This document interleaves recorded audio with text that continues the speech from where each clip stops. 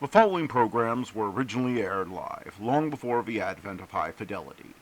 They were also duplicated using a variety of primitive technologies. This, in addition to some of their nearly century-old status, has led to variations in audio quality as well as some episodes being incomplete. I hope, however, that these imperfections will not take away from your pleasure in listening to these, some of the all-time favorite shows.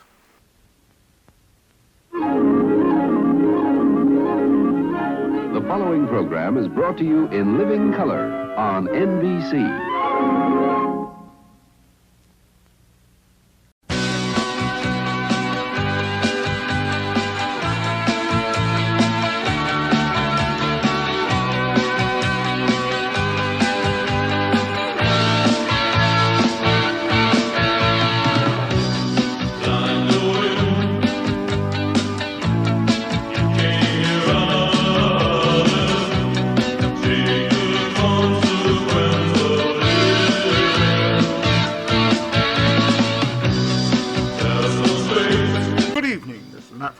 Welcoming you to another evening of nightly old-time radio shows, and good night. Is it Wednesday already? It's July the 16th, 2025, and here is what happened on this day in history. In 622 AD, Islamic era begins. Muhammad and his followers begin migration from Mecca to Midian. In 1054, the Great Schism between Western and Eastern churches begins when Roman Cardinal Humbert issues a bull of excommunications against Cyrilius, Patriarch of Constantinople, on the altar of Hagia Sophia in Constantinople. In 1519, public debate between Martin Luther and theologian Johann Eck at Hisenberg Castle in Leipzig, during which Luther denies the divine right of a pope. In 1809, La Paz, Bolivia, declares its independence from the Spanish crown and forms the Junta Tivitia, led by Pedro Domenico Marlowe, the first independent government in Spanish America. In 1940, Adolf Hitler orders preparations for the invasion of Britain, also known as Operation Sea Lion.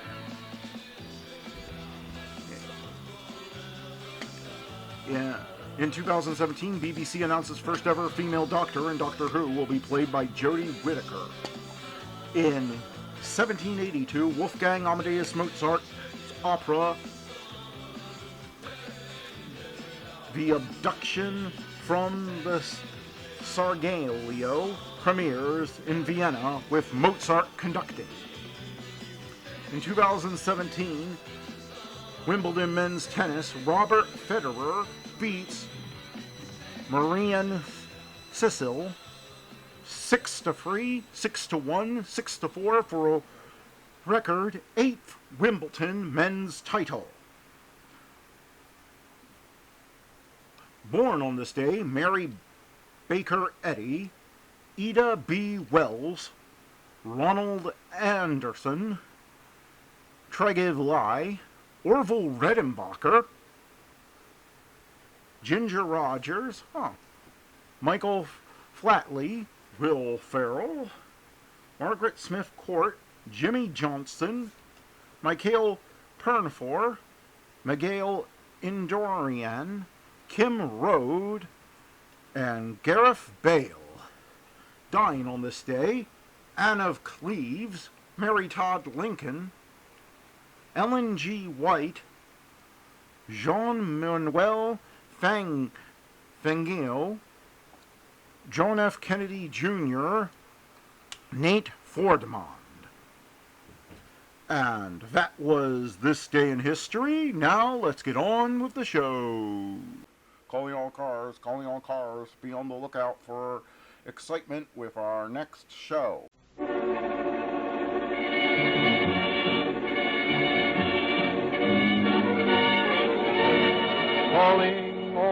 Cars, a copyrighted program created by Rio Grande. Fresno County Sheriff's Office calling all cars. Attention all cars. Broadcast 248 regarding a missing person. Described as a male American, 72 years, 5 feet 8 inches.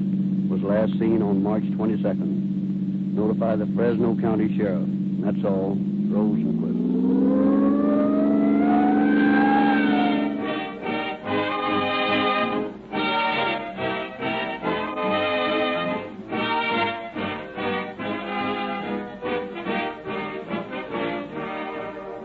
I believe it's true, friends, that you get out of an automobile just about what you put into it. Fill your gas tank with the not-so-good gasoline, and how will your car perform? Not so good. Put in Rio Grande Cracked, and you get Quicker starting, smoother acceleration, greater power, better mileage, and the top speed of which your car is capable. Because all of these qualities are instilled into this superior gasoline. And that explains why a certain group of knowing drivers selected Rio Grande Cracked. They wanted a gasoline that had all 5 of these qualities. They tested every available brand and found that Rio Grande Cracked had everything. That is why more police cars, fire engines, ambulances, and other emergency equipment on the boulevards and highways of California today are powered by Rio Grande Cracked than any other brand. We are also proud of the fact that Rio Grande Cracked is the gasoline preferred by the heads of the California state and federal government, and equally happy that tens of thousands of your motorists have also chosen Rio Grande Cracked. If you've not done so, drop around at the red and white Rio Grande station in your neighborhood tomorrow and join the rest of us in getting police car performance with Rio Grande Cracked, the gasoline of the people and for the people, the most highly recommended gasoline sold in the West. The story we're to hear tonight has been taken from the confidential records on file in the office of Sheriff George Overholt of Fresno County. We have therefore asked Sheriff Overholt to prepare a foreword for our program. Circumstantial evidence is something that the average person has classified as an undesirable thing. Many have been led to believe that circumstantial evidence should not be used to convict a man of a felony. However, consider for a moment the many and varied stories that have been told in court by eyewitnesses to a crime, and contrast those stories with the indisputable evidence of physical facts. It is significant that in the state of California, the death penalty has been assessed only twice on the basis of circumstantial evidence, and both those cases have come from Fresno County. Tonight's story is one of them, and although this case is still on appeal, there is little doubt but that the judgment of the trial court will be upheld. However, I shall reserve additional comment for the end of the program.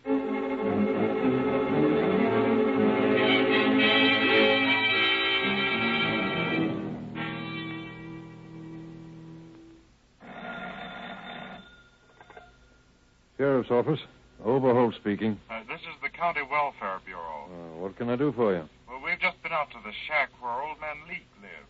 He isn't there. Well, what do you want us to do? Well, I think you should investigate. The old man has been coming in regularly every week for the past couple of months. We haven't seen him now in 2 weeks. We sent one of our workers out today to see if anything had happened to him, and she reports that his shack seems pretty torn up. We're afraid something may have happened to the old man. All right, I'll put somebody on it. Is Jack Tower out there? Yeah, Sheriff, right here. Well, get John Ford and come in here.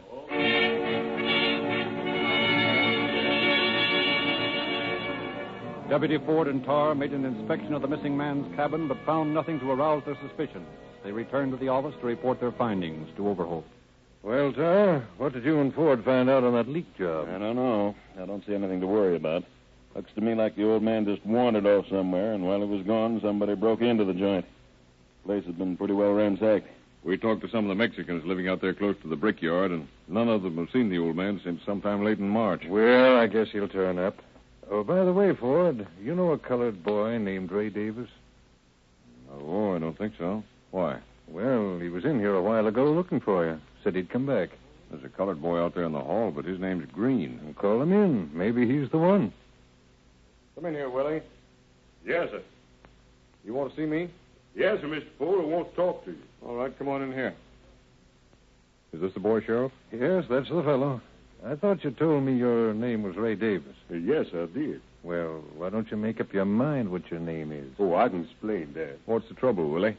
You all know old man Leek lived out the brickyard. Leek? What about it? Well, there's something I think I ought to tell you about the old man. He done made me a proposition. What kind of a proposition? Well, he done made me a proposition to blow you fellas up. Huh? Blow who up? Blow up the sheriff's office and all you fellas. Well, Mr. Ford and Mr. Tar, all of you. Well, what did you say about this proposition? I told him he's crazy. Well, when did all this happen? About a week ago. And just how are you going to do it?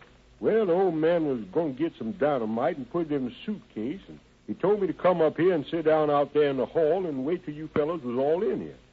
Then he told me I was to stick my cigarette on the fuse and just walk out. And what else? Well, he got 5 gallons of gasoline and some coal oil, and he wanted me to pour it on the Mexican shacks down there and burn them up, and the Mexicans in them. But, well, what was the idea of that? well, they say them Mexicans been stealing some stuff out in this place, and besides, he wanted one of the houses that one of them was living in. And he figured if he was to burn up some of them, the others would leave. He said they'd been stealing dynamite out of the brickyard, too. Well, and what were you supposed to get out of this, Willie? Well, he's going to give me $300 for the job. Give me $100. Oh, he gave you $100? Where'd he get $100? Oh, he had lots of money. Took it out of the bank. When? Oh, long time ago. Last year sometime, just after you fellas had him in jail here. He said he was going to leave town. Well, why didn't he? He said he wasn't going to leave till he got even with you fellas for arresting him that time when he's carrying them guns. I see. Well, what happened to this dynamite idea? Well, I wasn't going to do it nohow, but I just told him I would. Mm-hmm. And where's the old man now? Don't know for sure, but, well, he said he'd write me a letter from San Francisco. He ain't come yet. Boy, I didn't know it was that late. I got to be getting over to the post office. I got a package coming in. Well, wait a minute, Willie. It's a nice watch you got there. Where'd you get it? Oh, I bought that Waltham when I was in Stockton 2 years ago. Sure is a fine watch, too. Well, this isn't a Waltham. This is a Hamilton watch, Willie. Yes, sir, that's what I said, Hamilton. You said Waltham. Never mind. What makes you think you're going to get a letter from old man Leake? Oh, he just said he'd write to me. Well, you run along, and as soon as you hear from him, you let us know. We'd like to talk to him about that dynamite idea. I sure do that, Mr. Ford, because I don't want to get mixed up with the law. I know crime don't pay. What made you decide that? In them 7 years I put in San Quentin. All right, run along, Willie. Be sure you come back here when you get that letter. Yes, sir, Mr. Ford. And close that door. Yes. Well, what do you think? I don't know. I can't figure out why that boy came around here. Well, maybe he's telling the truth. Well, he probably is, but why did he want to come tell us the story? Well, maybe he thinks it's a good idea to stay on the side of law and order. Yeah, San Quentin does that for some guys. Oh, John, you know what he went up for? Burglary from Merced. Seems to be going straight now, though, as far as I can find out. What does he do for a living? Oh, he paints a few signs. He's a pretty good sign painter. Washes and polishes cars, digs cisterns and cesspools and whatever else he can find. You think he'll come back when he gets the letter from the old man? If he doesn't, I'll slap him in the hoosgow.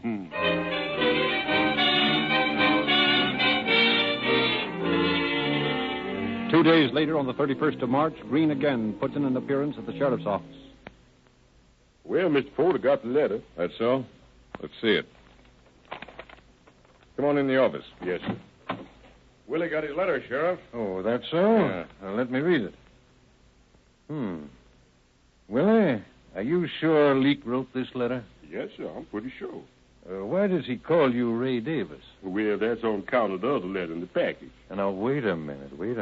What letter and what package? The letter with the check in it.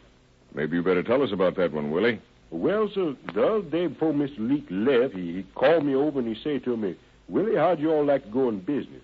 What kind of business? Oh, you know, the sign painting business. Go on. Well, he said, here's a $100 bill. Now, you take it and go buy yourself something. But don't cash that bill in Fresno, in case he'll get suspicious and start asking you questions. Who is this that was going to get suspicious? Well, I don't know, but I reckon he meant you fellas here in the office. Well, what did you do with the $100 bill, huh? Well, I put it in the envelope. No, I didn't. I give it to Mr. Leake, and he put it in the envelope and sent it to Montgomery Ward in Oakland. Well, what did he do that for? Well, I wanted some records for my phonograph, so I marked off the records I wanted on the page in the catalog and give it to Mr. Leake. He put it in the envelope and sent it off. And he told him to send it to Ray Davis. That's why I got in trouble over the post office. What kind of trouble? Well, when I went over there to ask for my letter, the lady, she say, wait a minute. And then she called up some fella, and he come down, he say, is your name Ray Davis? And I says, yes, sir. And he says, you know anybody around here? And I says, yes, sir. I know Mr. Ford and the boys over at the sheriff's office. And he said, well, how come you send me a $100 bill after $4 worth of records? I says, how come you all know that? And he said, well, they got suspicious in the audit department of Montgomery Ward, and they call in the Secret Service men. Well, what did you tell the man at the post office? Oh, I just told him that I didn't know no better and wanted to get the change. I thought you said Leak was going to give you $300 for this dynamite job you were going to do. Yes, sir. He say something about that in the letter there. Why, he say he'd give me the other $200 when he read in the papers that I'd done the job. He say he'd make a lot of trouble for me, though, if I tells anybody about this. Wait a minute. That letter was sealed when you gave it to me a while ago. How does it happen you know what is in it? Well, I just guessed that's what he's going to say. Well, you did some pretty close guessing, Willie. But that's exactly what this letter does say. Don, would you bring me Leak's fingerprint card? Yeah, right away.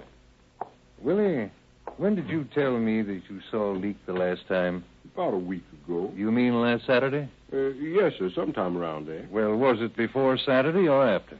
Must have been after Saturday, because it was after that I was back from San Francisco. And I was in San Francisco on the Sunday. So it must have been after that. No, sir. I believe it was the Sunday before that. Here's the old man's card, Sheriff. Here, Willie. Write Ray Davis on this sheet of paper.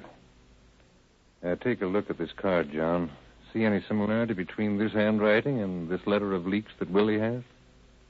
No, not very much. Here's that piece of paper, Sheriff. Oh, thank you, Willie. Well, what do you think, John? I think you've got something worth looking into. You all through with me, Mr. Ford? Stick around a while, Willie. We might want some more information. Yes, sir. Sheriff, I've just been out taking up a... Well, what's that guy doing in here? He brought us a letter that he got from Leak today. Oh, he did, huh? Look, Willie, how'd you like to run over and get me a package of cigarettes? Sure, I'll be glad to, Mr. Tar. Fine. Here's 4 bits. Get something for yourself, too. Yes, sir. I'll be right back. No hurry. How come you're getting so generous all of a sudden? I wanted to get him out of here. I didn't want him to be suspicious. Well, why should he be suspicious? Well, that Martin and I just got back from checking over old man Leak's place, talking to some of the neighbors out there. According to the dope we got, the last man seen with old man Leak was Willie Green. And that was on the night of March 19th. Well, now, just wait a minute. John, didn't Willie tell us he was in San Francisco on the 20th? Yes, he did. Well, maybe he was. But here's something else. Well, what's that? A little item we found close to the railroad track out near the brickyard. Old pair of overalls, huh? Bloody torn overalls. But I'll bet my bottom dollar belonged to old man Leak. Well, where'd you find them? Exactly 351 feet from the edge of Potter's Field. You see, the pockets have been cut out and the buckles torn off. Found these buckles 92 feet farther toward the graveyard than the overalls were. Well, this is beginning to add up to something. What do you think? I don't know. Ed Martin's got a bunch of men going over the ground out there by the brickyard. I've got a hunch that out there somewhere we're going to find old man Leak's body. Well, how about this letter he wrote Willie Green? I don't know, but I'm sure going to find out. What kind of cigarette you all want, Mr. Tar? You didn't tell me. I never mind, Willie. Come on in. I want to have a talk with you. Yes, sir.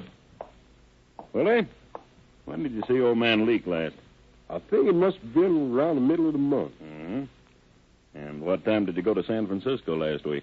Well, left here Saturday morning and stopped off in Merced, and then I got a freight train out of Merced. Got in San Francisco about midnight. Midnight, huh? Where'd you stay? That little hotel down close to SP Depot. You remember the name of the place? No, sir, but I can find it for you. Willie, are you sure you didn't see old man Leak last Saturday night? Yes, sir, I'm sure. Where was he the last time you saw him? He's down there by the creek. Close to the bridge. All right. Go on out and get those cigarettes. Yes, sir. Well, what do you think? I don't know. There's a bare possibility that the old man may have wandered off down there and tumbled into that canal. Oh, for the love of Mike, don't tell me we're going to have to drag that canal again. No, but we're sure going to have a look at every foot of it.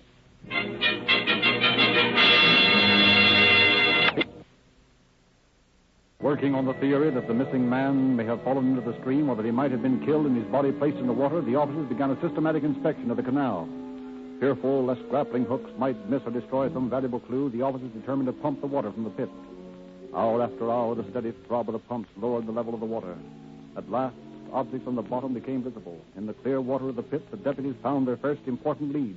Well, boys, what did you find? Plenty. I think we've got pretty good evidence that Old Man Leak is dead. Evidence that Old Man Leak is dead. Oh, that's so? Come on in here, Sheriff. Bill Morton's got the stuff in his laboratory. Oh, John, bring that record card of Old Man Leak with you. Here's the stuff we got out of the pit, George. Here's a coat, a set of keys, and a pair of glasses. Here's the card, Jack. Oh, thanks. See this right temple on Old Man Leak's glasses? Yeah, it's got a rubber tube on it, hasn't it? Yeah. What the guys that repair radio sets call spaghetti. You see that crooked nose piece? Uh-huh. Now take a look at these glasses we found in the gravel pit. Yeah, they're the same ones, aren't they? Yep. Those are Old Man Leak's glasses. They took these keys out and tried them in the old man's car. And they fit. So it looks like we've got another murder on our hands. Yep. And no body. Well, maybe not. But we've got an A number one suspect. You mean Willie? Yep, Willie Green. Yeah. Mr. Todd, you never did tell me what kind of cigarette you all want. Oh, that's all right, Willie. Come on in. We won't need any cigarettes now. We're going to be busy. Yes, sir. What do it? Finding out why you killed Old Man Leak and what you did with his body.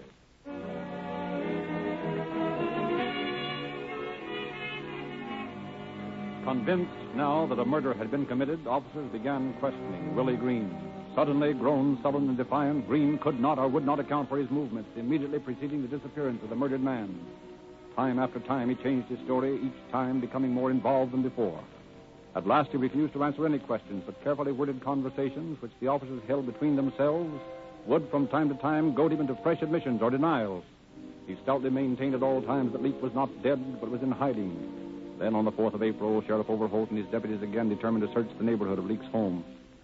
Now, just where have you boys been looking for Leak's body? Well, we figured that if anybody was going to kill a man and bury the body, he'd choose a place that wasn't visible from all points. Well, that's reasonable, all right. So we've been down in the hollow there, close to the Mexican houses, over here in this low place beyond the railroad, and down in that dump heap there. Well, that might work for an ordinary person. What do you mean? Did it ever occur to you that Willie did some pretty clever maneuvering when he came around to us before we knew anything had happened to Leak? Yeah, I thought it was funny at the time. All right. Now, let's assume that he isn't figuring like an ordinary man. Or else that he's just plain foolhardy. Let's go over this ground again. This time, let's look for the high places. Now, according to what we found out before, you boys found some blood stains down by the railroad track there, didn't you? Yep, that's right. All right. Let's go a little further down the line and see what we can find. All right. Yeah, a guy'd have to be touched in the head to try to bury a body up here. No, I don't think our murderer is touched in the head, Jack. I think he's a very clever man. Well, there have been times when Willie Green showed signs of being clever. We haven't convicted Willie Green of this murder yet, John. Did you boys look under that pile of junk over there? No, we didn't. There's no time like the present. Well, here. Let's move these old fenders. All right. Well, George, this looks like the place, all right. I'm afraid it is. Opposite the 13th grave. Let's get a couple of fellows over here and do a little digging.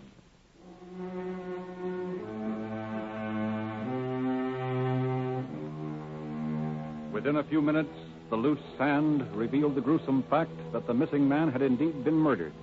The brutally beaten and crushed body of John Leak was taken from its shallow grave. Fingerprint examination by Deputy Mortland definitely established the identity of the murdered man. Meantime, deputy sheriffs have been checking Willie Green's story of his trip to San Francisco and of his last meeting with John Leak. Their findings reported, Green is again brought in for questioning. Willie, how does it happen that you told us that you were in San Francisco on March 20th, when, as a matter of fact, you were in Fresno on that date, weren't you? No, sir. I wasn't in Fresno. I was in San Francisco. Mr. Martin here tells me different. How about it, Ed? We checked all the rooming houses around the depot in San Francisco, and we found the place where Green stayed when he was there. It was on the night of the 26th, and not the night of the 19th and 20th. That ain't so. We found a woman who runs a restaurant close to the hotel, and when we showed her pictures of Willie, she recognized him as the man who'd been there, buying chicken dinners for all the crowd on Saturday night, the 26th. I didn't buy no chicken dinner. She told us that Willie showed her several $100 bills, and he told her he got them from his sister back in Chicago, and that his sister owned some oil wells. How about that, Willie? I never told her nothing of the kind. Jack and I checked with the bank where old man Leake did his business, and they tell us that about a year ago, the old man drew $5,000 out of a savings account. Most of it in $100 bills, and some of it in $10 gold pieces. What did you do with the gold, Willie? I ain't never had no gold, except what I mined when I was up at the SERA camp. We checked up on that Merced angle. We found that Willie had been there, that he paid a woman where he used to live some back room rent. She said that he took the money out of a wallet, and that the name on the wallet was Leake. She's lying. Don't like me, that's all. What kind of a watch do you own, Willie? A Waltham, I done told you once. Besides, you ought to know you took it away from me. You mean this watch? Yeah, that's the one. They took it away from me when they locked me up. But this watch is a Hamilton. So what? I should call it a Waltham. Wait a minute. Let's see that record card of old man Leake. Here it is. Now, look, George. Here's a list of the property that the old man had on him when we picked him up last year. I see. Where did you get this watch, Willie? I bought it from a little jewelry store in Stockton 2 years ago, right close to the court house. And you call it a Waltham, huh? Yeah. Well, part of the property of old man Leake, the part of it that's missing, was a Waltham watch. So what? And this Hamilton watch is clean inside.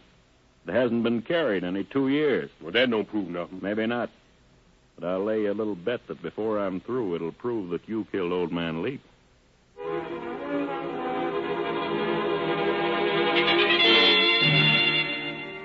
From the file of the previous case involving the murdered man, officers learned that the missing watch had been purchased from a jeweler in Coalinga. Accordingly, they took the watch which Green claimed he had purchased in Stockton to the jeweler for examination. Good morning, Mr. Petty. You know Deputy Martin, don't you? Yeah, why, sure. Hi, Ed. Fine. Mr. Petty, we've got a watch we want you to look over. See if you have any record of ever having cleaned it. Here it is. Yeah, it's a good-looking watch. Just a minute, let me look inside the case. All right. No, I never had this watch in here, but here's a number that indicates that the watch was repaired in 1936 by a jeweler at the Army post in the Presidio in San Francisco. 1936. He might be able to tell you something about it. Well, okay, thanks. We'll check with him.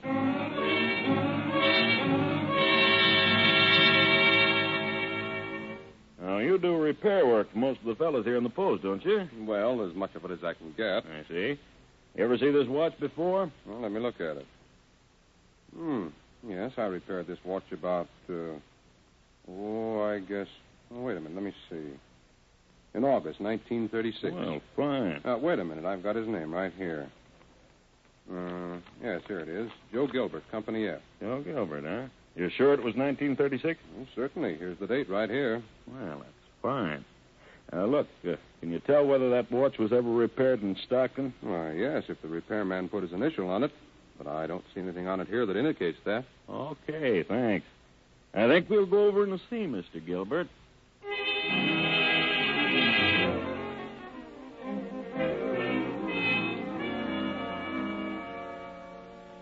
Mr. Gilbert, I'm trying to find out something about the history of this watch.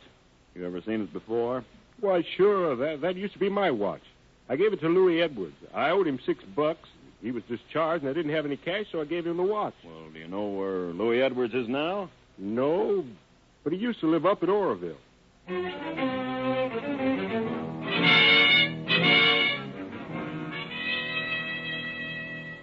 Good morning, sir. Are you Mr. Edwards? Yes, sir. That's my name. Well, I'm trying to get in touch with Louis Edwards. You know where I could find him? What do you want with him? Well, I've got a watch here that he used to own, and I'm trying to trace the place where he sold it. Is he in any kind of trouble? Oh, no. No, he's not. I just want to find out where this watch has been since he sold it. Well, I don't know where he is right now. He was working for a man down on F Street in Bakersfield the last time I heard from him. I see. Well, thanks. Oh, if you hear from him, ask him to get in touch with the sheriff's office in Fresno, will you?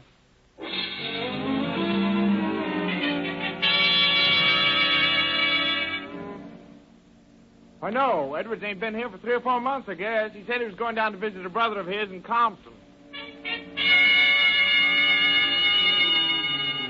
No, Louis hasn't been here for a month or more, I guess. He's down at Jack's place in Palm Springs. He's another brother. Nope, Louis's not here. Haven't seen him since he came down from Bakersfield.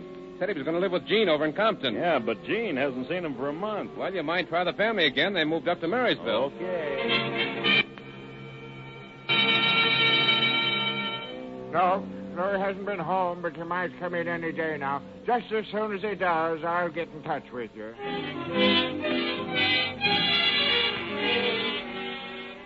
Faced with the seemingly hopeless task of finding the man who had previously owned the watch, Under Sheriff Tarr returned to Fresno.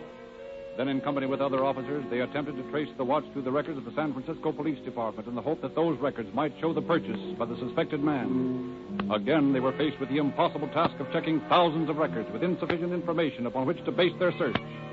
Then, one day, from Marysville, word came from Louis Edwards, giving the name and address of a pawn shop in San Francisco where the watch had been sold less than a year before. Immediately, Deputy Martin and Tarr contacted the pawnbroker. Now, look, I've got a watch here that's supposed to have been sold by this shop. Say, weren't you the fellows in here the other day? No, but we've been in every other hock shop in San Francisco. Well, let me look at that watch. Well, I don't know. It'll take me a long time to check all my records. Well, I have a sneaking suspicion you won't have to look very far, because I believe that this watch was bought here between the 15th of last month and the 1st of this month. All right, let's start looking with March 15th. I think you can get it farther down than that, Jack. We know that Green was in Fresno the night of the 19th. Let's start with the 20th. Okay, the 20th it is. 20th, no Hamilton. 21st, no Hamilton. 22nd, no Hamilton. 23rd, No Hamilton. no Hamilton. None on the 24th. 25th, no. 26th, no. 27th. How about a Waltham? Waltham? What about it? I bought a Waltham on the 27th, and I traded a Hamilton, a 21-jewel watch for it, and got a $10 gold piece in trade. Are you sure of that? Positive. You can see for yourself. I sold this Hamilton watch to a young colored man, weighed about 150 pounds, 5 feet 8 inches, according to the sales slip. Here's his name, Ray Davis. I got a gold-faced Waltham watch and a $10 gold piece. You say, wait a minute. There's no trouble about this watch, is there? Is there? Huh? Oh, no. No, not very much. Just a fella got murdered for it, that's all.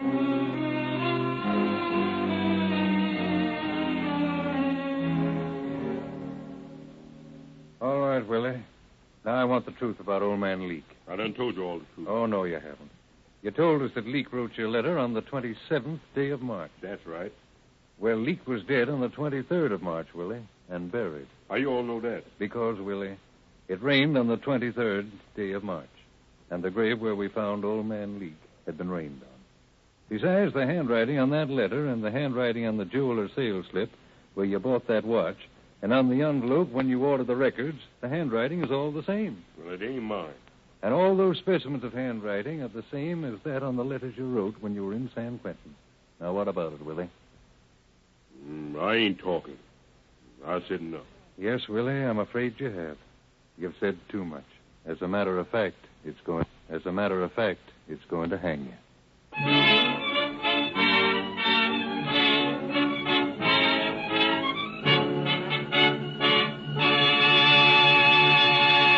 In just a moment, Sheriff Overholt will tell us additional facts regarding tonight's story. But just a reminder, friends, just as you think of police car performance, Rio Grande cracked gasoline, whenever you hear the shrill cry of sirens, will you do this? When you need an oil change, think of Reolube, the stronger, smoother lubricant that can't break down. For Reolube is justly known as the newest and finest motor oil sold in the West. And now, Sheriff Overholt. On purely circumstantial evidence, Willie Green was brought to trial, and in exactly 55 minutes, a jury returned a verdict of guilty. The evidence of the watch was the most conclusive of all, and Green received the death sentence as payment for his crime. Thank you, Sheriff Overholt.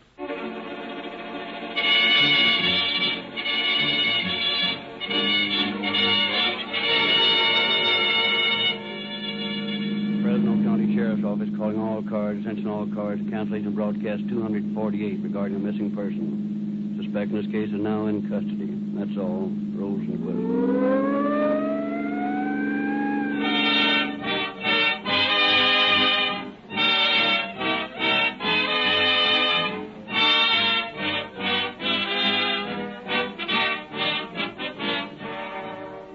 This is your narrator, Frederick Lindsley, bidding you good night for Rio Grande.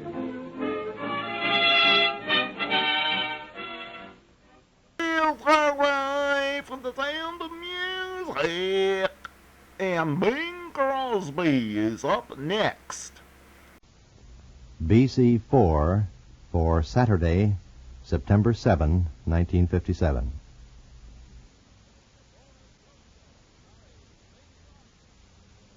The Ford Roadshow, starring Bing Crosby. You're ahead in a Ford all the way. Brought to you by Ford, the lowest priced car of the low price 3. What's your slant musically, Bing? I have a ballad in the offing, Ken. It's a slick one, too. It's called Too Marvelous for Words. Oh, that's very soigné. You'll discern if you listen closely. A neat bit of flattery is contained in the lyrics, too. Very neat.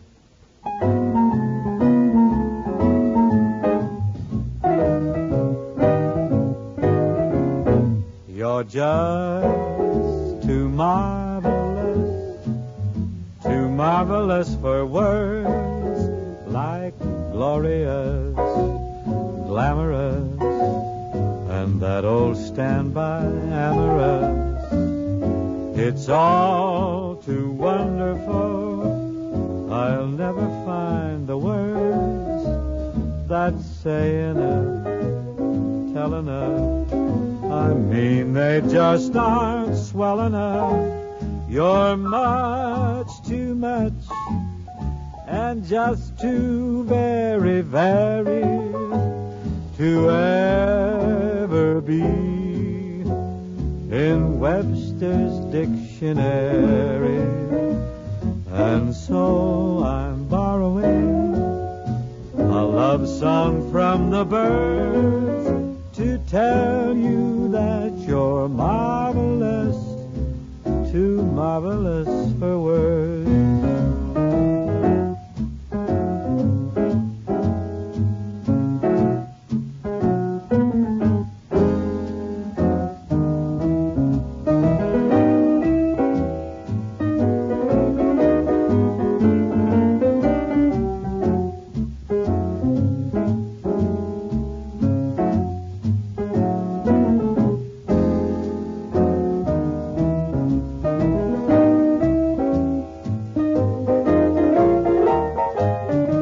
You're much, too much, and just too very, very, to ever be in Webster's dictionary. And so I'm borrowing a love song from the birds to tell you that you're marvelous, too marvelous for words.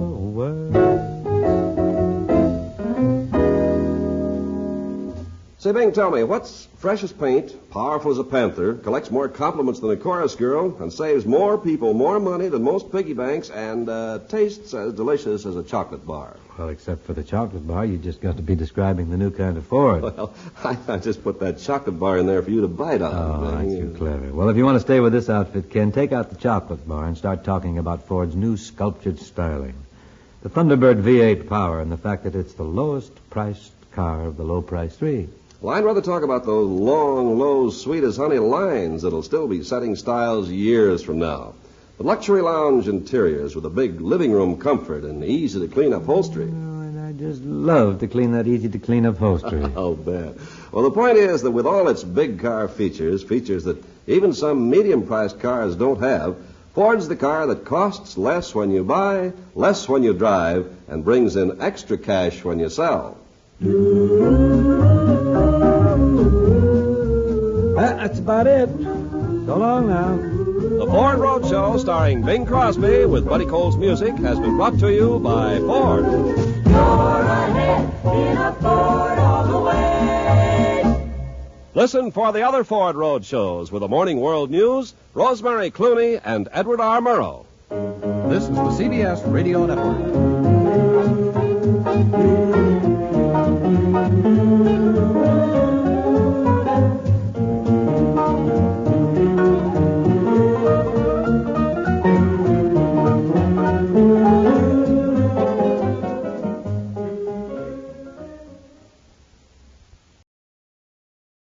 One of old-time radio's longest-running and most popular programs, CBS Mystery Theater, is up next. And now, Mystery Theater.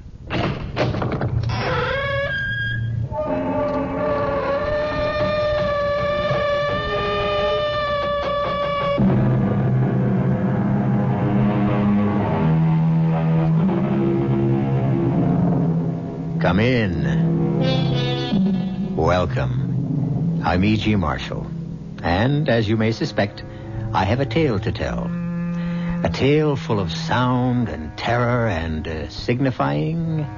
Well, I'll have to leave that to you. And I also ask your indulgence when I personalize this strange riddle, because this story was brought directly to me. Ever since I've been your host on this series, I have the feeling that you expect me to be an expert on the macabre. But I must confess to a sense of surprise when I was buttonholed by a young man the other day who said, "Excuse me, Mr. Marshall, but I have a coffin that I'm sure will interest you." You cannot frighten me. I am not leaving this graveyard until I get to the bottom of this. I warn you, your persistence will be your destruction. I still trust in the Lord. Where's that music coming from? From beyond the grave. Is it Judgment Day? No. Then you talk nonsense. The dead will rise. The Lord will summon his elect to meet him in the clouds. But until that day, the dead remain buried.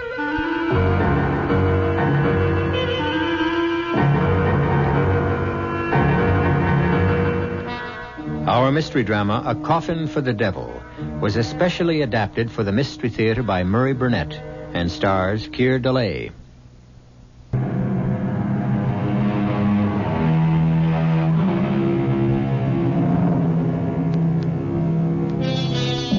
What do you do when a perfect stranger tells you he has a coffin which might interest you? My first instinct was to tell a young man that I wasn't in the market for coffins. But he quickly explained that he wasn't a salesman, but an avid listener to our series, and that he had a macabre story of a strange coffin that had been in his family for generations. I was intrigued. So the next night I found myself in his old suburban house, drinking coffee with his wife Cora and his friend Professor Gerald Barker, and looking at a large wooden box which appeared to me to be a case for a bass fiddle. This box, although you may not believe it, Mr. Marshall, is a coffin. And this letter, which my wife, Cora, found in the attic, explains how it came in our family and also how it happens that I'm not today a mortician. It was written by my great-grandfather, whose name was also William Spindles, and the letter begins, I, William Spindles, swear this to be a true and honest account of the strange happenings that befell me when I was employed by Edward Rogers, the undertaker, in the year 1851. The month was December, and Mr. Rogers and his good wife, paying pre-Christmas visits, had left me in charge of the shop.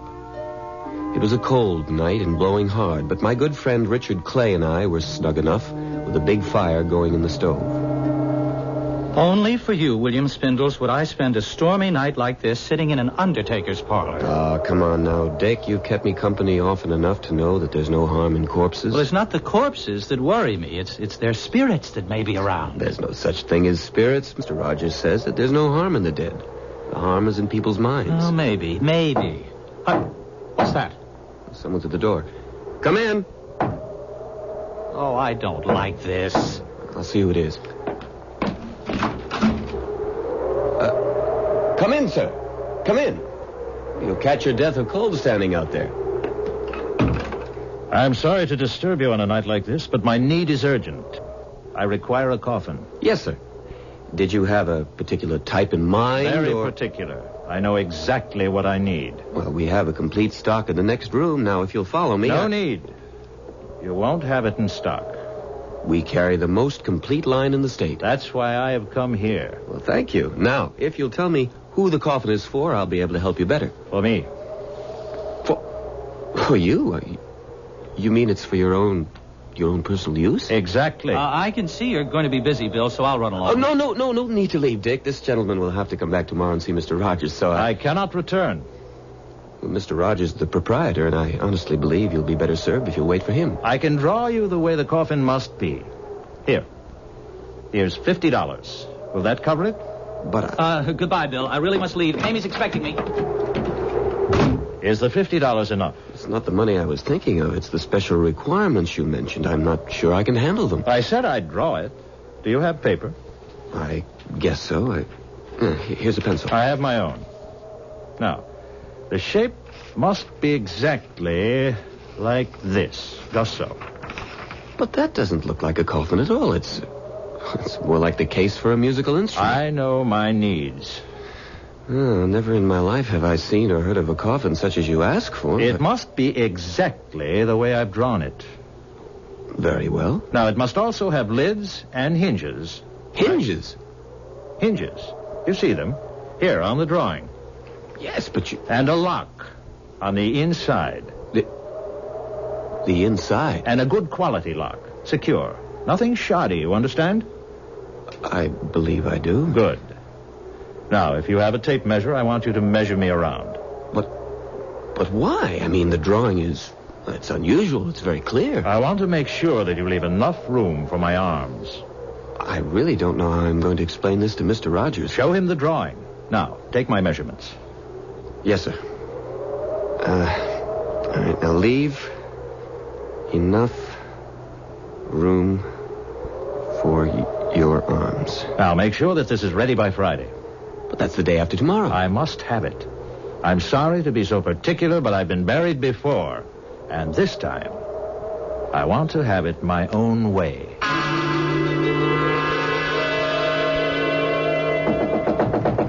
Bill! Are you in there? Just a minute. I'm opening the door. Lucy, what are you doing here? Are you all right?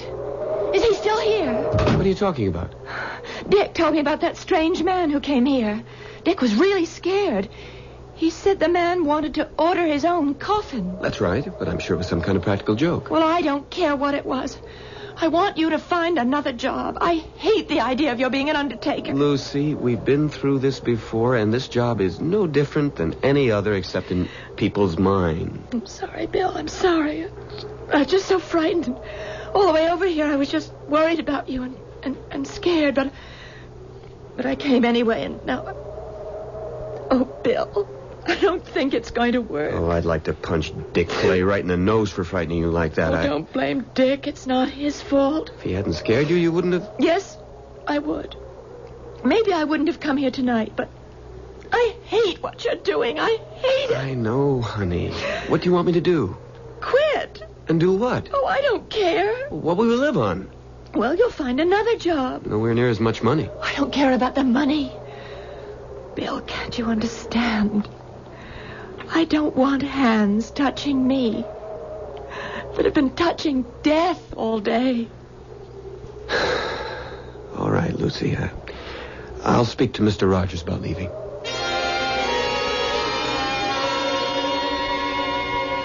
Good morning, Bill. Good morning. Now, what's all this about some excitement you had here last night? Good morning, Mr. Rogers. I guess Dick Clay has been busy gossiping again. I don't know whether it came from Dick or not, but I heard it from the barber. Some ridiculous claptrap about a walking cadaver ordering its own coffin.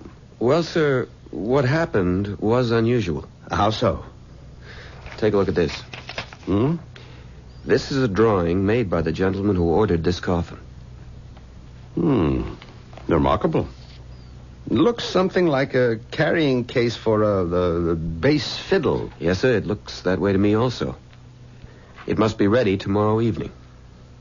You're worried about something, aren't you, Bill? Yes, sir. Something to do with this special order? I suppose so, in a way. Mr. Rogers, I'm sorry to tell you that I'm going to have to leave here. What?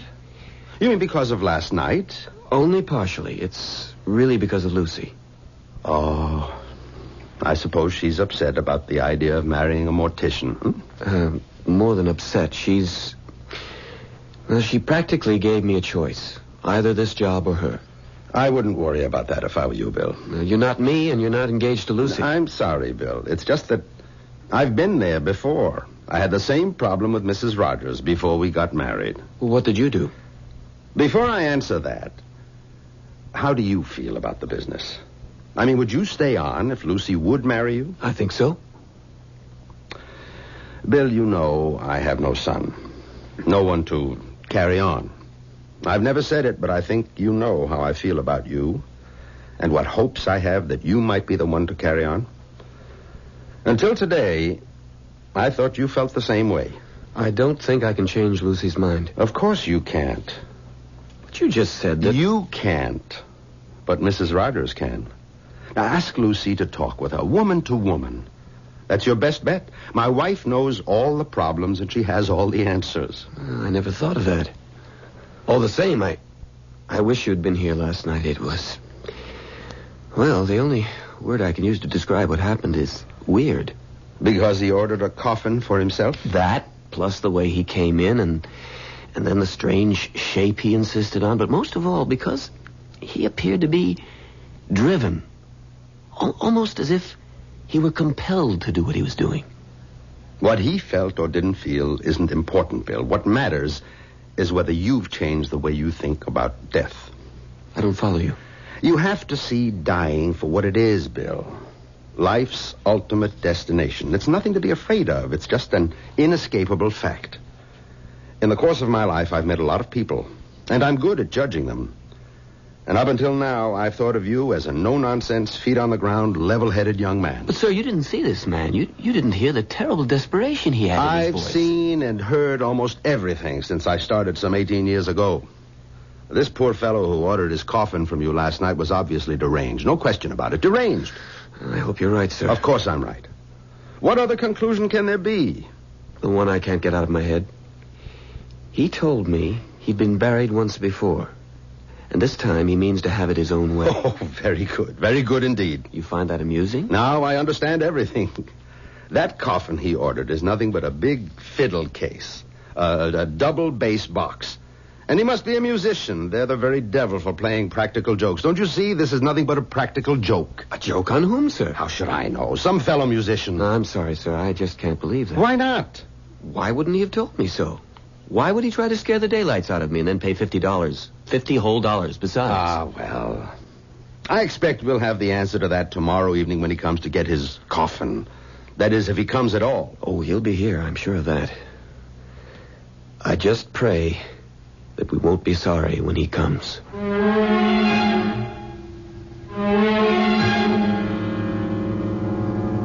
When the reading stopped, I looked at the faces in that sane and sensible 20th century living room. Spindle's wife, Cora, was wide-eyed. Professor Barker's lips were pursed and his eyes were skeptical. My eyes were drawn automatically to the subject of the letter. The large, strangely shaped coffin that stood in the corner of the living room, and I could understand the fear that had gripped that 19th century William Spindles.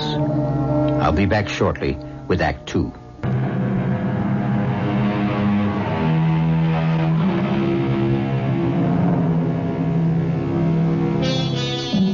I suppose to the three inalienable rights of life, liberty, and the pursuit of happiness, one could add the right of a man to order his own handmade coffin.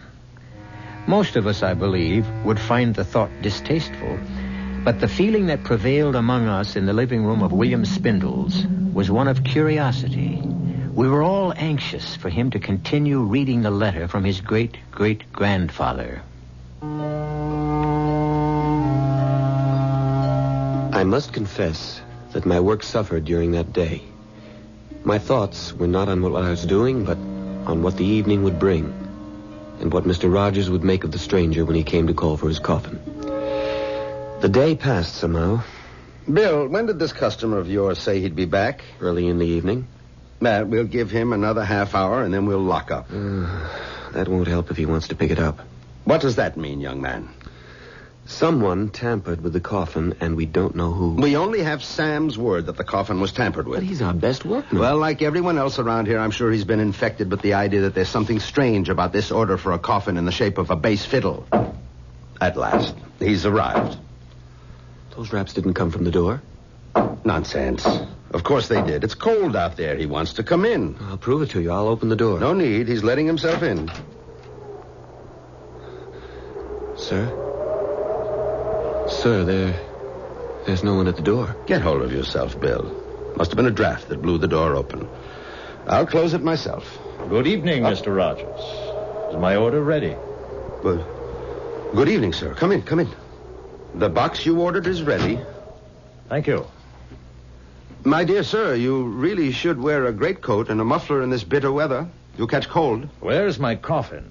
Ah, that's it, in the corner. Mm-hmm. Satisfactory? Very satisfactory. Is there a good, secure lock on the inside? You may open the lid and see for yourself. That way you can also test the hinges.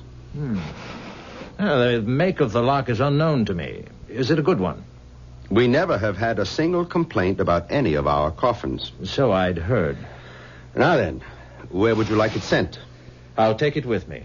My dear sir, it's much too heavy for one man to carry. I'll manage. Perhaps you have a horse and cart outside. We can help you get it on. That won't be necessary. May I have your name? My name is of no importance. Sir, I'm a reputable undertaker. I must keep my records in order. Any name you choose will do. Come now, sir. I see through your little joke, and I don't disapprove, but you must... Joke? Mr. Rogers, if there's any joke being played here, it's on me. So, I'll take my coffin and be on my way. But, sir, you can't just walk out of here with a... Thanks to you for your efforts, and I wish you gentlemen good night's sleep. Sir, come back. Let him go. For the love of heaven.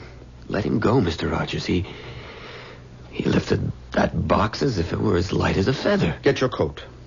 What for? To follow him, Bill. Couldn't you see the man is ill? We're the ones who are going to be ill if we follow him. Stop babbling and get into your coat. All right, I'll go with you. I don't want you following that spirit alone, but I tell you, he's not mortal. He is, and he's sick, mentally ill. Hurry.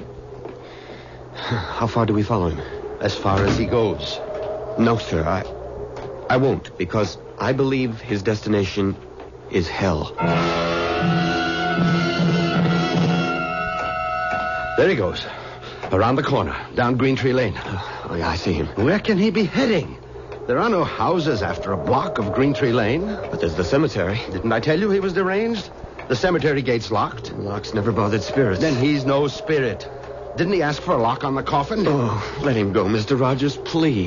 Hurry up before we lose him. Mr. Rogers, if we do catch up to him, what in heaven's name do you want of him? Find out who he is, where he lives, and get him safely home.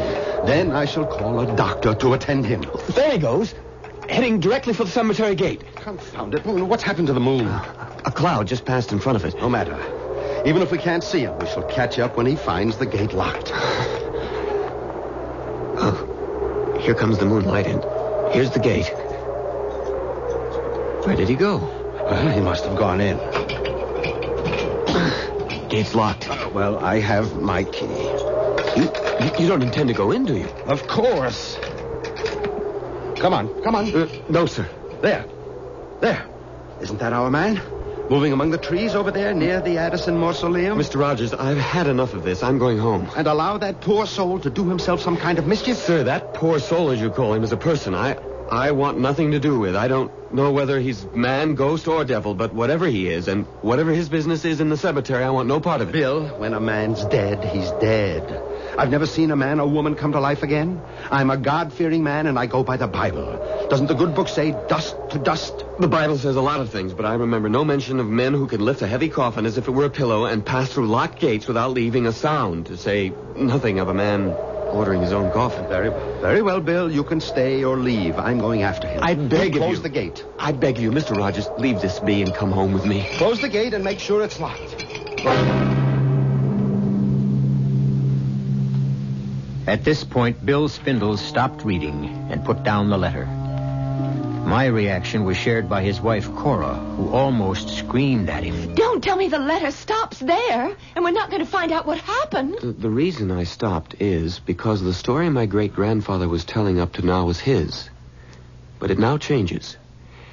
At this point, he is writing not what he saw, but what he heard, as he puts it in the letter. Perhaps I was a coward, but I allowed Mr. Rogers to go on into the graveyard alone while I hurried home. So I warn the reader of this letter. This portion of my tale is written here as it was told to me by Mr. Rogers.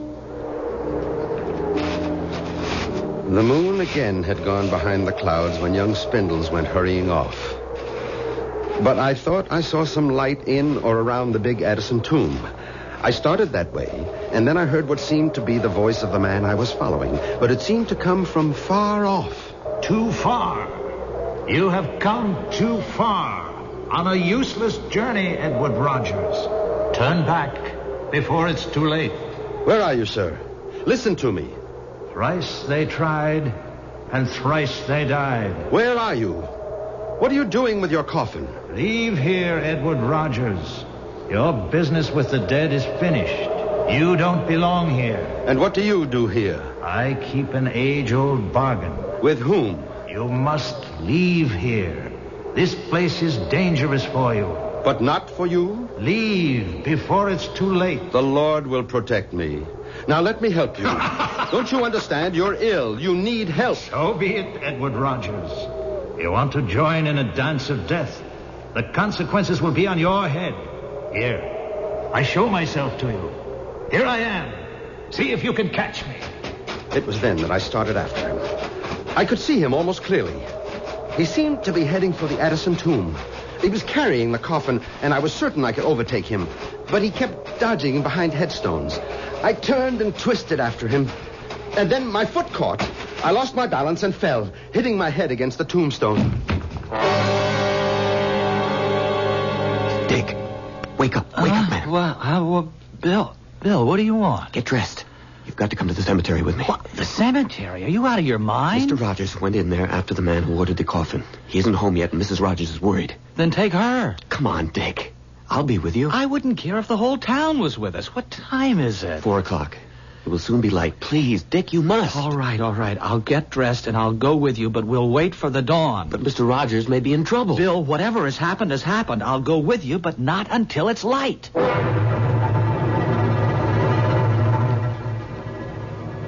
Oh, my head.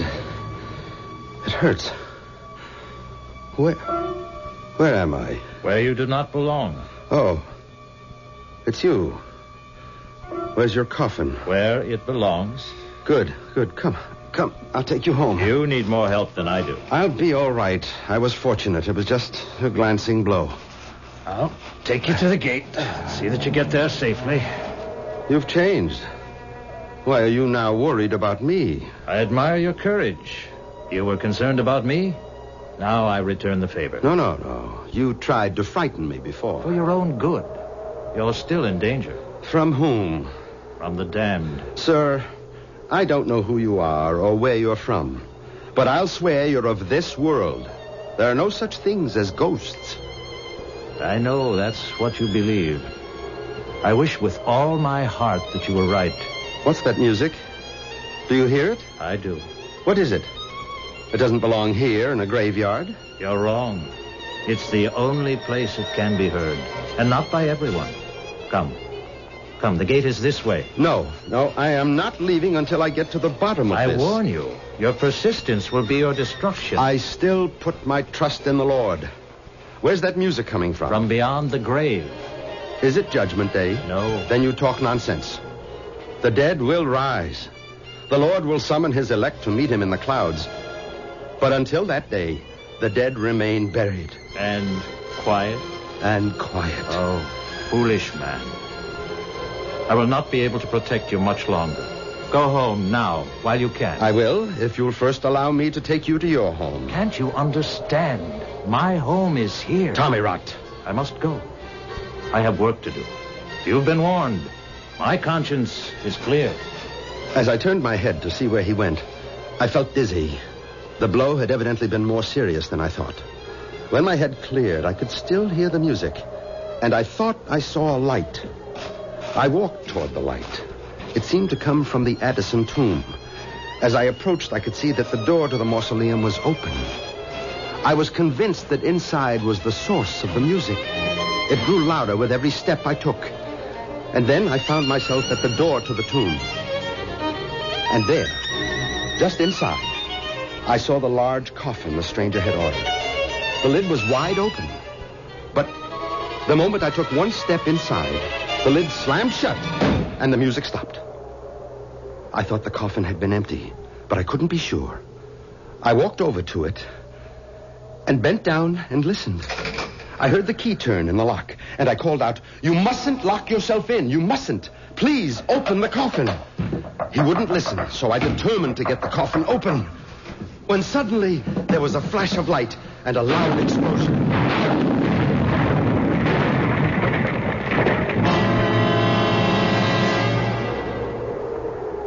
Bill, I can't see anyone in there. Mr. Rogers must have gone home. I can't see the whole cemetery from outside. We'll have to go in. The gate's locked. I have a key. Oh, look, do we really have to go on? It's practically daylight. There's nothing to be afraid of. Well, I hear you, but I'm still shivering. That's the cold. Come on. Hey, you seem to know where you're going. Oh, I shouldn't have left him. If any harm has befallen him, I'll never forgive myself. Well, he shouldn't have been here at all. The last I saw of Mr. Rogers, he was heading for the Addison tomb. I have a feeling that if we find him at all, that's where he'll be. There's the tomb now. Oh, the door's open. Should it be? We'll find out. Wait. Suppose there's something in that tomb that waited for Mr. Rogers, and now it's waiting for us. If you don't want to come in, you can wait here, but I'm going into that tomb. All right, I'll come with you. Good Lord, there he is, lying across that coffin, and so still. Is he dead? I don't know. But there's only one way to find out. I can offer no explanation, but I can tell you that the words of a letter written more than 100 years ago had cast a spell over all of us. A spell that had transported us back to a small 19th century graveyard. I'll be back in a moment with the strange end to this strange tale.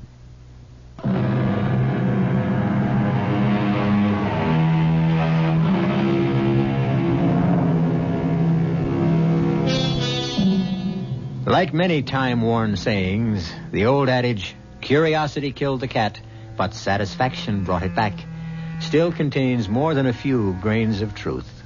Certainly all of us sitting in the William Spindle's living room that night were anxiously waiting for him to resume reading the letter from his great-great-grandfather. But he further whetted our curiosity by prefacing his reading with this explanation. I think it's important to tell you that this next portion of the letter is an eyewitness account, not what was told to my ancestor, but what he experienced himself. So, if you're all ready, I'll continue. After Mr. Rogers told me what had happened to him that night in the cemetery, I was still undecided about leaving the undertaking business, although my dear Lucy was at me every day to give my notice. And then, one morning, Mr. Rogers called me to his office. Sit down, Bill. I think we should have a talk. Yes, Mr. Rogers? My wife tells me that Lucy hasn't been to see her.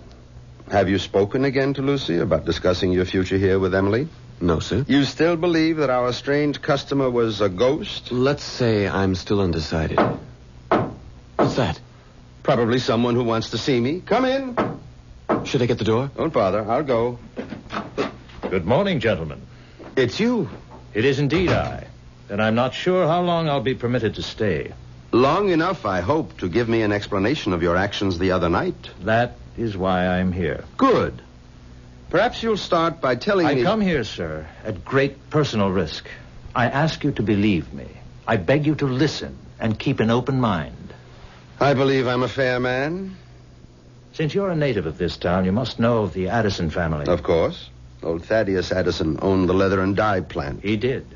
And do you remember a young man named Tom Addison, one of Thaddeus's 3 sons? I never knew the young rascal. Everyone heard about him, of course. He was a ne'er-do-well who finally ran away. That's what my father wanted everyone to believe. Hold on. Are you trying to tell me you're Tom Addison? My father wanted me to go into the factory.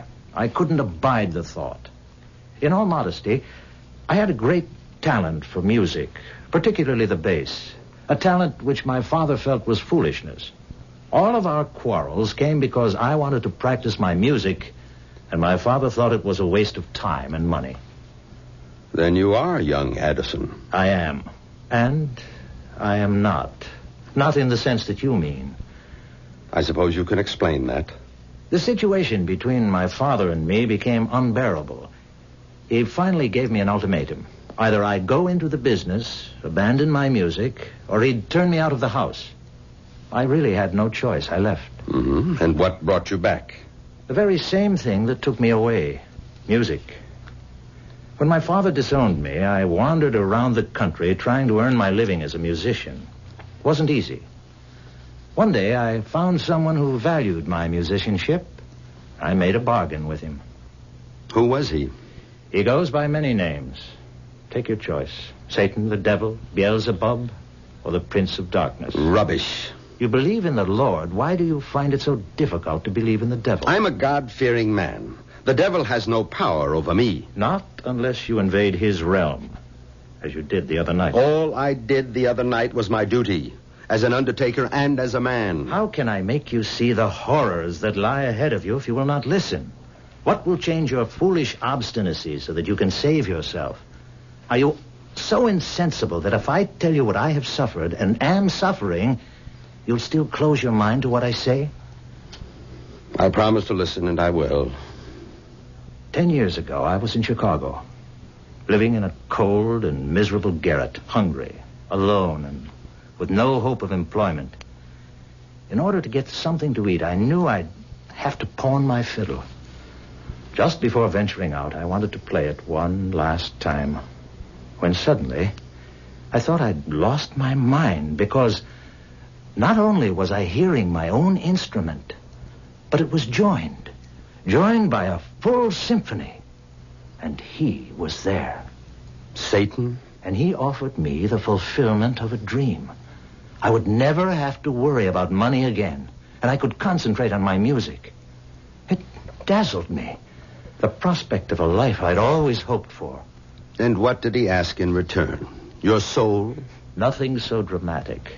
What seemed a simple, harmless request.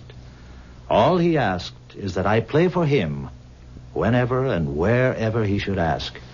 I hesitated, but only for a moment. How I wish I had thought longer on it, but I didn't. I agreed. And now I'm his forever. A member of his orchestra of the damned.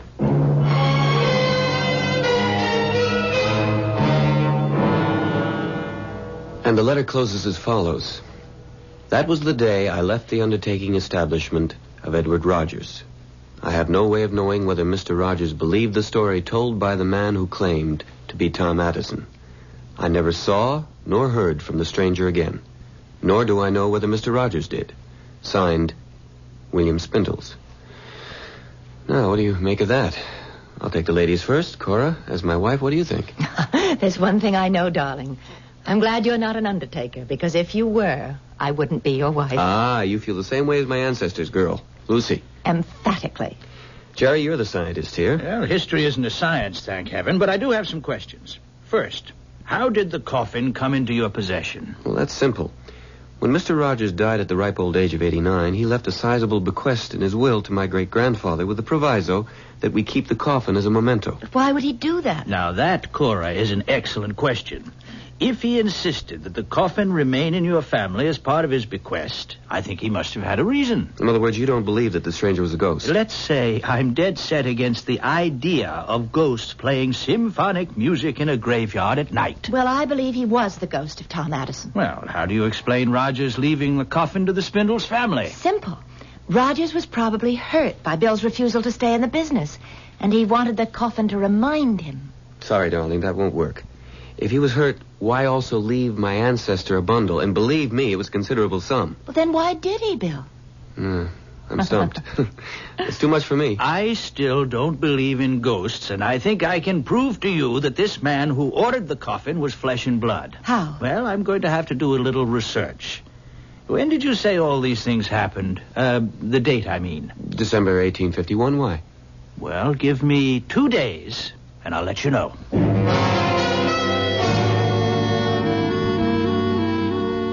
All right. I have solved the mystery of our peculiarly shaped coffin. Good. How? I kept asking myself, why did this man go to all the trouble of ordering a coffin, which, to say the least, was strange, and also behave as if he wanted everyone to believe he was a ghost? But have you forgotten Mr. Rogers' belief that he was crazy? I mean, wouldn't that account for all his behavior? Yes, that would, but I preferred to think of this fellow as a con man. You see? A really great con man who successfully conned your grandfather but had more difficulty with the undertaker. Why? Precisely. Why? Now, that's where this newspaper article comes in. Here, I made a copy at the library. Let me read it to you. The headline, Wells Fargo payroll stolen. Aha, then it goes on. Yesterday, the largest robbery in the history of the Wells Fargo Company was successfully perpetrated by 3 masked men who boarded the westbound Lackawanna Limited, entered the baggage car, and made off with more than $40,000 in $10, $20, and $50 bills. So, it goes into more detail, but there you have it. There you have it. You've lost me. Now, don't you see? The robbers needed a safe place to hide the money. And you think that they decided to use a coffin as a hiding place? Remember, our man insisted on a strong lock on the inside. That's true, but that would be one way of making sure that no one opened this peculiar coffin by mistake and found a wad of 10s, 20s, and 50s that had been stolen from Wells Fargo. But according to the letter, Mr. Rogers found the coffin in the cemetery, and it was open, and there was nothing in there. That's right. Rogers followed the stranger right from the funeral parlor to the cemetery.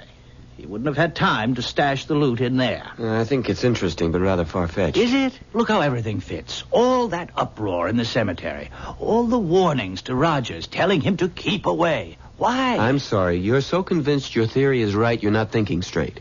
Once your man knows Rogers was going to interfere, he'd never have taken the chance of hiding anything there. Well, he may have had no choice. What do you mean? The money may have already been there. Look, have you forgotten that your grandfather's letter said that the workmen believed the coffin had been tampered with? Oh, Jerry, you're riding a hobby horse. Oh. You have a theory, and you're just going to see that everything fits. And you're not going to look at anything that doesn't. Now, wait a minute. What have I left out? Well, lots of things. Now, one, how in the world did our stranger lift this coffin and carry it off under his arm? Perhaps he didn't. You mean you think Bill's grandfather made that part up? Well, let's leave that. Anything else? Well, lots. What about everything that happened to Mr. Rogers in the cemetery? The music, the open coffin. What's your explanation for that? Well, we know that Rogers fell down and hit his head. Oh, come off it, Jer. You're not going to try to tell us that he imagined those things as a result of hitting his head. Well, it's possible. Maybe, I don't believe it. The other explanation, which you refuse even to think about, Jerry, is that he was a ghost and that Mr. Rogers reported everything faithfully. That's the one I believe. Even if I prove to you that this strange-looking coffin has plenty of room for some kind of secret compartment and there may be money in it? Why don't we stop talking and see if you can prove what you think? All right, good idea. Come on. How do we go about finding a secret compartment? Well, we'll try tapping and listen for a hollow sound. Okay. Who wants to do the tapping? Me, let me. All right, go right ahead. It all sounds the same. You're too impatient. If there's a secret compartment, he'd make it hard to find. All right. Dear. It's a great theory, Jer. I'm afraid it's just a theory. Why don't you try down at the bottom where it's widest? Okay. There. Right there. Doesn't that sound different? I think so. Go back there again, Cora. That's it. Let's turn it upside down. Here. You have to let us do that, Cora. That's got it now. Now what? Well, I think we should have opened the lid first. Okay, let's open it. All right, now, put your hand down in there, Bill. Feel around carefully. Around the joint in the wood. Yes. Do you feel anything? Nothing. I can't. You got it. Jerry was right. It's a secret compartment. Well, is there anything in there? This. Money. A $20 bill. Well, there must be more. No, just the one bill. But wait. Here's a note. Well, what does it say? Wait a second. It's hard to read. Dear Bill, or descendants of William Spindles, you having found this secret hiding place should know by now that I was right when I insisted that there were no such things as ghosts. I was also right when I told you, Bill, that there was a fortune to be made in the undertaking business, as is proven by my bequest. God bless you and your family. Signed, Edward Rogers.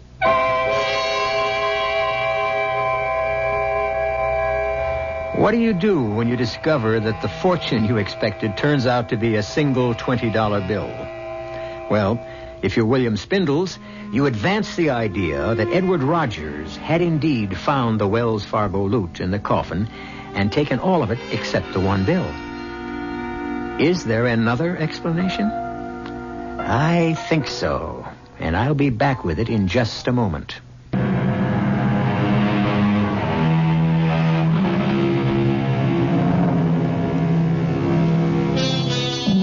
For what it is worth, I present you with this thought.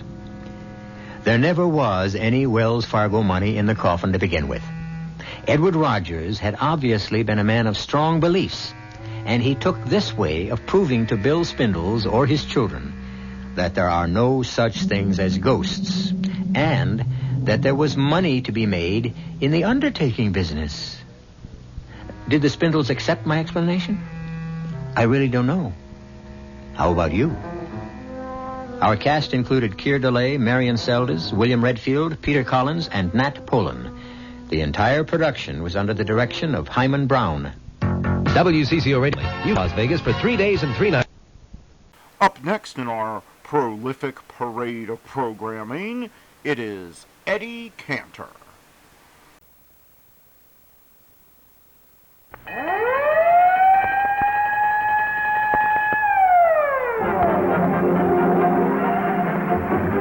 Welcome to Texaco Town. We are almighty glad that you're here. Welcome to Texaco Town. We are here just to bring you good cheer. The curtain rises, the show has begun. And our surprises, we hope will bring you lots of fun. So welcome to Texaco Town. We're glad you're here so you can hear our company sing and clown. Welcome to Texaco Town.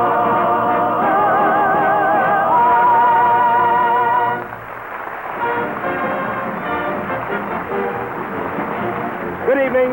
The 45,000 Texaco dealers from coast to coast who serve you so courteously and efficiently with Fire Chief, the emergency-grade gasoline, Texaco motor oil, and Marfac, the scientific chassis lubricant, present an all-stars summer review.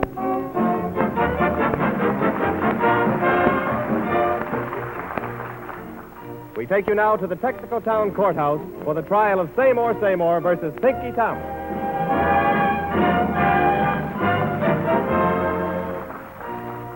Hello, Jimmy. Hello, Eddie Stanley.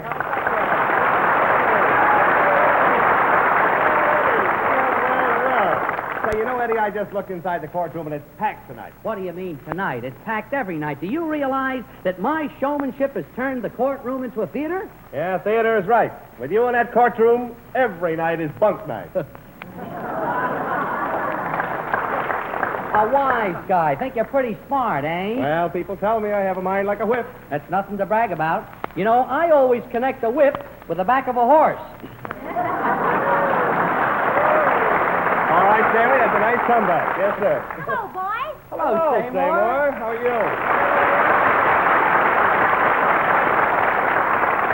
Say, boys, is it all right if my ma sits with me in the courtroom when she gets here? Sure. Is your pa coming too? Say, after the way Ma beat Pa up last night, he ain't coming too for a week. Oh, I see. Another little family argument, eh, Seymour? You said it. They were squabbling about this trial, and Ma says to Pa, if Pinky Tomlin ever done that to me when I was a girl, he could either marry me or go to jail. And Pa says, gosh darn it, I sure wish you'd have given me a choice like that. Oh, you know, Seymour, here comes the love bug that fits you. Hello, Pinky.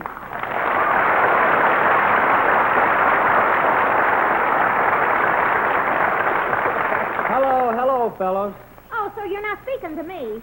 And nevertheless, I brought a little present for you. Say more, something that'll make your mouth more attractive to everybody. Oh, a lipstick? No, a muzzle.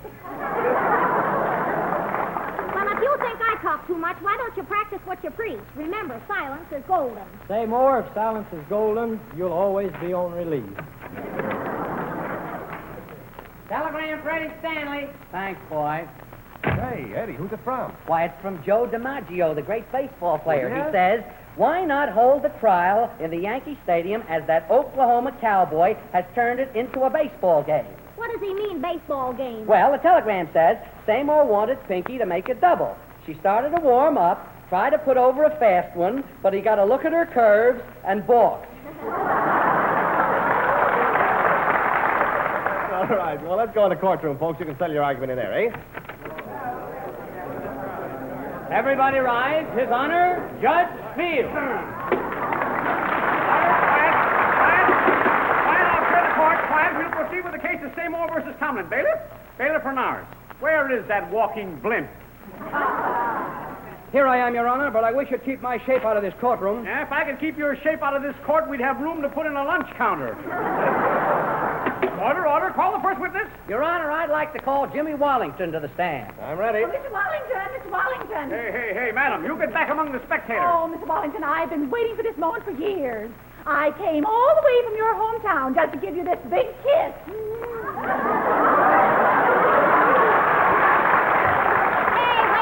Wait a minute. You ought to be ashamed of yourself, a strange woman kissing a married man. I'm not a stranger. I'm his old school teacher. Yeah? Well, you better let him get back to his wife and catch up on his homework. Order. Seymour, come on, take the stand. Now, Miss Seymour, have you any proof that Pinky intended to marry you? Well, he took me shopping for a house. He told the contractor to build a 5-room house and a 10-room kennel in the rear. Pinky, what's the idea of such a big kennel? Well, I figured that with a wife like Seymour, I'd spend most of my time in the dog house. That's enough of that. Doggone, I'm tired of all this bickering. Tomlin, you're a square shooter. Why not give Seymour all the cash you've got and call it a deal, All right, Judge, it's a deal. Just a minute. If there's any money being paid, I'll take charge of it. I'm Seymour's father. Attaboy, Pop. Yes, daughter. Now, Pinky, hand over the money, and remember you're paying for my daughter's broken heart. All right, here's a $5 bill. A $5 bill? Why, this is trickery. Trickery, I tell you. You break my daughter's heart and then try to insult me by handing me a $5 bill to pay for her love? Insult you? Yeah. You know dang well I ain't got no change.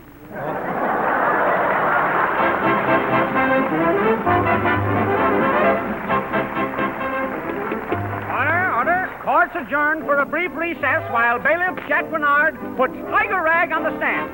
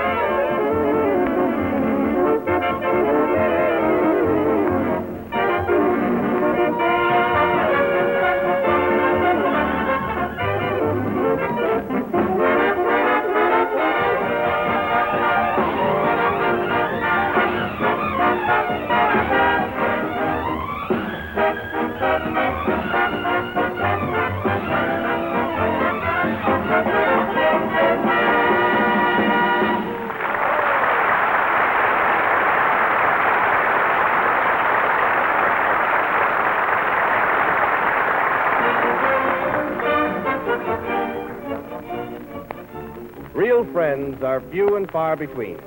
But from coast to coast, you'll find thousands of real friends with service stations conveniently located along the nation's highways. There are more than 45,000 such friends of your engine, independent Texaco dealers. They know the friendliest thing they can do for you and your car is to give you courteous, efficient service and Texaco Fire Chief, the quick-starting, quick-firing emergency-grade gasoline made for fire engines and ambulances. This faster, livelier gasoline is the result of months of patient work in the most modern scientific laboratories. Freed from slow-burning elements which handicap ordinary gasoline, Fire Chief gives your engine added power, the added drive it needs. Fill up with Fire Chief, the extra value gasoline, at no extra price. A Texaco dealer will greet you courteously as you drive into his station and promptly serve you under the new systematic method, which we call Circle Service. Texaco dealers everywhere match high-quality Texaco products with friendly, efficient service. Next time, try a Texaco dealer.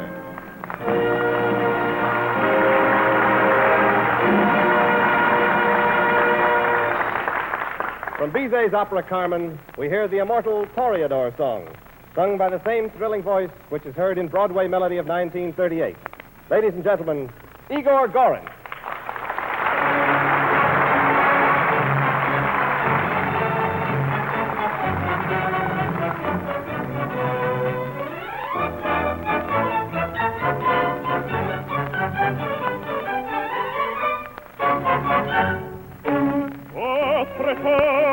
J'ai pu vous le rendre, Seigneur, Seigneur, car avec les soldats, il est torero, et veut s'entendre, pour plaisir, ils ont les combats. Le cirque est plein ces jours de fête, le cirque est plein de haut en bas. Les spectateurs perdent dans la tête, les spectateurs s'interpellent à grand fracas.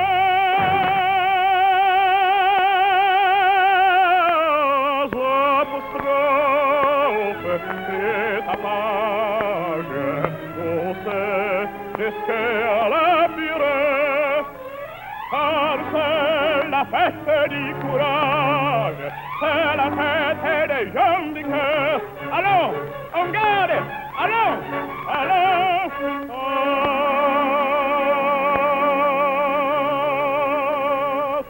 Toreador, on garde, Toreador, Toreador.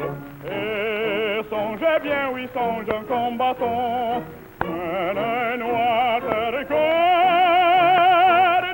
que l'amour t'attend, Toreador, l'amour, l'amour s'attend.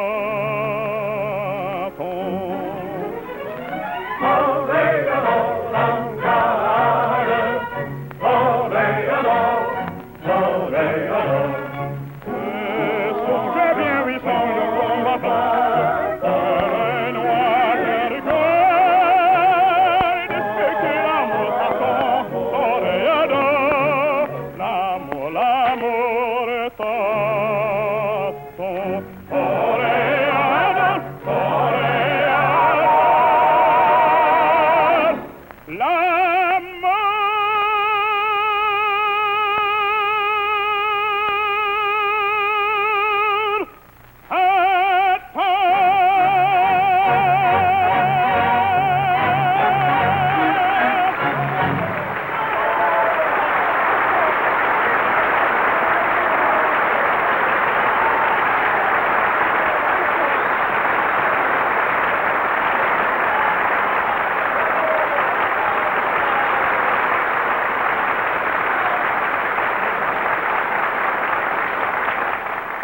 Well, Igor, it rather looks as though the folks would like an encore, will you? Toreador, on garde, Toreador, Toreador. Et songez bien, oui, songe un combattant, qu'un noir te regarde, que l'amour t'attend, Toreador, l'amour, l'amour t'attend. Toreador.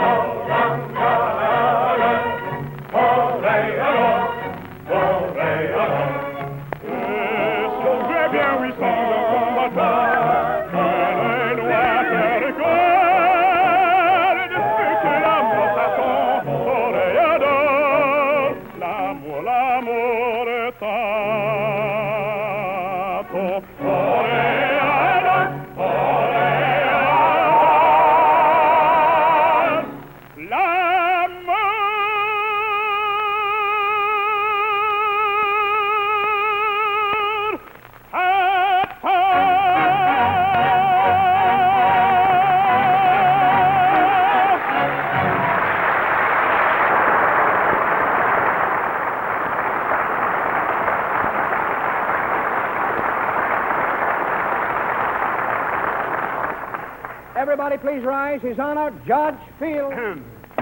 Now, you know, sitting in my private chambers during recess, I says to my stenographer, I says, this burden is too heavy on me. So she got off my lap, and order. So I decided to declare this case a mistrial. I'm going to throw the case out of court and Stanley along with it. Stop! I demand to be heard. We'll hear no more witnesses. The case is closed. But you must listen to me. I'm Mrs. Tomlin. Mrs. Tomlin.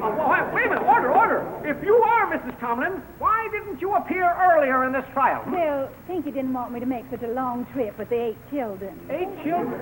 Pinky, you double-crosser. Why didn't you tell me? Well, to tell you the truth, say more, just slipped my mind. How do you like that? A wife and 8 kids, and he gets absent-minded. Your Honor, this woman has no claim on my Pinky.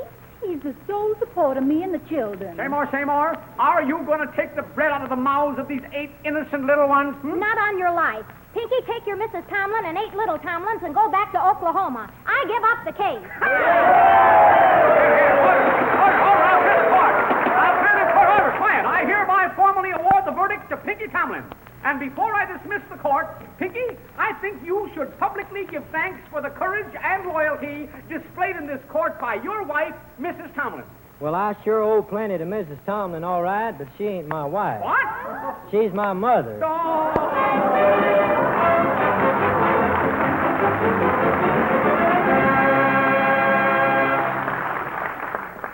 The trial may be over, but we're still on the air. And I'd like to introduce our little 13-year-old singing star, Maureen O'Connor.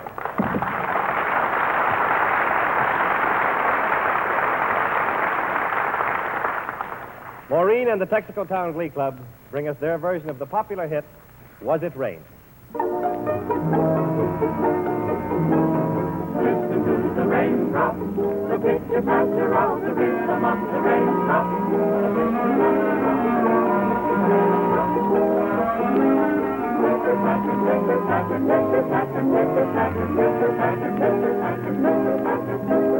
Skies were gray that rainy day we parted in the lane. Was it tears that fell, or was it rain? There we stood as lovers would, did parting bring you pain? Was it tears that fell, or was it rain?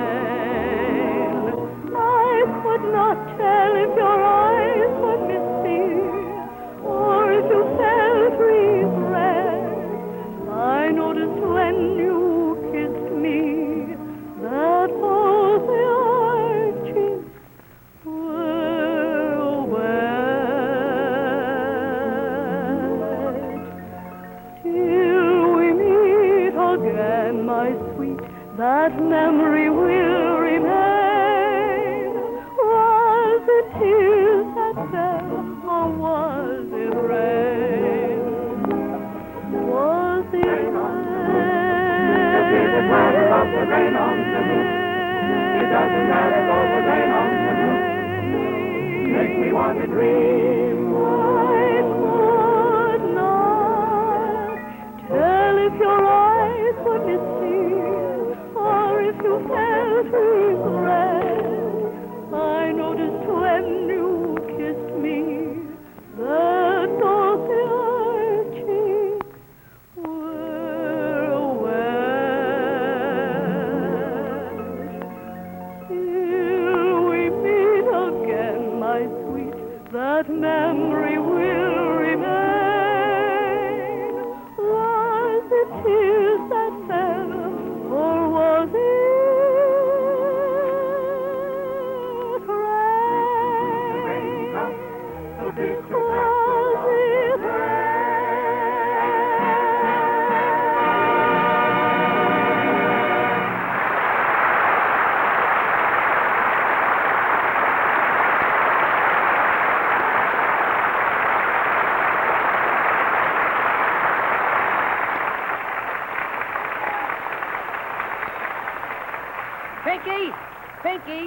Pinky and Seymour, now that the trial's over, I got a proposition that'll make us all rich.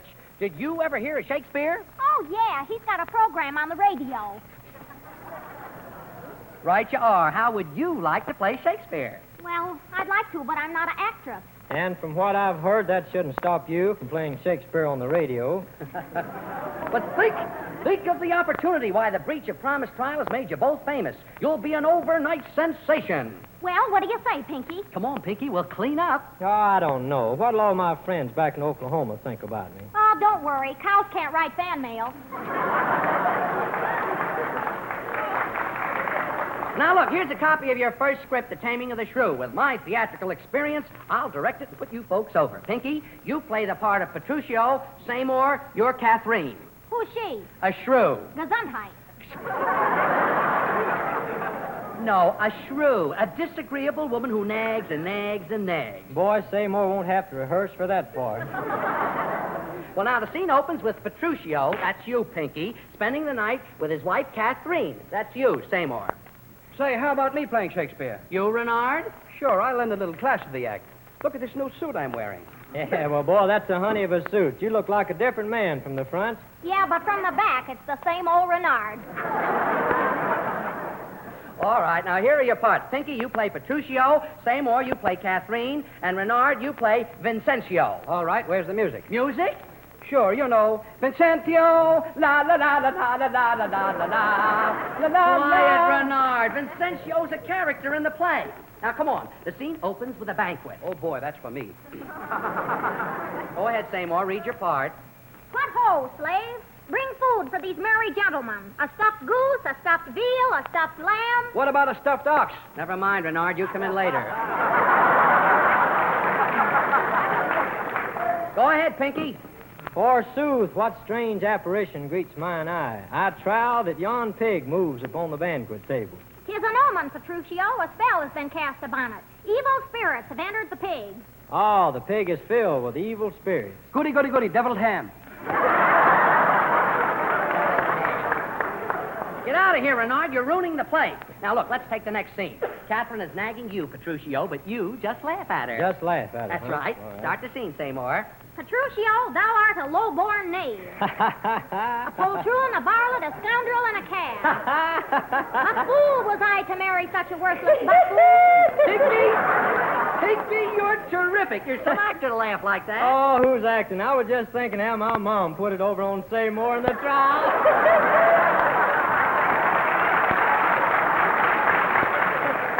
Come on now, let's try the big love scene where Petruchio makes up with his wife and kisses her. Let's rehearse it, Pinky. You kiss Seymour full upon the mouth. Have I got to? Yeah, go on. Kiss her on the mouth. Oh, all right. Hey, wait a minute, Pinky. Why so many? I just told you to kiss her mouth. Well, it takes more than one kiss to cover that much territory.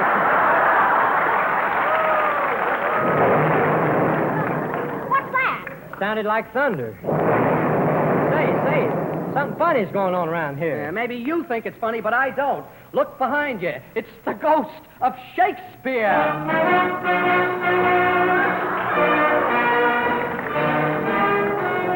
Come on! Cease this desecration of the immortal works of the Bard of Avon. Gee, Mr. Shakespeare, did you really come back? I had to come back. So many actors have butchered my plays, I got tired of turning over.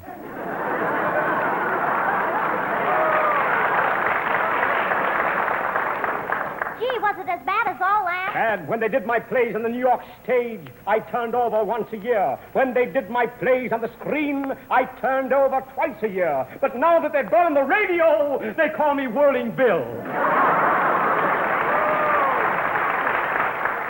But, Mr. Shakespeare, we're not hurting your plays. Why, I did your works for years in vaudeville. Besides, Shakespeare's dead. Aye, and so is vaudeville.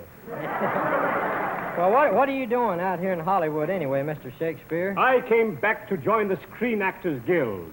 Of course, for Hollywood, I have changed the spelling of my name. Well, how do you spell Shakespeare now? Shapiro, Shapiro. William Shakespeare. Aye. I have an abundance of screen credits. Ah, yes. I sold Romeo and Juliet to MGM, Midsummer Night's Dream to the Warner Brothers, and now I'm under contract to Hal Roach to knock out a little hunk for Spanky McFarlane. Mr. Shakespeare, which of your plays do you think is your greatest work? Midsummer Night's Dream. Why, that picture grossed $50,000 at the Paramount against a double feature and Martha Ray. Oh, boy. Gosh, Mr. Shakespeare, it looks like your plays have been everywhere. No, not yet. Tonight you shall all witness my final triumph. Here are some passes for the Main Street Burlesque Theater, where you will witness streamlined Shakespeare. What? Shakespeare in a burlesque theater? Yes. Come and see the Merry Wives of Windsor all doing a striptease.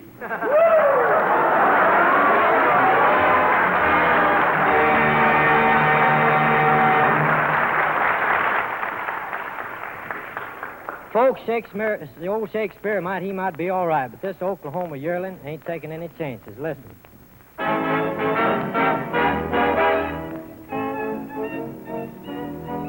Get along, little doggy.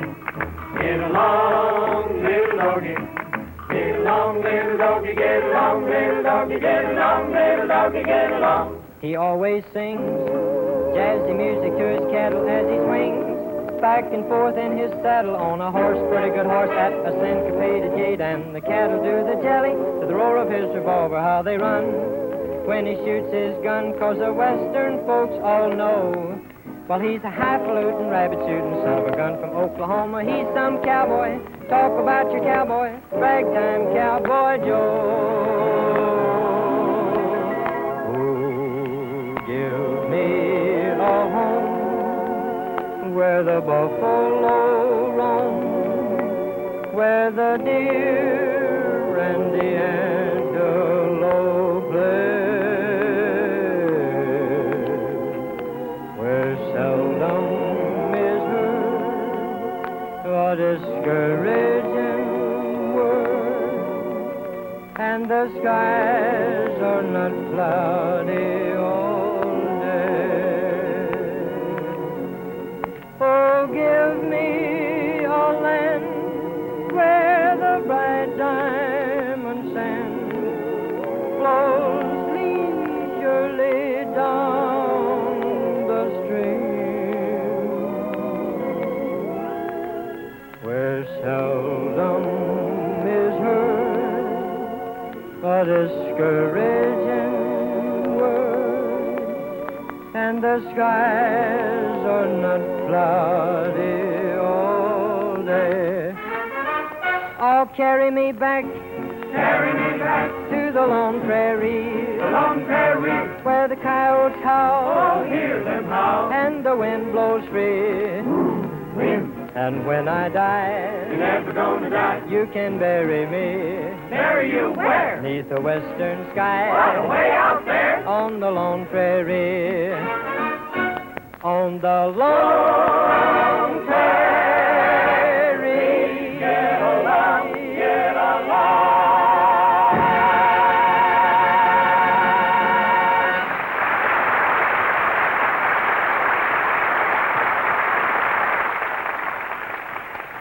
Folks, I kind of got a kick last Tuesday when I went out there to visit Eddie Cantor at his studio where he's making a picture. Eddie and I had lunch, separate checks, and then about 38 students come in there to say hello to Mr. Cantor. These students were from Miami University way back in Ohio. They came by bus, and they used Fire Chief gasoline on the entire trip. Of course, being college students, they'd be that smart. But you don't have to be a college graduate to know that Fire Chief gasoline is doggone good. At 45,000 Texaco stations from coast to coast, there are professors who will give you the highest degree of motoring enjoyment when they fill your tanks with Fire Chief gasoline. Golly, ain't that Pinky Tomlin getting smart?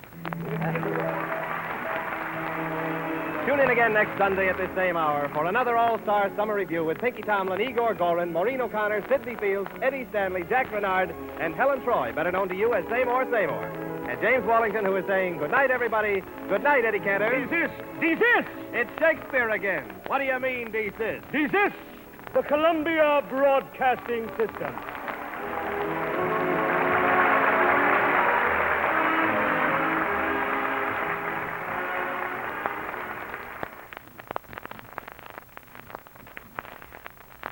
(9 p.m., BULOVA Boulevard Watch Time, WABC, New York.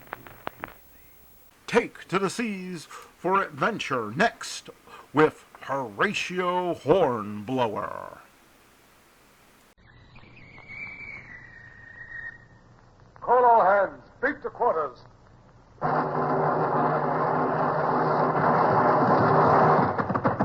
out the guns. Stand by the starboard battery. One broadside into it, if you please, Captain Bush. Pointers on target. Linstops ready. Aye, aye, sir. Ready. Fire!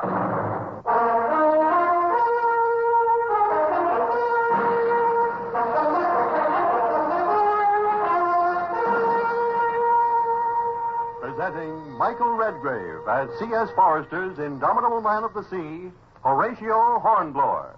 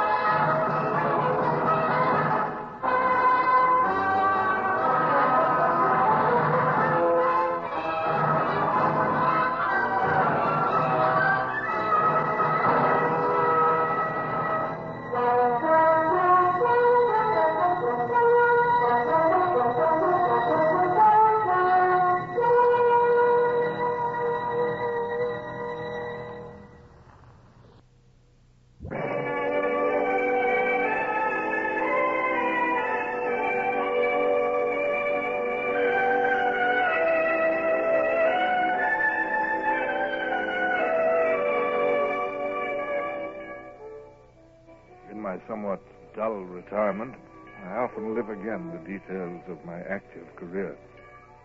But no single episode of that career stands out more vividly than that dusky autumn evening when I stood on the deck beside Captain Freeman and sailed into the enemy's stronghold. The patched foretopsail had been bent on, the name Porter Chaley painted out, and the name Flame substituted. I forced myself to remain calm and apparently unmoved.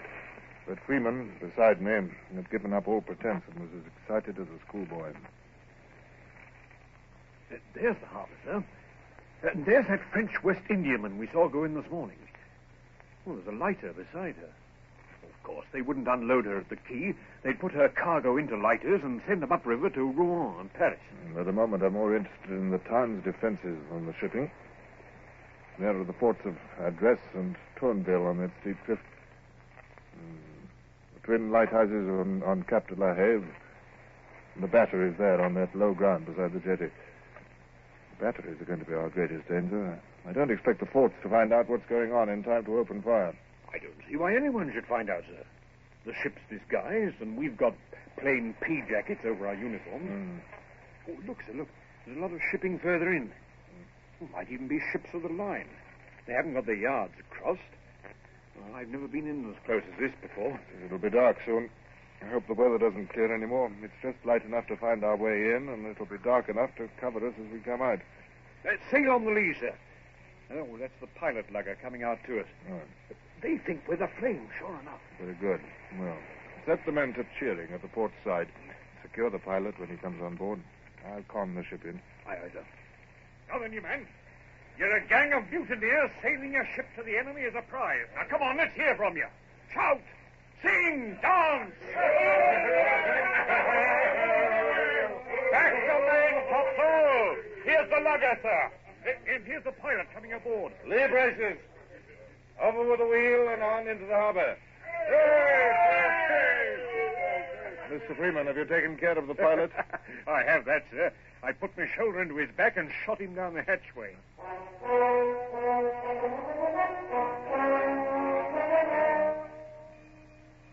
We were nearing the big Indiaman now. She lay with loose sails, swinging to a single anchor. In the fading light, I could just make out a dozen of her crew at her side, staring curiously at us. You may hoist out the boats. Aye, aye, sir. Shall I send the men into them? Well, only the picked men as arranged. Remember, They're to take the Indiaman without firing a shot. Once we alarm the shore, we're lost. Oh, they understand, sir. They've been well drilled. Good. Boats away!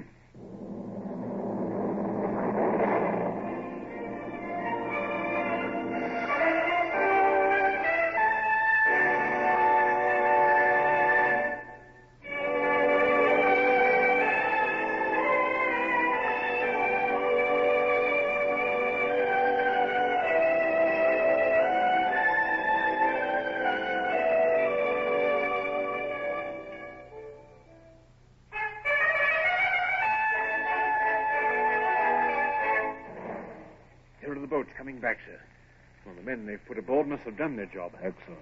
Look, here comes the Indiaman, too!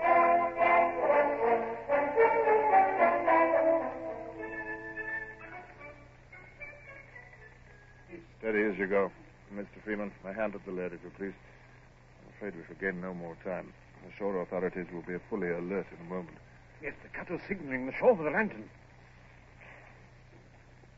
Yes, and firing a musket to attract their attention. Stand by to go about. This is going to be the most ticklish moment of our outward passage. Steady as she goes. Steady it is, sir. Now, the cutter must have cleared and loaded a bow chaser. 6-pounder from the sound of it. Yes, there's the flame of it.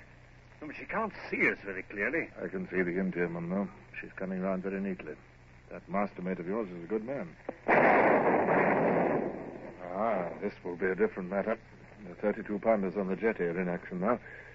We shall be right in their range as we round the jetty. Shall I reply to their fire, sir? No. Our 6-pounders will make no impression on that solid battery, and the flashes will reveal our position. Well, why aren't they firing again? Well, they've had time for several salvos. I imagine Bonaparte has stripped his shore defenses of seasoned gunners for his army in Germany. These gunners are probably untrained recruits, and working in the dark is making them unhandier than ever. Look out, sir! Vessel dead ahead! Wheel there. Stay steady. Make no effort to avoid it. It's the pilot, Lucker. We can see its mainsail. They're trying to block our escape. She's coming straight for us, sir! Then let the weakest go to the wall. Stand fast, everybody.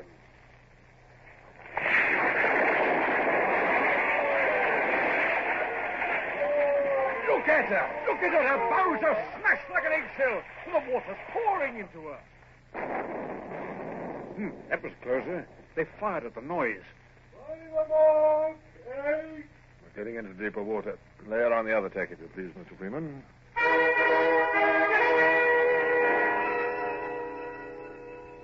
tried hard to keep any trace of doubt or excitement from my voice.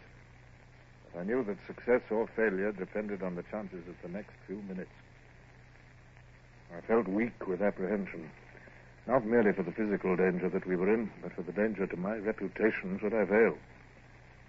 Men would not stop to think of my real motive. They would say I'd tried to take advantage of the mutiny to feather my own nest by capturing a prize. My honor, as well as my life and liberty, were at stake. Steady as she goes. We're out of range of the batteries now. What a shock for them, sir. A loaded Indiaman taken out of harbor right under their very noses. Very good piece of work, Mr. Freeman. All hands did their duty admirably.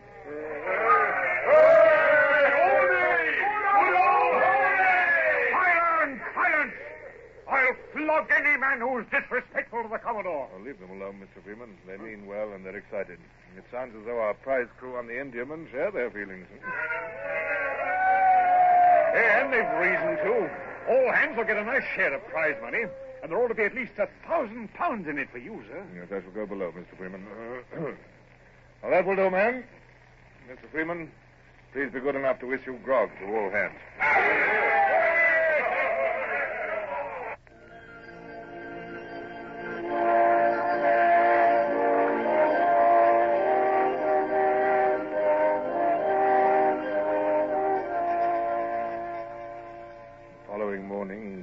Fairly clear, but with slight patches of mist and the wind backing south by west.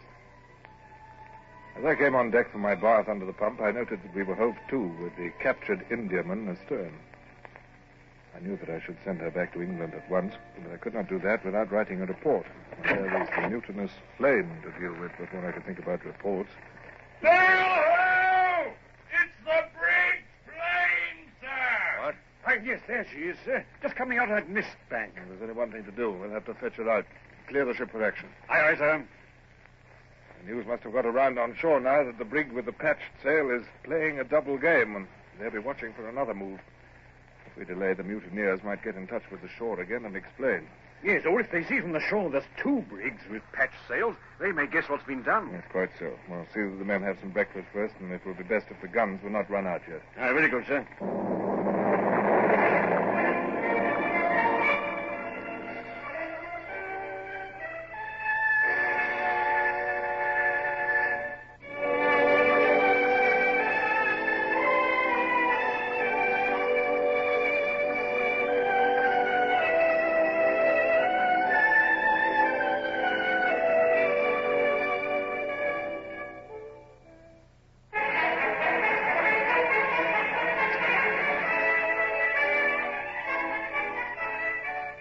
Running out the guns would warn the flame that we expected a fight. That might tell them that escape to the French was not so easy as they thought. I gulped a little as I realized that within an hour the deck I trod would be swept with the carronades of the flame. Within that hour, I might be dead or shrieking under the surgeon's knife. Deck there! There's a lot of small craft putting out from the beach, sir. Heading for the flame, I think, sir. This should be interesting, Mr. Freeman. The mutineers are heading in rather than fight. They think those craft are coming out to welcome them. They're in for a shock, then, sir. Aye. Hello. No, they're not so sure. They're hesitating. Look, you can see them spilling the wind from their mainsail. Probably an argument going on aboard between those who only want to keep out of our range and those who want to go over to the French. That argument will be soon resolved. Those craft are gunboats, and that lugger's full of men. That's the flame. A warning shot to make the frogs keep their distance. Look, sir, look. Look, the flames realize the craft are hostile. She's whirling round. Too late. They're closing in on her and opening fire. Look, sir, look. Look, the men from the lugger are boarding the flame. They'll take her. We'll run the guns out quickly. At least we shall fight against Frenchmen and not Englishmen. Gunners, listen to me. We're going in among those gunboats, and they must be sunk. Aim true at the base of their masts, and don't fire until you're sure you can hit.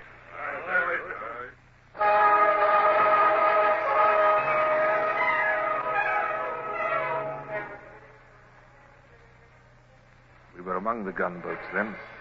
Our carronades went off on both sides. On our starboard side, I had one gunboat under my eye, half a dozen men by her tiller, 2 men at each sweep amidships, a dozen at the big gun forward. Our shots came smashing in. We fired at extreme depression. They smashed straight through the frail shell of the boat. The sides caved in. The sea surged over her. The big gun slewed and completed the wreck. And only a few bobbing heads in the water showed where she had been. The same on the port side. Whoever was responsible for exposing those small boats to our fire was a fool. But now the lugger and the flame were close ahead. Mr. Freeman, load with canister, if you please. We'll run alongside the French lugger. One broadside, and then we'll board her in the smoke. Aye, sir. Gunners! Canister! I shall want every available man in the boarding party. You, Mr. Freeman, will stay here. Oh, but, sir... You'll stay here. Pick 6 good seamen to stay with you and work the brig out if we don't come back. Is that clear, Mr. Freeman? Yes, sir, Horatio. Helmsman, lay us alongside that lugger. Gunners, you'll see that every shot tells. Boarders, you ready to come with me?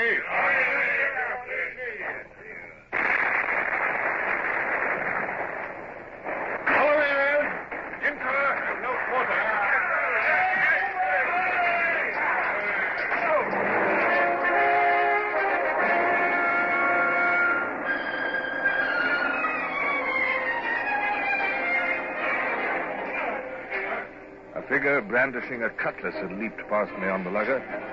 It was Brown. I saw him striking left and right, and then I was beside him in the struggling, slashing mass. I stumbled over a pile of dead and wounded men who had been caught in the blast of shot from our brig. And that stumble saved my life, for a blade snicked past my head as I pitched. An upward thrust as I recovered disposed of my attacker, and I fired the pistol in my left hand at a blue uniformed figure which loomed through the smoke at me. But now the wind blew the smoke clear. The fighting around me ebbed away, and I could see again. Our master's mate was running down the tricolor from the masthead. On the starboard side was the flame. I could see French infantry shakos over her bulwarks. A second wave of boarders came pouring in from the porta-cheli. Come on, man! Abort the flame before they can organize a defense.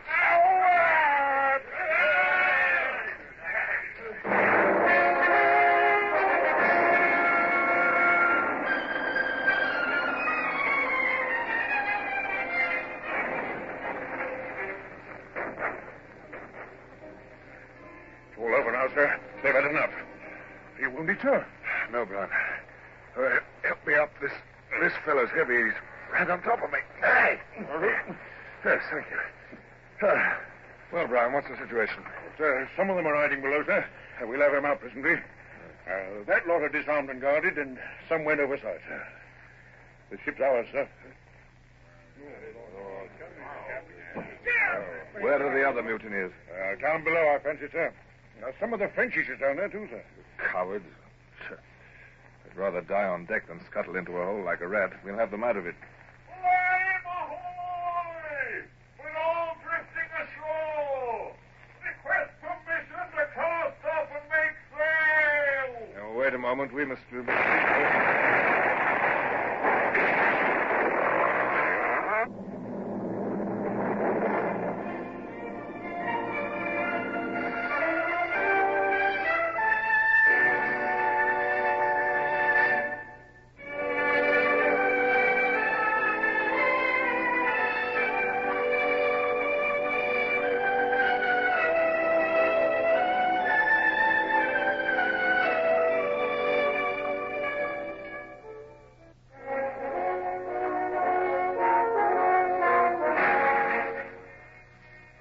gunboats. I'd forgotten them in the heat of the battle. But now I saw the two of them anchored a couple of cables lengths away in shoal water. The flame, the lugger, and the porta-cheli, all locked together, made a huge target. Another shot crashed into us, and then another. The 24-pound balls were smashing through the whole frail length of the brig, tearing their way through the cowering mutineers and French below decks. Haste was essential if we were not to be sunk where we lay. Down, get those hatches battened down. Put a sentry over each. Mr. Gibbons, secure your hatches.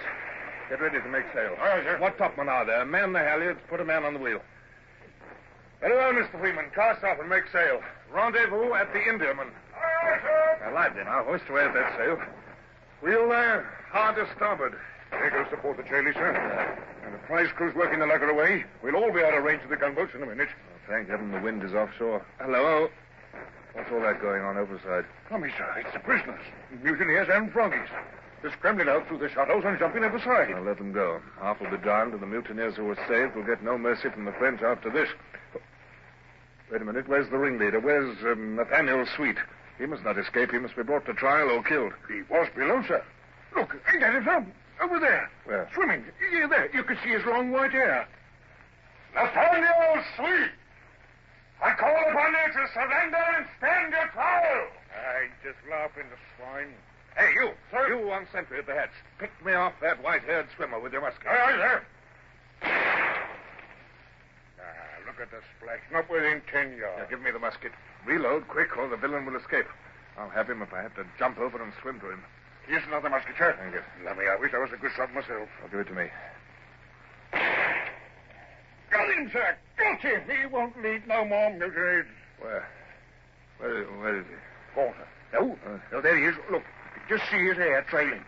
There. Now he's gone. Yeah. It's a horrible thing to have to do. There was no alternative. You will bear witness, Brown, that I called on him to surrender. Bless you, sir. It's a waste of breath. He's better off, too. He'd only hang if he was took.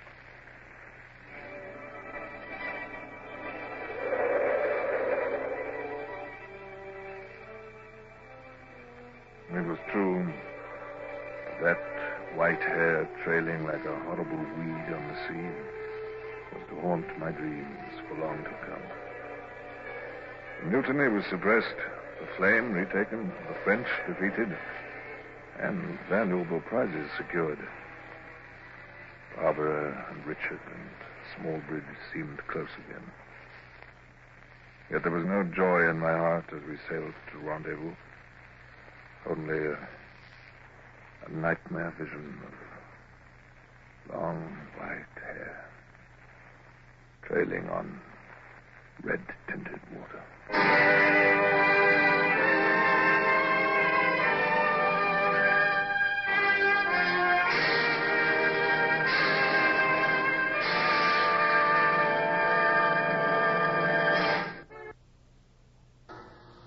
Horatio Hornblower, starring Michael Redgrave, is based on the novels by C.S. Forrester.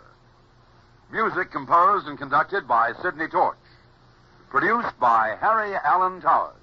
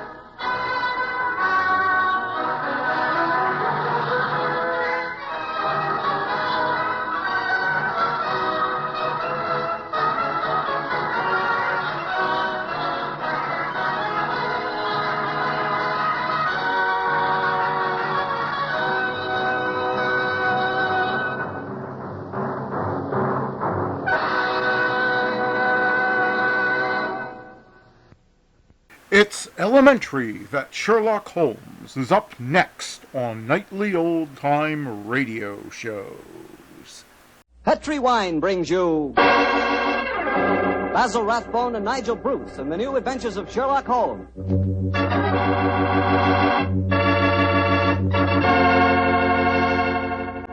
The Petri family, the family that took time to bring you good wine, invite you to listen to Dr. Watson tell us another exciting story about his old friend, that master detective, Sherlock Holmes. As for me, instead of telling you something, I'd like to ask you something. Do you like chicken? How do you like it best? Roasted, fried, or in a stew with dumplings? Well, whatever your favorite may be, you'll like that chicken infinitely better when it's served with a glass Petri California Sauterne. Now there's a combination. Chicken and Petri Sauterne. Petri Sauterne is a white wine, pale golden in color, delicately fragrant, and clear as crystal. And what a flavor that Petri Sauterne has. I'm telling you, Petri Sauterne is just about the last word in dinner wine. Oh, one more tip. Remember to serve Petri Sauterne with fish or any kind of seafood. Good, it's great. To be sure you have a glass of good wine, be sure it's Petri wine.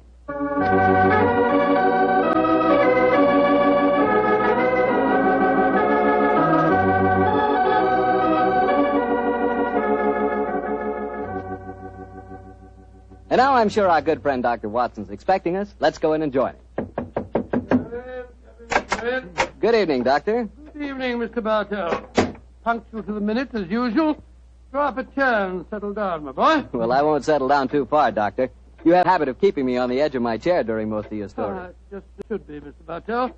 I hope tonight will prove no exception, so light up your pipe and I'll get on with my story. Doctor, from the hint you gave us last week, it sounded like quite a thriller. How did it begin? On a cold winter morning in 1897, Holmes and I, our breakfast just concluded, sat on either side of a cheery fire in our Baker Street lodging. A thick fog rolled down between the line of dun-colored houses, and the opposite windows loomed like dark, shapeless blurs through the heavy yellow reef. Another London pea souper, huh, Doctor? Exactly, Mr. Bartell.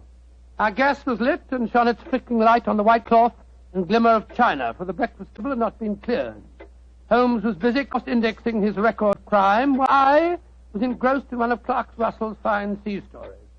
Our morning was not destined, however, to be a quiet one. For shortly after 11 o'clock, Mrs. Hudson ushered a young lady into our room. A young lady who seemed to be in serious trouble. Sit down, won't you, young lady? I'm Dr. Watson, and this is Mr. Sherlock Holmes. How do you do, gentlemen? I must apologize for not giving my name to your housekeeper. but I have to be so careful. Yes, yes, we quite understand, my dear. Of course, you're wondering who I am and what's brought me here. My own theory would be that you are Miss Harriet Irving, and that you've come to me to enlist my aid in proving that Mr. Binion did not murder your father. Holmes, what on earth are you talking about? You're absolutely correct, Mr. Holmes. But how did you know? I deduced it, Miss Irving. You're wearing very new and extremely expensive mourning, presumably for the first time, since a few basting threads are still in evidence. You wear no ring, so evidently you're not in mourning for a husband. The only man whose death the papers announced in the last few days, and who left a young daughter wealthy enough to purchase such garments, is Sir Edward Irving. And since the police have already made an arrest, obviously wish me to disprove the police theory and intercede for young Binion. Mr. Holmes, you're wonderful. That's just what I wanted to do. You will, won't you? Miss Irving, I've studied the newspaper reports very carefully. It would seem to me that Scotland Yard has arrested the right man. Well, I'm very sorry, but I didn't read the newspaper reports. I haven't the faintest idea what you're both talking about. Then let me bring you up to date, my dear fellow. And please correct me, Miss Irving, if I make any mistakes. 3 days ago, Sir Edward Irving, the father of this young lady, was found stabbed to death in his study. The only entrance to the study is through an anteroom, where his secretary had been sitting ever since Sir Edward was last seen alive. And the secretary swore that no one had entered or left the study. Secretary's name being Binion, I suppose. Yes, under the circumstances, it's hard to see that any other arrest was possible. And yet I know he's innocent, Mr. Holmes. Oh, and how do you know that, Miss Irving? We were in love. We were going to be married. I don't care what the police say. A woman knows these things. Robert Binion did not kill my father. Did your father approve of the engagement? Well, no, not exactly. If one were to be exact, Miss Irving, wouldn't one say that your father absolutely forbade the marriage? Yes, he did. And Inspector Lestrade assumed that was the motive for the murder. Well, sounds logical, I must say. Does your father have any other relatives living, Miss Irving? His brother, my Uncle Peregrine. He lives a hermit's life in the country. We've seen very little of him in the last few years. Was he left anything under your father's will? No, I was the sole beneficiary. Please help me, Mr. Holmes. If you'll just talk to Robert, you'll know he's not guilty. Oh, there's no harm in talking to him, Holmes. After all, our old friend Lestrade handled the case, and he's made a good many mistakes in the past. Oh, haven't we all, old chap? Well, Miss Irving, I'll do what I can, but I promise nothing. Bless you, Mr. Holmes. Where is your fiancé being held? At Scotland Yard.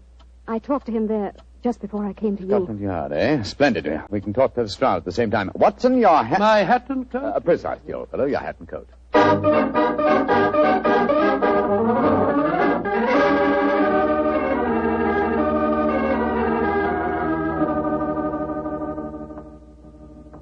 So, Mr. Sherlock Holmes and Dr. Watson think they know more than the Yard, eh? Come over here to teach us our business, I suppose. Nothing of the sort, Lestrade. We came over here to make a few inquiries. I'll tell you, gentlemen, that you're wasting your time. Young Binion is guilty, whatever his young lady may say. Lestrade? Yes, Mr. Holmes? What did the autopsy prove? Well, got a report of it here on my desk, but it won't tell you nothing you don't know. Mm-hmm. Death was instantaneous, caused by some weapon like a long needle, a fine stiletto, or an ice pick, penetrating the brain at the base of the skull. And no such weapon was found in the room. Or on Mr. Binion. True, sir. But then he had the chance of disposing of it. Just the same, the murder weapon hasn't been found, has it? No, Doctor, but we'll find it. Don't you worry about that. I should like to talk to the prisoner, if you don't mind. Well, of course I don't mind. He's in the detention cell just down the corridors from here. Follow me, gentlemen. Has he given you any trouble, Lestrade? Trouble? If all our prisoners were as quiet as him, we wouldn't need no guards, Doctor. Nice, quiet young fellow. Hard to realize he's a murderer. A fact that still has to be proven in court, Lestrade. A fact that is going to be proved in court, Mr. Holmes. Well, here we are at this cell.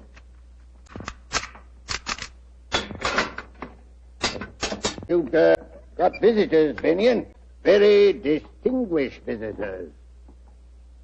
Who are you, gentlemen?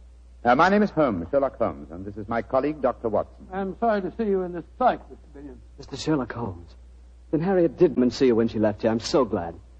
You'll get me out of this mess. I know you will. Even Mr. Sherlock Holmes can't get you out of this one, young fellow, my Mr. lad. Binion, I promised your fiancé that I'd try and help you. My obvious course is to go to Sir Edward's house and examine the room in which the tragedy occurred. But before I do that, I'd like to ask you a question or two. Ask me any question you want to, sir. It was you who discovered the body, I understand. Yes, Mr. Holmes. Please describe the circumstances. Sir Edward was in his study. I'd been working in the anteroom adjoining. At 5 o'clock, I went in to say goodnight to him, and I found him slumped in his chair, dead, with blood streaming down the back of his head. Of course, I sent the butler for the police at once. Could anyone have entered that room without your knowledge? No, Mr. Holmes, I never left my desk. And there was no entrance to the room save through north. How about the windows in Edward's room? They were locked from the inside, Doctor. Oh, you don't need to worry. We examined the window ledges, not a mark. No one came in that way. Now, what is your theory of the murder, Mr. Binion? I haven't one, Mr. Holmes. I'm completely baffled. I'm certain that no one entered that room. Yet I swear to you that I didn't stab him.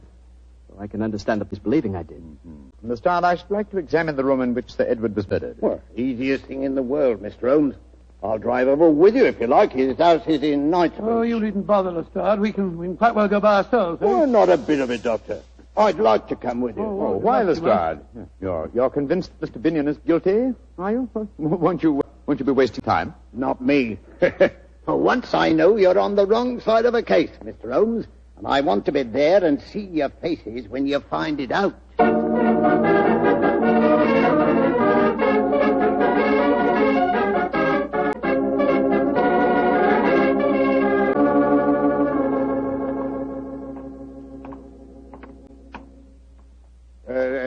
This is the house, Mr. Holmes. Yes, it's an imposing-looking place, I must say.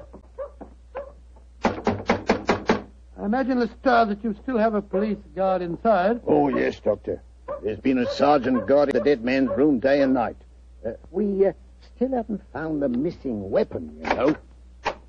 Yes, gentlemen? I'm Inspector Lestrade of Scotland Yard. We wish to examine the house. I must see your identification, sir. What are you talking about? I've been in and out of this house half a dozen times. I have my orders, sir. Oh, very well. Is Miss Irvin at home?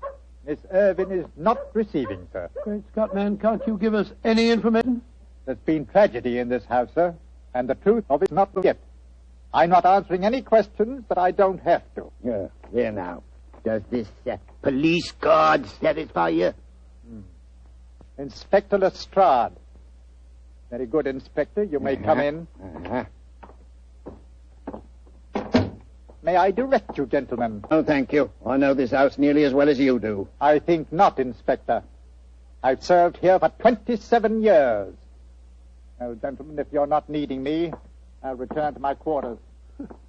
Bless my soul. That's a sinister-looking chap if I ever saw one. Yes, and he knows something. You see, Lestrade, there is a possibility that Binion is innocent. Yes, I began to see that, sir, when you were talking with the butler. You're being very cryptic. What other possibility are you talking about? The possibility that Binion, the arrested man, is shielding the real murderer. And whom would he be most certain to shield? You mean his fiancée, Miss Irvin? That's right, old fellow. What? Here we are. This is the anteroom where young Binion worked. And that door there leads into the study where Sir Edward was found. Nothing been touched, of course, since the discovery of the crime? Oh, no, Mr. Holmes. That's why we've had a constable on duty in there night and day. Before the trial, we're bringing experts in to test the room for secret panels or anything of that kind. Let's examine the dead man's room, shall we? Right you are, Mr. Holmes. Webster. Webster, get out of that chair and stand up, can't you? You're on duty. Asleep. Carty. He's dead. Yes. The trickle of blood oozing out from the base of his skull. Well, strike me pink. He's being killed the same way as Sir Edward was. I presume you'll agree that Mr. Binion didn't commit this murder, Lestrade. Oh, of course not, Mr. Holmes. He couldn't have done it. He's locked up at the yard. Well, what are we going to do? Ask the butler to come here, will you? Oh, right you are, sir. What do you make of their wound, Doctor? Well, to fit the description of the one that killed Sir Edward. There's a fine puncture here at the base of the skull. Holmes, they mentioned a stiletto, an ice pick. A wound like this might be caused by one of those long steel hat pins that women wear. Yes, it's a possibility, Watson, a distinct possibility. And Miss Irvin was wearing a long hat pin this morning, if you remember. Glass walls. A little chance of secret panels here, I should say. And the window locked from the inside, eh? Yeah. Here he is, Mr. Holmes. Oh, yes. And by the way, what's your name? Travers, sir. You see what's happened, Travers? Yes, sir, I see. The constable's been killed just like my master. Now, tell me, Travers, is this room exactly as it was in Sir Edward's lifetime? Yes, sir. Except that my master is not in the habit of keeping the corpses of policemen in here. Don't try to be funny, Travers. Don't you realize you're mixed up in a murder case? I meant no offense, gentlemen. Remarks in very bad taste, my good fellow. The point of my question, Travers, was to find out if any of the furniture in here had been moved lately. Not moved, sir. But there has been a piece of furniture added. That armchair the dead man lying in. The same chair in which Sir Edward's body was found. Of course, that's the answer. Travers, when was that chair delivered? And who delivered it? It was delivered the day before Sir Edward died. It came from Silver Schwartz's antique shop in Bond Street, sir. That game's afoot, Lestrade.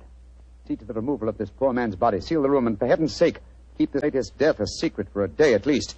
Within that time, I hope to have your murderer for you. Then we're going... We're going, my dear chap, to Silver Schwantz's antique shop in Bond Street.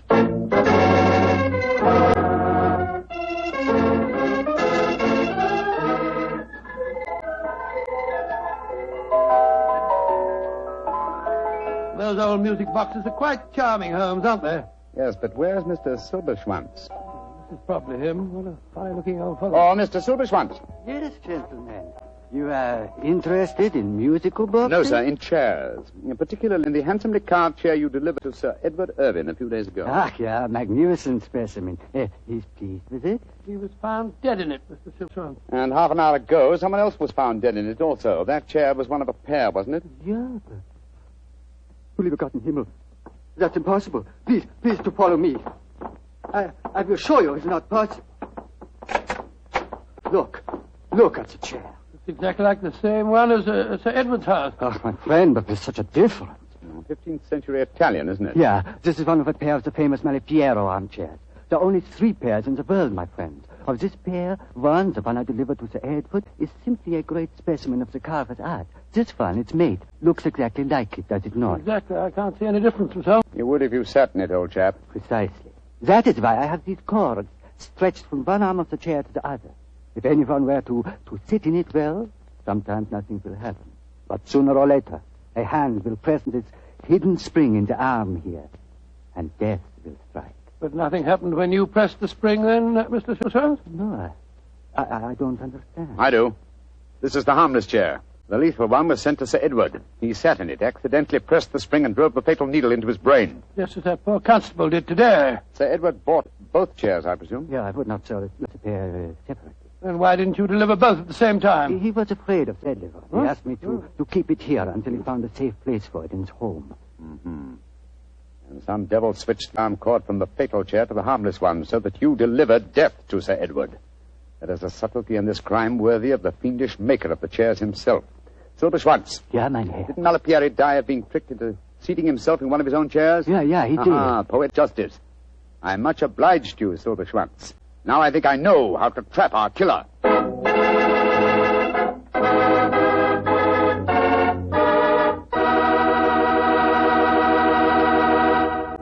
Dr. Watson will bring you the rest of his story in just a second, so I'm just going to tell you that after a good dinner, there's nothing quite like a glass of good Petri California port. Petri port is really a wonderful wine. A deep, hearty red in color and rich and truly delicious in flavor. You know, port wine is actually America's favorite wine. Try a glass of Petri port and you'll know why. Petri port is not only fine after dinner, it's perfect whenever good friends get together. Just keep in mind the name Petri, because Petri wines are good wines. Well, Dr. Watson, this is quite a story you're telling us tonight. So you found out how the murders had been committed, but not who'd been responsible for it. That's quite right, Mr. Bartell. Holmes spent a long time cross-examining Mr. Silberschwanz, the owner of the antique store, as to who might have had the opportunity of switching the telltale cord from the fatal chair. And who did have that opportunity, Well, Doctor? Mr. Bartell, it transpired that 4 people might have been responsible. Sir Edward's daughter, the secretary, Mr. Binion, had both been in the shop with him at various times. So had the butler, Travers. The 4th suspect was Sir Edward's eccentric brother, Peregrine, who it appeared had dropped into the shop the day after the purchase had been made. With this last information, Holmes became very excited and launched into eager preparations, which ended a few hours later when we found ourselves disguised as furniture removers, driving a van along a quiet country lane near Dorking as we approached the house of Sir Edward's brother, Peregrine. There's the house, Watson. Ramshackle-looking place, isn't it? Yes, extremely so. Why are you so morose, my dear chap? You've hardly spoken a word on our drive down You here. never tell me anything. Why are we trundling off into the wilds of the country disguised as furniture removers and carrying the harmless chair with us? Surely the reason is transparent, old chap? Yes, it's just about as transparent as golf stocking full of hot tripe. Oh, my dear Watson, surely it's obvious that we're up against an extremely cunning murderer. Now, what advantage accrues to him in using the Malapiero chair? An alibi, of course. He's nowhere near the place where the murder happened. Precisely. Apply your logic a little further. Three of the suspects, the daughter, Mr. Binion, and Travers, the butler, live in the house and would almost certainly have been present at the time of death. Therefore, who gains most by such an alibi? Well, the brother, Peregrine. Elementary, my dear Watson. Now you see why we trundled off into the wilds of Dorking. Oh, that must be Peregrine standing up at the porch. He's a funny-looking fellow. Follow my lead, Watson. Good afternoon, Governor. You fellows must have come to the wrong house. You were Mr. Peregrine Irvine, ain't you, Governor? Yes? And we come to the right house. All right. Come on, Bertie, give us a hand. Right to you or Alfie. What the devil are you unloading an armchair? Come on, get over there, for? Charlie. You drop it on my foot, Bertie. Look out. Easy does it. Come on, Bert. That's I right. got it, Alf. I got it. All right. Let him easy now on the porch here. There you go. Give me the crickets. Ain't that a pretty chair, Governor? Bertie and me was admiring it on our way down here. Cool, blimey, it's off a nice chair. But who told you to bring it here? Orders, Governor. Mr. Silver Snitch, whatever his name is, told us your brother didn't want the chair and said as how we was to bring it to you. But my brother's dead. Mr. Silver Snitch said he gave the order before he died. Mind if I sit down in it, Governor? Oh, well, of course not.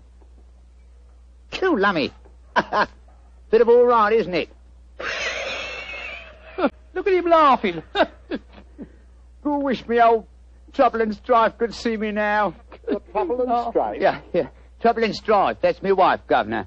Here, sit down yourself, sir. Come on, go on, sit down, try it. Go on, Governor. Take the weight off your plates of meat. What barbaric jargon do you speak? What on earth are plates of meat? Plates of meat is feet, Governor. That's rhyming slang. That's right. Rhyming slang. Go on, sit down in it. Go on. Very well. Yeah. Ain't that comfortable? Yeah, very. Go on. Run your hands over the arms, Governor. Ain't that carving, please? Ain't it just ducky? Yes, it is. But I don't want the wretched thing. There's been some mistake. So you'd better take it back to London and tell them to sell it. I don't want anything of my brother. Jumping Jehoshaphat. Can't see where you don't want to sit in a nice chair like this, Governor. But you're the one that gives the orders around here. Come on, Bertie. Come on, get your back into it. All right, Alfie. Let's get back in the van. All right, come on. Alfie. Away they go. Oh, bless your heart, Governor. We don't worry about that sort of thing, do we, Bertie? Of course not, Alfie. We'd had a nice drive in the country anyhow, didn't we? That's right. Let's get these old horses going. Good day, Governor. Good day, Governor. Good. That was a false trail, Holmes. Obviously, he knew nothing about the chair. He thought it was perfectly harmless. And, as indeed it was. But the murderer would have thought it fatal. I've slipped up in my reasoning somehow, confound... Oh, but of course! Oh, what a fool I am! We can get back to London as fast as these tired nags can take us. Come on, get up there! Get up! What's the next move, Holmes? Back to Sedgwood's house, and the staging of a little drama I'm sure will give us the final answer to this problem.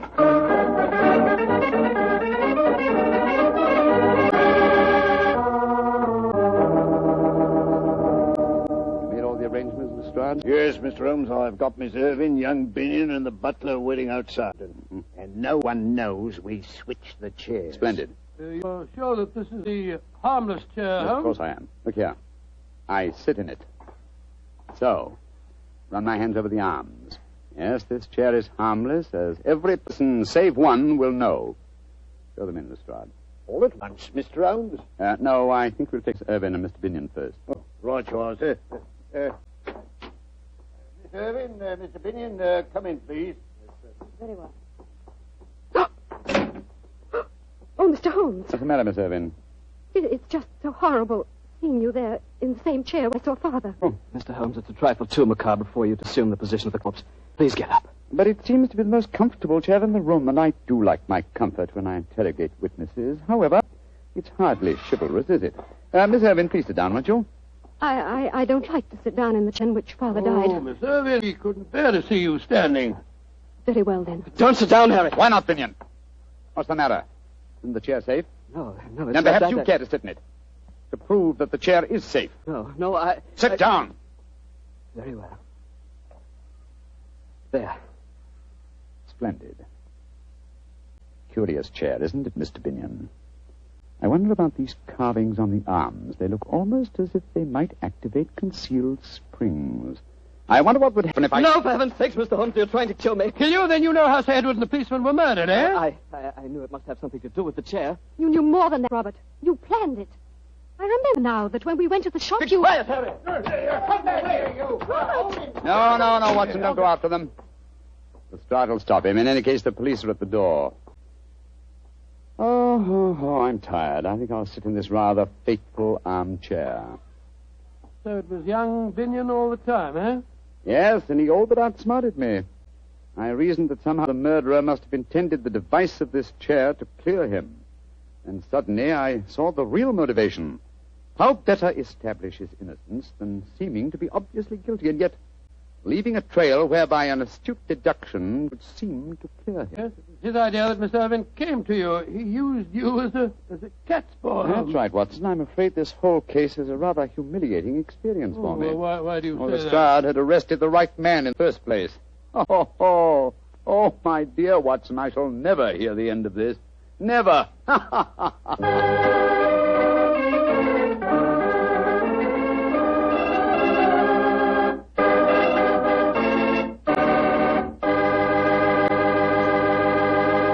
As usual, Doctor, that was a swell story. Imagine Lestrade accidentally arresting the right man. Well, he had that one coming to him. Poor fellow, he'd been outwitted by Holmes so many times he was beginning to get an inferiority complex. What about Miss Irvin? How did she take it when her boyfriend Binion had proved guilty? Well, when she realized that her sweetheart had actually murdered her father, as they say in the penny thrillers, her love turned to hate. But at first, she took it pretty badly. I can imagine so. Mr. Bartell, my boy, that's one of the disadvantages of being a detective. When you bring the guilty to justice, you very often cause the innocent to suffer too. Believe me, never become a detective. Stick to being a wine expert. You calling me a wine expert? Now, wait a minute, Doctor. All I know about wine is that it either tastes good or it doesn't. And I know that Petri wine always does taste good. And I know why, too. It's because the Petri family has been making wine for generations. The art of turning luscious, sun-ripened grapes into fragrant, delicious wine is their heritage. A heritage handed down within the Petri family from father to son, from father to son. What particular type wine you prefer is, of course, a matter of your personal taste.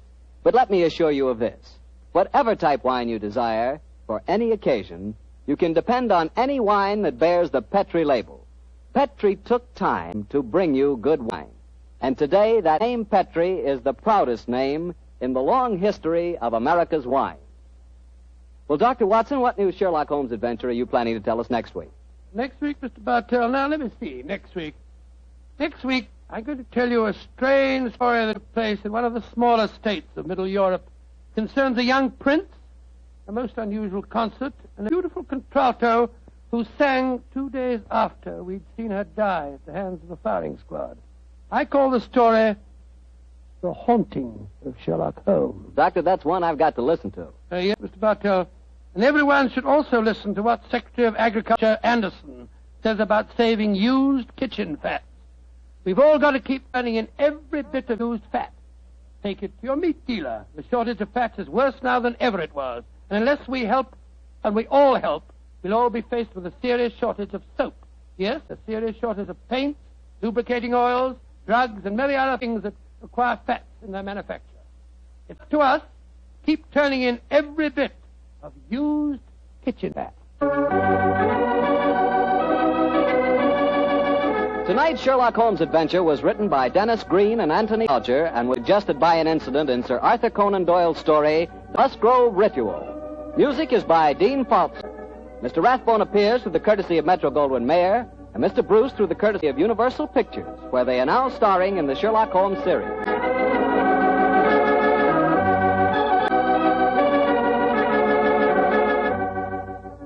The Petri Wine Company of San Francisco, California, invites you to tune in again next week, same time, same station. Sherlock Holmes comes to you from our Hollywood studio.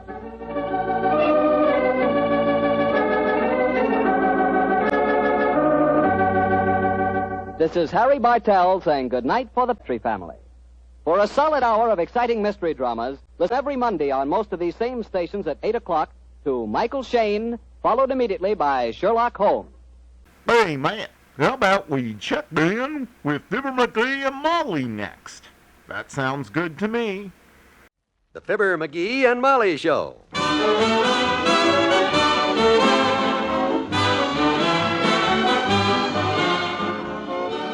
NBC and Richard Hudnut, makers of the all-new Richard Hudnut Home Permanent with Beauty Rinse Neutralizer, present Fibber, Magee, and Molly transcribed. The show is written by Phil Leslie and Ralph Goodman and directed by Max Hutto.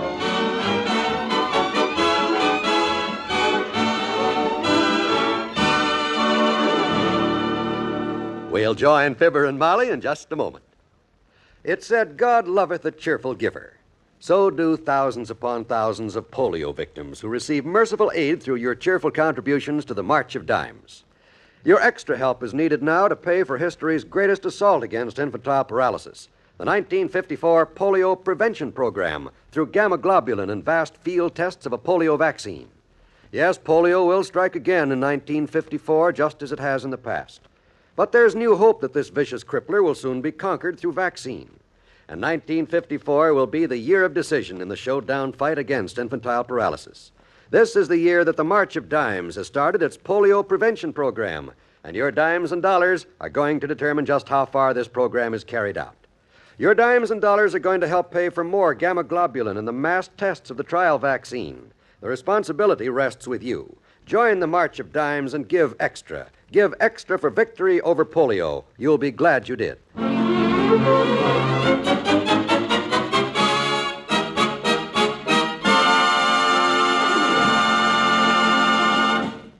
Some lucky resident of Wistful Vista is going to corner Citizen X today and win $1,000 in cash.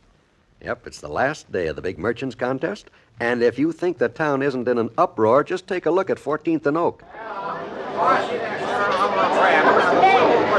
look at this mob. There must be 40 guys in this crowd wearing a brown hat and a blue tie and carrying a black leather bag like the paper said Citizen X would. How in the heck am I going to... Now, you just relax a little, dearie, before you wear yourself out. I think we better quit for a while. Quit? My gosh, you read the paper, kiddo. This thing is worth $1,000, and we can use a few things. We were low on toothpaste this morning, for one thing, and... I don't mean quit for good. I just mean quit this corner. They said Citizen X will only be on each corner for 15 minutes, and we've been here half an hour. My gosh, is it that late? Give me that paper. Where do we look next? Well, it's all listed there. It says the next spot where Citizen X will appear is Williams Supermarket at 1. Good. 1? Well, what happened to 12? Lunch, my boy, lunch. Oh. I understand the Citizen X's union won't let them work on their lunch hour. Oh. Come on, I'm starved. Luckily, Walt's Malt Shop is right here on the corner. Luckily, my foot. This ain't no coincidence that all this mob winds up here right in front of the lunch counter at lunchtime. This was planned. Open the door. Yeah. Man, oh man, look at the mob in here, will ya?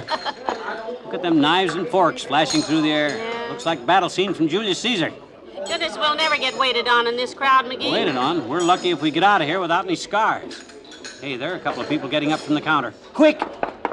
Made it. Oh, just to sit down is... All right. What do you folks have? Well, Mr. and Mrs. Magee. Hi. I guess everyone in town is out after Citizen X today. Hello, Cora. Hi, Cora. What's new in the Ptomaine Palace? Oh. Isn't he a great kidder, Miss Magee? Ptomaine Palace. Oh, I gotta tell that to Walt. Oh, he'll come out and break your arm.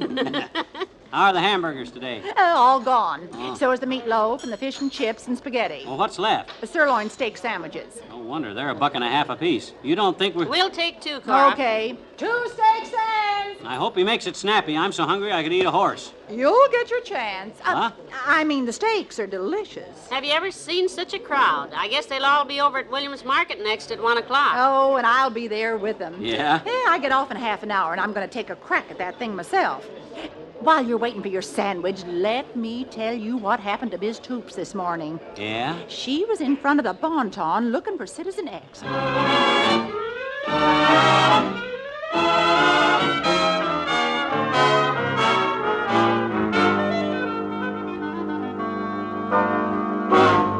Finally, Mort showed up at the police station and took her home. The policeman's eye was all swelled up, and the case comes up. Look, Cora, that's all very interesting, but what about our sandwiches? I'm hungrier than... Oh, that's them. Good. Your sandwiches are ready. Oh, criminy. What's the matter? Why, it's nearly 1 o'clock. You'll have to get them yourself. I got to get over to Williams' supermarket. This is my only chance to be able to do it. Oh, 1 Magee, o'clock. our sandwiches are... Hey, we can eat them anytime, kiddo. Come on. Hurry up. Let's get over there.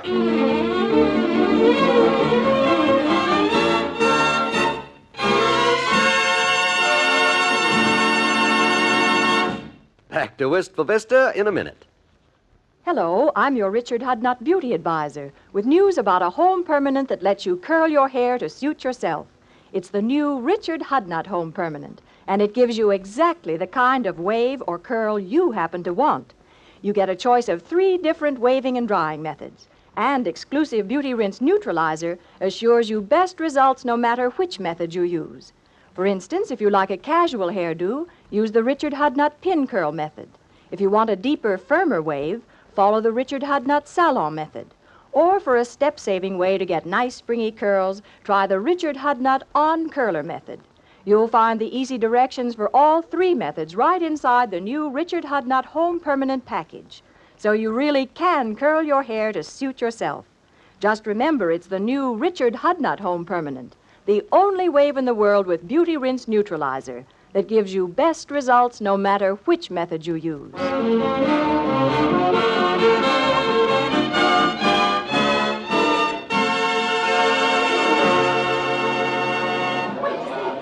Oh, dear, what a mob. Hey, there's a man with a brown hat. Hey, mister, are you Citizen X?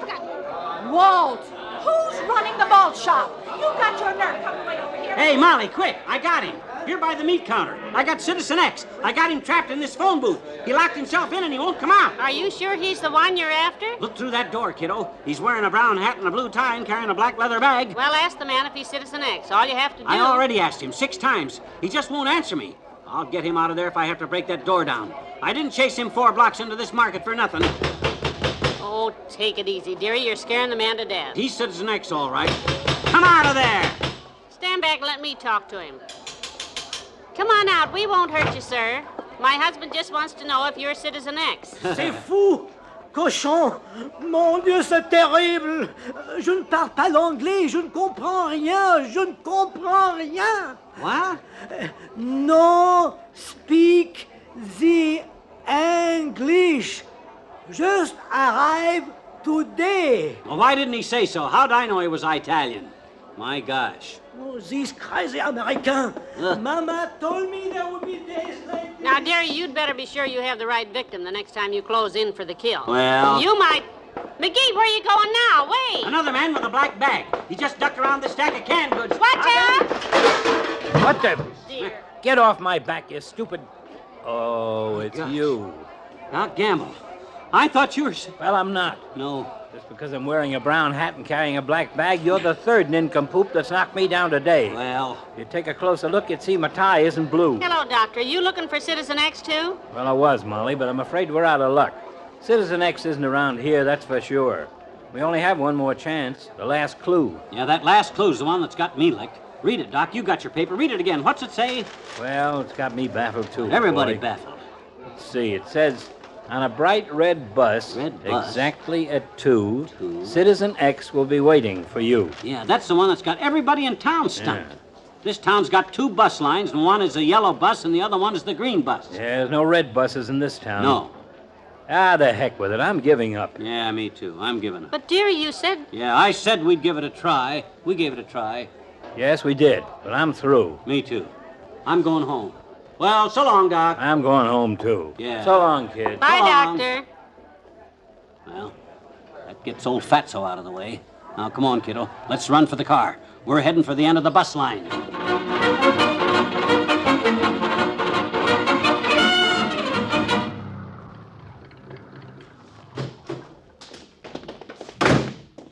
There's the bus terminal, kiddo. Come on, hurry up. Oh, you are a sly one. Well, all the buses start from out here, and this time I outguessed him, Tootsie. What color is that freshly painted bus there waiting to start? Bright red. Aren't you sharp? Sir, all we got to do is get on that bus, sit right next to the door, and grab Citizen X whenever he gets on, right? That's a stroke of genius, dearie. Oh, it's nothing. Genius runs in my family. Well, you must have a large family. Huh? What do you mean? Look at the people coming.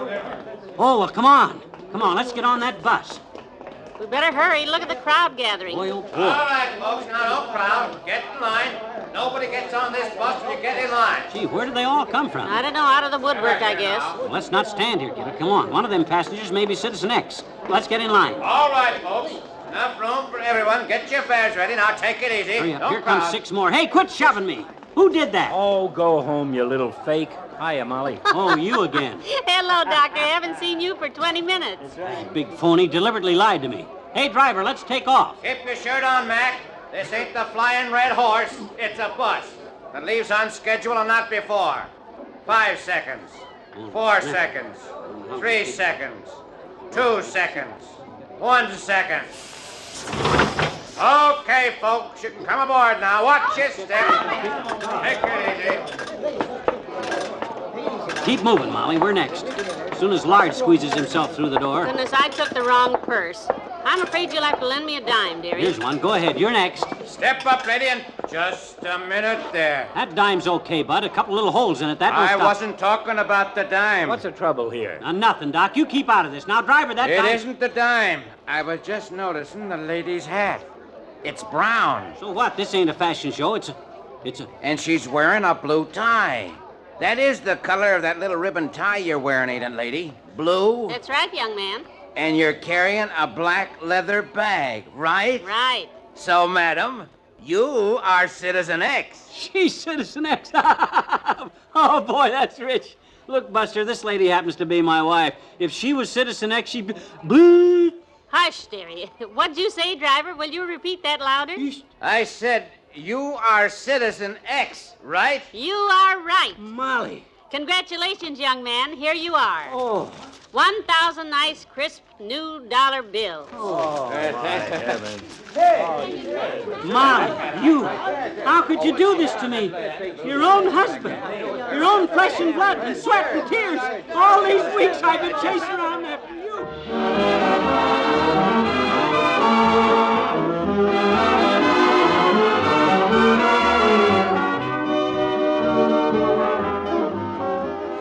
Fibber and Molly will be right back. You'll enjoy the thrill-filled entertainment that's yours for the listening each Tuesday evening on the NBC Radio Network. There's laughter intermingled with murder each Tuesday when Frank Sinatra portrays the footloose and fancy-free Rocky Fortune. Rocky Fortune never seems to hold any job longer than 1 week, but his continually changing occupations each bring another program packed with adventure. Make Rocky Fortune a regular Tuesday night listening habit. Then for two-fisted private detective work, call on Barry Craig as portrayed by William Gargan. You'll enjoy every action-packed moment of Barry Craig, so be sure to listen tomorrow for another of his rough-and-tumble encounters with mystery and intrigue. Also on Tuesdays, tune to the NBC Radio Network for Dragnet. Dragnet is the true story of your police force in action. From crime to punishment, Dragnet takes you step by step on the side of the law in the solution of an actual crime. Dragnet, starring Jack Webb as Sergeant Joe Friday, is one of the week's greatest radio shows. Hear Dragnet tomorrow.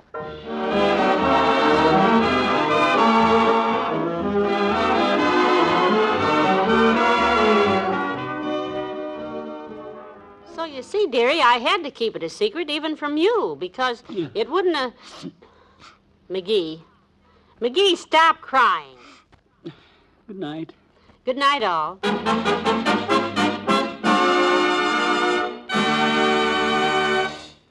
NBC and Richard Hudnut, makers of the all-new Richard Hudnut Home Permanent with Beauty Rinse Neutralizer, have brought you the Fibber, Magee, and Molly program transcribed. With Arthur Q. Bryan as Dr. Gamble, Elvia Allman as Cora, Rolf Sedan as the frightened Frenchman, and Jack Mather as the lucky bus driver. This is John Wald inviting you to be with us again tomorrow night for another visit with Fibber, Magee, and Molly. Laugh again tonight with Can You Top This? On the NBC Radio Network.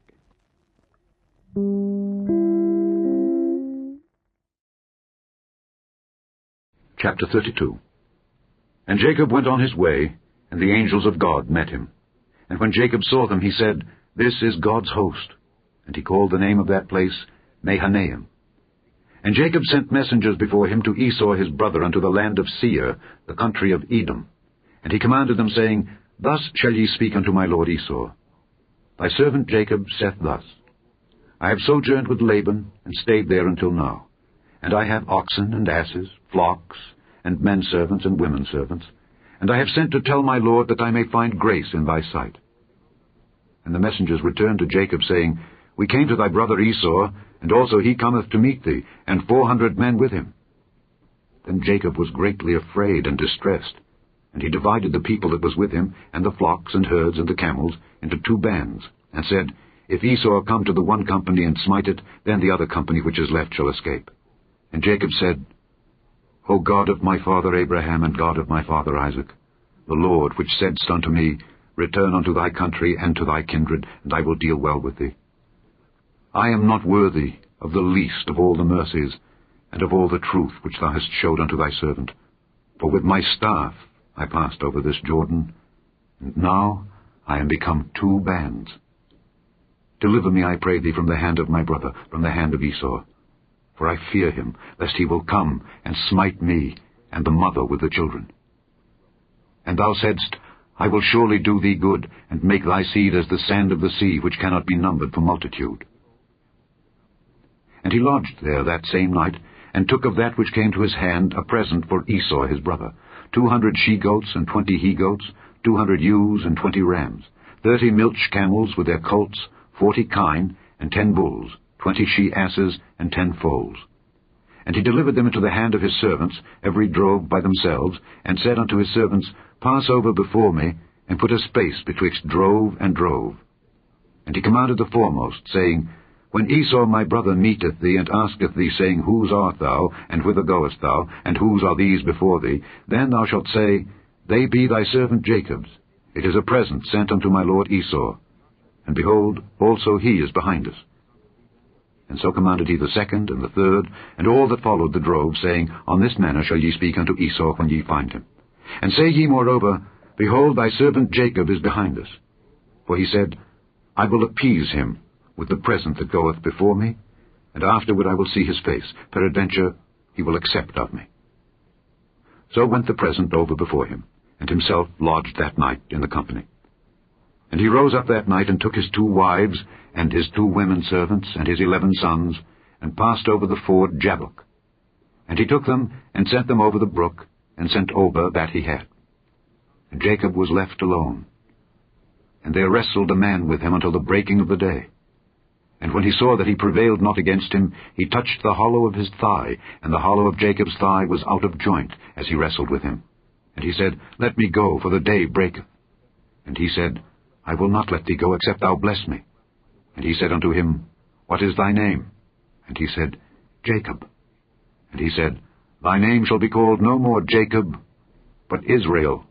For as a prince hast thou power with God and with men, and hast prevailed. And Jacob asked him and said, Tell me, I pray thee, thy name. And he said, Wherefore is it that thou dost ask after my name? And he blessed him there. And Jacob called the name of the place Peniel, for I have seen God face to face, and my life is preserved.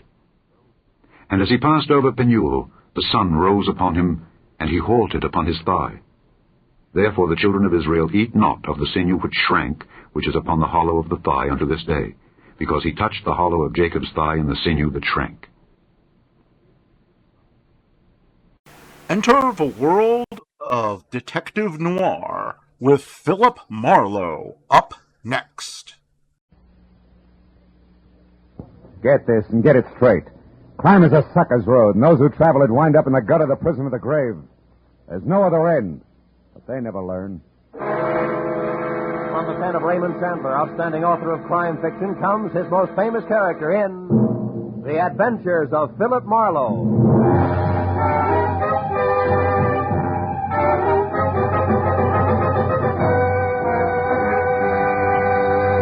Now, with Gerald Moore starred as Philip Marlowe, we bring you tonight's exciting story, The Collector's Item.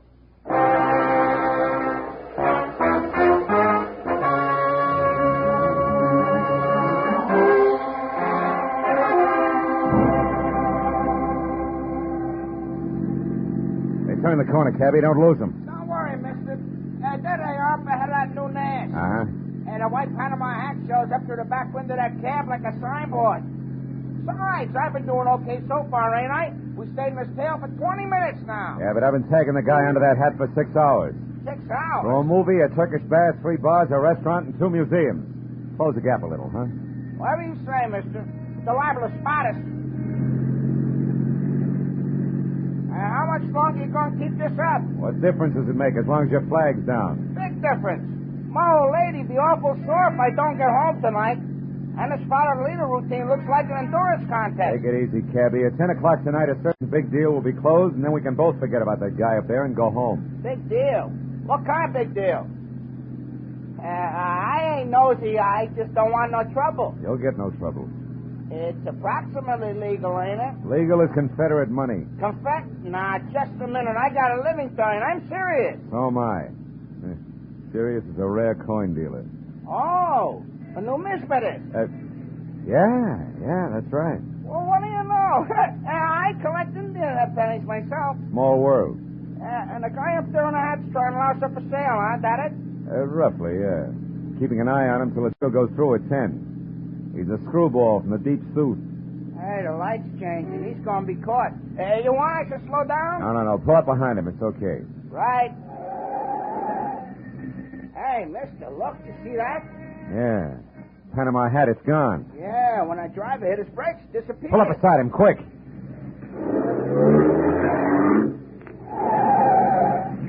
you see? Yeah, the seat's empty. Ooh, what a pair of chumps. They've been chasing nothing but a hat propped up in the back of that seat. No kidding. Gee, it sure looked natural, didn't it, mister? Nuts. Let me out. Now, look, you get to the other driver. Find out where he dropped his passenger off and anything else you can. Here. Here's $30 for your trouble. Wow, for that kind of dough, my wife can go ahead and get some. Call me at the office, mister. Just ask for Joe Joplin. Keep your skates on, you can do it!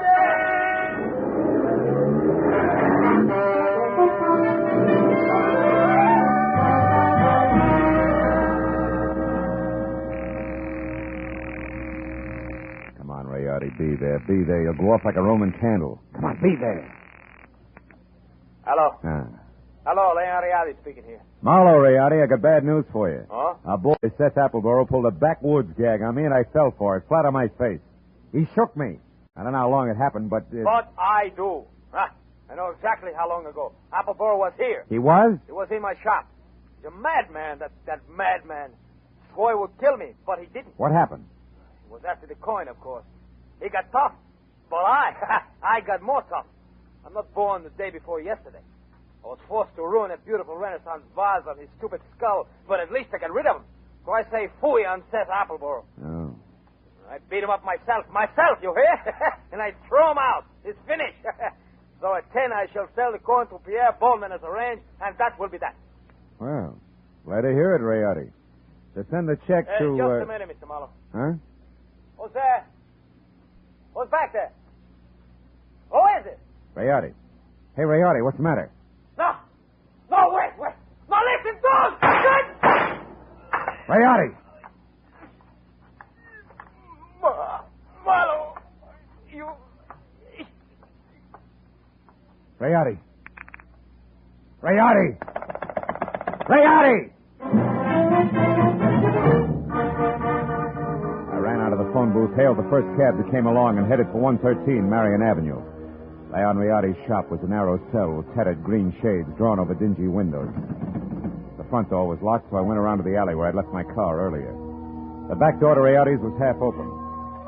Rayardi sat on the floor, his legs spraddled out, his head slumped against the bottom drawer of his desk like a drunk too tired to look for the way home. Beside him on the floor was all that was left of the reason for it. A small open box lined with blue velvet and labeled Unique. Confederate States of America, $50. One of 4 struck at New Orleans Mint, 1861. Only piece of this series now in existence. Source, Colonel J.J. Appleboro Collection, 1880. But the box was empty. The 4 bits worth of Confederate money was gone. I picked the phone up in my handkerchief and called the cab company office. 2 minutes later, I had Joe Joplin. Yeah, I got that other driver okay, mister, but I couldn't pry much out of him. Even the hard way, I tried. He left that southern drawl off at the Wilshire Gardens, Villa 9. And he got orders to take the Panama hat on a $10 drive around town. That's all? That's all he knows. He thought it was some kind of joke. Wilshire Gardens, number 9. Okay, Joe, Yeah. thanks.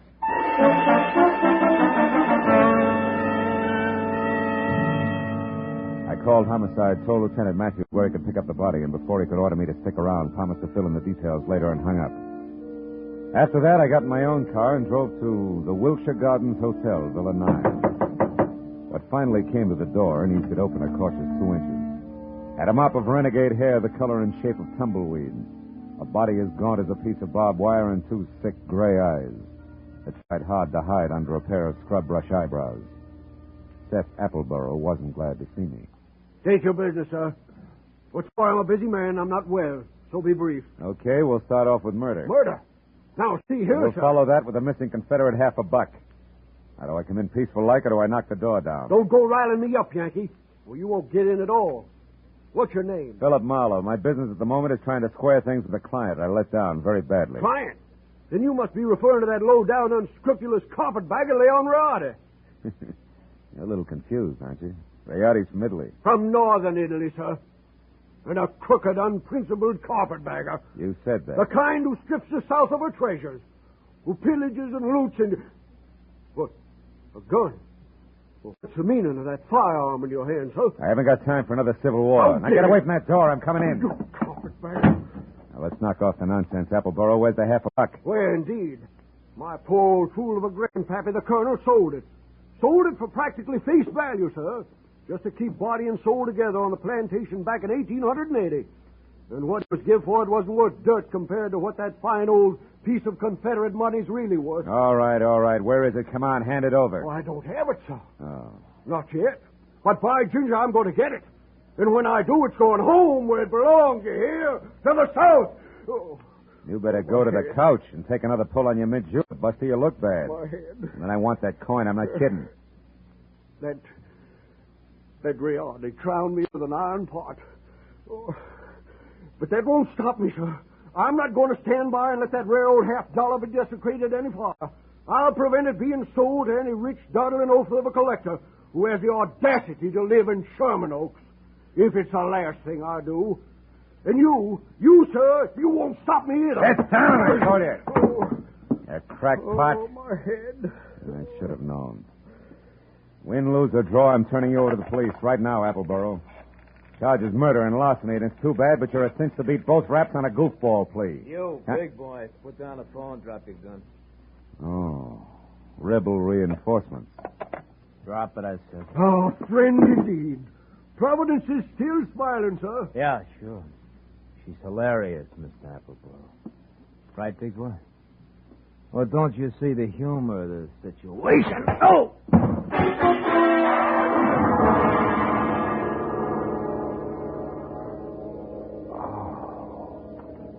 The stranger had a flat, saucer face. A sour grin in the left hand like a trip hammer. I'd done my best to roll with a punch, but I'd still caught enough of it to jar my brains loose. When I finally got up again, Villa 9 was empty. It took a while for that to soak in, along with another fact. I was up against a team. Appleborough and Saucerface. Also, it was now 9:30, which gave me just half an hour to get to Sherman Oaks for what had to be the next scheduled meeting.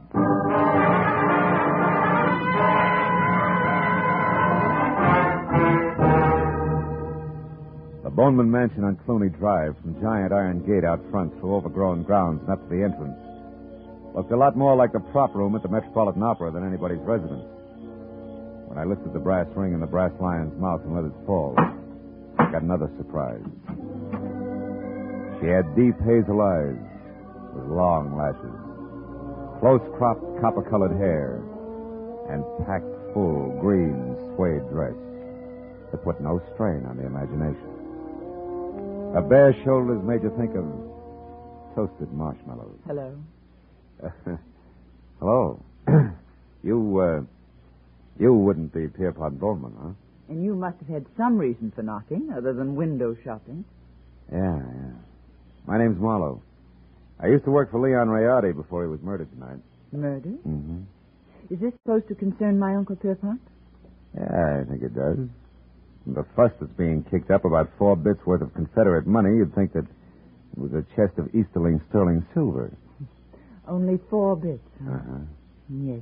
Yes, I'm afraid he is vitally interested. Come in, Marlowe. Wait here. All right. Uncle Pierpont, come here.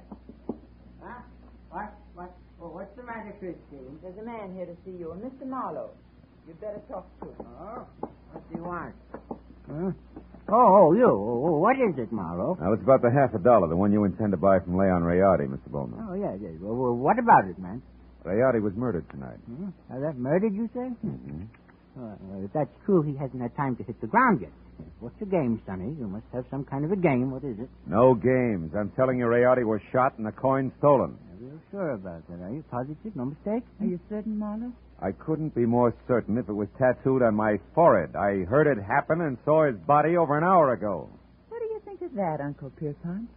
Marlowe looks at dead bodies, too. I think it's poppycock. Yep. What do you think, Chris? Wait a minute. Let me tell you what I think. It's more to the point. I came here because I'm also certain that the man who killed Rayardi is the man who took the coin. And that he'll show up here in the next few minutes posing as Rayardi and try to sell you that $50 as planned. I want you two to help me get him. You know, Marlowe, I think you're bombed. Now, look, baby, I've had quite enough... Hold on now. There's just one teensy thing wrong with your little scheme, Marlowe. You see, 10 minutes ago, Leon Rayardi, or someone who said he was Leon Rayardi, was here. I gave him $37,000 cash as agreed, and he gave me this, the only one of its kind in the world, the 1861 Confederate $50.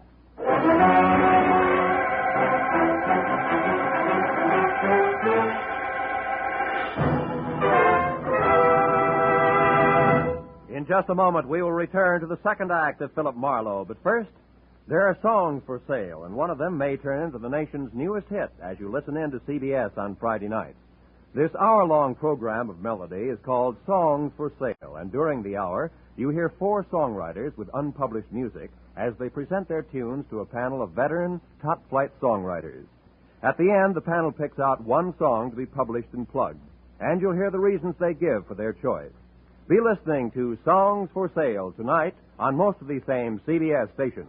Now with our star, Gerald Moore, the second act of Philip Marlowe, and tonight's story, The Collector's Item.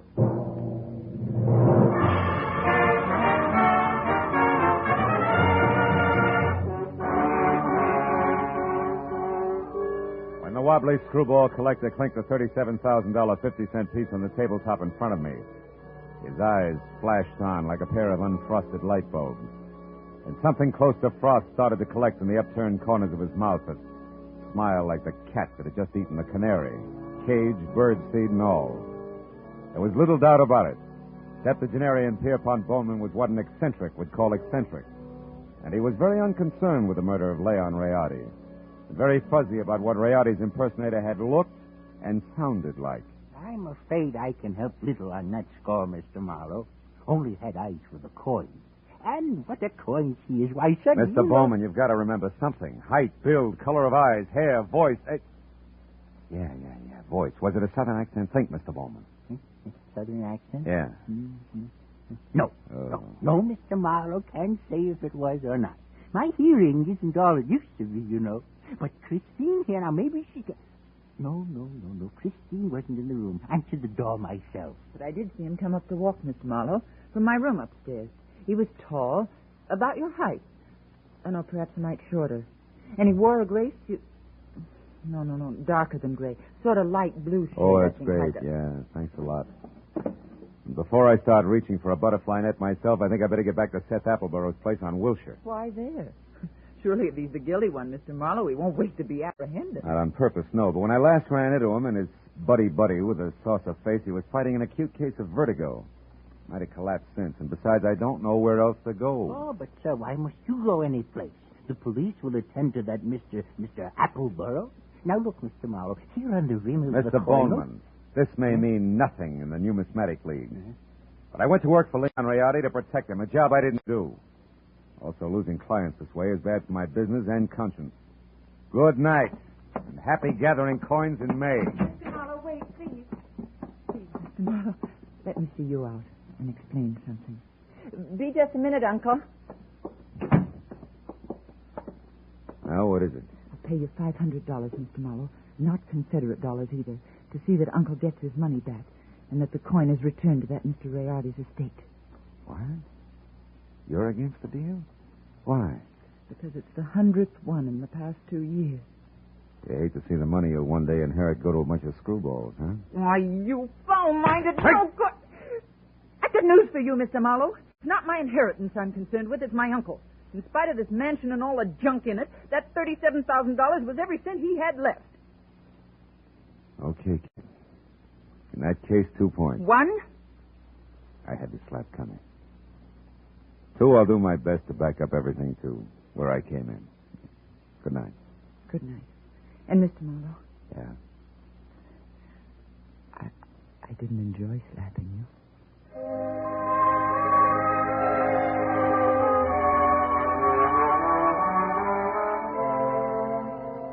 She said it like she meant it. 20 minutes later, I was back at the Wilshire Gardens where I found Villa 9 as dark and quiet as the bottom of a well. I had just about decided to quit playing long shots labeled I Hope He passed out on his front doorstep when, from a nearby clump of pepper trees, I caught a glimpse of a shadowed figure moving toward me, one slow step at a time. I knew that I was spotted and strictly sitting duck, so I tried the only possible out. General nonchalance, my back to the pepper trees long enough for the not-so-stealthy hunter to get within hunting distance. And a good evening to you, Brother Appleboro. Now, sir, get up and start talking. What? Well, saucer face. Thought I had your partner.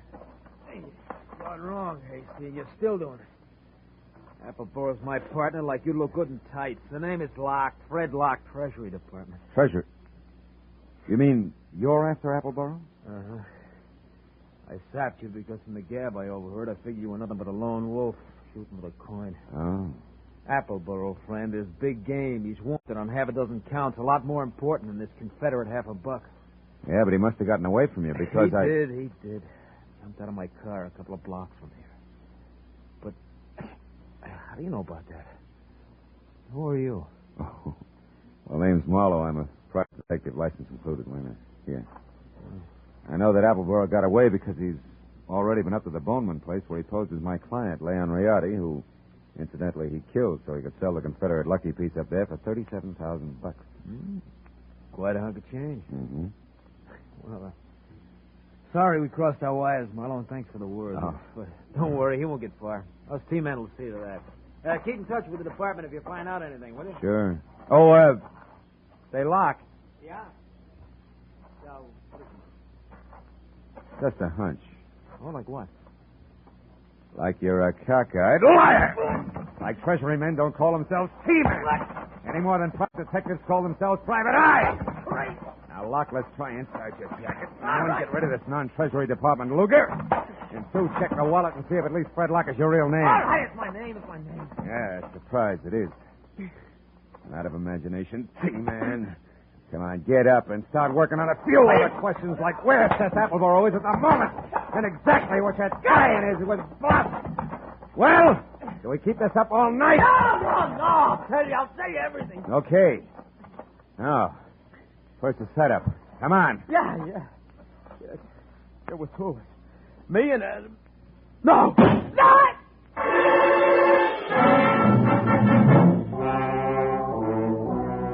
Come from the street that was just beyond the pepper trees and slammed into Locke front and center, folded him up like it was built on hinges. By the time I was out of the impact area and had my .38 in hand, the only target I had was a pair of lights blinking out of sight in a funnel of dust. Fred Locke was blood-smeared, dead, and made an ugly centerpiece for the little ring of startled faces that began to converge. I stepped back and became just another sightseer. When a small, bald man with a large white eyebrow and lots of worry stamped on his face began to do his lamenting out loud. He was the Wilshire Gardens hotel manager and didn't care much for public spectacles on the home ground. Oh, my goodness. 1 minute that Mr. Appleboro unconscious in his car, and the next this man is shot to death. Hey, wait a minute. Appleboro's unconscious in his car? Where? At the other end of the grounds. There's a nasty cut in his forehead. One of the guests just found him there. I was just about to call a doctor. Never mind the doctor. Show me the way. Come on.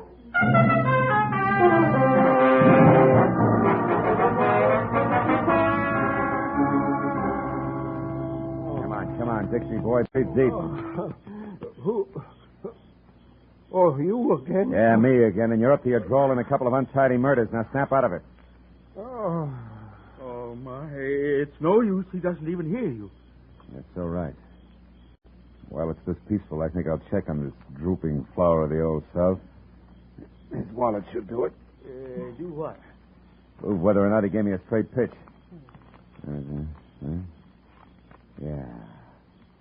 What do you know? Membership card, Sons of the Confederacy, New Orleans chapter. Here, let me.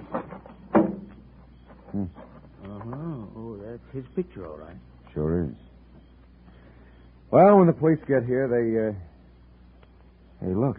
What is it? His wristwatch was smashed against the dashboard. So it is. He must have held his hand up to protect his head when he fell forward. Yeah, now look, friend, the name's Marlowe. When the law gets here, tell them they can find me at Sherman Oaks, the Pierpont Bowman residence. Oh, now, wait a minute. You can't leave me here with all this on my hands. The police are going to want to know what this is all about. I'll try and have an answer for them. But first I got to ask a crazy collector a not-so-crazy question.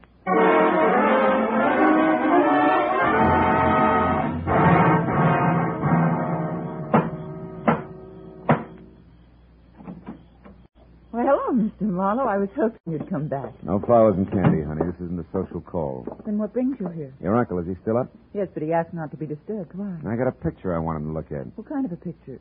A man. Possibly the man who sold him the coin tonight. Now, where is he? In the gun room. Oh, but he'll scream bloody murder if we bother him. That's the subject on hand. You mean you found out who killed Leon Riotti? No. I found out someone else has been killed. Come on, huh? Over that coin? Who was it, Marlowe? Guy named Locke. We'll get to the fine print later. Is this the room? Yes, but It's just the man I want to see. Oh, Mr. Bowman, I hear you. Well, it's quite a blunderbuss. Look, point that somewhere else. So it is. But don't let it worry you, Mr. Marlowe. This harquebus hasn't been fired in 300 years. That's great. Let's not spoil its record tonight, shall we? Here, have a look. Fine workmanship. Later on. Right now, Mr. Bowman, I want you to have a look. This picture, it's Seth Appleborough. Huh? Is this the man who sold you the coin, the one you couldn't remember? No, not the party. Now, on this gun, Mr. Marlowe... Uncle, we've had another murder. Huh? Oh, my, that's too bad. But what's all that got to do with me? I'm not sure.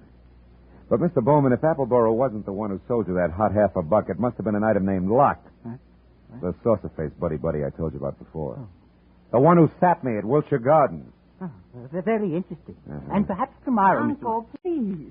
Go on, Mr. Marlowe. Well, there isn't much more. When I left here and I went back for Appleborough, I ran into Locke. We mixed it up, and I was just about to get him to talk when he was shot out from under me. What? Appleborough did it? He shot Locke? No. He couldn't have. Oh, why not? Because Appleborough was out cold in his car at the time. Then all you really know is that Appleborough didn't kill this Locke. Oh, I know a little more. I also know now that there's a third interested party mixed in. Who? You, maybe. Uncle? What? Me? Sure. You could have killed Riotti via a hired flunky like Locke.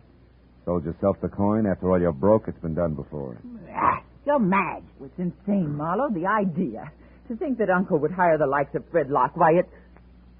Slips, Christine? You shouldn't have known Locke's front name was Fred, should you? I never mentioned it. What? Christine, you mean that... I mean that nobody moves. Christine. Oh, fine. This is one gun in here that's no relic. It's been fired something less than 300 years ago. Yeah, to be exact, less than an hour ago at the Wilshire Gardens when you used it to keep Locke quiet, huh? You, Christine, you're the third party Marlowe was talking about. You hired Fred Locke and Appleborough. Had nothing to do with it, Mr. Bowman. It was your niece's partner, Fred Locke, who killed Riotti in his shop and stole the half a buck. After that, he followed me to Appleborow's place in Wilshire Gardens. There he KO'd me and Appleborough both. Then came out here and sold you the coin. Posing as Riotti. Correct. You can both go to the head of the class. Not yet. One question, teacher. Why did Locke go back to Appleborow's? Couldn't have been just luck that I found him there. It wasn't. He was afraid Appleborough had seen him kill Riotti at the shop. He had to know for sure. Your turn, Uncle. Why did you do it, Christine? I was sentimental, Uncle. I wanted at least the last of your money as a keepsake. And now that I've got it, I want one thing more before I leave. That $50 in your pocket. Hand it over. Come on. The $50, but... Worthless to you, Christine. You can never sell it again. Every collector in the world will be on the lookout for it. Don't you think I know that? Then what do you want with it? The pleasure of getting rid of it. I hate it. Like I hate every piece of junk you've squandered your fortune on. The fortune I'd have inherited someday. I'm going to throw it in the first deep river I come to. Hand it over. No, you don't, Christy. Drop it! Drop it! Now, sit in that chair while you can. You may end up in another one.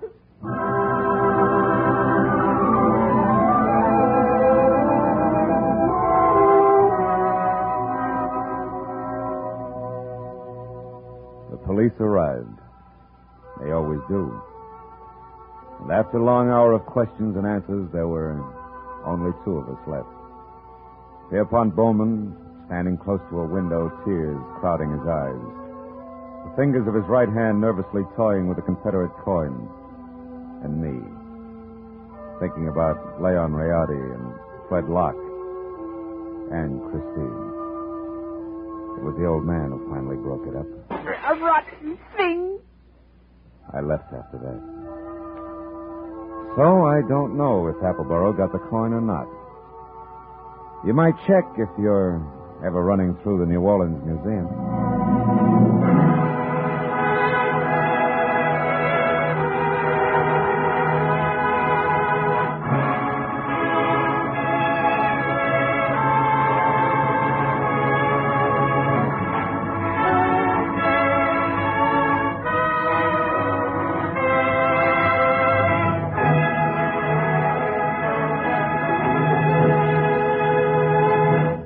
Adventures of Philip Marlowe, bringing you Raymond Chandler's most famous character, star Gerald Moore, are produced and directed by Richard Sanville and written for radio by Robert Mitchell and Gene Levitt. Featured in the cast were D.J. Thompson, Anthony Barrett, Shepard Menken, Tom Tully, and Jack Crucian. The special music is composed and conducted by Richard Arant. Be sure and be with us again next week when Philip Marlowe says... This time an old man dead in a flophouse, a sot who carved wood, a fallen lady with an eye for gold lockets, and a snake with big ears. All led me to a soft spot in a killer's hard heart.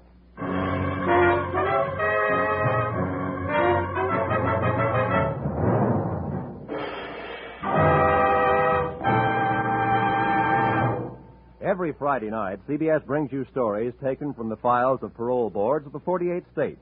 With only the names changed, these stories give and detail the events of a criminal's life up to the time he is up for parole.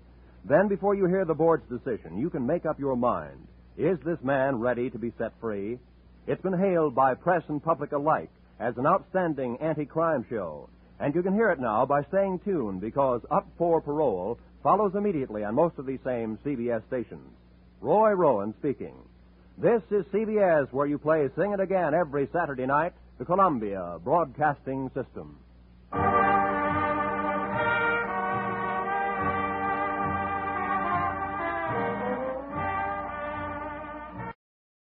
Now it is time to go back to Dodge City with Gunsmoke.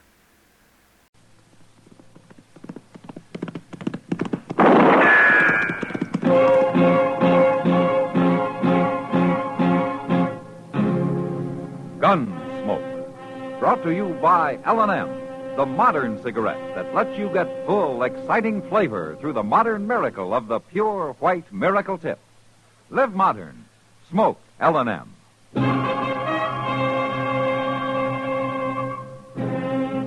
Around Dodge City and in the territory on West, there's just one way to handle the killers and the spoilers, and that's with a U.S. Marshal and the smell of Gunsmoke.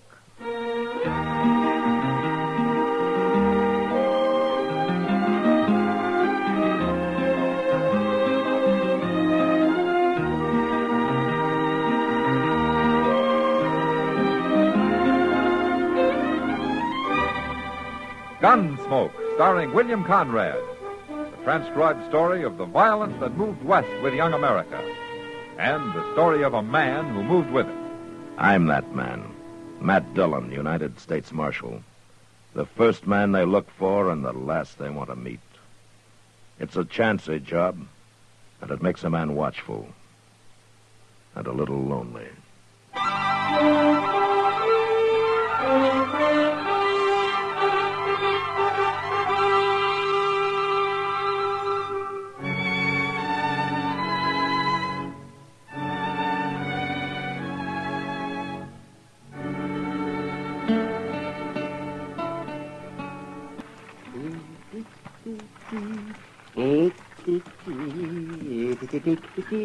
The Cape Cod girls, they have no combs. They comb their hair with codfish bones. Little mare, what's the matter with you? You've seen a man on a horse before. You calm down, girl. They're only waiting to say hello to us. Hold up there, Doc. Hello, stranger. You are Doc Adams, ain't you? I am. You're a long way from Dodge. And I'm headed for Cam Seaton's place. That's about 15 miles on south. Oh, you know him? Sure. I know him. A horse kicked him in the chest. Now, here he's pretty badly hurt. Some cowboy rode by, found him, and got him into bed, and then came to Dodge after me. I just came from Cam Seaton's, Doc. Oh, well, then how is he? There's nothing wrong with him. What's that? No, that cowboy was funning you. Cam never got kicked by no horse. I don't believe it. Nobody would play a joke like that. Well, it's true. You better turn around and go back to Dodge. Somebody might be needing you there. I'm telling you, Doc. I don't know you, mister. Who are you? Just do what I say. Now get that buggy turned around. I'm driving on to Cam Seaton's. You won't drive nowhere if I shoot your horse, Doc. Put that gun away. You gonna do what I say? Of course I'm not. Then you're gonna be afoot, Doc. You shoot that horse, I'll shoot you. Oh, a shotgun, eh? Now, what are you doing with a shotgun, Doc? I like to eat prairie chicken, mister. But I've seen what 2 barrels of birdshot can do to a man. You?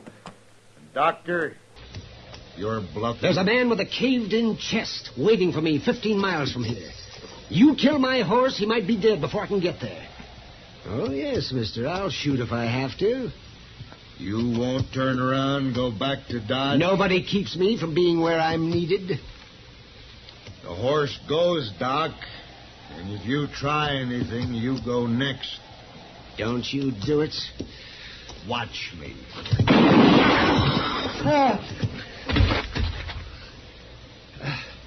I told you not to. I told you.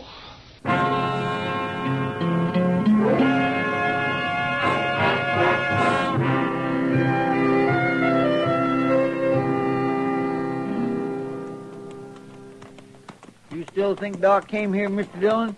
Well, there are his footprints, Chester, headed straight for the house. Well, I just can't believe no part of it. His horse back there dead and it all bloody.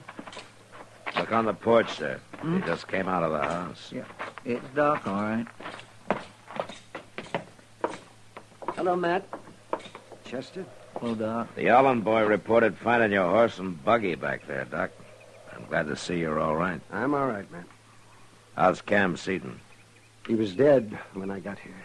Oh? I guess you saw the man I left in my buggy. Yeah.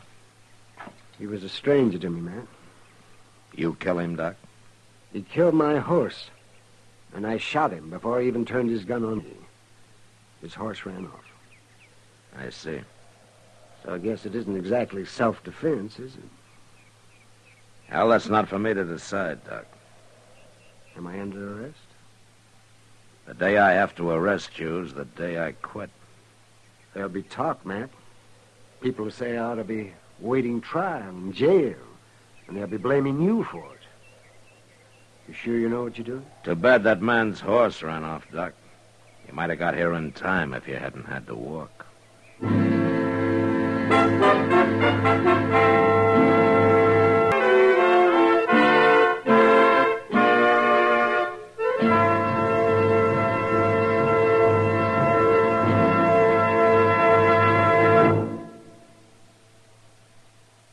Why don't you live modern?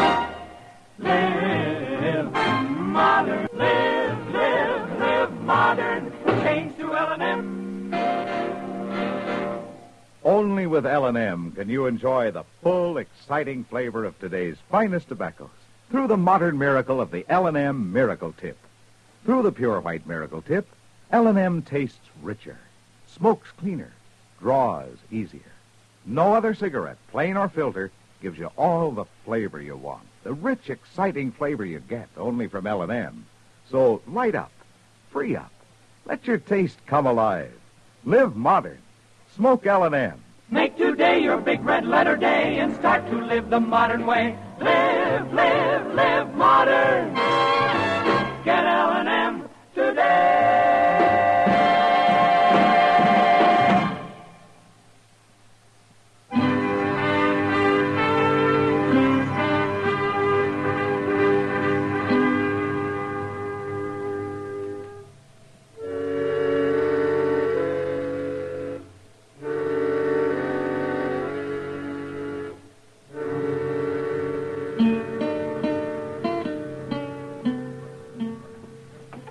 You ain't so bad worried, are you, Doc? Worried? About what, Chester? Well, the way everybody's sort of been eyeing you ever since we got back. Oh, no, not everybody, Chester. Well, now you take that fella across the street, standing there by the tonsorial. Yeah. Seems like he's always watching you from somewheres. I don't think I even know that man, Chester. He ain't been in town but a couple of days. Well, who is he? Well, I don't know. Well, he's got nothing to do with me. You're forever dreaming up something, Chester. I always said there's too much schoolgirl in you. Now, you listen here to me, Doc. I don't know what you're talking about, but I ain't sure I like Well, it. let me know when you make up your mind. I'm going to go back to my office. Wait a minute. What? Here's Mr. Dillon. He looks real mad about something. Yes, he does. Let's go over to the Texas Trail, Doc. What for? I just told off a few of our leading citizens up the street, and now I want to be seen buying you a drink to really give them something to talk about. Now, wait a minute, Matt. I know what they've been saying about me not being in jail. But you can't fight them all. It isn't all of them. It's only a rotten few so far. Come on. I want everybody to know where I stand. No, Matt. Can I come too? I'd be proud to buy the second round myself. How about it, Doc? Well, I guess I can't turn down a drink with a couple of friends.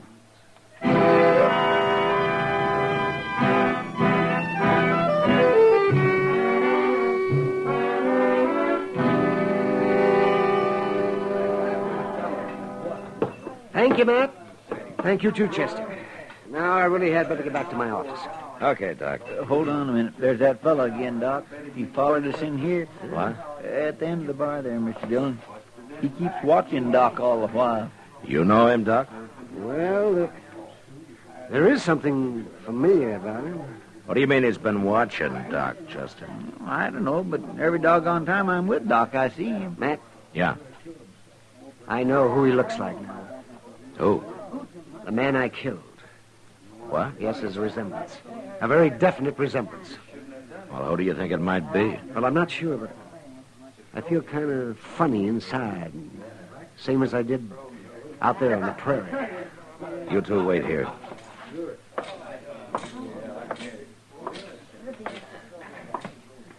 I'd like to know your name, stranger. You would? No offense. I'm Marshal Dillon. Now, what's your name? Nate. Nate what? Nate'll do, marshal or no marshal. Where you from? Colorado. What are you doing in Dodge? You got something against me, say it out, Marshal. All right.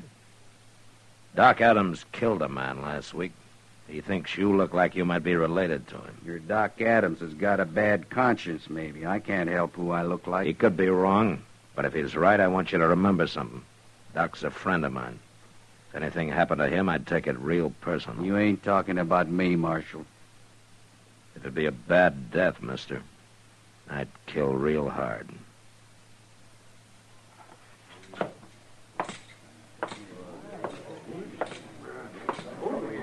Chester.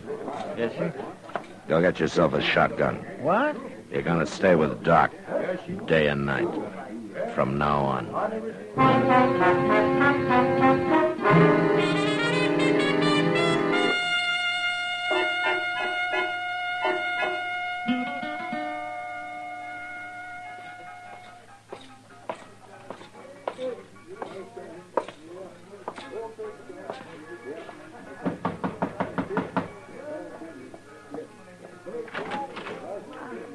I'm sorry to bother you, Kitty. Come in. I was just getting ready to go to work.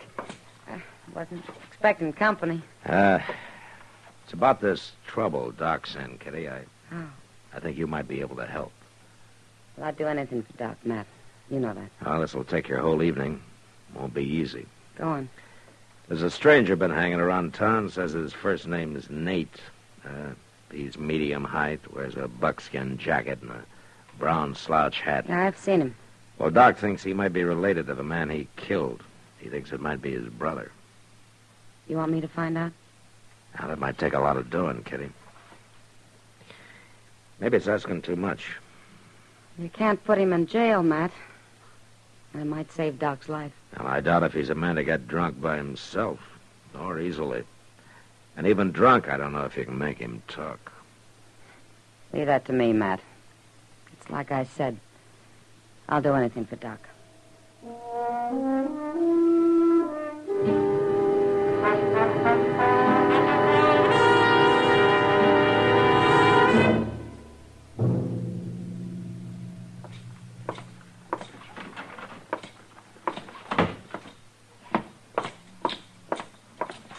Chester, come on, wake up. Oh, my. Oh, I must have fell asleep. I thought I told you to stay with Doc. Well, I was with him all last night and all today, so far. Oh, where is he now? Why, I don't know. We was playing some cards here, and then I laid down for a minute. And, oh, dear, I just don't know how I could have fell Go up asleep to his like office, see if he's there, and stay with him if he is. Yeah, yes, sir, I will. Oh, I just don't know how it could have happened. Well, Miss Kitty. Oh, Chester? Well, it's nice to see you, but I got to go. I went to sleep a while. Okay, Chester. Well, Matt. Sit down, Kitty. Yeah. You look tired. That was about the longest night I ever spent.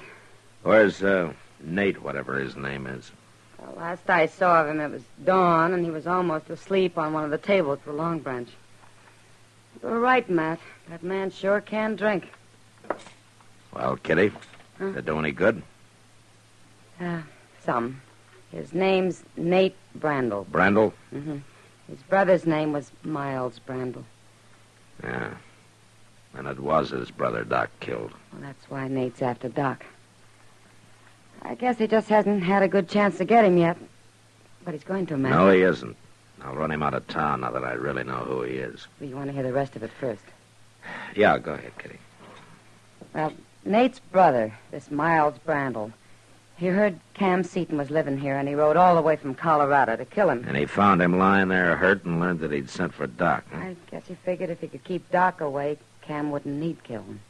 And he was right. Why was he after Cam? Well, Nate didn't say much about that. But the important thing is that Miles was an outlaw with a price of $1,000 on his head. I never had a circler on him. It's true, anyway, according to Nate. That's why he's after Doc so bad. He thinks Doc shot his brother for the reward money.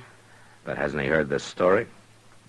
I doesn't believe it, Matt. Dillon? Yeah, Chester. Doc left a note on his door that he's down at the stable looking over a new buggy horse. I'm going to hurry on down there. Wait a minute, I'm going with you, Chester. Kitty, I think Doc will be wanting to thank you himself for what you've done.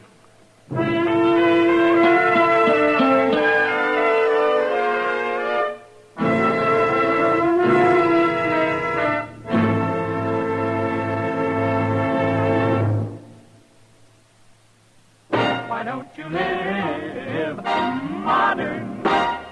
Live modern. Live modern. Change to L&M. Yes, have an L&M. Enjoy a really modern cigarette. A cigarette that gives you all the full, exciting flavor of today's finest tobaccos.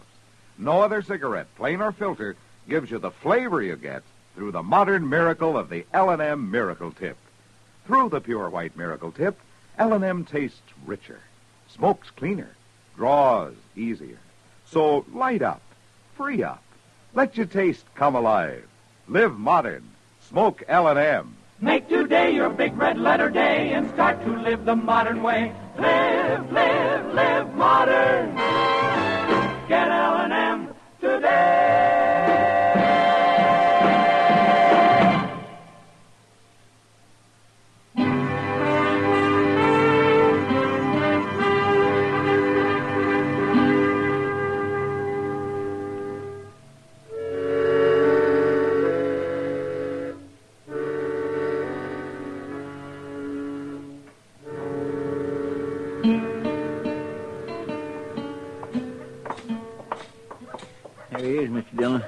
just inside the door? Yeah. I don't see no buggy horse, though, and there's nobody else. Well, at least Doc's still all right. Oh, I promise I won't never fall asleep again. I will take Doc back to the office where he'll be safe, and I'll go round up Nate Brandel. Now, where's he going? Hey, Doc! Somebody shot at him. Yeah, come on. I'm all right, man. Stay down, Doc. There he goes out that stall. Hold it!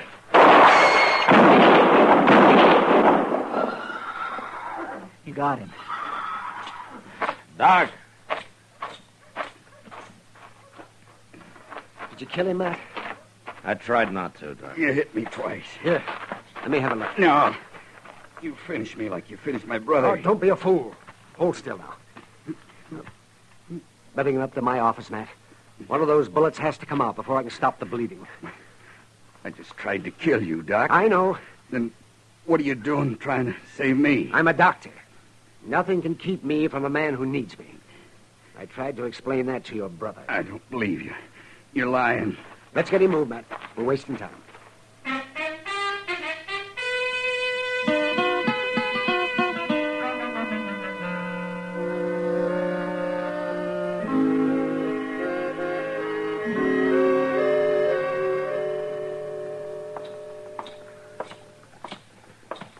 Did you get the mail, Mr. Dillon? Yeah, it finally came, Chester.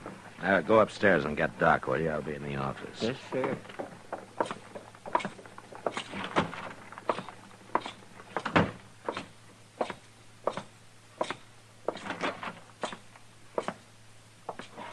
Nate, you awake? I'm awake. Well, come on out. What for? You gonna hang me? Go on into the office. 2 weeks in bed, 3 weeks in jail. Begin to wish you'd killed me, Marshal. I kept you in jail because Doc wanted you there, Nate. Has he always run the law around here? It was him you tried to kill, wasn't it? If I had my way, you'd be in prison. Between you and Doc, I ain't got a chance of nothing, have I? We're going to get that settled right now. What do you mean? I don't know. I'm doing this Doc's way. I didn't ask you. I got him, Mr. Dillon. Good morning, Matt. Morning, Doc. Hello, Nate. Well, it came in today's mail, Doc. Give it to me, Matt. Here it is. Thank you. You got a pen in your desk, Matt? Yeah, help yourself. What is that? What are you talking about anyway? The reward money. $1,000 check for killing your brother. Oh. Doc put in his claim, so I sent to Colorado for it. Yeah, I might have known. I hope you have a good time with it, Doc. What are you going to spend it on? Tell us. I'll tell you, Nate. I'm going to spend it on you. I've endorsed it. Here, it's all yours. Mine? Take it. But what for? You'll have to figure out what for. And it's about time you did,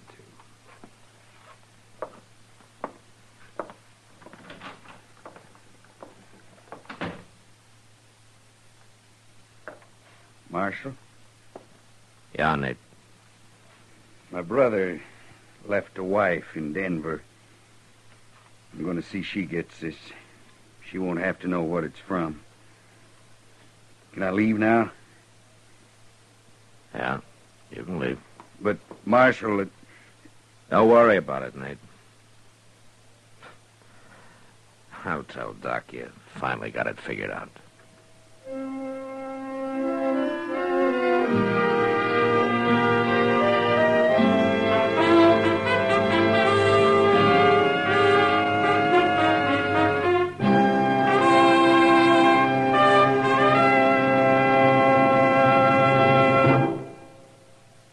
And now our star, William Conrad. Thank you, George.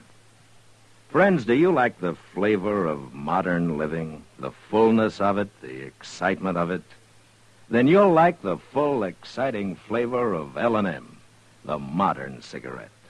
Through the modern miracle of the L&M Miracle Tip, you get all the full, exciting flavor of today's finest tobaccos. No other cigarette, plain or filter, gives you the full, exciting flavor you get through the pure white Miracle Tip. So light up, free up, Let your taste come alive. Live modern. Smoke L&M.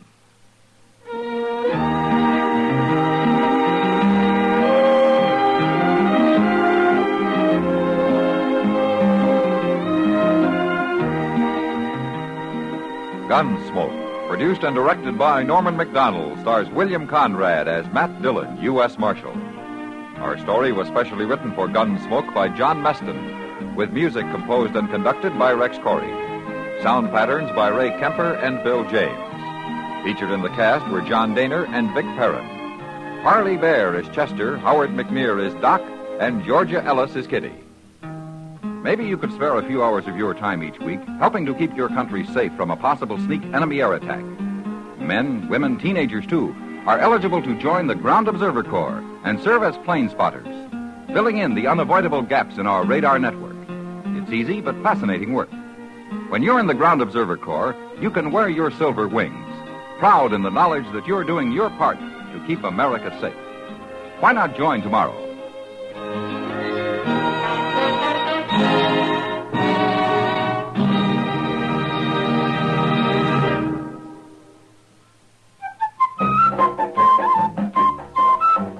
Chesterfield packs more pleasure because Chesterfield's more perfectly packed. A cigarette made better and packed better, smokes better, tastes better. And Chesterfield is more perfectly packed by Accuray.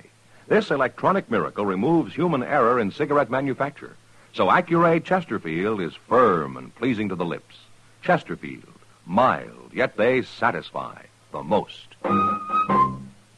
Join us again next week for another specially transcribed story as Matt Dillon, U.S. Marshal, fights to bring law and order out of the wild violence of the West in Gunsmoke.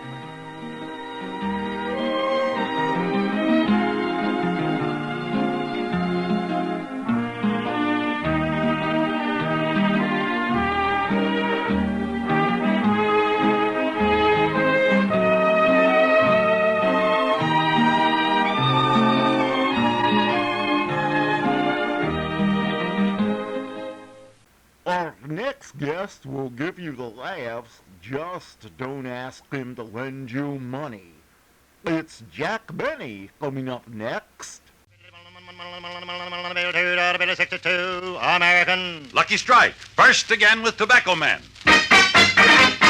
More independent tobacco experts smoke Lucky Strike regularly than the next two leading brands combined. A recent impartial survey reveals this overwhelming smoking preference of the men who really know tobacco, the independent auctioneers, buyers, and warehousemen. Remember, at market after market, these experts can see the makers of Lucky Strike consistently select and buy that fine, that light, that naturally mild tobacco.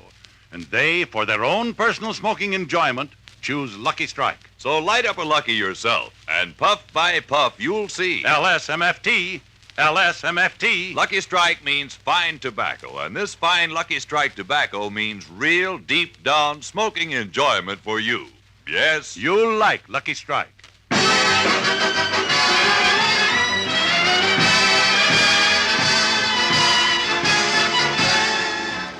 The Lucky Strike program starring Jack Benny with Mary Livingston, Phil Harris, Rochester, Dennis Day, and yours truly, Don Wilson.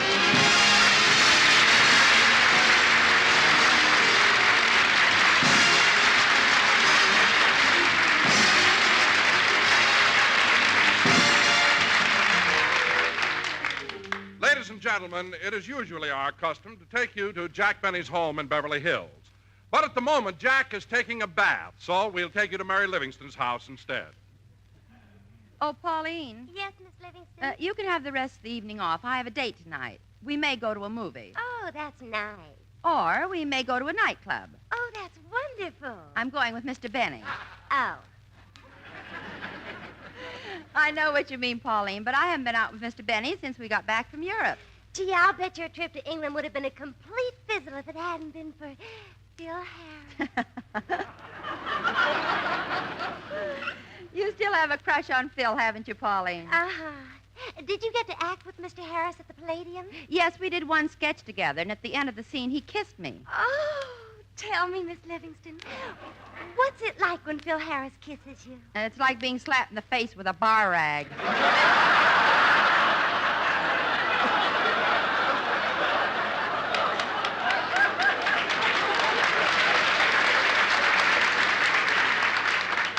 Well, I wouldn't care. I think Mr. Harris is the most... Hello, Miss Livingston's residence. May I speak to Miss Livingston, please? This is Barbara Stanwyck.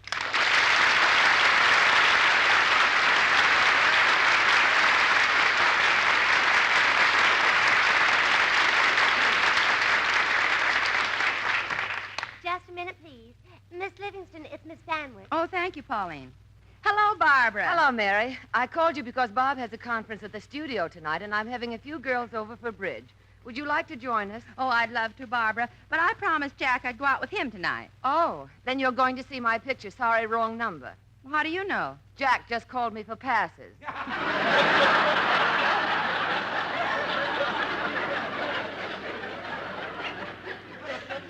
Passes? Yes, and tomorrow night, Jack's taking you to see Loves of Carmen. Well, what makes you so sure? He asked me for Rita Hayworth's phone number.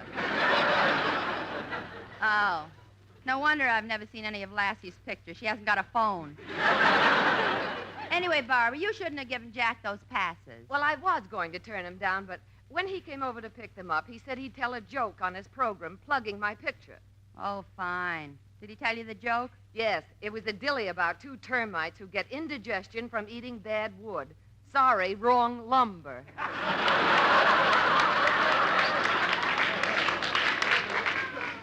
If he tells that gag in the program, I'll punch him right in the nose. I already did. You know, Mary, Jack can be so corny. I can't understand why you go out with him all the time. Oh, he isn't so bad, Barbara. I'll admit Jack may not be the handsomest man in the world, but he's not the homeliest. Well, no. He may not be the wittiest, but he's not the dullest. No, I guess not. And he may not be the most generous, but... Shall we dance?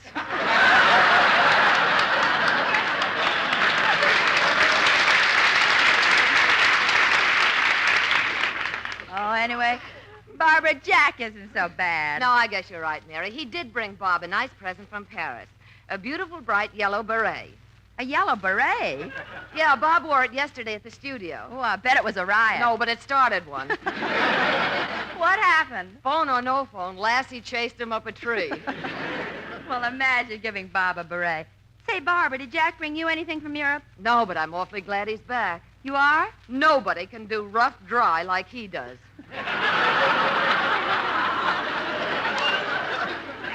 Well, you can thank me, too. I help on my days off. Well, I'm sorry you can't come over tonight, Mary, but I hope you like my picture. Oh, I'm sure I will. And maybe we can get together next week. Goodbye, Barbara. Bye. Well, I'm all ready to go to the movies. Hand me my umbrella, will you, Pauline? Miss Livingston, it stopped raining. I know, but you've never sat next to Mr. Benny when he's eating popcorn. Well, he should be here in a few minutes.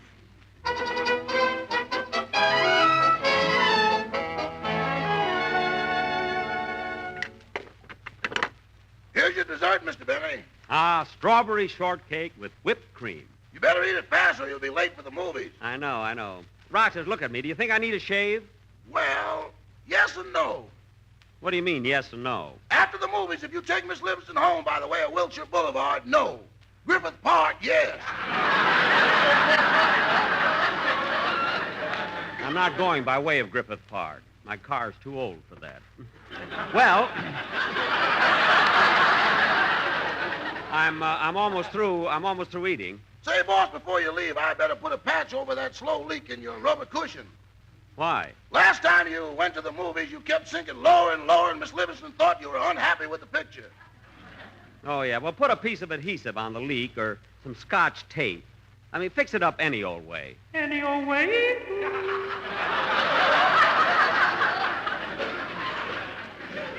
Rochester, that echo again. Didn't you hear it? No, boss, I didn't hear a thing. That's funny. I wonder if I'm just imagining it. Oh, well. Here's the plate, Rochester. I finished my dessert. Just a minute, boss. Let me look at you again. Yeah, I'll go get the razor and shave you. Shave me? Yeah, you've got so much whipped cream on your face, it'd be a shame just to wipe it off. Never mind. I'll use my napkin. Now lay out a suit for me, will you, Rochester? Okay. Oh, by the way, Mr. Benny, Dennis Day came over a little while ago, and he said he wanted to see you. Oh, well, why didn't you tell me? Dennis! Dennis! Here I am, Mr. Benny. Oh.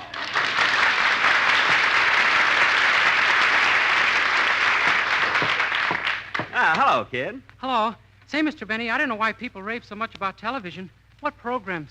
I've been sitting here watching it for 3 hours, and all they've shown is that ocean picture. All you can see is the waves splashing up against the screen. Dennis, you're looking at the Bendix. The television's in the other room. Now, what did you want to see me about? Well, my mother had to go to a club meeting, and she won't be back till late, so she told me to come over here so I won't get into mischief. Mischief? Dennis, you're old enough to take care of yourself. No, I'm not. Last week when my mother left me alone, it was terrible. What? I was sitting there getting bored. I wanted some excitement, so I stuck my head in the Mixmaster. You stuck your head in the Mixmaster? That's the craziest thing I've ever heard of. If you've never tried it, don't knock it. Oh,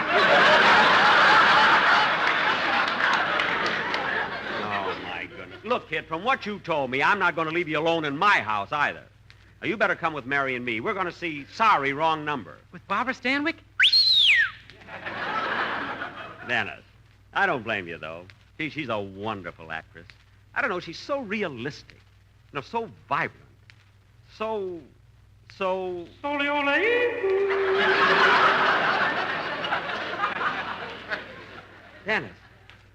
Dennis, you heard that echo, didn't you? No. Do you still keep hearing it, Mr. Benny? Yes, and I don't know how to get rid of it. I don't know what to do. Why don't you stick your head in the Mixmaster? Oh, stop. Now, Dennis, while I'm changing my clothes, run over the song you're going to do on the program, will you? Okay.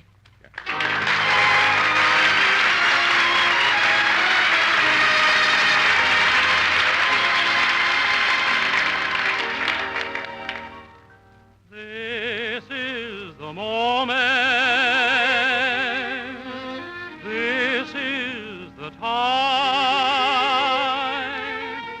Why don't we take it and make it sublime? On this rare night, we could whisper in the shadows till dawn. As skies grow bright, I'll be sorry that the shadows are gone. This is the moment. Love has begun. Maybe there's danger, but that might be fun. I used to say if the right one came my way, I would know it in a moment. This is the moment. You are the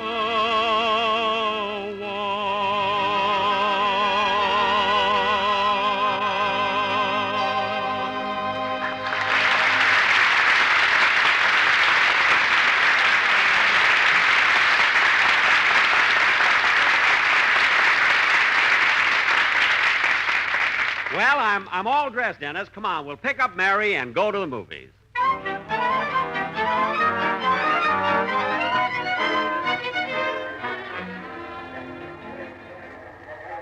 Well, kids, here we are at the theater. Come on, Dennis. Uh-oh. What's the matter, Jack? See, there are 3 of us, and I've only got 2 passes. Now, let me see. Shall I kill myself? No!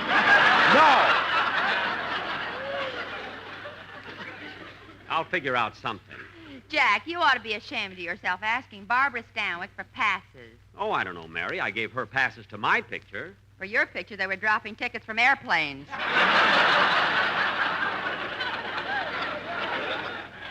I didn't mind the tickets, but I got hit on the head with a dish. Oh, well. Well, I'll go over and buy Dennis's ticket. Wait here for me. Gee, Dennis, you'll love Sorry Wrong Number. It's so tense and exciting. It is? Yeah. All through the picture, Barbara Stanwyck tries to use the telephone. And by accident, the wires get crossed, and she hears two men plotting her own murder. Gee. Well, come on, let's go. I got your ticket, Dennis. And Dennis, as we go in, hold my hand and call me Daddy.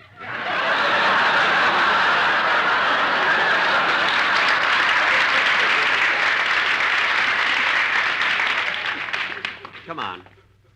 Tickets, please. Here you are. Jack, I want to sit in the loges. Loges? These passes are for general admission. The loges will be an extra 60 cents. Oh. Well. Daddy, get your hand out of my pocket.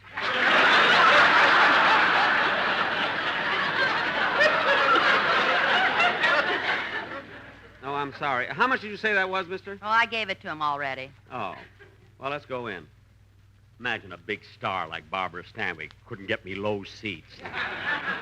Come on. Hot dogs, scorecards, pennants. Get your football pennants here. We have both teams, UCLA and Stanford pennants. Wait a minute, Bud. This is a theater. What's the idea of selling football pennants? For the newsreel. Pennants, get your pennants here. Hot dogs, scorecards, cushions, soft cushions. Oh, you brought your own, huh, Bud? Yeah. Come on, Jack. Immediate seating, third aisle to your right, please. Come on, kids. This aisle to the right here. Here, I'll open the door, Mary.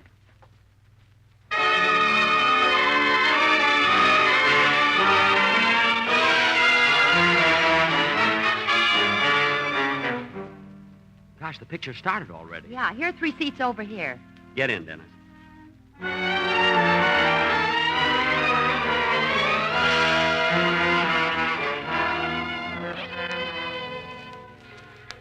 Operator!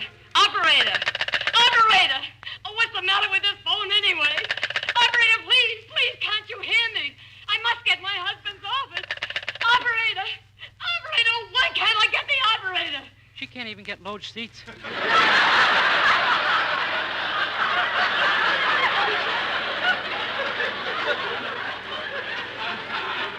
Quiet. Operator! Number, please. Oh, thank goodness. Operator, I've been trying to get Murray Hill 35097 for the last half hour, and the line is always busy. Will you ring it for me, please? One moment, please. It's my husband's office. He should have been home hours ago, and I don't know what's keeping him or why that ridiculous line should be busy. Ringing Murray Hill 35097.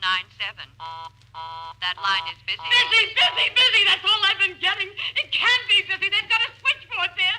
Why doesn't somebody answer? Why? Why?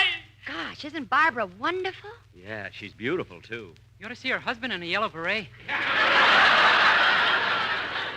Damn it. Operator, operator, try that number again, please. Murray Hill 35097. Just a moment, please. Ringing Murray Hill 35097. Oh, thank heaven, it's ringing. It's ringing. Hello? Hello, Mr. Stevenson, please. Hello? I want to talk to Mr. Henry Stevenson, please. Hello? Hello, George. Speaking. Who is this? What number have I got? It's all set, George, just like we planned it, and we do it tonight. That's good. I'm ready, and the coast is clear. Oh, those men, what are they talking about? I must have the wrong line. Get off the line, please. Get off the line. Hold that line. Damn it. Dennis, put down that pennant. The newsreel isn't on yet. Jack, be quiet. Operator, operator, you cut me in on somebody else's conversation. I want Murray Hill 35097. Now, look, George, I don't want any slip-up on this. Want me to use a gun? No, that's too noisy. Strangler. Operator! Operator! Number, please. Operator, listen to me. I just heard 2 men talking. They're plotting a murder. Operator, what's the matter with you?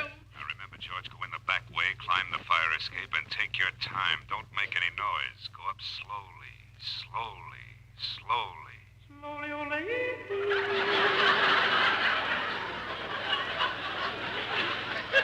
There it is again. That echo. Dennis, Mary, you heard it, didn't you? Jack, it's embarrassing. Now, remember, George, from here on, it's up to you. See that she's dead by midnight. Okay, pal. Leave it to me. Operator! Operator, there isn't much time. Listen to me. I'm trying to get Murray Hill 35097. Never mind that. Now get me the police. Look, operator, I'm an invalid, and I just had a terrible shock tonight on the telephone, and I'm very anxious to trace a call. It's about a murder. A terrible cold-blooded murder of a poor innocent woman tonight. Tonight! You've got to hurry. They're going to do it before 12 o'clock. Get me the police! Get me the police!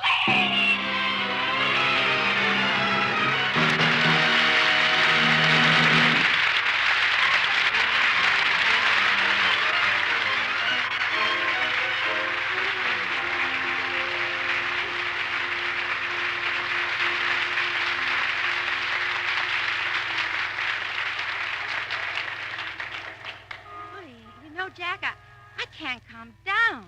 What an exciting picture that was. Yeah, I thought it was very good. And what a finish. When she found out those two men on the telephone were actually plotting her murder. Yeah, but that's the only part, Mary, that wasn't believable. Imagine the coincidence of just picking up the phone and hearing two men plotting your own murder. I don't know. It was too far-fetched. It was not. I agree with Daddy. Dennis, you can stop calling me that now. Anyway, Mary, I must admit that I enjoyed watching the picture, but in real life, a thing like that couldn't happen. Oh, it couldn't, eh? Well, look after you last year when you were worried about your option. And you tried to get your sponsor, Mr. Riggio, on the phone. Look, Mary. What was it, Mary? What happened? I'll tell you what happened. It was last May, near the end of the season. And Jack was a nervous wreck.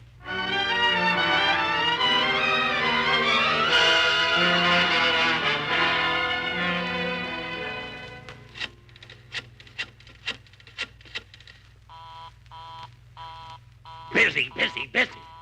It can't be busy all this time. Operator. Quiet, Polly. Operator. I'm sorry, that line is busy. Listen, operator. I've been trying to get that number for the last 20 minutes. It's my sponsor's office. They have a switchboard there. I'm sorry, the line is busy. It can't be busy. I've been ringing that number since 25 after 11. Do you know what time it is now? For the correct time, dial Ulrich 8900. I know what time. Look, operator. I'm Jack Benny. I have a radio program. My option comes up at 12 o'clock today.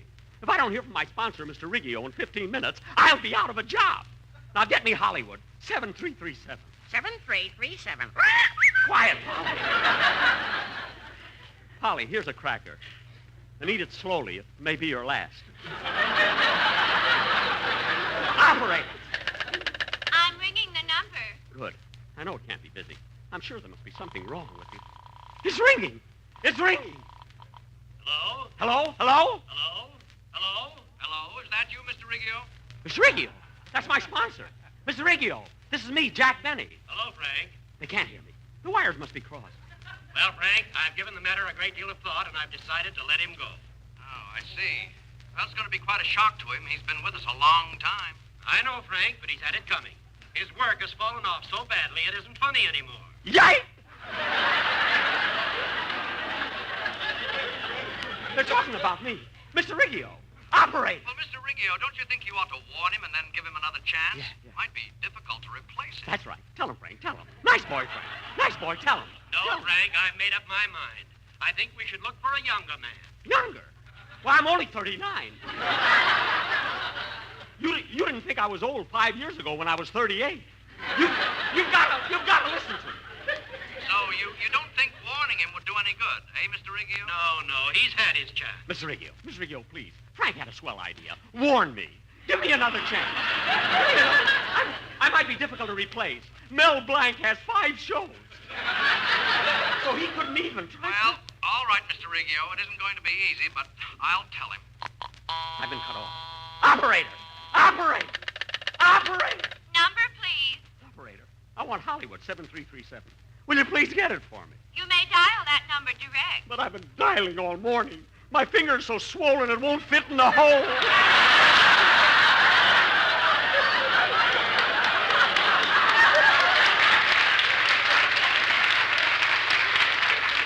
One moment, please. I will try that number for you. Thank you. Only 5 minutes. Only 5 minutes to go. If I could only talk to Mr. Riggio. If I could plead with him. Beg him. Like I did last year. Maybe I could talk him into giving me another. Sorry, that line is busy. Busy. What am I going to do? I got to think fast. It's 4 minutes to 12. Wait a minute, I know. I'll call my agent. That's it, my agent. Why am I paying him 9%? I'll try it. Well, that might be Mr. Riggio. Oh, hello? Hello, is that you, Edna? Edna? This is Johnny McGuire. I just got off my ship. Haven't seen a woman in 3 years. You're the first one I called. You must have the wrong number. Ah, don't give me that, Edna. I recognized your voice right away.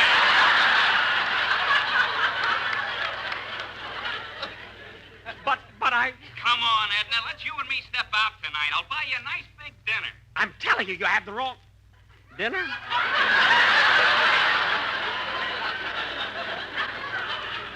No. What am I thinking of? No. Then he'd want... I'm sorry, you have the wrong number.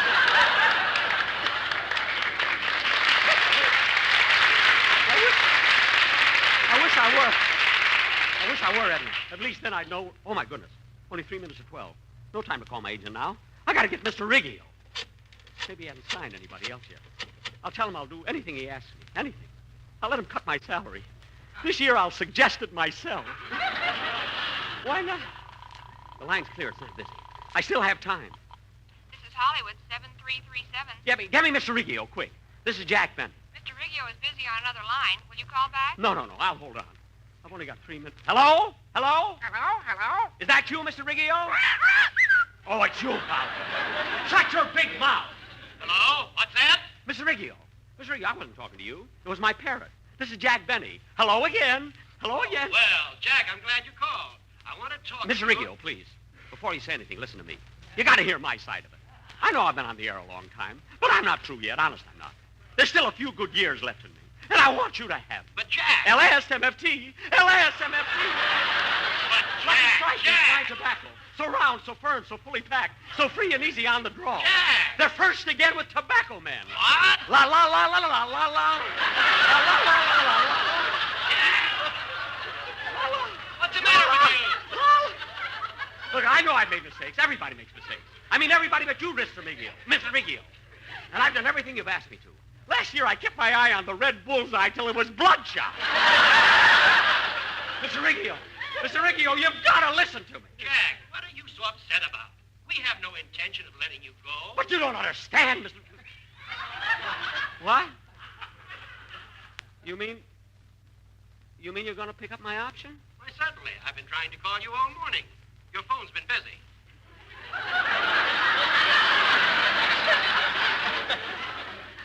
My phone busy? Oh. Tell me, Jack, whatever gave you the idea we wouldn't take up your option?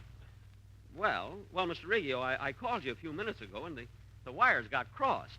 Yeah, I heard you talking to a man named Frank. Frank? Oh, yes, he's my office manager. Well, I overheard you telling him to let somebody go, that you didn't want him anymore. Oh, yes. We had to discharge him. He was a bookkeeper. Very incompetent. The bookkeeper? Oh.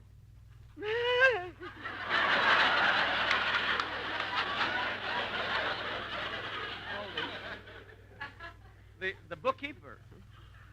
Well, Mr. Riggio, if the man wasn't doing his work, what else could you do? I mean, it's not your fault he isn't capable. There's no place for sentiment in business. That's what I like about you, Mr. Riggio. You don't let your heart rule your head. That bookkeeper got what was coming to him. I don't believe in a man whining and trying to hang on to a job when he's not wanted. I agree with you. If a man fails to deliver, let him go. Get rid of him, I say. Fire him.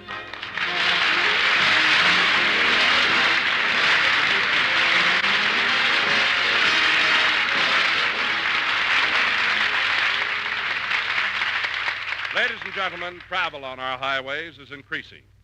It is now 11% above pre-war peak. So when traveling, obey the law. Don't take a chance and be careful. The life you save may be your own. Jack will be back in just a moment, but first... $60. American. A recent impartial survey covering all the southern tobacco markets reveals Lucky Strike. First again with Tobacco Men. Yes, more independent tobacco experts smoke Lucky Strike regularly than the next two leading brands combined. Excuse me, but who are these tobacco experts? They're the men who really know tobacco, the independent auctioneers, buyers, and warehousemen.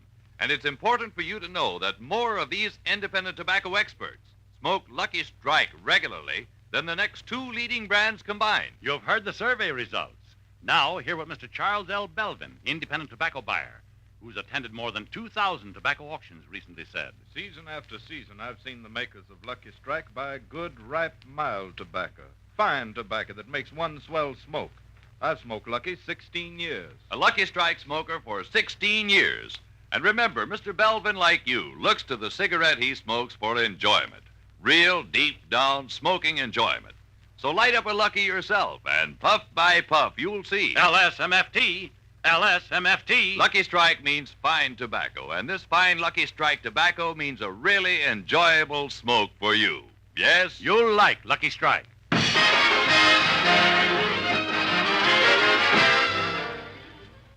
Ladies and gentlemen, stay tuned in for the Phil Harris Alice Faye show, which follows immediately. And on Saturday, be sure to listen to A Day in the Life of Dennis Day. I want to thank Miss Barbara Stanwyck for being with us on the program tonight and for the passes. And,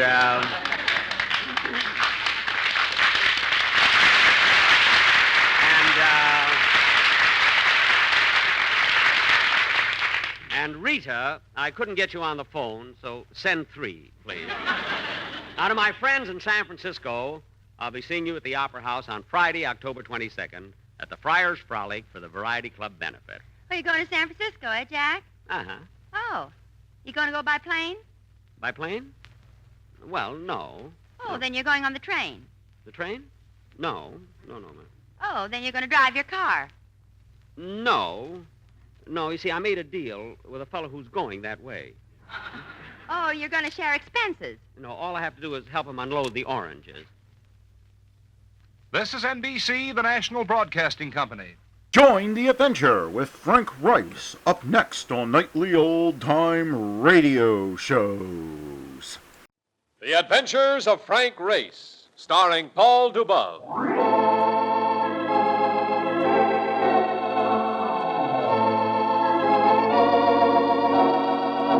The war changed many things, the face of the earth and the people on it. Before the war, Frank Race worked as an attorney, but he traded his law books for the cloak and dagger of the OSS. And when it was over, his former life was over, too. Adventure had become his business. The Adventures of Frank Race.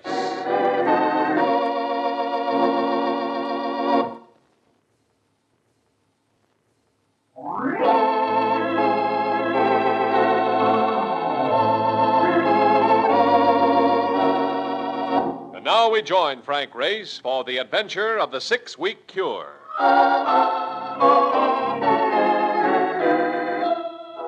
Reno, Nevada. A simple city like any other American city, but one made notorious for its gambling clubs and for harboring the sickest people in the world. The temporary home of would-be divorcees taking the 6-week cure from the ills of marriage. You could see their strained white faces on the streets and in the restaurants and the clubs. The faces of women not quite sure what had happened, not quite sure why they were here, not quite sure where they were going tomorrow. You know something, Race? All my life I've been hearing about gay divorcees. But the babes around here do not look so gay to me. There's nothing gay about a marriage that doesn't work, Mark. For most of them, this is the bitter end of a sweet dream. That's never fun. Yeah. Well, leave us not stay around to be pallbearers, huh? You got your business for the insurance company all cleared up. Leave us get back to New York. What's your rush? We can take a little vacation. Some great fishing in the mountains here. Oh, no, you don't. No, you don't. Not with me. I remember the last time. I got more hooks into myself than I get into the fish. Besides which, I wind up eating nothing but bread because it is the only food we have which don't have bones in it. All right, Marcus, you win. Besides, I'm not so sure that you'd go fishing. What do you mean? There is a dish sitting at that table over in the corner, and she has been making passes with her eyeballs ever since we come in here. And she ain't no trout. Where? Oh, it's Olga Petrov. You know? She's coming over. I most certainly do know her. Olga, baby. Race. Oh, Race, I wasn't sure it was you. Olga Petrov. If there's a better ballerina in the world, I've never seen her. She moved with infinite grace, and your heart left your body to walk beside her on stage or off. It's been so long, Race. Paris, just before the Germans took over. You left without saying goodbye. Boris was jealous, remember? And with good reason. I was beginning to fall in love with you. That's nice, Race. That's very sweet. Oh, excuse me, Olga. This is Mark Donovan, my very good friend. Hello, Mr. Donovan. Oh, baby, sing it again. Hello. By the way, how is Boris? He's fine. He's here with you? He's here, Race, but not with me. Don't tell me that you're... Yes. I'm here for what you so quaintly call the 6-week cure. Divorce. I'm really very sorry to hear that. Where are you staying, Race? Well, we're really not staying. We came in on the plane this morning to settle a claim. We're going right back. Race, please stay for a little while. I'm in trouble, desperate trouble. I am staying at a dude ranch 10 miles out on the highway. There are accommodations open. Mark will drive us out. We can talk it over on the way.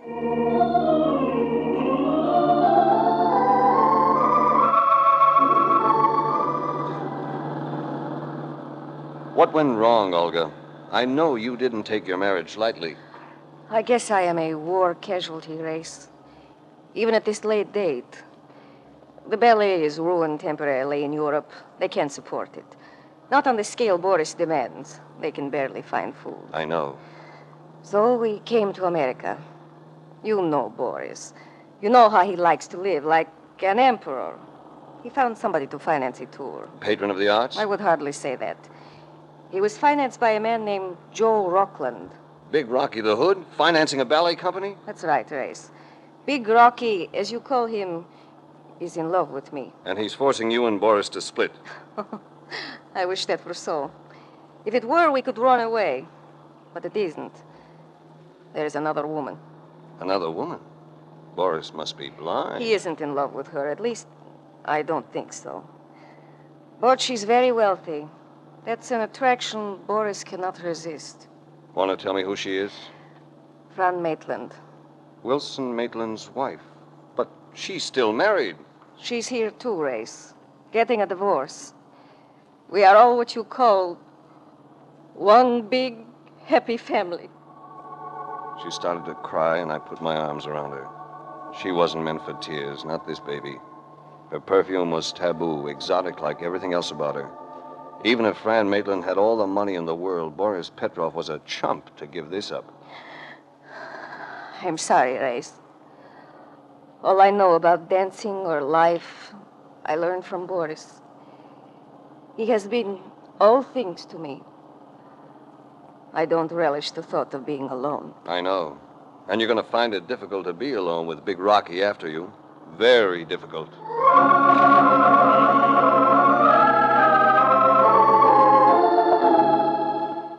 The bar XXX Dude Ranch was very much on the sedentary side so far as the guests were concerned. The most strenuous activity seemed to be the lifting of cocktail glasses. But there was nothing sedentary about the owner of the ranch, Ma Westcott. She was pressing 70, but doing it the hard way. This gentle old lady, believe it or not, could sit on a Mustang like Roy Rogers. She could also pilot her own helicopter. Understand you're something of a flyer, too, Mr. Ace. I've never been checked out in a helicopter. It's good for keeping the herds in sight. Most ranchers think I'm crazy, though. It's something new in range riding. They'll come around, Mrs. Westcott.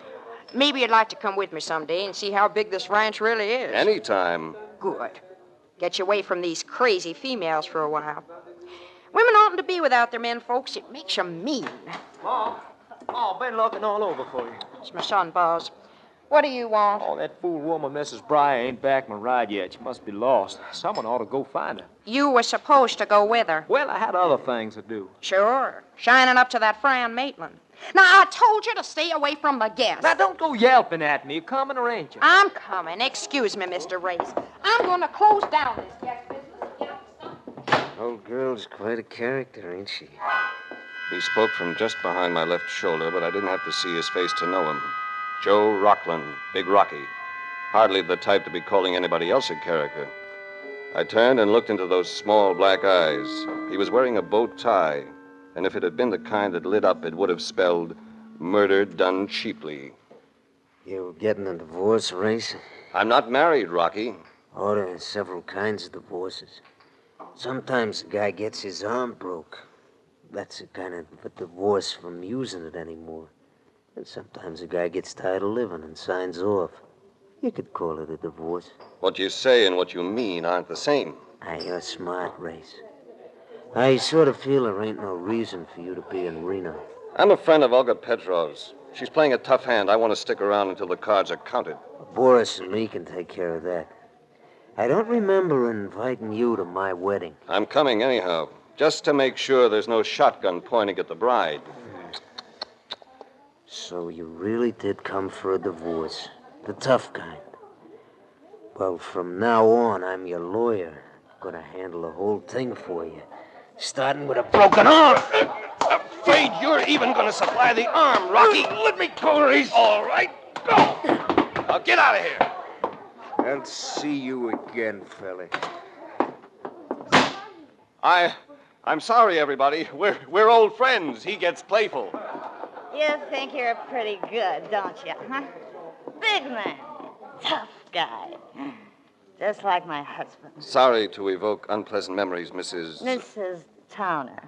Mrs. Robert Towner. But you can call me Sylvia.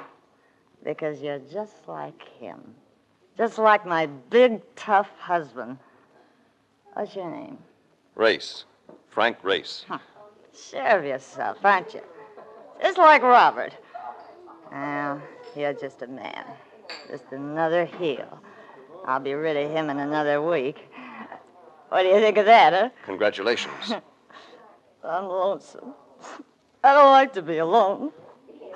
I'm almost 30 and I don't like it. I gave him 10 years. Now I'm alone. You could go back to him, Sylvia. Ever think of that? I don't think of anything else. But I can't. You know why? He doesn't want me back. Because I had him arrested for hitting me. And I should have killed him. You better come outside. People are staring at you. What do I care? Yeah, sure. I'll come out. Now get a grip on yourself. Take your hands off me. Stop it. You're getting hysterical. Take your hands off me. Let go. All right.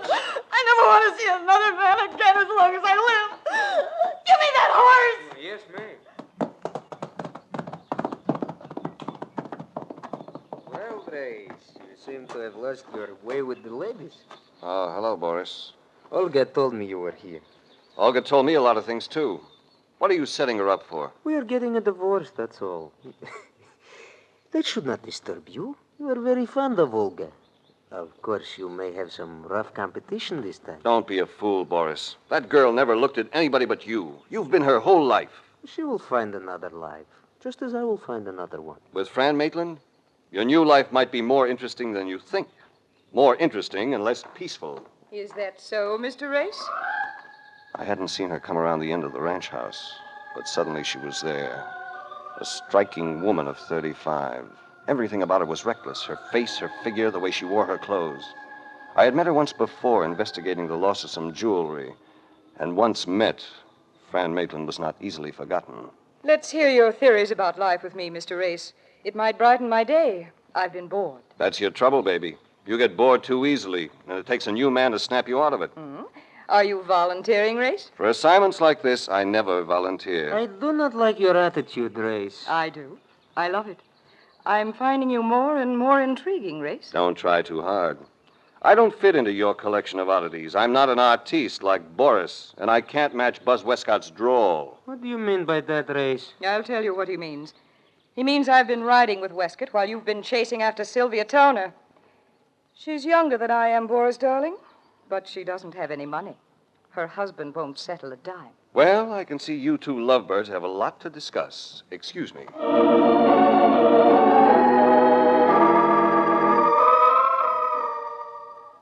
Mark and I had only one interest, keeping an eye on Olga Petrov, and we avoided the rest of the guests until night came. It was Ma Westcott who broke up a dull evening for us by taking us for a ride in her helicopter. I do this every once in a while at night, check up on rustling. You know, I don't see how you can spot him from up here. Got a powerful spotlight. Just have to shine it down when I see something suspicious going on. Can see part of the herd up ahead there. You see him in the moonlight? Oh, yeah. When we get over him, we'll light up. Hey, what a gimmick, huh? You think the Texas Rangers would give up their ponies and learn to fly things like these instead, huh? I'll hang right over him now. Turn on that light, will you, Race? Sure. Well, look at that. Hey, they ain't scared or anything seeing a light from way up here. Mark, they're used to a thing called the sun. It comes up every morning. Yeah, you're right. Wait a minute. Look, there on the other side of the herd. It's one of our horses. Yes, and he's saddled. Hey, he's standing by something. What is it?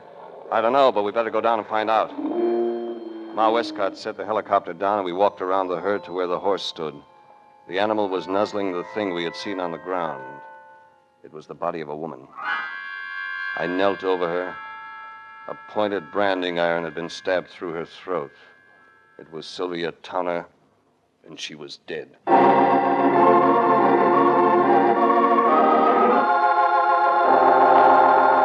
We'll return to the adventures of Frank Race in just about 1 minute.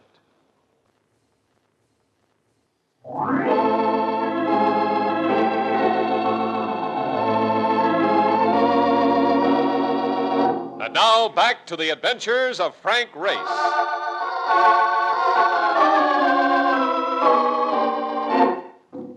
Sylvia Towner had had her last drink and her last heartache. Mark stood guard over the body while Ma Westcott and I flew back to the ranch house to call the authorities.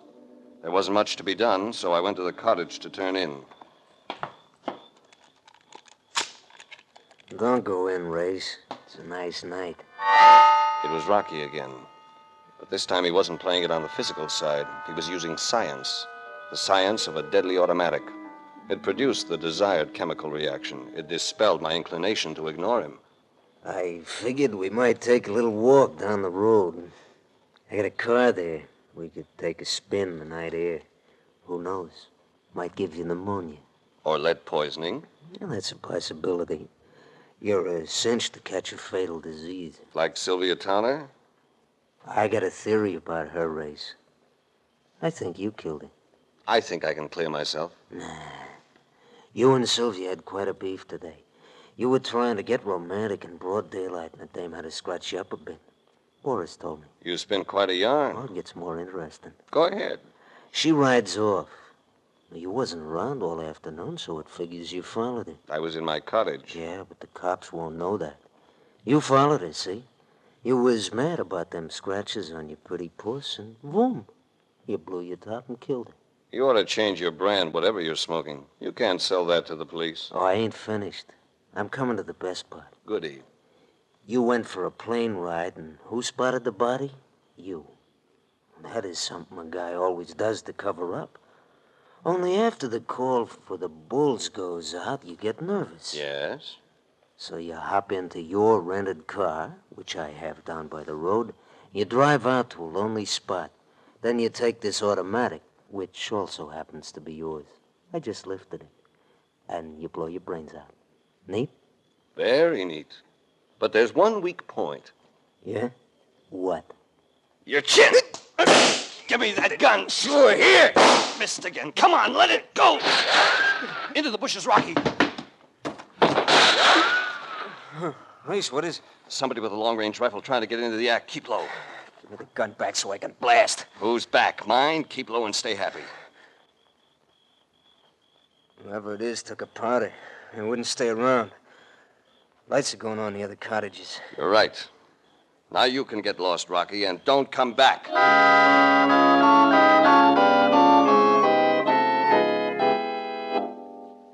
You, my friend, are a real sweet pal. What's wrong, Marcus? Leave me out in that cactus with a dame who was in no condition to be company for me. And them coyotes howling. Swell. Thanks for a lovely evening. It was fully as interesting here. Rocky had me set up for an obituary that would have blackened the family escutcheon. Talk English. You think Rocky croaked the dame? I don't know. Anybody could have done it. There are too many people and too many reasons. Even Robert Towner is a possibility, Sylvia's husband. He might be around someplace, but he's very unlikely. Why? Because he'd have no reason to be taking rifle shots at me or Rocky. I've got to find out who was behind that rifle, who they were shooting at, and why. You know something? If we toss this crowd into a mix master, we could whip up a dilly of a cake. Mark, tomorrow we start a mingle with the guests. Sooner or later, one of them will make a mistake.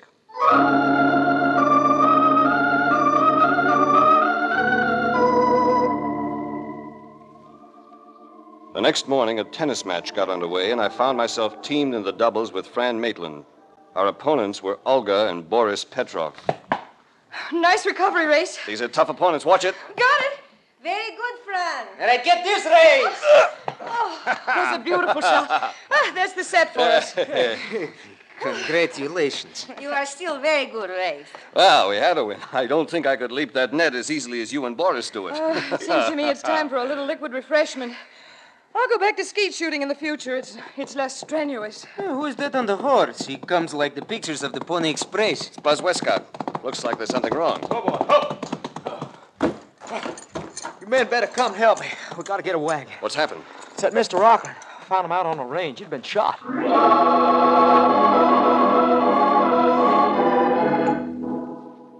The bullet had gone through Big Rocky's back. And if he had known who fired it, it was knowledge he'd never pass on. He was dead. But his demise filled in one bit of information. He, and not I, had been the target of the long-range rifle of the night before. How long you reckon he's been dead, Race? I should say since early this morning, about 5 a.m. Anybody who's conscious at that hour deserves to be shot. How can you say such a thing? Have you no heart? Olga. All right, Svengali. This is no place to be choosing up sides. You fought with him yesterday, did you not, Race? That I did, Boris. And I may fight with you today if you don't get out of the way and keep quiet. Look at this wound, Westcott. What about it? Entered the back between the shoulder blades and came out through the stomach. It follows a downward course. Does that have a significance, Race? Yes. It means that the shot might have been fired by somebody mounted. Might have come from the top of that hill there, too. That's possible. Oh, here comes Ma. Must have told her at the range house. All of you, get off the range and get back to the ranch and stay there. Mrs. Westcott, there's no point in blaming anybody for this until we... I ain't blaming anybody but myself, Mr. Race. I never liked this guest business, and I'm closing it down today. Now, I want everybody off the place by sundown. Now, wait a minute. I reckon I got something to say about that. Well, you just reckon again. This ranch is mine until I die, and I ain't close to that yet. You don't like it, you can clear off with the rest. Now, load them on the wagon and follow me. I'll go with you, Mrs. Westcott. I don't need an extra hand, Mr. Race. You can go back with your friends. I don't want you to put them off the ranch just yet. If you do, the murderer may never be caught. That's none of my affair. I ain't the sheriff. No, but you're a suspect. You, mind explaining that? The shot that killed Rockland was fired from a point above and behind him. It could have been fired by a rider or from the top of a hill. It might also have been fired from a helicopter. I'd have to have a reason, wouldn't I? Your son might have been the reason. You told him to stay away from the guests. Sylvia Towner fluctuated between loneliness and hysteria. Maybe Buzz was getting involved with her. That wouldn't make me kill Mr. Rockland. It's always easy to tie up a second murder if you have a motive for the first. Sort of got me corralled, haven't you, Mr. Race? I don't like it, but that's the way it is. All right. I'll meet you halfway. Everybody can stay for 24 hours.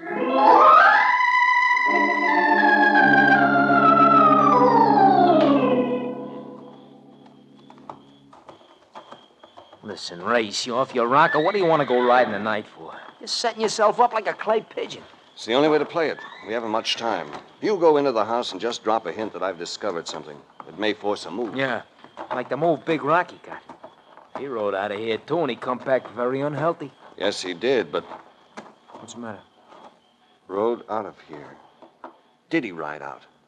There was no horse near him, and it was too far for him to walk. I don't get it. He was packed out, Mark. He was killed here and carried out there. Get your flashlight out. Open that corral gate. Yeah. Look, what are you looking for? It's just a chance. I'll show you if I find it. One side, boy. Come here, fella. Come here. All right, Mark. Hold the light close. Yeah. No. Try that roan there. Yeah, sure, but if you'd only tell me what... Here it is. Here it is. Look. All right, so he's got a streak of dirt on him. So what? It isn't dirt, Marcus. It's blood, dried blood on his hide. And now I know my mistake. What's that? I was looking for one murderer, and there are two. Or rather, there were two. You mean Rocky was one of them? Yes. He killed Sylvia to keep her away from Boris. He was safe. There were other suspects with good motives. Yeah. But who bumped Rocky? We'll know within the hour. You're still going to spread a little propaganda in the ranch house. All right, sure. What do you want me to say? Tell them that Rockland wasn't killed on the range. Tell them I'm checking the scene of the murder. Yeah, but Race, you don't know where. Yes, I do. Rocky was killed in his own cottage. That explains the course of the bullet. He was in bed asleep, and the murderer fired the rifle from the window above the head of the bed. Hey, chum, that's good arithmetic. I'll stake myself out in his cottage. Go pass the word.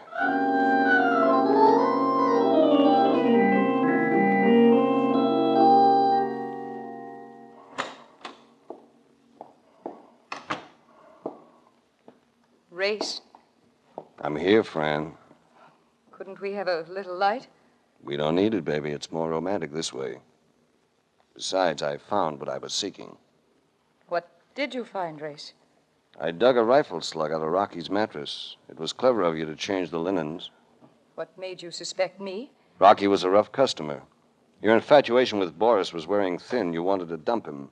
That didn't gel with Rocky's plan, so he made threats, but you beat him to the gun. I'm a determined woman. You should get to know me better. I don't think I'd get to know you for very long, though. My divorce settlement is quite liberal, Race. I might make you forget a lot of things. Money and me. That should be a tempting combination. Money and you are tempting. But I imagine there's a rather forbidding pistol in your hand, isn't there? Yes. I tried to be more clever the last time. The rifle seemed to be a rather unlikely weapon for a woman to use. Not for you, Fran. You made a mistake.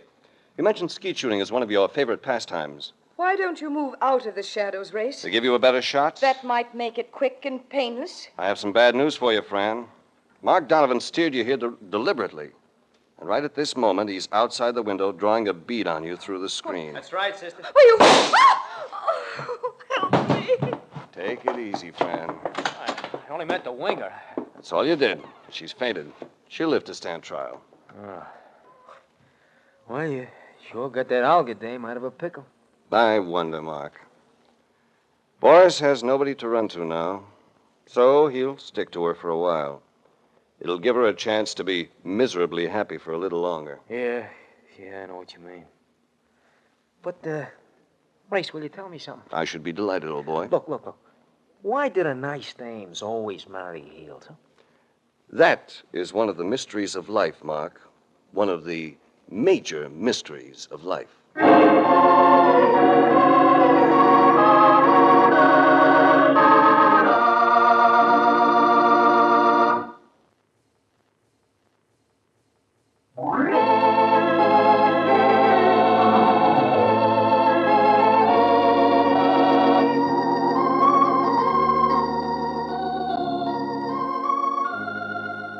The Adventures of Frank Race, starring Paul Dubov with Tony Barrett as Mark Donovan, comes to you from Hollywood.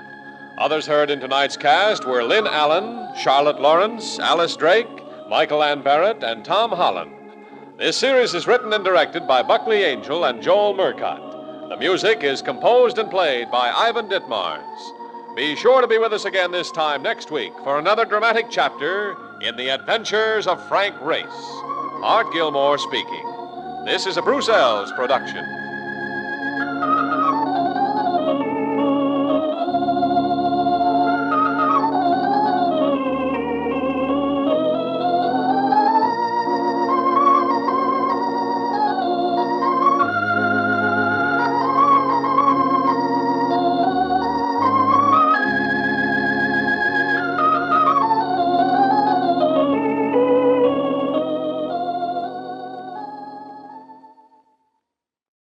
Adventure awaits with the Lord of the Jungle, Tarzan, up next on nightly old-time radio shows.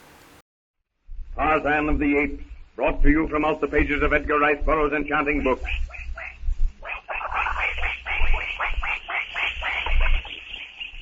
Filtering through the tangled mass of leaf and vine, the darting rays of the rising sun stab the jungle gloom in little jets of burnished gold. From above sounds the screech of brilliantly plumed parrots, the ceaseless chatter of apes and monkeys. Below, from the dark green recesses of the jungle's tortuous paths, comes the soft padding of cat-like feet on the spongy moss. A shadowy movement in the tall bamboo, a glinting of black and gold as Sheeta the leopard seeks a cool retreat after his nightly kill. A flash of green, more vivid than the sheltering leaves, a soft, slithering sound like lapping waves on a shingle beach, and hissed how the snake slides into the rank grasses.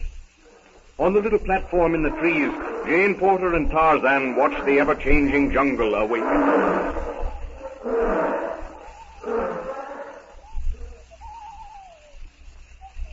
Jane, hungry? Eat? Yes, Whiteskin. Oh, and you've already gathered the fruit. Fruit? Plum? Yes, Whiteskin. Plum, fruit, banana fruit. One by one, Jane holds out the fruits as she names them, and Tarzan picks them up as she lays them down. Banana. Banana? No, plum. This banana. Banana. Plum? Yes. Whiteskin, go. Come back, many fruit. Whiteskin, go. Come back, give Jane many fruit. Give? Give. Jane, give Whiteskin plum. And Jane, as she says give, hands to Tarzan a wild plum. Tarzan's eyes brighten as for the first time he recognizes a new word not at the end of a sentence. Whiteskin, give Jane plum. Whiteskin, give Jane fruit. Yes. Now you're really talking. Talking?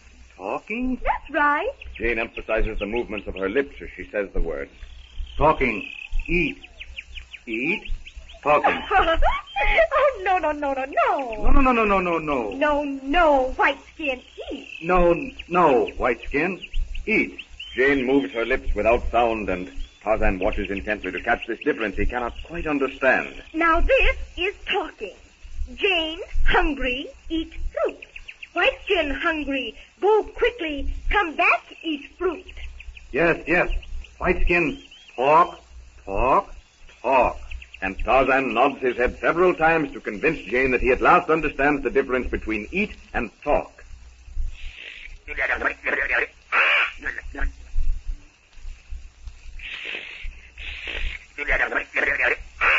Tarzan turns as the young ape Gazan swings onto the platform.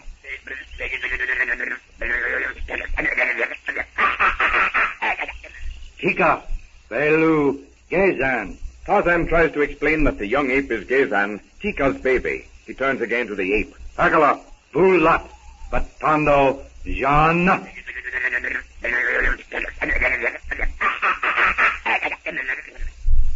Whiteskin, go. Drums.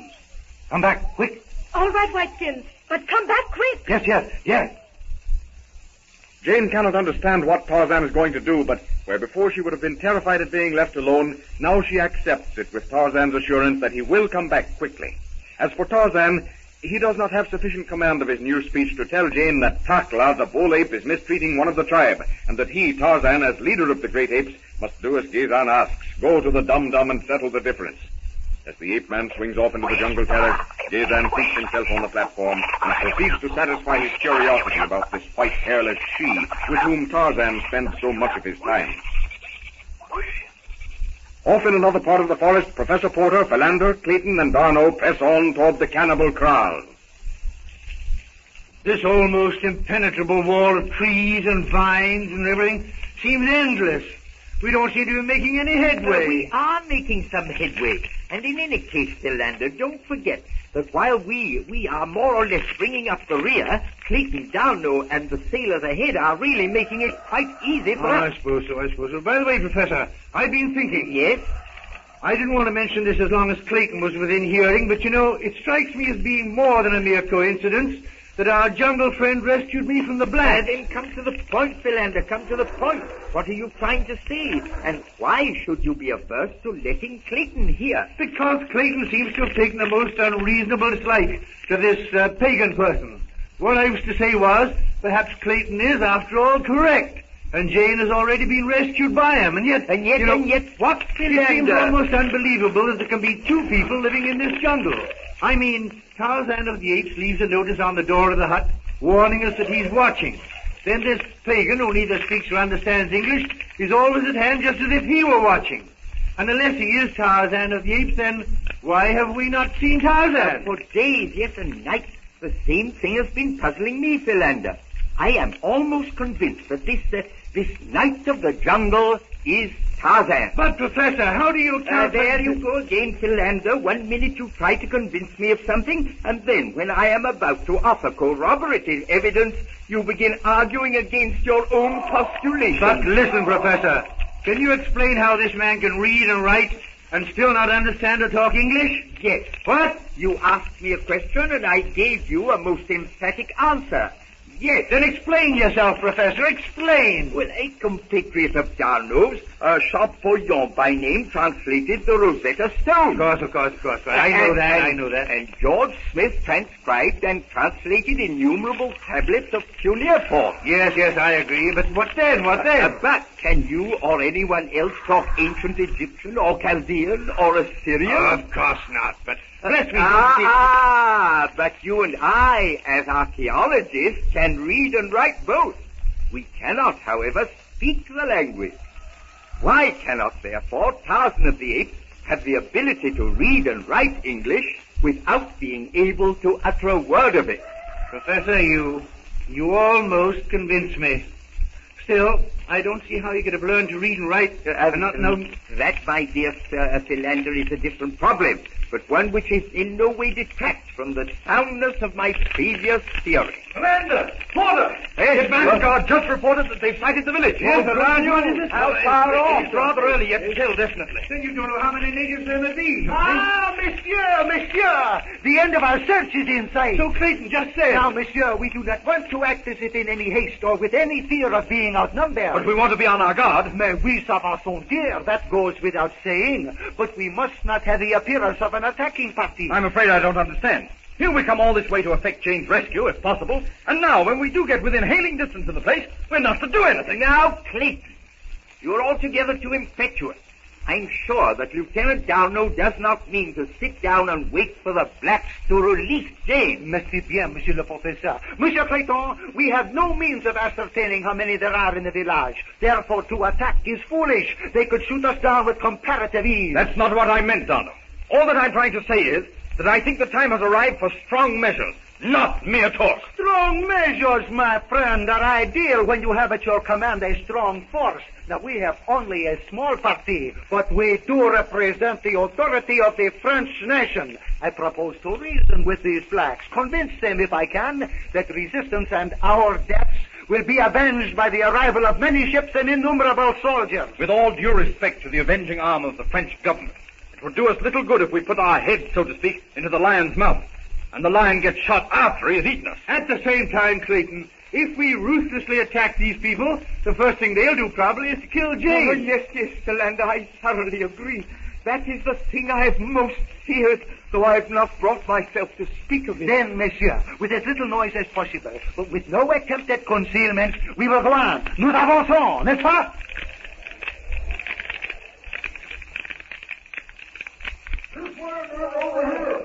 To Jane Porter lying on the platform in the tree, the breeze carries faintly the distant sounds of the search party. The girl scrambles to her knees, leans out as far as she can, listening intently. Again, the voices. Can it possibly be? Does it mean that they did not leave on the steamer? For a moment she's certain she hears Cecil's voice, and then Philander's deep-voiced answer. She glances about. If only Whiteskin would come back. Again she listens. But the only answering sounds now are the jungle noises. The sounds die in the distance. Faintly in the lull comes the sharp crackling of underbrush, the confused murmur of what may be voices. Once more Jane glances down the jungle trail. Still no signs of Whiteskin's return. In an instant she makes up her mind. She knows it is a search party. Quickly Jane grasps a branch. Gazan, the young ape, realizing the danger into which this hairless she is plunging, tries to stop her. Jane lowers herself. Her swinging feet reach for a foothold. Gazan tries desperately to stop her. Tarzan is left held in his care. But Jane, heedless of danger, slides and scrambles to the ground, and ignoring the warning chatter of Gazan, rushes headlong into the jungle.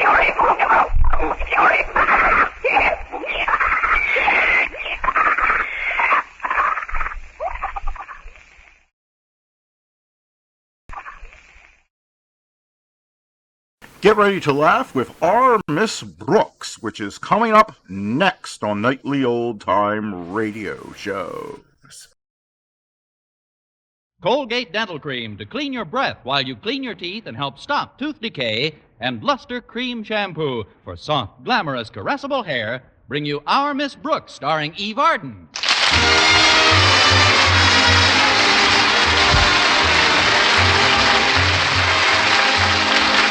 It's time once again for another comedy episode of Our Miss Brooks, under the direction of Al Lewis. Well, the schools have been closed during the Christmas vacation, and our Miss Brooks, who teaches English at Madison High School, has spent hers quite enjoyably. Yes, indeed. During the days preceding Christmas, there was the thrill of wondering what kind of gifts I'd receive. Then, in the days following, there's been the thrill of wondering what I'd get in exchange for the Christmas gifts I received. By last Thursday, though, I had made up my mind and paid a visit to the exchange counter of Sherry's department store. Pardon me, are you in charge here? Yes, ma'am. Dale is the name, Rex Dale. And who might you be? I might be Mrs. Boynton if I keep my New Year's resolution. Right now, the name is Constance Brooks. Several of my friends have purchased gifts here that I'd like to exchange. I see. First of all, there's the plastic monstrosity in this box.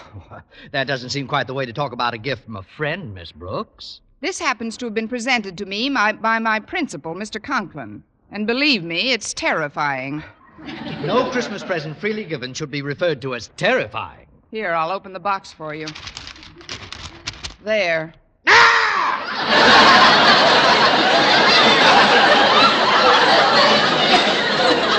What in the world is it? It's a figure of Atlas carrying a globe. Only the globe is built in the shape of a round house, which tells the changes in the weather by a small man and woman who pop out of their respective doors when you least expect them. But what's this on the back of the figure? He seems to have a red spine. That's a thermometer. And dangling from the thermometer is a small alarm clock. Oh, now I recall this item. It must be quite popular. The gentleman who bought it ordered 6 of them. He said he was giving them to several members of the faculty. Well, there must be some place you could use it. Mr. Dale, this sort of thing was old-fashioned when Grandma was a girl. Where could it possibly fit in a modern home? Well, let's see. Do you have a fireplace in your living room? Yes, and I thought of the fireplace myself, but plastic doesn't burn very well. I was thinking of the mantelpiece. Couldn't you put it up there? I tried that, too, but my landlady keeps a canary in a cage on the mantelpiece. Well, isn't there room for them both? Yes, but I don't believe in being cruel to our feathered friends. The first time I put this thing next to the cage, the canary took one look at it and fell head first into his bird bath. Now, if you don't mind, I'd like to exchange this for some lingerie. Well, if you insist, Miss Brooks, I'll give you this credit slip. Just show it to the clerk in the lingerie department. Oh, before you make it out, there's something else, Mr. Dale. These earrings were purchased here, too. Well, what's wrong with them? They're a trifle too ornate for me. Oh, nonsense. They're beautiful. Just look at the workmanship in those exquisite brass crowbars. I'm afraid they're a little too heavy for me, Mr. Dale. Heavy? Well, let me heft them. All right, I'll put one on the counter. Here. Yes, they are a bit substantial, aren't they?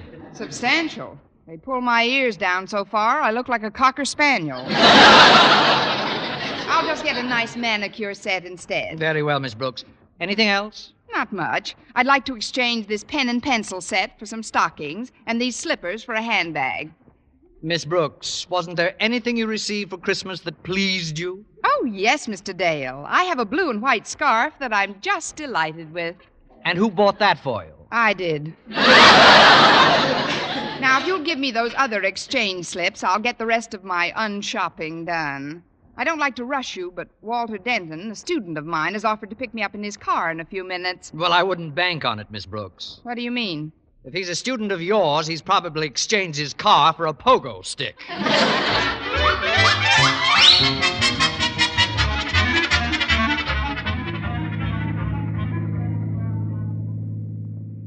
It was nice of you to interrupt your holiday to give me this lift, Walter. For you, Miss Brooks, my Yuletide spirit knows no bounds.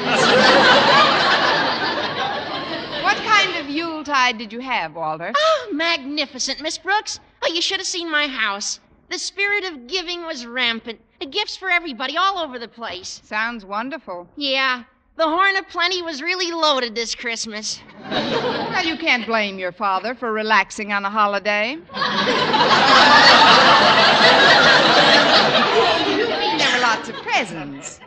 What did you get, Walter? Oh, I got some lovely gifts, Miss Brooks. Didn't you notice anything different about this car when you got in? Let's see. The 4 fenders are still missing. The hood is still off the motor. Windshield hasn't been replaced yet. Yeah, go on. Something new has definitely been added. The convertible top is still absent. There's only half of a rear view mirror, and the glass is out of both doors. I can't figure it out, Walter. What's been added? Nylon seat covers. Just what this car needed. Who gave them to you? Both my mother and father. Together? Yeah, my father gave me a sweater and my mother gave me a muffler, and I exchanged them. Mr. Dale was right. Like teacher, like pupil. What did Harriet Conklin give you? Oh, do you like this plaid sport shirt I've got on? Yes, it's very attractive. Did Harriet get you that? No, but her keychain and 90 cents did. Well, here we are at your place, Miss Brooks. Safe and... Sound? And before you get out, Miss Brooks, would you mind telling me what Mr. Boynton got you for Christmas? I know Harriet was egging him on to get you something real personal and feminine. Oh, he almost got me something extremely personal, but I stopped him in time. Oh, what was he going to get? A stapler. He finally settled for a pair of very clever earrings shaped like crowbars, but just between us, I exchanged them for a manicure set. But why? What was wrong with the earrings? I couldn't get them on without a stapler.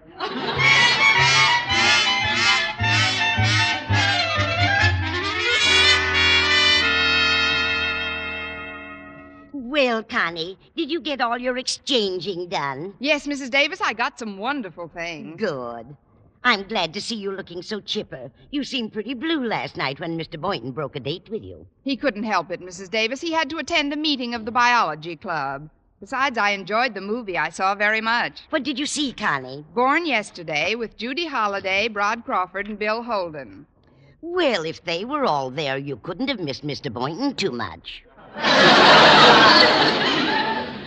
Before I forget, Connie, Mr. Conklin called twice while you were out. Mr. Conklin? What did he want? I'm not sure, Connie, but it's about some kind of a report or something. He wants you to help him with it. But this is my vacation. If he calls again, please tell him I'm out. Oh, I'm afraid you'll have to tell him yourself, dear. I'm going out in the garden. One of our crawling vines has tripped over the garage door.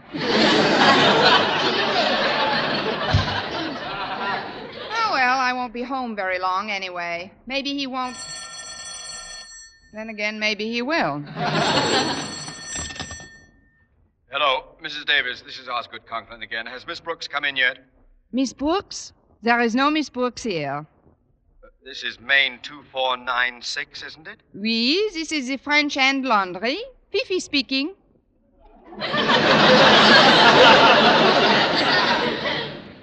Fifi?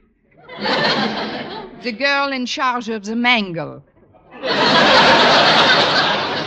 Who are you look for, monsieur? I'm looking for a school teacher named Constance Brooks. A school teacher? Ooh la la, have you got the wrong number? Well, that's a reprieve for a while. Mrs. Davis! Mrs. Davis! Mrs. Davis! Oh, dear, she's out and back.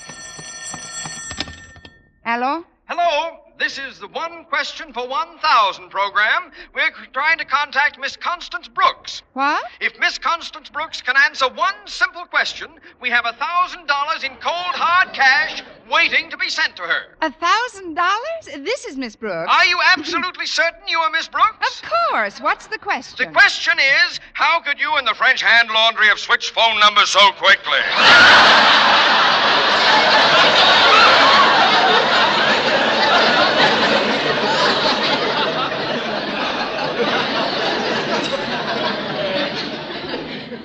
Hello?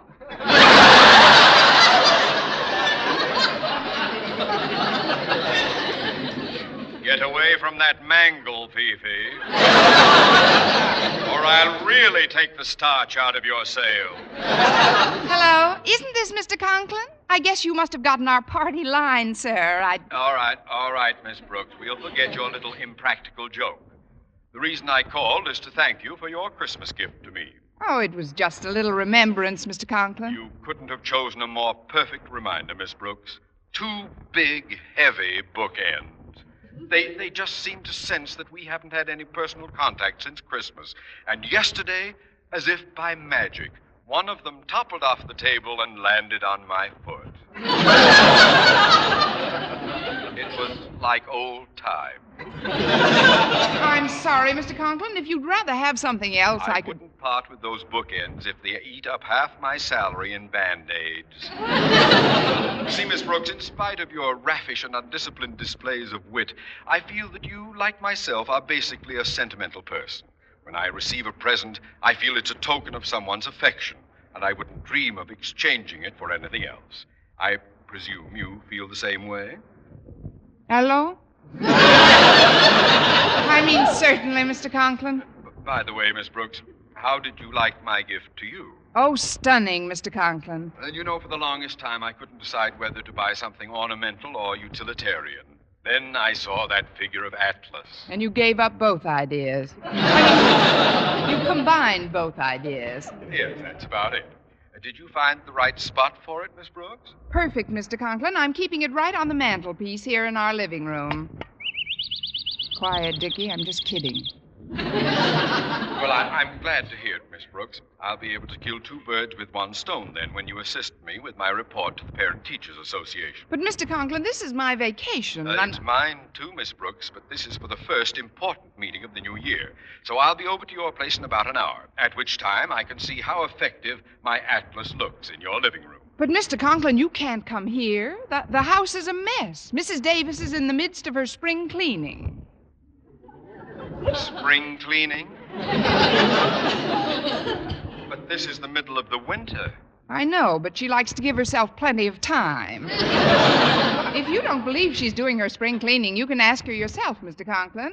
Mrs. Davis! Yoo-hoo, Mrs. Davis!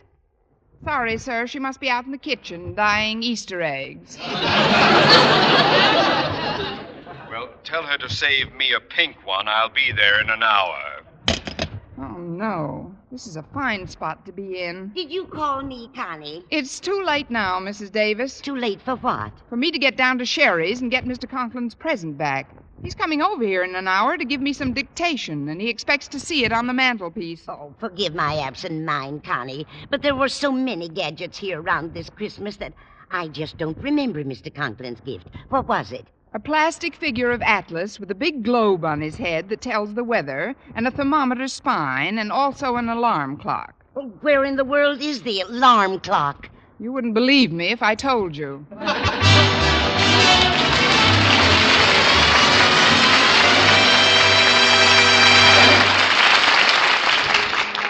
Brush your teeth with Colgate. Colgate Dental Cream. It cleans your breath. What a toothpaste. While it cleans your teeth. Colgate toothpaste. Cleans your breath. What a toothpaste. While it cleans your teeth. Colgate Dental Cream cleans your breath while it cleans your teeth.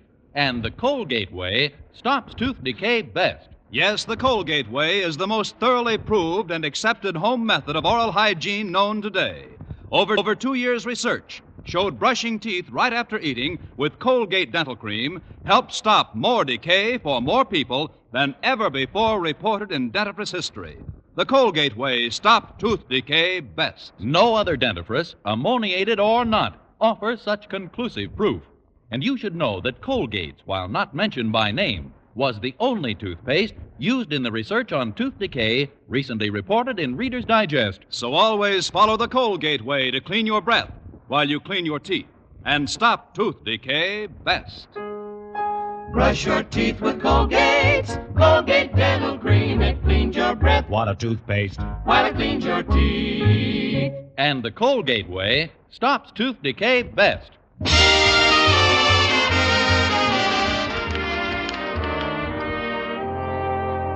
Well, when I had calmed down a bit, I realized that Mr. Conklin had perpetrated his Atlas clock on several other members of the faculty. So the only question was, from whom to borrow one. Then Mrs. Davis reminded me that Mr. Boynton had received one, and there was no more question. I had never seen Mr. Boynton's new apartment, and this seemed like as good a time as any. Be right there. Well, Miss Brooks, this is a surprise. Come on in. Thanks, Mr. Boynton. Here, let me take your coat. All right. So this is your new apartment. May I look around? Go right ahead. Aren't you coming with me? Well, you don't have to go anywhere. This is all there is to it. And please don't mind the appearance of the place. After all, what can you do with a bachelor? There must be a non-censorable answer to that. Don't you find this place a bit confining for a big, husky, broad-shouldered, dashing, vital... I forgot what I started to say. You were wondering if I found this apartment confining. Actually, I don't, Miss Brooks. I don't spend very much time in it, but when I'm here, I rather like the compactness of it. Of course, it's different with a girl. I don't suppose you'd care for a tight squeeze. Try me.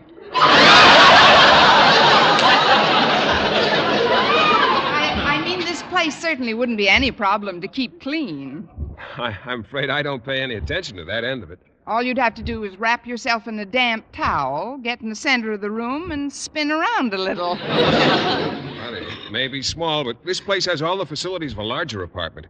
Did you know that I have a 2-burner electric stove in here? Really? Where? I keep it in my bread box. Oh, in the kitchen. No, there's no kitchen. I just keep the bread box in the refrigerator. I give up. Where's the refrigerator? In the closet. Just open that door on your left. All right. I still don't see the refrigerator. Your coat's draped over it. Well, now that you're here, Miss Brooks, how would you like to stay to lunch? No, thanks, Mr. Boynton. I wouldn't want you to have to unwrap your kitchen just for me. Besides, I've got to be getting back to my place before Mr. Conklin comes to work with me. That's the real reason I dropped over, Mr. Boynton, to borrow the atlas Mr. Conklin gave you. What did you do with the one he gave you? I exchanged it for some lingerie. So did I. What color? I mean, what am I going to do? He expects to see that atlas prominently displayed on my mantelpiece. Well, why don't you phone Mr. Conklin and tell him you went out without your keys and Mrs. Davis has left the house, too? I could do that. Then he'd probably suggest that I come over to his place. That wouldn't be so bad. Well, I don't have my phone in yet, Miss Brooks, but right on the corner there's a gas station or a candy store you can call from. I'll use the gas station. I'm on a little bit of a diet. Oh, before you go, Miss Brooks, I haven't seen you wear the earrings I got you for Christmas as yet. You will put them on for New Year's Eve, won't you? New Year's Eve? Well, yes. I've gotten hold of an extra ticket to the biology club dance. I took it for granted that you'd tag along. Then you can take it for granted that the earrings will drag along with me. And while we're on the subject of presents, you don't seem to be wearing the cufflinks I gave you. The cufflinks? Oh, well, I'm saving those for New Year's Eve, too. Yes, sir. Well, you better run along now and phone Mr. Conklin. I guess we won't be seeing each other again until our date Sunday night. Oh, we'll see each other before that. When? It all depends on what time we both arrive to exchange our exchanges at the exchange counter.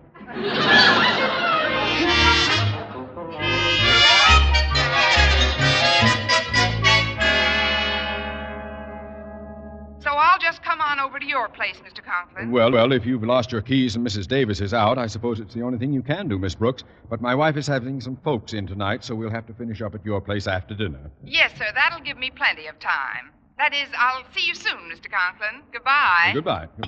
Harriet. Oh, Harriet, Here I am, Daddy. What can I do for you? do you know what's been done with those 2 monstrosities that Miss Brooks gave me for Christmas? You mean those 2 cute bookends? Yes, those cute bookends. 2 green midgets with purple beards shoving their shoulders against yellow wheels. Last time I saw them, your mother was cracking walnuts with them. Gosh, Daddy, Mother told me she exchanged them for a vase. What? But Miss Brooks is coming over here to work. She'll expect to see those twin nightmares on my desk. Well, there's only one thing I'll do. I'll run down to Sherry's and try to get them back before she comes.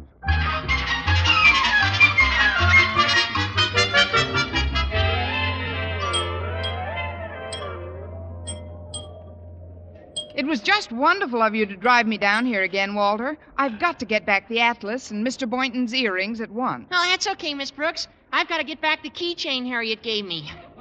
Oh, did she ask you about it? Yeah, she said she expected me to wear it on New Year's Eve. Gosh, I wished I'd had my wits about me. I'd have asked her why she wasn't wearing the pearls I gave her. You gave Harriet pearls, Walter? Certainly not, but I know she's exchanged so many gifts it would have thrown a good scare into her. Well, it's too bad about the keychain, Walter. The shirt you exchanged it for looked lovely on you. Yeah, it did, didn't it? Oh, the thought of exchanging it distresses me deeply. I guess I'm just a sentimentalist at heart, Miss Brooks. A sentimentalist? Yes. When a person near and dear to me gives me a present, I hate to exchange it more than once. Well, here's the counter. How do you do, Mr. Dale? Remember me? Now, don't tell me. Let's see. Oh, of course, you were the lovely lady who almost gave me a nervous breakdown this morning. And remember me? Certainly. You gave me a nervous breakdown yesterday. Oh, look, you two aren't going to start all over again, are you? No, Mr. Dale. This time it's going to be very simple. Oh, good. I'd like to turn in some lingerie and get back my atlas. But this morning you were practically livid about the... That was this morning. Then I'd like to turn in my manicure set and get back my earrings. Yeah, and I'd like to turn in my sports shirt and get back my keychain. I have a dispatch for you both. I'd like to turn in this job and get back my sanity. I'll make out your exchange slips in just a moment. But first, Miss Brooks, you've got to do me a small favor. What is it? Just stand behind this counter for one moment while I go out for a smoke. I'm beginning to feel my nerves nibbling at the base of my skull like mice. Oh, but Mr. Dale, There won't be too many customers at this time of day, but if anyone does come over, just be courteous. By that I mean be sure to say please when you ask them to drop dead. Oh, he'll never make a good exchange clerk. Too sensitive. Well, while we're waiting for him, I'm going to look at some sports equipment over in the next aisle. But you can't leave me behind this counter all alone, Walter. Why not? It might open up a whole new career to you. Especially if you don't get Mr. Conklin's atlas back in time. Now listen, Walter, See you later, Miss Brooks. And don't forget to say please. Oh, dandy. This is turning out to be some vacation. Oh, pardon me, miss, but I'd like to swap this penknife for Miss Brooks. You can't have Miss Brooks for that penknife. What in the... Mr. Boynton. Well, I was just going to say blazes. Oh, then go right ahead. What in the blazes are you doing behind this counter? I'm just pinch hitting for a busy friend. A busy friend? Yes, he's brushing some mice off the base of his skull. Is there something I can do for you, Mr. Boynton? Well, there was something I wanted to exchange for something else, but I'll wait until the regular clerk comes back. But he may never come back. The mice may brush him off. Why don't you tell me what it is you want to exchange? Well, no, I couldn't, Miss Brooks. It's rather personal. Pardon me, young man, pardon me. Miss, I'd like to swap this vase for Miss Brooks. You can't have Miss Brooks for that vase. Not even if you threw in a penknife. But what in the... blazes am I doing behind this counter? Exactly. And you, Boynton, what are you doing here? Well, I have something I'd like to exchange, Mr. Conklin. A deplorable practice, exchanging gifts. Shows an abysmal lack of consideration for those who presented them to you. What are you doing here, Mr. Conklin? Me? I've just been doing some last-minute shopping. I've never been near this exchange counter since Sherry's opened its doors to the public. Well, me either, but today Well, Miss Brooks, I feel a little better now. Thanks for... Well, what do you know? It's a Madison High reunion. Oh, then you know these gentlemen, Mr. Dale. Know them. Since Christmas, we've been practically living together. I see. This chunky boy with the malignant mustache has been back about 9 times. Quiet, Dale, quiet. But, Mr. Conklin, I thought you didn't believe in exchanging gifts. I don't, Miss Brooks. It's just that, well, I was down here with my wife a couple of times. Couple of times? He was here so often I thought he was trying to turn her in. That's a hot one. Well, I'll be running along now. I've got... One moment, Mr. Boynton. Mr. Dale, has this tall gentleman been down here, too? Has he? He's the most insidious type of all. Insidious? He's the sort who expects the Brooklyn Bridge in return for a pair of cufflinks.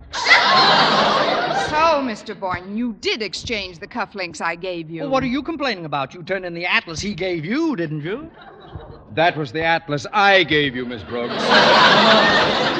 How could you do it? I hate to see a canary bird with a limp. Anyway, you're a fine one to talk, mustache. You turned in the desk lamp she gave you. Desk lamp? Well, that's what I gave you, Mr. Conklin. Well, what about those earrings that pull down your ears, Miss Brooks? And more important than any of this, what about getting out that report of mine to the Parent Teachers Association? You're right, Mr. Conklin. I'll settle this matter of gifts once and for all, Mr. Dale.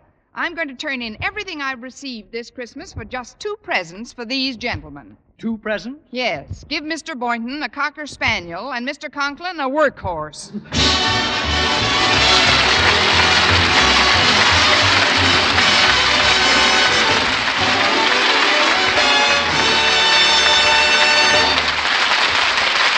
Eve Arden returns in just a moment, but first... Dream girl, beautiful luster cream girl. Tonight? Yes, tonight, show him how much lovelier your hair can look after a Luster Cream shampoo. Luster Cream, world's finest shampoo. No other shampoo in the world gives you Kay Daumit's magic blend of secret ingredients plus gentle lanolin. Better than a soap, better than a liquid, Luster Cream is a dainty cream shampoo. Leaves hair 3 ways lovelier. Fragrantly clean, free of loose dandruff, glistening with sheen, soft, manageable. Tonight? Yes, tonight, try Luster Cream Shampoo. Dream girl, beautiful luster cream girl. You owe your crowning glory to a luster cream shampoo.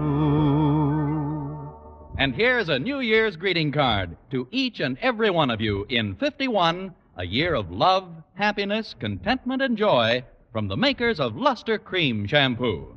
And now, once again, here is Eve Arden. Freedom is everybody's job. That's why all of us must work to keep our individual rights and freedoms by voting in an informed way, serving willingly on juries and public committees, and taking an interest in the development of our community, state, and country. That way, we can all make 1951 a year that will prove the strength and success of democracy. And now, on behalf of my sponsor, the Colgate-Palmolive Peat Company, and myself, a very happy New Year to all of you. Good night.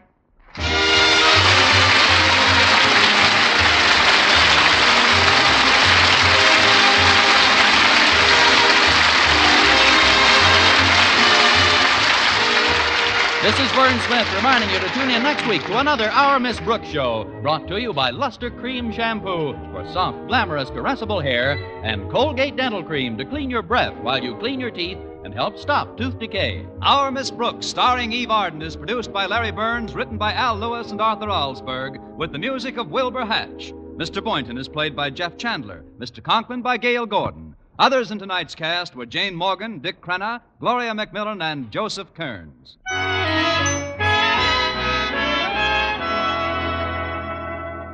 Doctors prove Palmolive soap can bring you a lovelier complexion in 14 days. Yes, 36 leading skin specialists proved in tests on 1,285 different women that Palmolive soap facials, using nothing but Palmolive, brought new complexion beauty to 2 women out of 3. Just wash your face 3 times daily with Palmolive soap, each time for 60 seconds, massaging Palmolive's beauty lather onto your skin. Then rinse. So start your Palmolive facials today. Remember, doctors prove Palmolive soap can bring you a lovelier complexion in 14 days.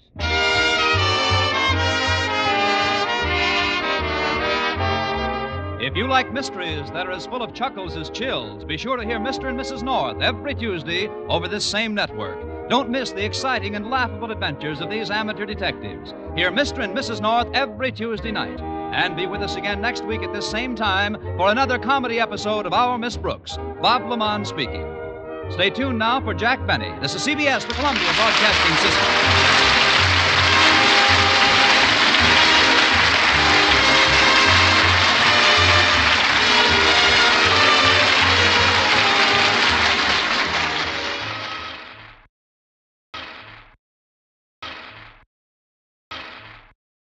And now, a program that would go on to become an American institution on television, The Adventures of Ozzie and Harriet.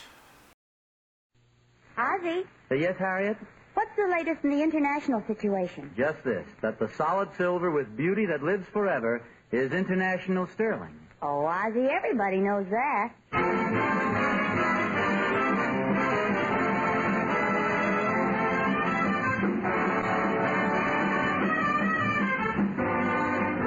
The solid silver with beauty that lives forever is international sterling.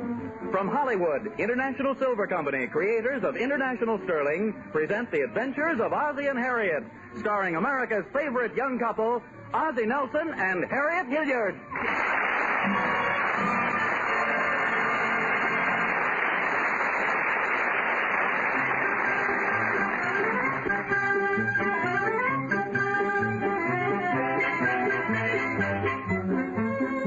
Let's look in on the Nelsons at 1847 Rogers Road and see what Ozzie and Harriet are doing today.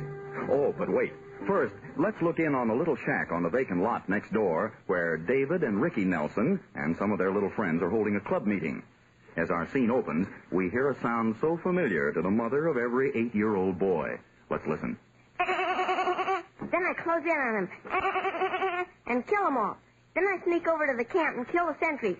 Then I wipe out the whole camp. Hey, wait a minute, David. Maybe one of them would kill you. Why? What have they got against me? Hey, you guys, how about playing some baseball? We can't, Ricky. I accidentally cracked the bat yesterday. Let's call Anthony. He's got a bat. We can't. It was on his head that I accidentally cracked it. Speaking of bats, we sure could use a new baseball bat and some more gloves. Yeah, but talk is cheap. We ain't got enough money to buy nothing. What do we got in the treasury, Tommy? You mean exactly? Yeah, what's in the treasury? Well, there's 52 cents, 14 airplane pictures, 130 marbles, 2 turtles, and Tom's kid brother Herman that we're holding till Tom pays his dues. Well, there must be some way we can raise money. Why don't we hold another raffle? Yeah, that's a good idea. Last time we held a raffle, we sold 27 raffles at 5 cents each. That's right. The guy who had the lucky number even refused the prize. Yeah, we couldn't get rid of Tom's kid brother Herman that way either. Hey, I got a good idea, hey? Why don't we rent this club to somebody to live in, and we can collect the rent, hey? Nah, we can't. Why not? The OPA. What's the OPA? Well, I don't know, but Pop says they don't let you do nothing. Say, I got a better idea. There's a lot of people that want places to live. Why don't we tear down this little shack and put up a great big apartment house? Then we could collect way more rent. Hey, that's a great idea, hey. It'd be easy to build. There's lots of old red bricks laying around the lot, hey? Let's make it a real big one. 200 stories. Have we got enough bricks for that, hey? Oh, sure. There must be 50 or 60 of them out there. Well, maybe you guys are right. Yeah, it's easy to put up apartment houses these days, too. You don't need to build no roof. No roof? You know, that's something else I heard my pop say. That OPA, they put a ceiling on everything. One thing, though. Let's not rent it to any families with kids. Children are too destructive and mischievous.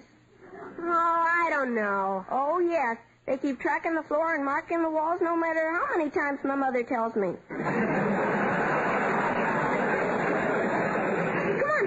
Let's start building right now, hey? Oh, just a minute. We're forgetting something important. Like what? Well, first we gotta make a syndicate. Can't we just make the apartment house?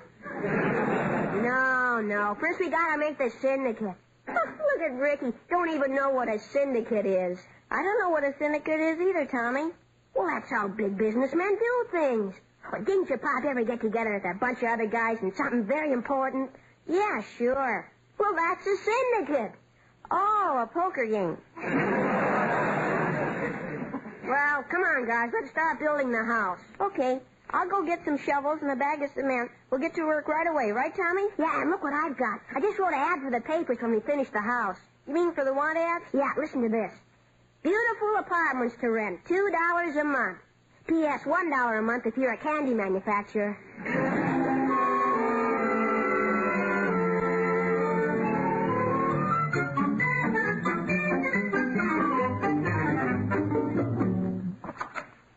Dear. Oh, hello, Harriet.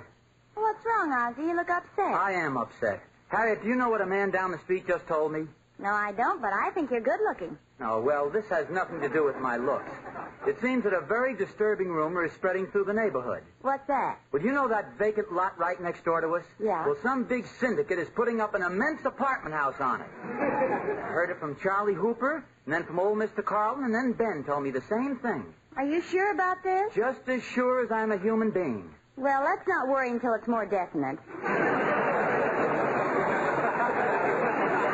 And, dear, besides, it's not a very nice lot, In fact, the kids call it the Rogers Road Dust Bowl. Now, I think this is pretty serious, Harriet. Big apartment house right next door? Isn't exactly my idea of something to laugh about. I like neighbors, but not about 200 of them 10 feet away. I guess you're right at that. Besides blocking off our house and turning this street into a traffic street and a lot of other things like that, it's going to deprive all the kids of their only playground around here. And you're right. They always have so much fun playing there, too. Remember the time they were playing Follow the Leader and they all climbed up that telephone pole and then they dared you to do it? I did it, too, didn't I? Yeah. And it wasn't so very much trouble for the fire department to get you down. You know, Harriet, when I passed that clubhouse tonight on the way home, I felt terrible. All those kids, and soon they'll have no place to play. And just because some big syndicate decided to make a few more dollars. It seems to me that the freedom of youth is worth a good deal more to the community than the desires of a few big businessmen. Has the time come that we've thrown over the principles of democracy and justice for the many merely because of the importance of a select few? The senator from California has the floor. And now may I ask you a question? Go right ahead. How many times have you seen Anchors Away? Okay. No, you're right, dear. That apartment house is bad for a lot of reasons, especially from the kids' point of view. Well, I'll tell you one thing. I'm going to do everything I can to prevent it. Maybe I won't be able to, but I sure will try. I'll tell you that much. Well, Mom. Hiya, Pop. Hello, David. Hello, son. Say, Pop, you know what me and the fellas are doing? Not now, David. Mother and I are discussing something very important. It'll only take a minute, Pop. Later, son, please. This discussion concerns you, too, and it's really very important. You know, Harriet, maybe I'll look up the zoning restrictions on apartment houses. That's what I wanted to talk to you about, Pop. The apartment house. Oh, so you know about it? Of course. As a matter of fact... Well, David, I want you to tell every single one of your friends that your father is doing everything in his power to stop that apartment house from going up. You're trying to stop it? But, Pop... If I have to dig into every legal book in the library, if I have to get out an injunction, even if I have to take it to court, I'll do what I can to prevent it. Gee whiz, Pop. So just go out and tell the boys that that's the way your pop feels about it. Okay, if you say so. Bye, David. Bye. Gee, I wonder what it feels like to be a hermit. Yes, sir, I want those kids to know that they have one real friend. Oh, honey, now look, don't you think you may be getting all worked up unnecessarily? It could be just a rumor, you know. No, this is pretty definite. As a matter of fact, the whole thing is really my fault anyway. I was on the verge of buying that lot any number of times. If only I'd bought it, this never would have happened. Do you remember once about 3 years ago? I was going to buy that lot then, but something interfered. Do you remember what it was? Yeah, you didn't have enough money. Oh, yeah. And then later on, that second time I was going to buy it, something came up again, didn't it? What was that? You didn't have enough money? Oh, yeah. And the third time I almost bought it. Let's see, what was wrong then? You didn't have enough money. It's always something, isn't it? If only I'd have bought that lot when I wanted to, everything would be all right now. Oh, well, let's not talk about it till after we eat, dear. Dinner's almost ready. Okay, but that's what always happens when you put something off until tomorrow. Somebody else goes and does it, and then you just feel like kicking yourself. 3 times I was going to buy that apartment.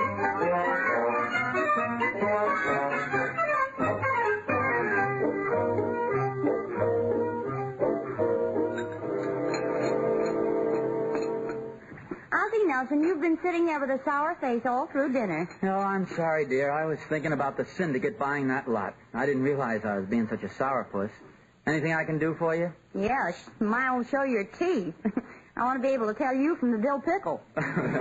Well, Harriet, I'm just sore about not buying it.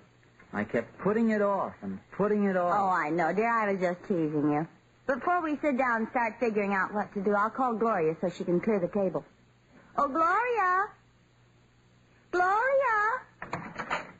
Did you call me, Mrs. Nelson? Yes, Gloria, I did. We finished dinner. All right, Mrs. Nelson. And if you'll pardon me for saying so, Mr. Nelson looks very unhappy this evening. Oh, well, I'm sort of burned up at myself, Gloria. It's exactly as my mother always says. Procrastination is the thief of time. Oh, you're telling me. Oh, have you ever kept putting something off and finally wound up not doing it at all? Have you ever seen the dust on the piano? Well, you see, Gloria, Mr. Nelson's always wanted to buy that vacant lot next door. And it's rumored now that some big syndicate went and bought it. They did? Yeah, that's right. Somebody else bought that lot next door. Oh, that's too bad. When are they going to take it away? No, nobody's taking the lot away, Gloria. Oh, well, that's good. It'd leave such an awful hole.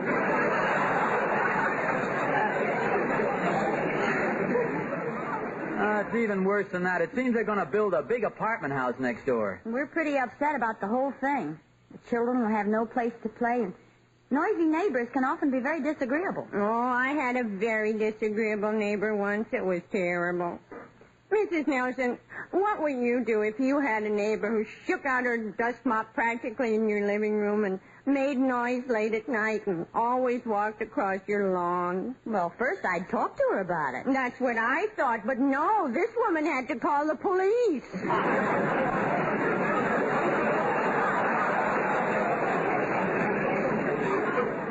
But, Gloria, it's not only the neighbors. There's so many reasons. It'll ruin our view, for one thing. Ruin the view? Sure, you won't be able to see anything, will you? Well, that depends on how far down they pull their shades. Well, I'll see you later. Good old Gloria. Well, let's try to figure out what we can do about this apartment house, shall we, dear? I hate to be a wet blanket, honey, but I don't think there's much you can do. Say, Harriet, I just thought of something. Maybe that big syndicate hasn't bought the lot yet. What makes you say that? Well, I understand that Mrs. Appleby, the lady who owns it, has been out of town for a few weeks. She just got back today. Maybe that company's been making plans before buying the lot. Could be. At least it's worth going over there. You mean over to Mrs. Appleby? Well, sure. If we get to her before the syndicate does, we'll buy the lot first. Well, it's up to you. But they've probably already bought it, honey. And if they have, I'll fight it to the last. I'll write to my congressman. If that doesn't help, I'll go see the governor. And if that doesn't help, I'll go to see President Truman himself. Could you get in to see President Truman? Well, of course. President Truman and I are very close friends. Really? Well, at the last meeting of the Musicians' Union, I met a guy who knows a fellow who's a friend of the man that tunes his piano.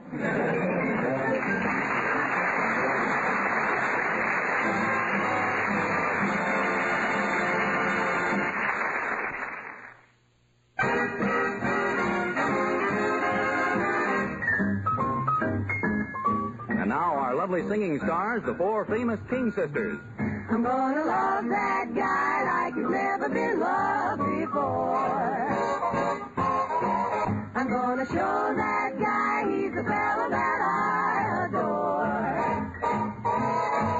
When he's in my arms again, our dreams will all come true. Then the years between might never have been. We'll start our lives anew. I'm gonna kiss that boy like he's never been kissed before. And though I miss that guy, he's the fellow I'm waiting for. We'll never part again, he'll hold my heart again, forever and evermore. I'm gonna love that guy like he's never been loved before.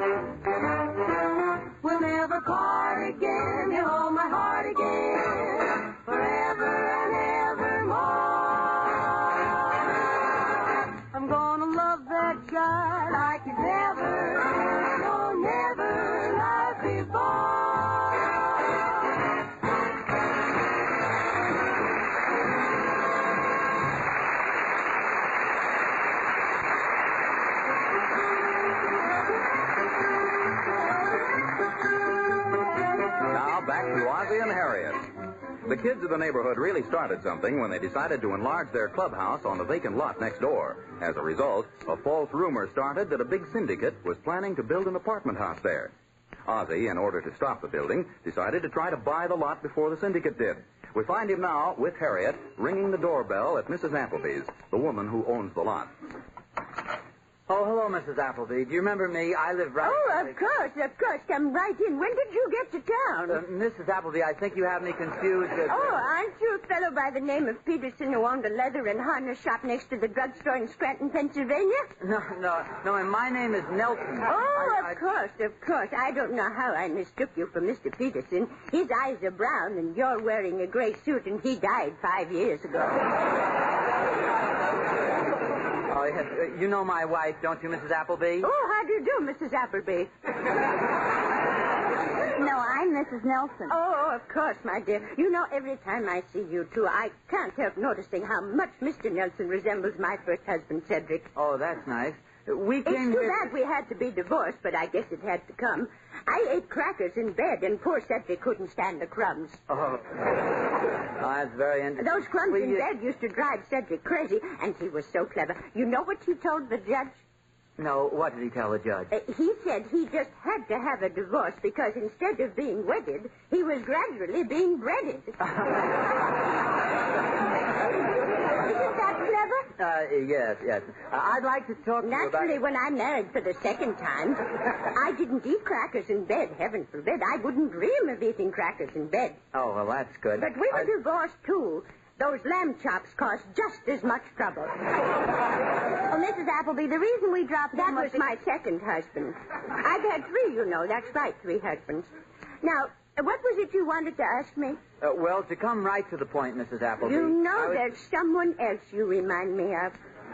I know. It's that young fellow who lives right around the corner on Rogers Road. Well, that's me, Mrs. Appleby. Oh, it couldn't be. This fellow's name is Nelson. Yes, that's me. My name is Nelson. Of course. Oh, I'm so sorry. I have such a poor memory.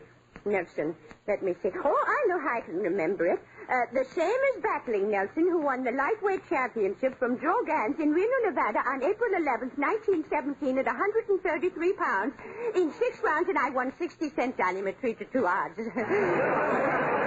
Yes, sir. That's how I remember you, Mr. Dempsey. Mrs. Appleby. Yes? Mrs. Appleby, are you interested in selling that lot next to my house? Mr. Nelson, is that what you came over here to ask me? Yes. Well, for goodness sakes, what was all that beating around the bush for?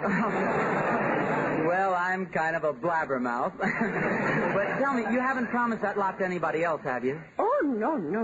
Then will you take a $50 deposit on it and hold it for me? Oh, certainly, Mr. Nelson, if you wish to buy it. Oh, that's fine. We'll let you know as soon as possible. Here's the $50, Mrs. Appleby. And now I think we'd better be going. Oh, but Mr. Nelson, I haven't even told you why my last husband left me. I know why. You ate grapefruits in bed. Why, that's right. I ate grapefruits in bed. But how did you know? I remember the headline in the society column that day. Mrs. Appleby squirts off 3rd drip.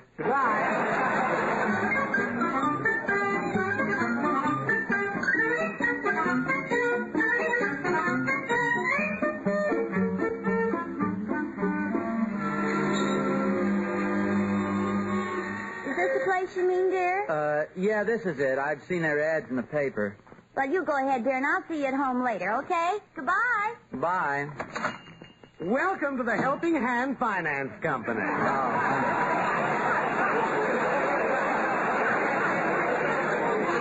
I'm thinking of buying some real estate, and I'd like to see about borrowing some money. Well, you came to the right place, friend. Because we always have plenty of money. Lots of money. Now, what would you like? $10,000? No, $100,000? No, $1 million? No. No loan is too big or too small for the Helping Hand Finance Company. We just lend money and lend money.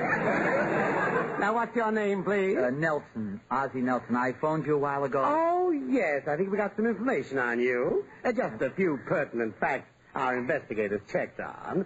Now, let's see. Oh, here it is. Ozzie Nelson, born on... Uh-huh.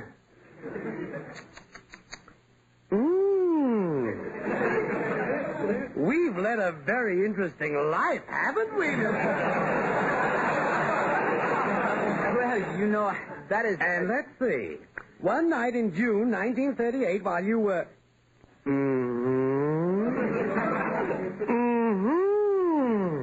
If that was that night in Pismo Beach... This is in Toledo. Oh. And then you...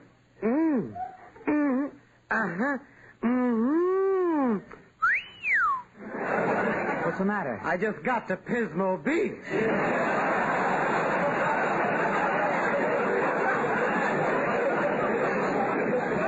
Well, I guess it'll be all right. Now, how much do you want to borrow? Well, you see, I'm not sure yet. I just wanted to line everything up for a certain big deal. Suppose I call back tomorrow. Would that be all right? Mr. Nelson, yes. We'll be happy to serve you. And please bear in mind, Mr. Nelson, or Ozzie, if I may, we don't want you to look upon this as a cold business deal. We want you to think of us as warm friends who are glad to help you out in your hour of need. Your signature on one of our applications is like the warm hand clasp of two dear friends. That's why we call ourselves the Helping Hand Finance Company, because we give you a helping hand. Oh, well, thanks. Oh, just one thing. Suppose I can't meet my payments on time. Do you still extend a helping hand? Well, in that case, we use our foot a little.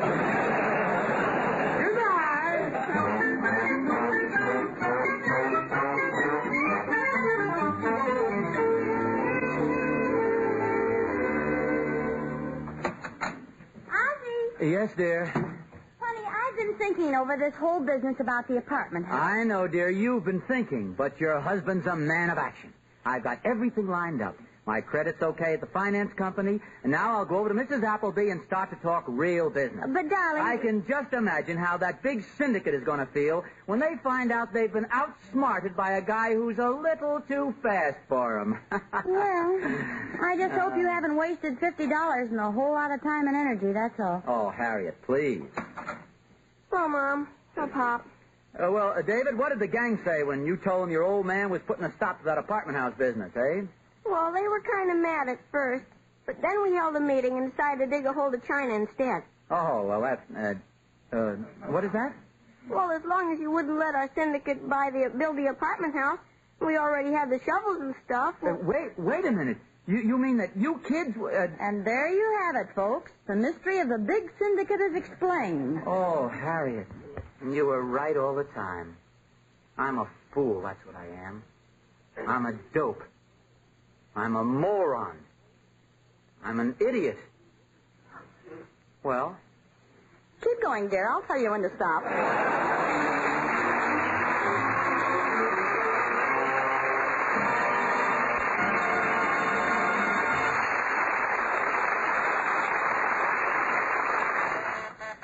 I'll get it. Hello, Mr. Nelson, Mrs. Nelson. Remember me, Mrs. Appleby? Oh, my goodness, that rhymes, doesn't it? Well, I had a little trouble finding... Pardon me, but did you happen to come in to see us about the lot, Mrs. Appleby? Did I? Oh, yes, of course, yes. I came to find out if you still want to buy it. Mrs. Appleby, I'm sorry to cause you this trouble, but we decided not to buy the lot. Naturally, we forfeit the $50 deposit. Oh, no. I insist on giving it back to you. Oh, but Mrs. Appleby, we want to be fair with you. After all, you lose enough by not selling the lot. Well, that's what I wanted to tell you. You see, I've already sold the lot, and I was afraid you'd be upset about it. Oh, you sold it? Yes, isn't that good news? Late this afternoon, some nice man from a syndicate called on me, and he bought it. He's going to put up a nice big apartment house. Isn't that wonderful? Here we go again.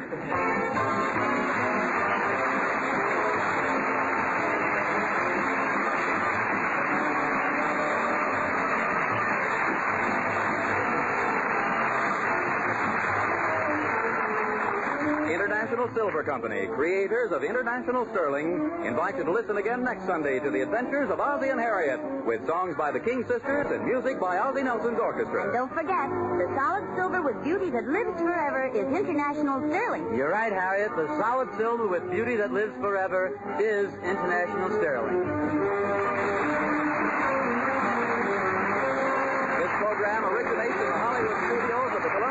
Broadcasting System and is also broadcast over the Trans-Canada Network of the Canadian Broadcasting Corporation.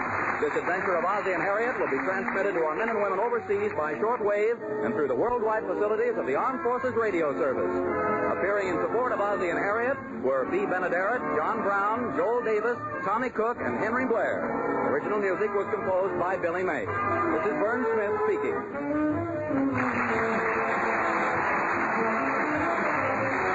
This is CBS, the Columbia Broadcasting System.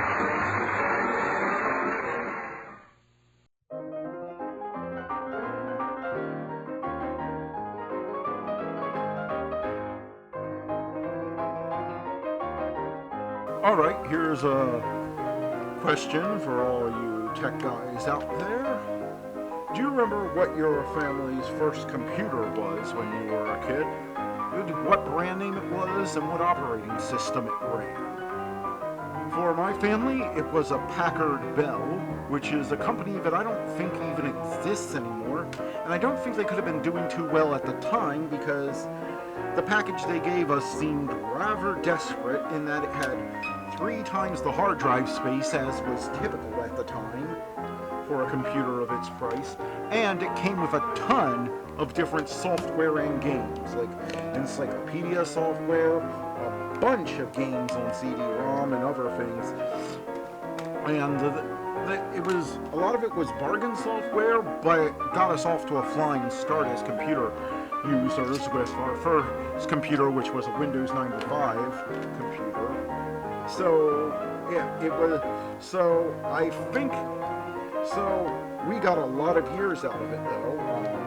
I mean, I don't think it actually broke down and became unusable until around 2010 or so. So, that was quite a bit of life when you consider, I think we got it in late 96. So that was quite a bit of life out of that little machine. But anyway, what was your first computer and what operating system did it run? Let us know in the comments below, and now let's get back to the shows.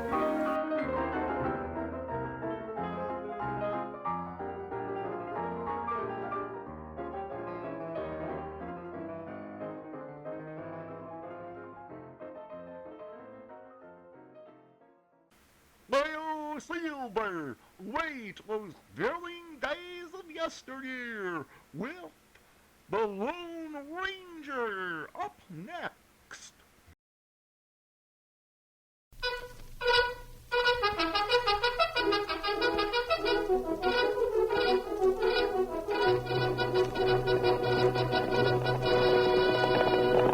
Hi-yo, Silver!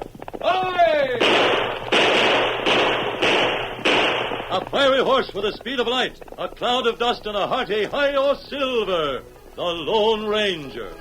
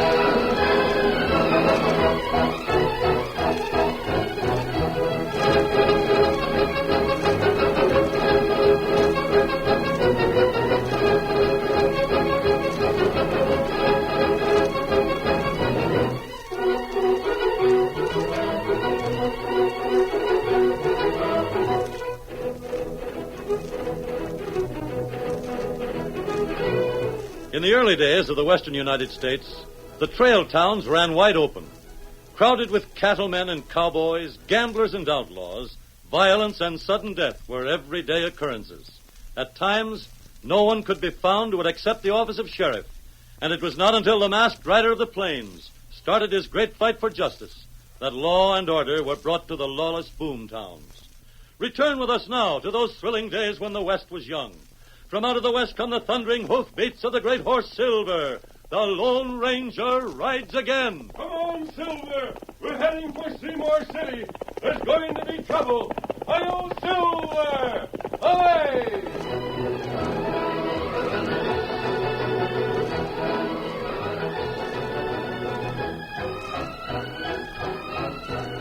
Alice Ames looked neither to the right nor the left. She hardly noticed the cattlemen and cowboys who stepped aside and doffed their hats as she hurried along the narrow board sidewalk toward her uncle's office. At last, she reached the weather-beaten one-story building and... Alice! Howdy. Red, I thought you were leaving town this morning. You told me last night. Things have changed since then. No, they haven't. Maybe you haven't heard. I've heard everything. I know what's happened, but you can't do anything about it. Bill Anderson is dead. Yes, ma'am. You got the cows he gave you, the start of a herd. You're driving them north to Wyoming and start your ranch just like you figured. I just sold my cows to your uncle. Then give him back the money. There's a job for me to do here, Alice. Your uncle's made me a proposition. I know all about that, too. It'd make you right proud to wear a sheriff's badge, I suppose. No, ma'am. Not proud. Red, a sheriff's badge in Seymour City is just a target. A nice, shiny target that's hard to miss. I won't let you do it. You told me you loved me.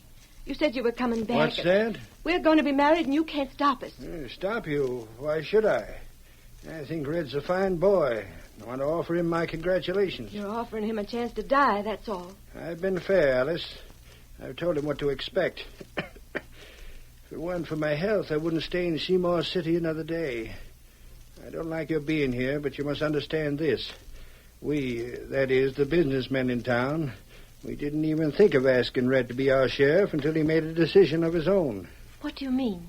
Tell her, Red. I'm staying here till I find the man who killed Bill Anderson. What if you do? It isn't hard to guess who did it. When Bill walked into the Lucky Dollar Cafe last night, he had all the money I had paid him for his cattle. When he walked out, he had more. Hi Roberts doesn't like people to win. If it was Hi Roberts, I'll get the proof. Then I'll see him hanged. Oh, it couldn't have been Hi himself. Slim Darrell, perhaps. Slim Darrell? Quickest man on the draw in Seymour City. Worst gunman in the whole West. What chance would you have with him? You haven't traveled much, Alice. What chance would you have? Whatever it is, I'm taking it. And Slim's only one of Hi's men. I won't be alone. There's a friend of mine camped near town. I aim to get some help from him. No, Red, you can't. I've got a right to say that. I wish I could make you understand. Bill Anderson was the best friend I ever had. How many ranchers would let their foreman take his pay in cattle? It's against all the rules. But Bill wanted to see me get started on my own. Your uncle just paid me $5,000. I owe every penny of that to Bill. You earned it, Red. Oh, that's only part of it. He was more than a boss. He was a friend. If I didn't go after the ornery sidewinder that dry gulched him, I'd feel like a yellow coyote. I'd never forgive myself. A man couldn't feel any different and still call himself a man. I wish you could understand that, Alice. I understand. You ought to. Your father died the same way. It won't take long to get this settled, Alice. And then... I don't want to think about afterwards. Your mind's made up. You're staying, and I'll be seeing you every day. That's all I'm looking forward to now. Good luck, Red. Alice. I'm wishing you good luck. With all my heart. Well, Mr. Porter, if you want to pin on that badge, I'll be on my way, too. Of course, Red. This friend you were talking about, who is he? You don't know him, but I'm going to pay him a call before I do anything else. Uh-huh. There you are, Sheriff. Go to work.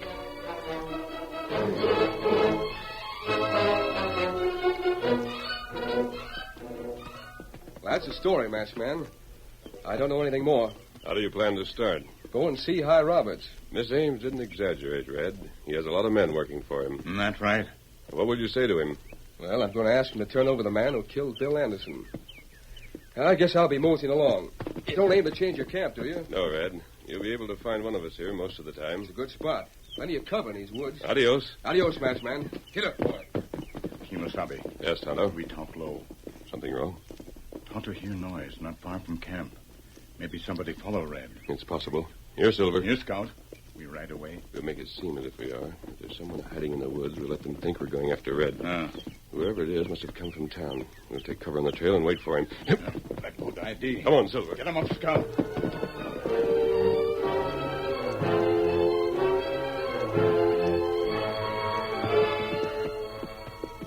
You look, Kimasabi. Him break from wood now. Can you make out who it is? That breed named Pancho. He works for Roberts, doesn't he? We'll stop him and see what he's up to. Come on, Silver. Get him up, Scout. Him see us. Cut away from trail. We'll catch him. Right up there. Get up there. Right up or I'll shoot. No, senor, no. I do what you say. Well, Pancho, what brings you out here? There's nothing, senor. I come for a ride, that is all. You followed Red Carter from town. Who is Red Carter? Never mind that. We heard you near our camp. Who sent you? Oh, do not shoot, Maskman. I tell you the truth. This fellow you call Carter, who wore the sheriff badge, I see him right out of town. It is no one who sent me after him. I wonder where he go myself. Just curiosity? Si, senor, that is it. Curiosity. You work for High Roberts, don't you? I work for him some. Well, we're glad you paid a visit.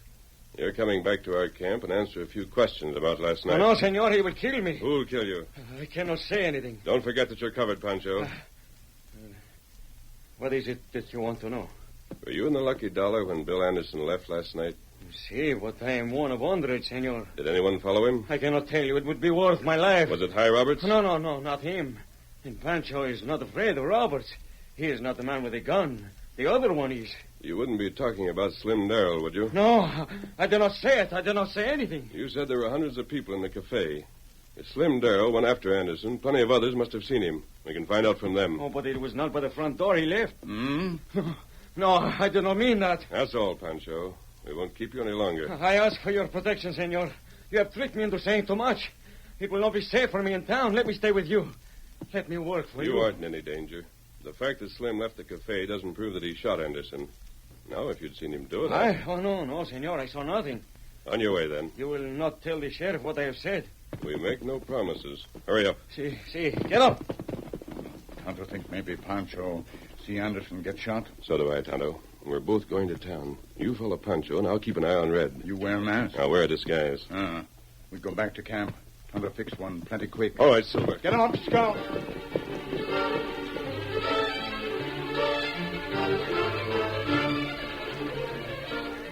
Howdy, Carter. I hear you want to see me. That's right. What's on your mind? The murder of Bill Anderson. Yeah? Who did it, High? I don't know, but even if I did, I wouldn't tell you.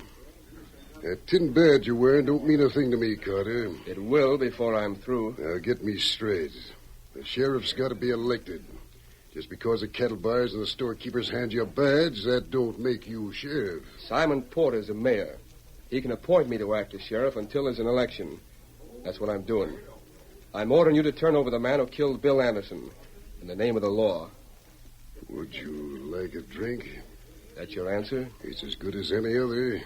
I mind my own business, and I like other people to mind theirs. Yeah?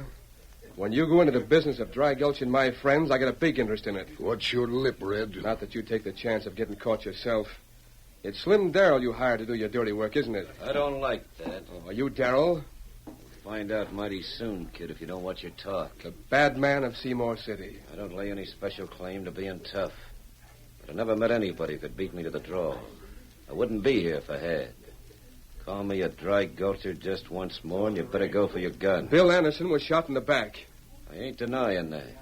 But it wasn't me. And you can't prove it was. Well, you got the right of it now, Darrell. I can't prove anything.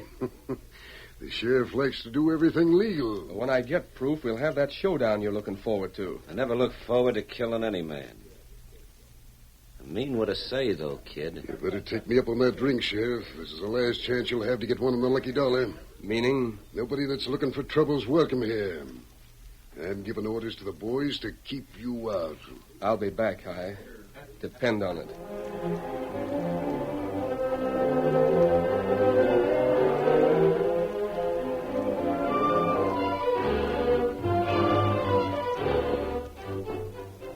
worst part of it is that Roberts is right. You've got a lot of nerve calling yourself a sheriff. Why don't you start using your brains? You're acting like a stray woolly in a pack of wolves. It isn't as bad as that, Red. Huh? A job like this takes a little time. You can't expect evidence to drop in your lap. You're... Yes, Red. My face is disguised. I was in the cafe when you talked to Roberts and Darrell. I'm glad you remembered your badge. Where are you going now? To Simon Porter's office. Quick, around the corner of this building. Gone. That was a close one. Somebody tried to pick me off. I'm not sure. The bullet hit about 6 feet above our heads. Where'd it come from? The second story of that empty warehouse across the street. I saw the barrel of the rifle. Are you coming with me, or... Yes, Red, but we aren't crossing the street here. We'll circle around the back of this building and cross down below. Then we'll head for the back door of the warehouse. Come on.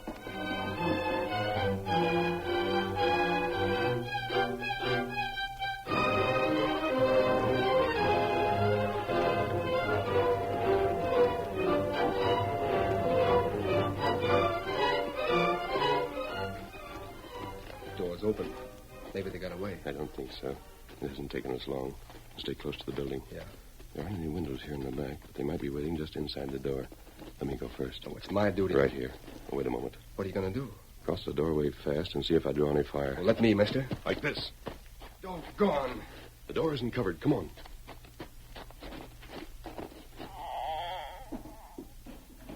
It's dark in here. All the windows are boarded up. Not on the second floor. Take it easy, Red. Hear anything? No. There.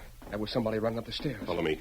They'll have the stairs covered. They'll be waiting at the top. There's a turn. We can get as far as the landing. You're the sheriff, Red. Order them to come down. They won't, but...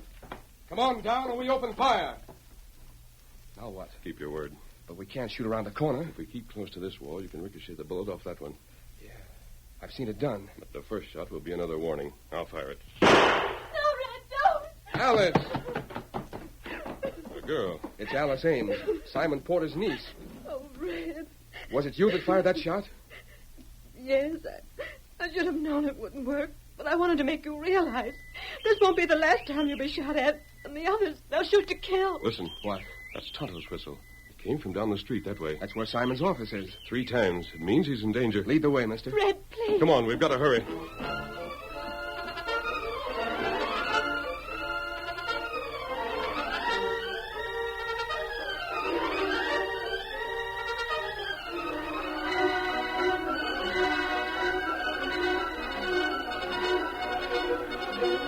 The curtain falls on the first act of our Lone Ranger story.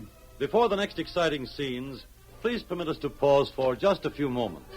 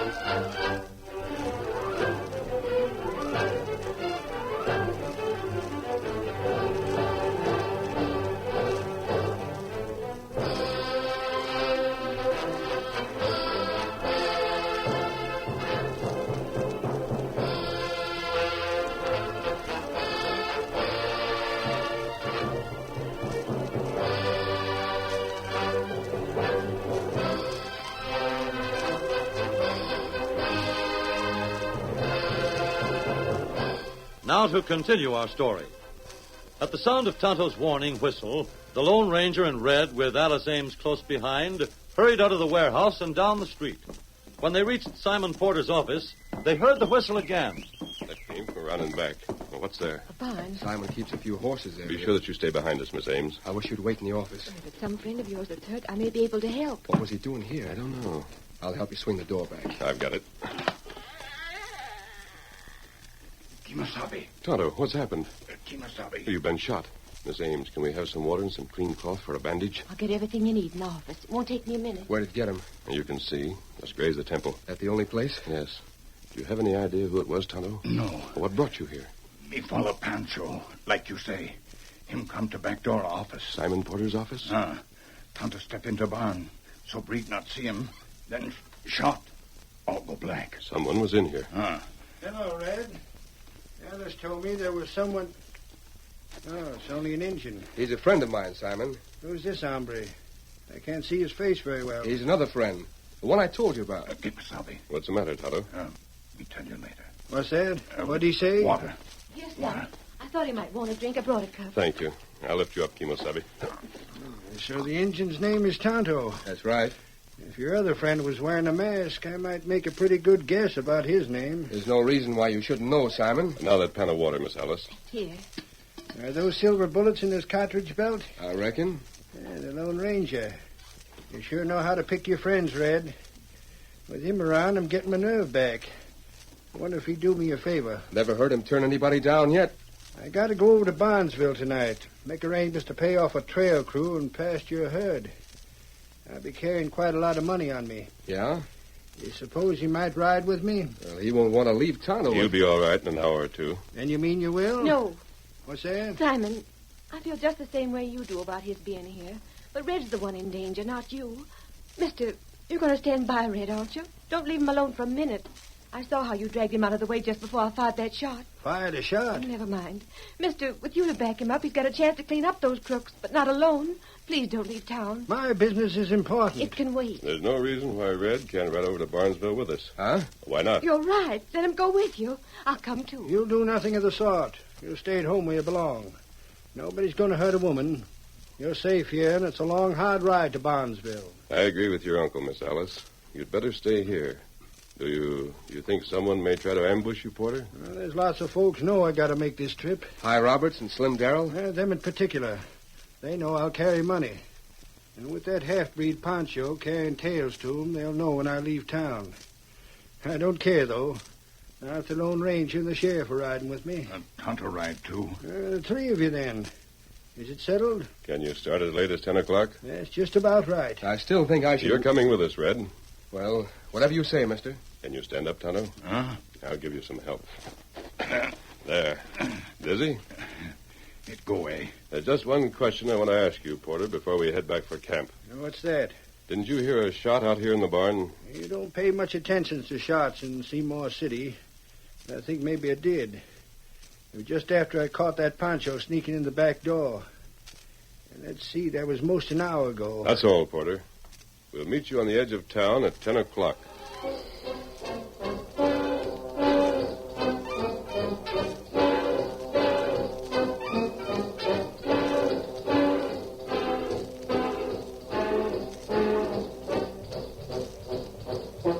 By nightfall, Tonto had regained his strength, and the Lone Ranger had removed his disguise. Once again, he had become the masked rider of justice as he mounted Silver and raced with Tonto across the plains toward Seymour City. Once town was reached, their first stop was the barn behind Porter's office. There doesn't seem to be anyone around, but we'll take Silver and Scout in with us. And Tonto opened the door. Close it all the way. I remember a lantern hanging on this wall. You find it? Yes. This clay is soft. The footprints were clear this afternoon. Let's hope they're still there. Here where Tonto fall. The mark is still there. Now, if the others haven't been tramped out. Here girls' footprints. And Red's. I made it a point not to walk where they were standing. This what you look for? You're right, Tonto. But what do you think? It's same. And you're sure that you heard his voice? Tonto here. Far away after shot. Tonto sure, though.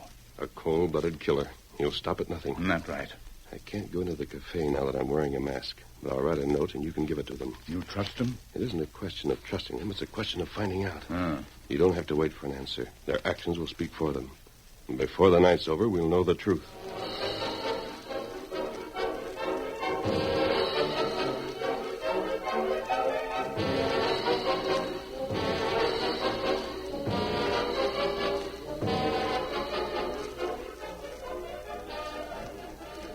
Slim, there's an Indian coming over here. Bandage on his head.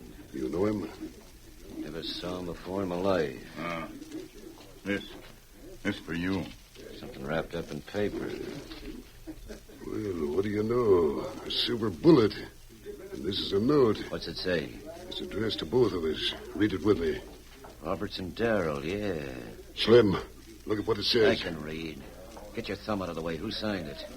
Slim. The Lone Ranger. What are we going to do? I don't know what you're going to do, but there's only one answer for me. I'm with you. We got no choice.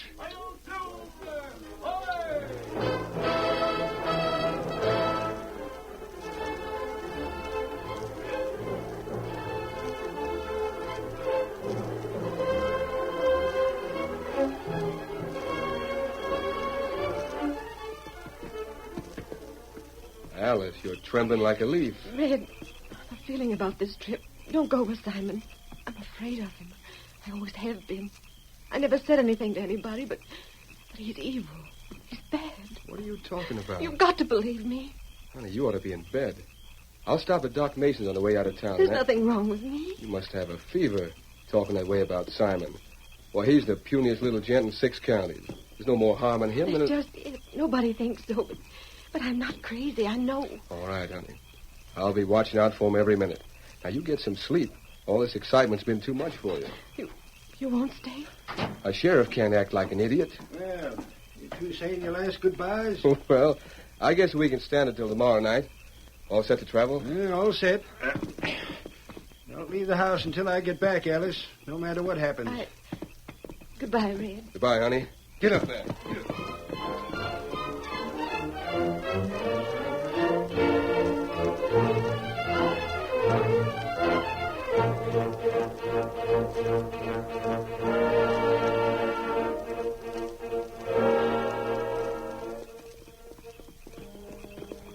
Sure gives me a safe feeling traveling with you, masked man. I'm glad. Lots of moonlight.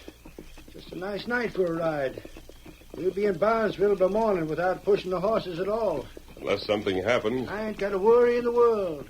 You've been rather quiet, Red. Just thinking, masked man. Thinking how to catch those crooks. What time will we be back tomorrow? Well, by sundown. I wonder if I can read my watch by this light. Tonto. What you say? Tonto can tell the time by the stars. So that's what he's studying. Well, Injun, let's have it. Let's see if my watch checks with him. It's midnight. It's pretty close. It's 2 minutes of. You see those big rocks up ahead? Yes? They call them the Witch's Garden. You ought to get there in 2 minutes. We'll be passing the Witch's Garden at the stroke of midnight. Maybe good we watch out then. Shucks, you don't believe in spooks, do you, Tonto? Well, I don't. But I wish you hadn't mentioned the time. Nothing to be afraid of with the Lone Ranger along. That garden's a fine spot for an ambush. Well, I let it get known around town who was traveling with me. Nobody'll try that. Trail get narrow here. Yeah, it's almost like a canyon. I'll draw back a little. You go first, Red. I'll follow you, Tonto. Get up there. There she is. The Witch's Garden. It's an ambush. Masked man, what have you done? My hand. You weren't hurt. You shot him. Keep an eye on the rocks, Tonto. It's all right. And not shoot this way. You shot Simon. I only knocked the gun out of his hand. The gun? Yes, Red. He wanted me to ride ahead of him because he planned to shoot me in the back. Then Alice was right about him. If you have a pair of handcuffs, I'd advise you to use them. I sure will. You made a mistake when you tried to kill Tonto this afternoon, Simon. Why did you do it? I knew who he was. I should have finished the job, that's all. But you haven't got out of this yet. Masked man, there's a gang riding this way. Go for your gun. Hold your fire. That's Hi Roberts and Slim Darrell in the lead, Simon. Huh? You wanted them to be blamed for the murder of Bill Anderson, didn't you? They did it. You did it. You and Pancho. No, I didn't have anything to do with it. Maybe you're right about the half-breed. I can't answer for him, I but... can answer for you. It is a lie that I killed Anderson. It is you who do it, Pancho Sears. Shut up, you fool. Let me alone. Hold him high. I got him. Just keep on talking, Pancho. He tried to double-cross me. I double-crossed him plenty. It is not the first time he has killed a man after he buy his cattle. He killed Miss Alice's father the same way. His sister's husband. There is no worse snake in the whole West, and I'm glad I'm through with him. You hear that, Senor Porter? No more do you wipe your feet on me. You will hang. You're right there, but you're going to jail yourself, Pancho. Yeah. Here's some handcuffs to make you believe it. Yeah, he's your prisoner, Red. I sure had you two pegged wrong. You took Simon's word for their guilt. I gave them a chance to clear themselves by helping us tonight. How many men did Pancho have with him? 3. The boys have got them.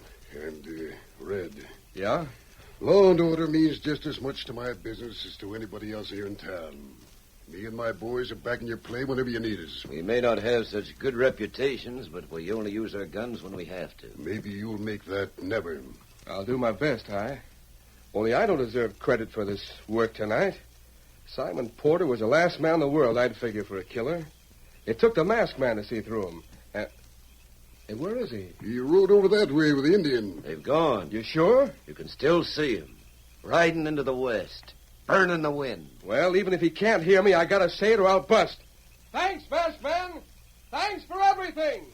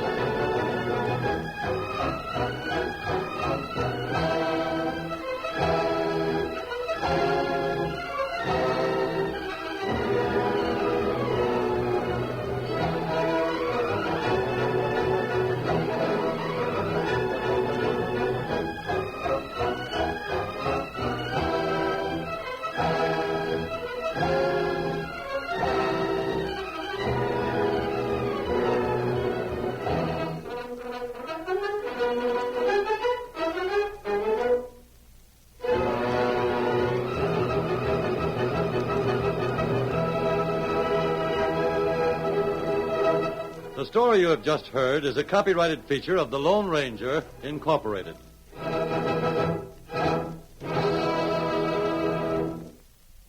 Up next on Nightly Old Time Radio Shows, enjoy the adventures of Nick Carter, Master Detective. New post-war Old Dutch cleanser, famous for chasing dirt, presents Nick Carter, famous for chasing crime.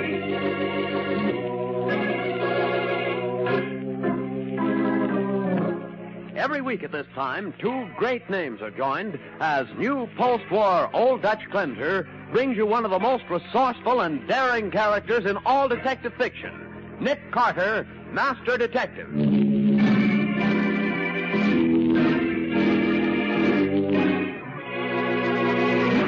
Careful crossing the street, Patsy. I'm watching, Nick. Hey, wait, look at that car come. Boy, is he traveling. Why, that crazy fool. Nick, he's driving on the wrong side of the street. What's the matter with the idiot? Nick, look out, he's headed right for us. Get back, Patsy. Get behind the car. Jump!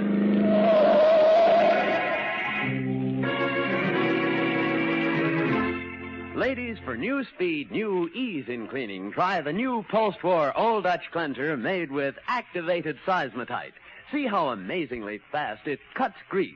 Thrill to the almost effortless ease activated seismotite gives new post-war Old Dutch, for it cleans, polishes with a smooth, gliding action that means less work, less rubbing. You'll be amazed at the miracle-like speed with which activated seismotite, found only in new post-war Old Dutch, cleans away both dirt and stains. Snowy white new post-war Old Dutch rinses away quickly when cleaning is done. So try it, compare it. See if new post-war Old Dutch cleanser made with activated seismotite doesn't clean in less time with less rubbing than any other cleanser you've ever used. At your dealers now in the same familiar package. Now for the case of the priceless prose. Today's exciting adventure starring Lon Clark as Nick Carter, brought to you by new post-war Old Dutch cleanser. Our story opens in Bancroft Hall, the ancestral home of the great 19th century man of letters, Joshua Bancroft. An elderly woman, moaning in pain, drags herself across the old-fashioned library to the telephone and dials with a trembling and uncertain hand. Operator, get me the police. Hurry. Hello. This is Julia Bancroft of Bancroft Hall. We've been robbed. I've been beaten, and my sister Victoria, she's been killed. Say, have you seen the afternoon paper, Patsy? Not yet, Nick. Why? It's a nasty piece of business at Bancroft Hall last night. Victoria Bancroft was murdered. Her sister Julia badly beaten. Oh, Nick, how horrible. They're old Joshua Bancroft's granddaughters, aren't they? Great-granddaughters. They and their brother lived together at Bancroft Hall. But why would anyone want... Robbery, Patsy. The murderer stole the original manuscript of Joshua Bancroft's first book of essays. Oh, so that's it. Worth thousands of dollars. Probably just about as valuable as any of the original manuscripts of Emerson or Thoreau. Golly. Nick Carter's office, Patsy Bowen speaking. This is Arthur Haskell. Is Mr. Carter there, please? For just a moment. It's for you, Nick, and Mr. Arthur Haskell. Art Haskell? What? Hello. Hello, Nick. Art, it is you. How are you? I must see you, Nick, today, if possible. It's important. Why, what's up? I'd rather not discuss it on the telephone. Will you come to my store this evening after closing time? Why, of course. How's 8 o'clock? Good. I'll be looking for you.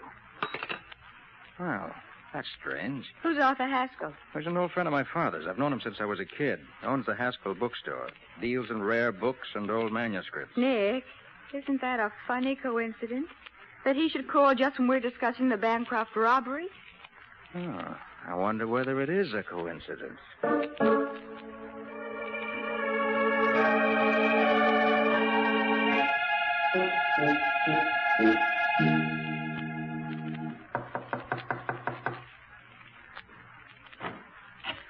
Nick. Hello, Art. It was good of you to come. Art, let me introduce you my secretary, Patsy Bowen. Oh, how do you do, Miss Bowen? I'm glad to know you, Mr. Haskell. Come in, both of you. Thanks.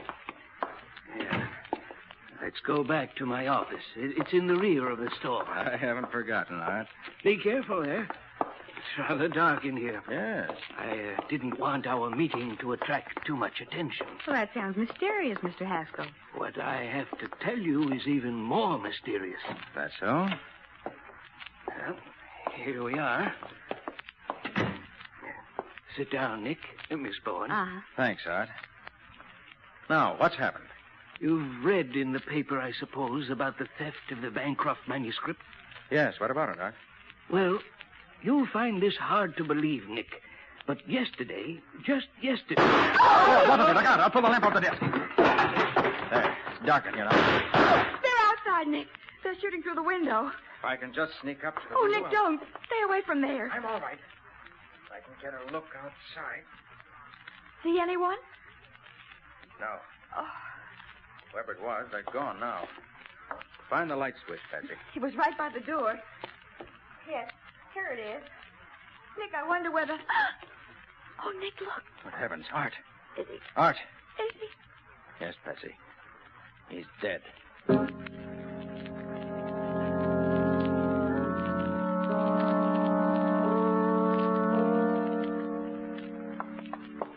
Oh, everything's so old and musty here, Nick. Well, I'll bet no one's even opened a window in Bancroft Hall since Joshua Bancroft died. Here's the library. Butler said we'd find Julia in here. Well, if you can tell us if there's a connection between Haskell and the Bancroft manuscripts. Todd? Miss Bancroft? Yes? And you're Mr. Carter and Miss Bowen. Yes. Forgive me for not getting up, but my doctor says I can't move from this couch. Of course. We understand, Miss Bancroft. Sit down, won't you? Thank you. I'm so glad you called. I know if anyone can find the man who killed my sister and stole great-grandfather's manuscript, you can, Mr. Carter. You say the man who killed your sister. Are you certain it was a man? Oh, positive, Mr. Carter. Oh, I see. Now tell me, what time did the robbery take place, Miss Bancroft? It was about 10:30. I was in my room on the second floor when I heard Victoria scream. I started down the stairs, and then there was a shot. I see. And then? I rushed into the room. And just as I stepped through the arch, I was struck on the head 2 or 3 times. With what? Do you know, Miss Bancroft? Yes, the base of that desk lamp over there. That's all I remember until I came to. Then I saw the safe open. The manuscript was gone, and Victoria was dead. Well, let's see if...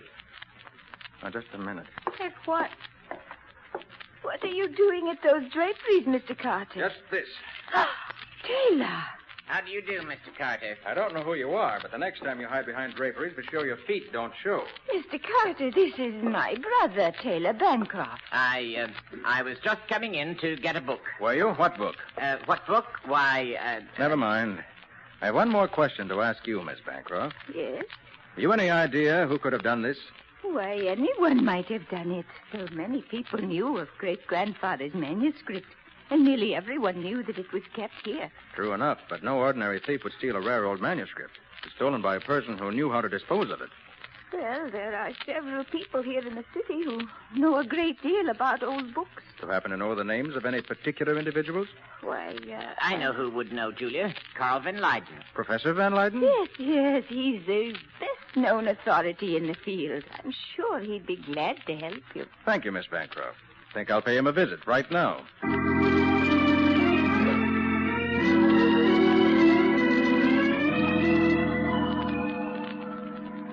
So you think only someone who knows enough about rare books to dispose of the Bancroft manuscript would have stolen it, eh, Mr. Carter? Exactly, Professor Van Leyden. It was suggested that you could give me the names of a few such people to check on. Why, yes, I think I can. If you will excuse me, I go to my study now. I'll write out a list for you. Oh, please make yourself at home. Gosh, look at all those books, Nick. Yes, Betsy, there it is. The famous Van Leyden Library. Thousands of books worth hundreds of thousands of dollars. Why, that's a Gutenberg Bible in that glass case there. Golly. And up here on this shelf, these are... That's funny. What is? You wouldn't think Professor Van Leyden would be so careless. Oh, a couple of volumes upside down, huh? Yeah. I wonder if he'd mind if I turn them right side up. I don't imagine he would. Nick, look. Oh, what is it? There's something stuck in behind these books. It looks like... Well, let's see it, Betsy. Here. Great Scott, do you know what this is? What, Nick? This is what we're looking for. The Joshua Bancroft manuscript. In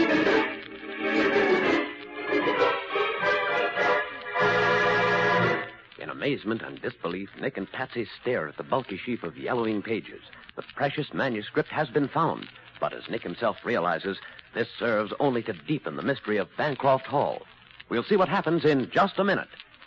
Next time you get a household cleanser, remember this. The first major cleanser improvement since the introduction of Old Dutch's famous cleaning ingredient, seismotite, is activated seismotite. Yes, scientists, by an exclusive new process, have activated seismotite to give new post-war Old Dutch cleanser a new fast action, new almost effortless ease, a new snow-white appearance. So get new post-war Old Dutch cleanser made with activated seismotite and see if it doesn't clean in less time with less actual rubbing than any other cleanser you've ever used. New post-war Old Dutch cleanser in the same familiar package carries the Good Housekeeping seal of approval. And now back to the case of the priceless prose. Today's adventure with Nick Carter, brought to you by new post-war Old Dutch cleanser. As we pick up our story, a few minutes have passed since Nick and Patsy discovered the Joshua Bancroft manuscript hidden behind some books in Professor Van Leyden's library. The professor is just returning from his study. Here, Mr. Carter. I have made a list of a few people you might want to talk to. Right now, Professor, you're the only person I want to talk to. Yes, Professor. We found the Bancroft manuscript. I see. And you believe that it was I who broke into Bancroft Hall, stole the manuscript, killed Victoria Bancroft, and beat up her sister? Well, didn't you? Of course I didn't.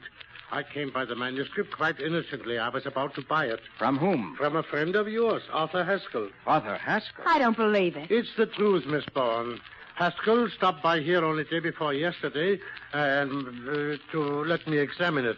I was about to call to arrange for the purchase when I heard that it had been stolen from Bancroft Hall the night before. Why didn't you notify the police that you had it? Well, frankly, I was frightened, Mr. Carter, particularly when I heard of Haskell's death. I realized that I had no proof of how the manuscript came into my possession. And Arthur didn't tell you how it had come into his possession? No. How much were you going to pay him for it? I was prepared to offer $73,000. 73,000. Ooh. Professor, why exactly 73,000? Well, I did considerable investigating in the matter about 6 weeks ago.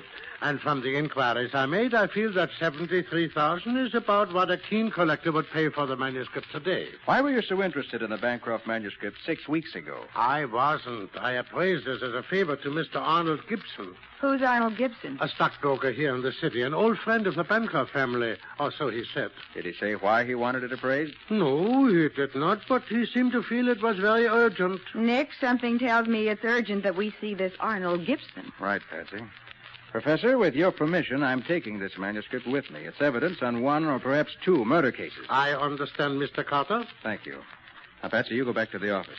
I'm going to pay another visit to Bancroft Hall. But what am I going to do at the office, Nick? You're going to put the manuscript in our office safe and leave it there.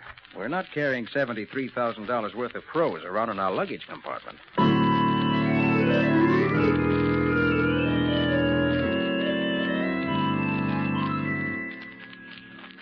Then you found it already. Oh, Mr. Carter, that's wonderful news. Where is the manuscript now, Mr. Carter? In the safe in my office, Mr. Bancroft. I'm holding it for the police. Tell me, do you know Arnold Gibson? Arnold Gibson?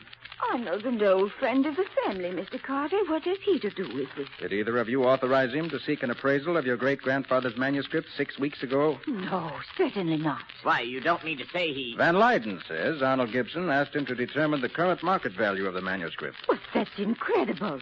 Why would he have done such a thing? I'm sure I don't know, Miss Bancroft. There's one more thing I'd like to ask of you. The safe from which the manuscript was stolen. Behind that picture over the mantel, isn't it? Yes, the pictures slide back. Show him, Taylor. Very well, Julia. You see, Mr. Carter? How many people knew the combination of the safe? Just two, Victoria and myself. You don't know it, Mr. Bancroft? No, Victoria never trusted me enough to give it to me. Being the elder sister, she looked upon great-grandfather's manuscript as her personal property. Yet she told you the combination, Miss Bancroft? Yes, but only because she felt someone else should know it in the event anything happened to her. I see. Thank you. Now, if you'll excuse me, I'm going to pick up Miss Bowen and pay a call on Arnold Gibson.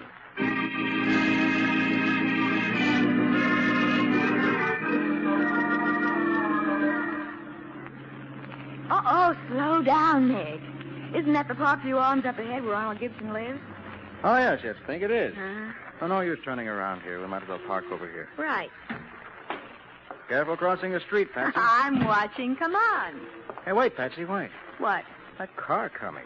Boy, is he traveling. Why, that crazy fool. Nick, he's driving on the wrong side of the street. He must be drunk. Nick, look out. He's headed right for us. Get back, Patsy. Behind that car. Jump. Oh, great grief. That was close.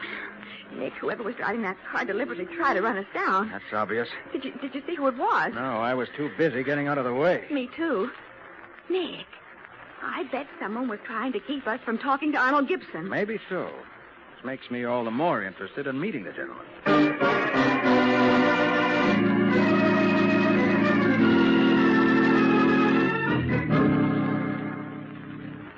Oh, sit down, Miss Bowen and Mr. Carter. Thank you, Mr. Gibson.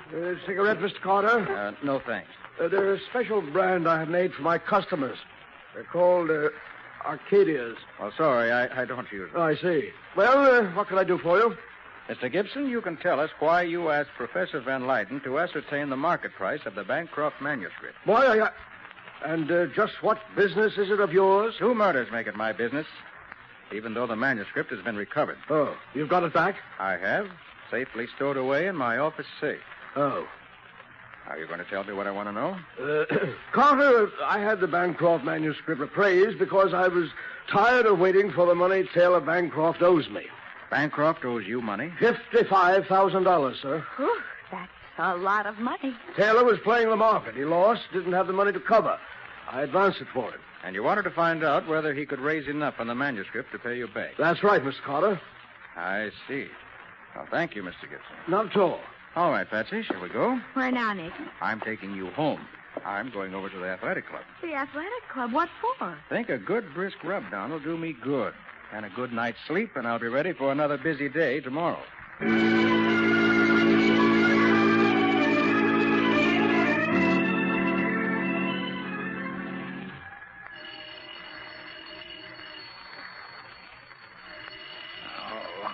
All right. Take it easy. Hello. Nick, it's Patsy. Oh, Patsy. Hey, what time is it? It's 9:15. I'm at the office. Something terrible has happened, Nick. Don't tell me. Let me guess. The Bancroft manuscript's been stolen. Yes, Nick.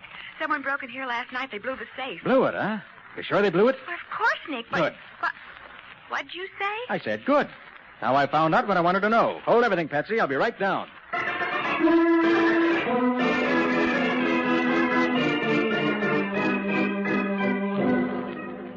Nick, how can you be so calm when the Bancroft manuscript has been stolen again? Well, for one thing, it hasn't been stolen. What? You look in the safe in my private office, that new burglar-proof one we put there last year, you'll see that it's still there. But, Nick, I put it in the old safe the way you told me to. Yes, I know. But after I left you last night, I came back here. I took the cover sheet of the manuscript and put it over a bundle of blank pages. What? Figured the thief would be in too big a rush to notice that he was stealing a dummy. But I put the manuscript itself in the new safe. Then you expected the manuscript to be stolen. I hoped it would be. That's why I took care to mention in front of every single suspect in the case just where it was hidden. But, Nick, why on earth? Because... Uh-oh, now, wait a minute. What are you looking at, Nick? This ashtray by the chair here. Wasn't here when I left last night. It wasn't? And there's only been one person in the office since. The person who stole the dummy manuscript. Then this cigarette butt must have been left by that person. This butt says Arcadia on it. That's the brand Arnold Gibson offered me last night. Then it must have been... Well, I'll get it.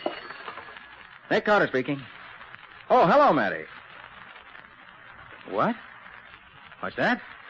Nick, what is it? I see. Yeah, it does, doesn't it? Well, okay, Matty. Thanks for calling.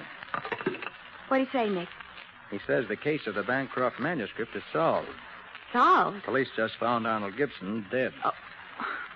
Where? Out on Riverside Road. Apparently his car skidded and went over an embankment. But how does that solve the case? They also found the dummy manuscript. It was in the car with him. So that settles that. Not quite, Patsy. Huh? What do you mean? Get your hat. Well, where are we going? To the morgue. I want to take a look at Arnold Gibson's body.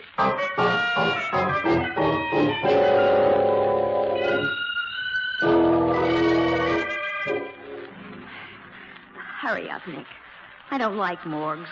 I thought so.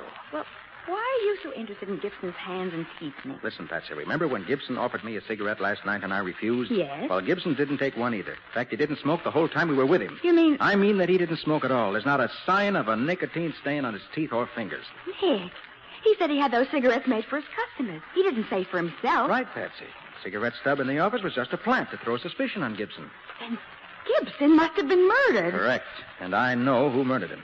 You do? And I've also got a pretty good idea who murdered Victoria Bancroft.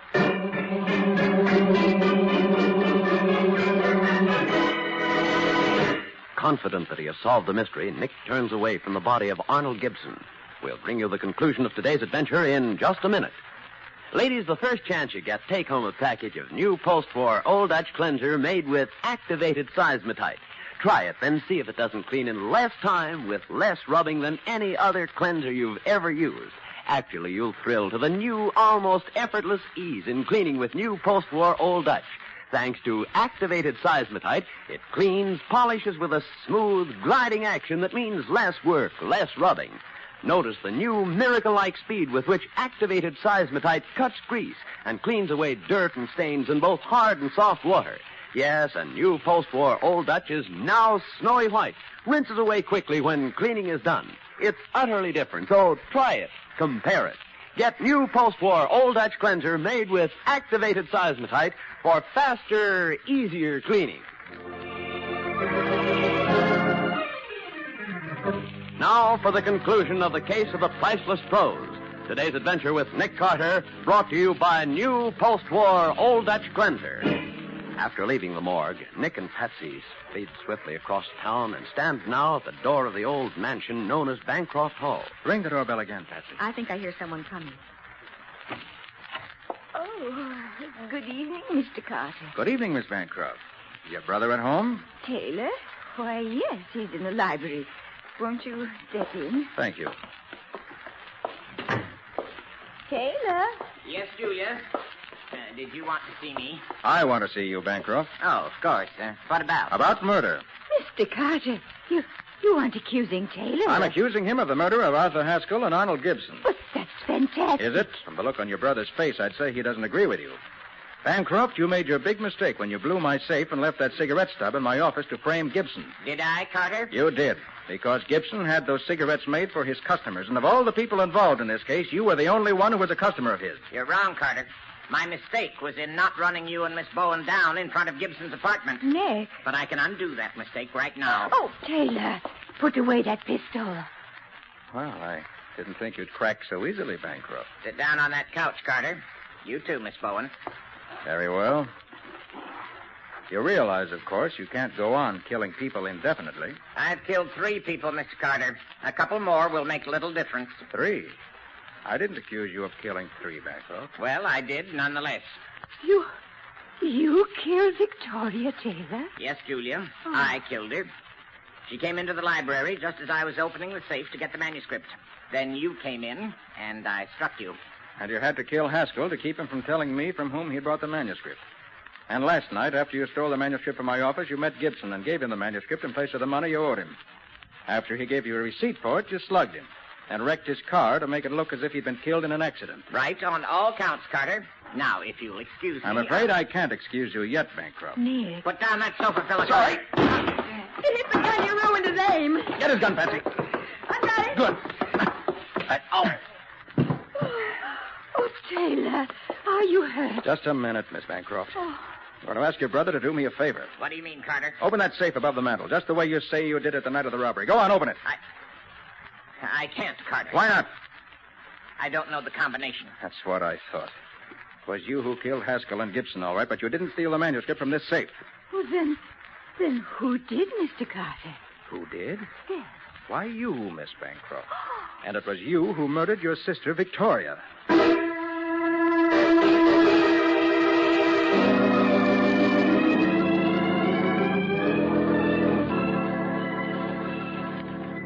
Okay, Matty. Thanks for calling. Well, Patsy, that's that. Julia Bancroft just dictated the statement. She confessed that she killed Victoria? Yep. Pretty much the way I figured it. Huh? She stole the manuscript, then took it down and sold it to Art Haskell. Uh-huh. The next day, when Victoria accidentally discovered that it was gone, she was furious, of course. She accused Julia of taking it. There was a fight. In a fit of temper, Victoria struck Julia with the lamp face. Then Julia, in turn, shot and killed Victoria. And framed the whole story of the robbery? Right. But why did Julia take it, Nick? It was Taylor who was in debt to Gibson. True enough, Patsy, but what Gibson didn't know was that Julia was the one who'd prodded Taylor into playing the market. Oh, I see. In fact, I see everything except how you figured out it was Julia. Well, I got my first clue to that when the old safe here in our office was blown open. Well, what did that prove, Nick? It proved that the killer wasn't a safecracker, a professional thief. If he'd opened the safe in Bancroft Hall just by his sense of touch, he'd certainly have done the same thing here. Oh, but he didn't. He used an explosive. Precisely. And that told me that the person who took the manuscript out of the Bancroft safe must have known the combination. I get it. Then I got to thinking about Art Haskell's last words just before he died. Remember what they were, Patsy? Why, yes, he said, yesterday, Nick. Just yesterday. Right. Well, it seemed logical that what he was going to say was, yesterday, Nick, just yesterday, I bought the Bancroft manuscript. In other words, the thing that was worrying him that made him call you was that he actually had the manuscript before the papers announced it was stolen. Exactly. When I realized that, I knew that either Julia or Taylor had sold it to him. And Julia was the only one, besides Victoria herself, who knew the combination. Yes, but I didn't rely on their words. That's why I ordered Taylor to open the safe. And when he couldn't do it, I knew he was covering for his sister. So Julia had to be guilty. I see it all now, Nick. Well, that's the end of Bancroft Hall.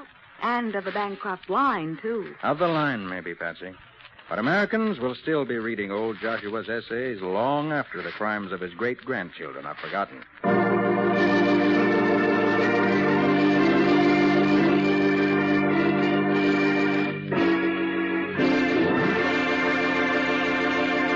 Friends, this is Nick Carter again, asking you all to help in the great campaign to stamp out tuberculosis. You can help rid our country of this dreaded killer by purchasing all the Christmas seals you can buy. Buy some more Christmas seals tomorrow. Will you? I'm sure the answer to that question, Nick, is a great big yes. But now, what can you tell us about the adventure that new post-war Old Dutch cleanser is going to bring us next week? Next week's story, Bob, concerns a man who went driving with his fiancée. And drove right into murder. There was also some blackmail. Yes, and I might mention that room on the top floor with a sealed window. And that room in the cellar without a window. Gee, that really sounds intriguing. What do you call this story? I call it The Case of the Policymakers.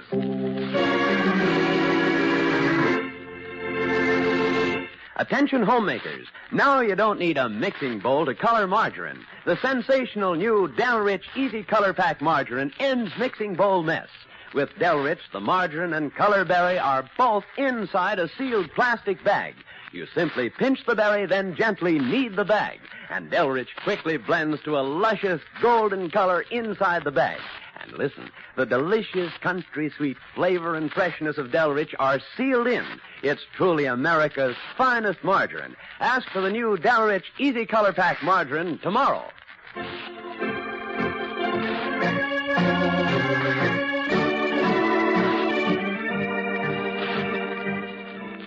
Nick Carter, Master Detective, presented each week at this time, is produced and directed by Jock McGregor and copyrighted by Street & Smith Publications, Incorporated. Charlotte Manson is featured as Patsy. Today's script was written by Ken Pettis and Lou Schofield. Original music is played by Henry Silverne. This program is fictional, and any resemblance to actual persons living or dead is purely coincidental. This is Bob Martin saying, when minutes count, use new post-war Old Dutch cleanser.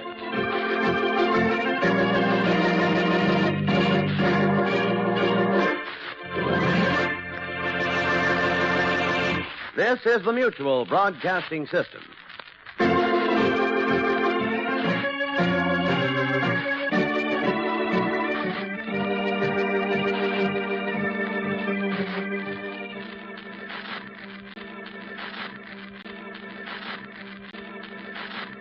The Sears Radio Theater is up next on Nightly Old Time Radio Shows. Enjoy. I'm Murray Roberts, WNEW News. That's the theme from the Sears Radio Theater. Tonight, a program of love and hate with Cicely Tyson as your hostess. Here's a preview. Where are you going? Home to cool off. Well, shouldn't we settle this first? Settle what? Now, in my mind, I think we're great. The marriage is terrific. Right now, I can't deal with the doubts in your mind. Now, you're going to have to try and work them out yourself. Good night. The Sears Radio Theater will begin after this message from your local station. In 1954, Hurricane Carol battered Long Island. Hurricane Edna smashed inland at Cape Hatteras. And Hazel, the most violent hurricane of the year, killed 348 persons in the U.S. and Canada. The first supersonic bomber went into production, and Linus Pauling received the Nobel Prize in Chemistry. Saturday night after the 8 o'clock news, join me, Stan Martin, and relive 1954 on a WNEW $1 Million Weekend. I can't stay awake any longer, George. It'll be on right after the Night Owl movie. It's 4:30 in the morning. It's a fantastic 10-second commercial, Helen, and I'm standing right there pointing to the car. Grams! What, you on yet, Georgie? Not yet, but you're falling asleep. What's this on my forehead? Cheese dip, Grams. You fell asleep in the cheese dip. Must have fallen asleep with the cheese dip. Oh, George, why does your TV commercial have to be on so late? Our ad budget could only afford fringe time, but that's okay, because a lot of people are up to... Grams! I'm up. Are you on the TV? No, but soon. Well, I'm all set right here next to the TV. I wouldn't miss you for...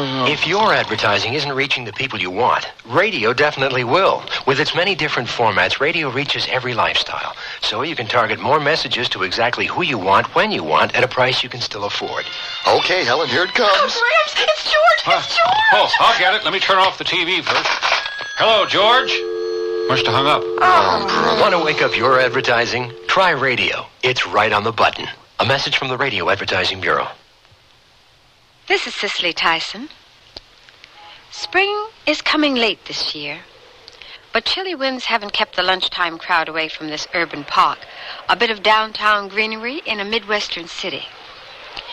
Businessmen, secretaries, and school kids play football, throw frisbees, and everyone is eating and having fun with their friends. Except Mildred Fibber, sitting by herself near the park fountain. She doesn't have to eat alone. She could eat with her co-workers at Red Robin Tie Company. But Mildred, who just turned 50, doesn't fit in with the others. She's not young, and she's not married. The girls call her Mom and enjoy embarrassing her with suggestive remarks about her private life. So Mildred goes to the park alone and watches the seasons change.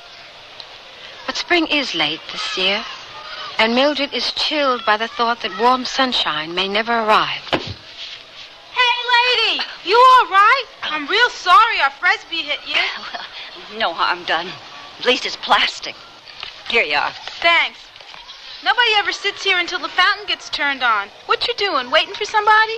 No, I'm just waiting for spring, I guess. Because, Yeah, well, like you said, real sorry. Yeah, just waiting for spring. Waiting for the fountain. What's wrong with me? I'm not unhappy. But I'm not happy either. Oh, what's happening to me? And that's only the beginning of our story.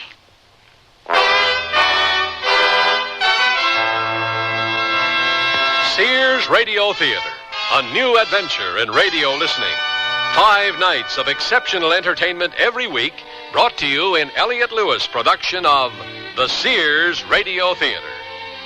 Our story, The Season of Glad Songs, by Annie Caroline Schuler. Our stars, Frances Bay and Jack Crucian.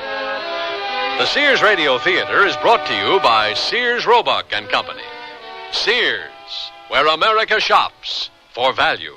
Super Plus. Wrap yourself in the luxury of Sears Super Plus. bath towels. Just one touch will tell you they're super thick and luxurious, with more combed cotton terry loops per square inch than any other towel we sell. Each towel weighs over a pound. They're Sears' largest terry bath towels, super thick and absorbent. No wonder they're called Super Plus. Available now in brilliant solids or patterns.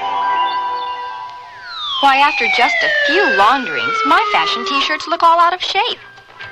Not so with Sanford knit fabric T-shirt tops from Sears. They're 100% cotton, cool and comfortable, and treated with a process that helps these garments keep their shape, even when machine dried. So your fashion dollar keeps its shape, too. Sanford knit tops in Mrs. Sizes are Sears' best. And this spring, when color is headlining fashion news, you'll be thrilled at the choice of rainbow colors. Dim lights, a crackling fire, and Sears Open Hearth living room furniture help you feel the glow of days long past. It's cozy, high-back colonial-style furniture with solid pine trim. Available in a large selection of covers treated with Scotchgard brand fabric protector. Complementing wood tables and accent pieces complete the charm. Enjoy its quiet, cheery warmth every day. Sears Open Hearth living room furniture, built to be lived with. All items available at most larger Sears retail stores.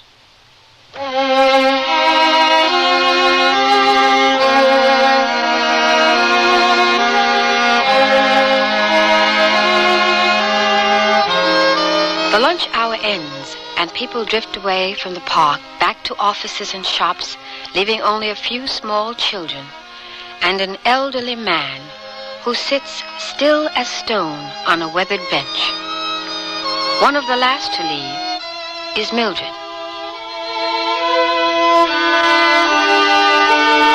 Back to work. Will it be as bad this afternoon? Why do those girls always at me? Just because I'm older than they are and never and single? Why can't they just leave me alone? You think they're chipping us on lunch break. Don't seem like 45 minutes already. Yeah, it is. Hey, here comes Mom. Hey, Mom, you pick up a cute guy out there for lunch? Shut! Look at that neckline on that house dress. Probably got him panting for some of your Come on, Mom. You can tell us. What's his name? How far did he go? Now, time to get back to work, isn't it? I start when Mr. Berg gets back. Mr. Berg is back. Yes, Mr. Supervisor.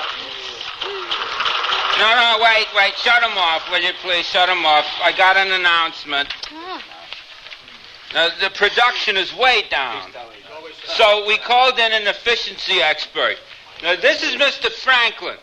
Now, you're going to tell him whatever he wants to know. Just continue with your regular work as he passes among you.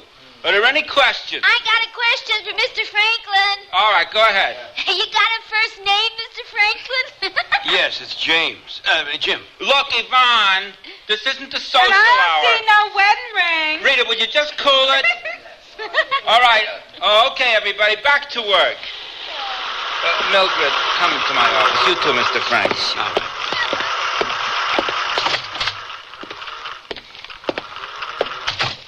Mr. Franklin, this is Mildred Fibber.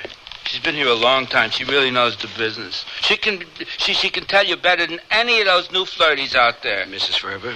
Miss Mildred. Mr. Franklin. Jim. I don't know what help I can be. I'm just the finishing presser. Ties come to me from the turner, and I put the form in the wide pointed end, steam press it, then form the narrow end by hand and press that. So the ties go from the turner to you.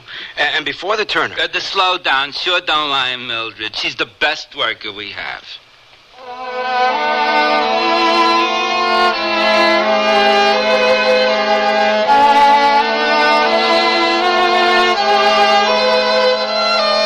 I never figured I knew so much about the making of men's ties until Mr. Franklin, Jim, came along. Oh, he asked us all of us about our jobs. But somehow Jim always ended up at my table. I guess I filled in the gaps. Put it all together, as Yvonne and Rita would say. Yvonne and Rita. Now they have another way of teasing me. Mildred, now once more. The cutters cut material and linings, and then the operators sew the hems and the pocket. Yes. Then the pocket presser steams down the pocket. Then the mirror machine operators... That's mirror. M-E-R-R-O-R. No. M-E-R-R-O-W. Oh, I see. Mirror. Mm-hmm. The mirror machine aligns the linings and sews the center back seam. I see. That's right, Mildred. Sock it to him with that sexy talk. Lay it on him, Mom. What's next? What? After the mirror machine operator? Yes, after the Marrow machine, that would be the turners. They have a turning machine. Turning machine. That's the only name it's called, I think. Yes, I believe it is. So the turners just turn the tie, which doesn't take much time. Except on certain material, like silk. Mm-hmm. Silk's got to be hand-turned because it creases so easily. I see. When it creases, we got to work twice as hard and take twice as long smoothing it out. Whoa, listen to that talk. Us young kids shouldn't have to listen to such filth. You tell her. Hey, Mom, you want to make out with that guy? Do it on your own time. You're getting us all excited. Then, after the turners, you take over. Is that right? Yeah. After the turners. Well, how's it going? Oh, just fine. Just fine, Mr. Berg. Hey, what's the matter, Mildred? Yeah, what's the matter, Mom? What's the matter, Mom? Hey, look, you two, back to work. Well, Mildred was just telling me what happens to the tie after the turners get Yes, the ties come to me, the finishing presser. I see. I form the tie, steam press it. Then it goes to the inspector, who checks the tie and keeps record of the ties as they're done. Mm-hmm. Isn't she a wonder? I'm telling you, she's a real wonder, and not like some workers around here. Please continue. Well, all that's left are the packers who make the ties ready to ship or deliver. Uh-huh. That's very good. Thank you. Now I'll just move around. Hey, Mom, that was heartwarming, just heartwarming. When's the next show? But next time, how about mixing in some real entertainment? Hey, Mr. Franklin, why don't you take off something, like all your clothes? Oh, hey, now that's class. But if he does. Mom can't let him do it alone, right? All right. Come on, girls. Cut it out. Enough's enough. We can't hear you, Mr. Franklin. We all busy working. Better tell Mom this. She ain't busy. Mr. Berg, Yeah, Mildred. I need, I've got to have lunch early today. Oh? You caught up? No, but, well, please, Mr. Berg, I don't ask for favors, but I really... Oh, sure, okay. But you'll have to stay late. Yes, Mr. Berg. Hey, what's with Mildred? What shook her up so? I'd ask Yvonne and Rita to explain. But, they're so busy working, you know what I mean?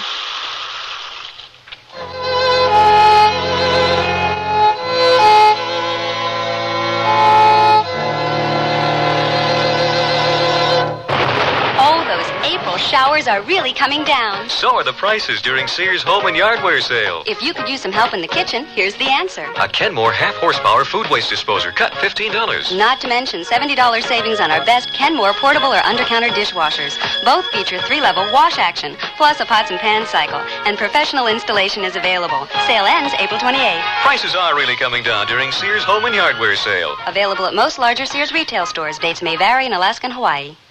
Sears National Automotive Sale. Now, save $36 to $68 on a set of 4 Sears Road Handler radial tires. That's great savings on Sears Best steel-belted radials.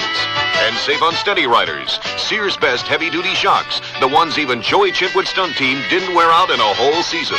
Now only $9.99 each. You save over 20%. Installation available at most Sears Tire and Auto Centers. Prices may vary in Alaska and Hawaii. Stop at Sears. Oh, here I go again. It's time to rent one of those steam-type carpet cleaners. Why rent? Now Sears puts power in a carpet cleaner you can own yourself. The Power Spray from Sears for easy home carpet cleaning. Power Spray sprays hot water into your carpet, then sucks up the dirty water. You can see the dirt you get out. Dirt you didn't even know was there. The Power Spray Carpet Cleaner, a convenient carpet cleaner you can own yourself. Available at most Sears retail stores. Kenmore. Solid as Sears.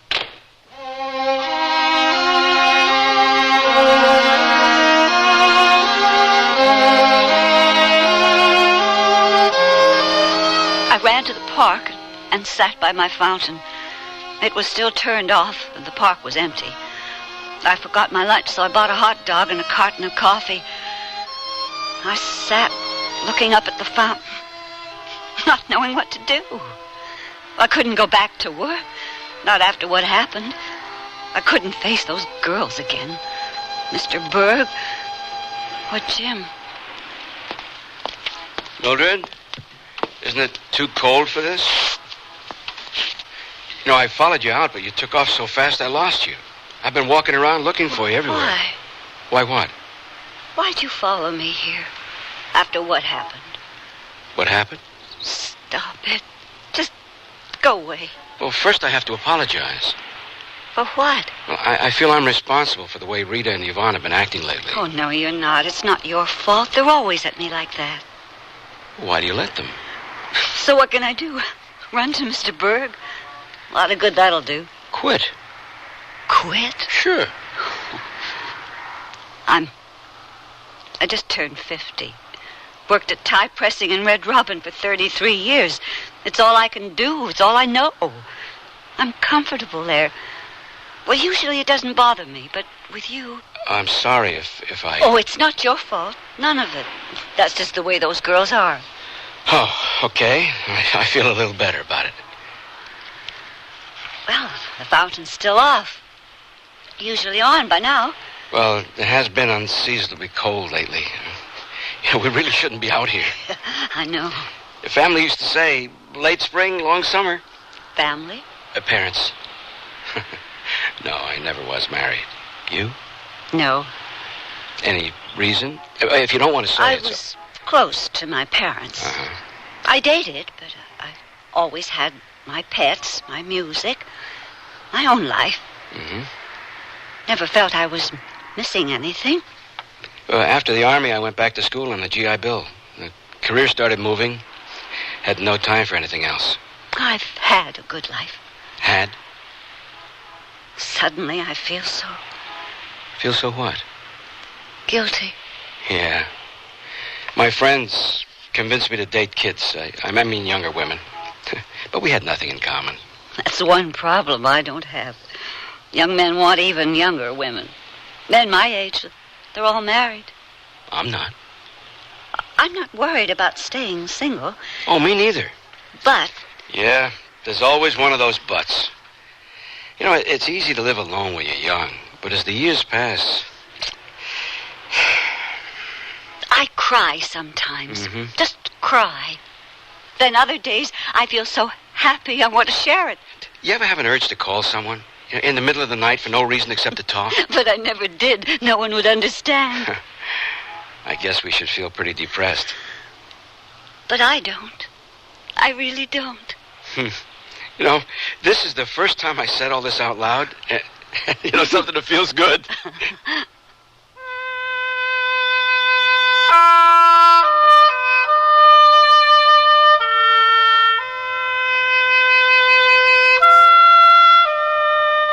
Jim gave me courage enough to go back to work.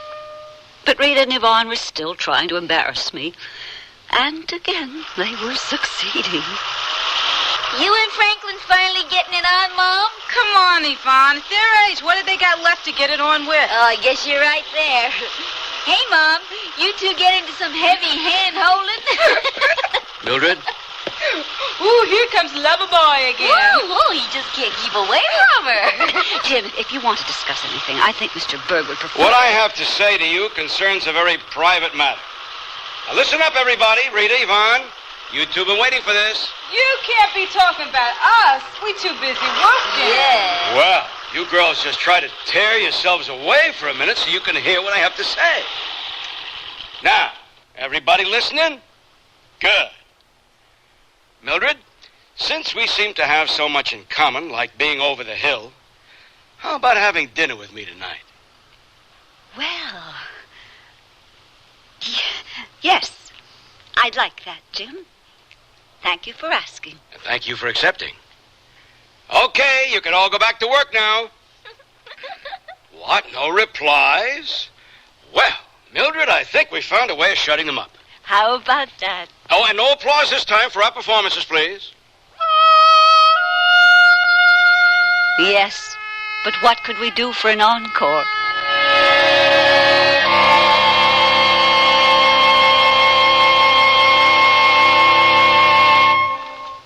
Sears Radio Theater will return after this message from your local station.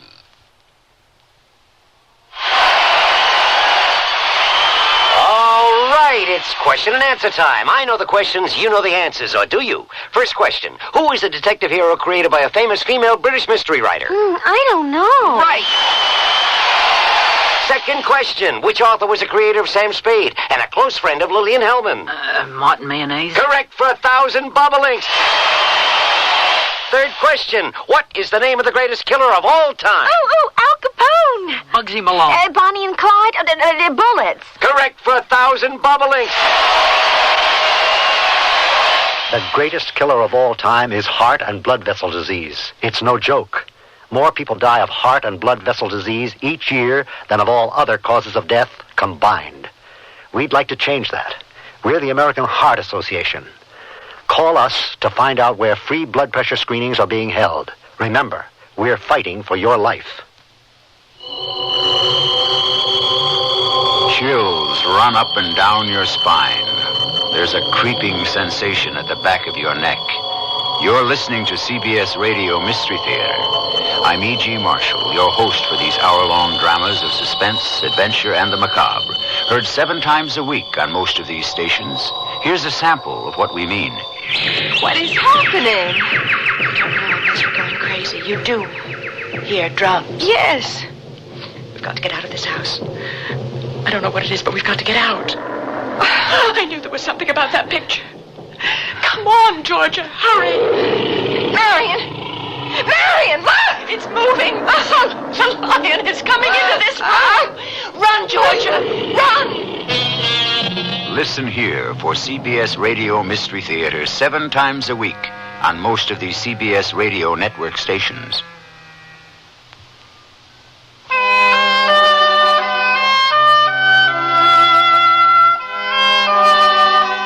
The change in Mildred is remarkable. She sleeps easily. Human contact has been made, hands have reached out and touched.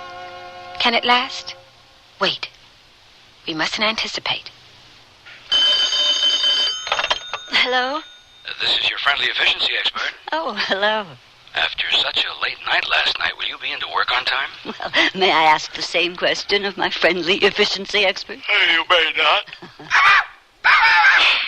That's your menagerie? No, part of it. The birds will join in soon. Hey, like clockwork. Well, they're all hungry. Tippy's pawing at me for breakfast. Is that the 13-year-old? No, that's Maxie. Tippy's only 10. That one sounds funny. That's Maxie. Hasn't been up to par lately. Time to see the VET. So how's about a DRIVE? Huh? Accept my offer and drive to work with me. That is, if you'll drive halfway. I don't have a license. What time do you want to be picked up? Jim, I don't drive. And if you don't think you're awake enough... So, you'll get out and push, okay? Jim and I kept seeing each other on weekends, in the evening, and unfortunately at work, too. Rita and Yvonne still joked around, but somehow, with Jim there, it wasn't so hard to take. Mildred, how many steps does it take you from your table to the inspector? Wow, we getting personal at work. How many steps does it take you, Rita? That is, when you bother to step or to work. Mom's sure getting smart with you, Rita. Shut your face, Yvonne. I wouldn't brag if I were you, Yvonne. If your iron moved as fast as your mouth, maybe it'd start producing a full day's work. Okay, Mildred. Now, how many steps and which path do you take?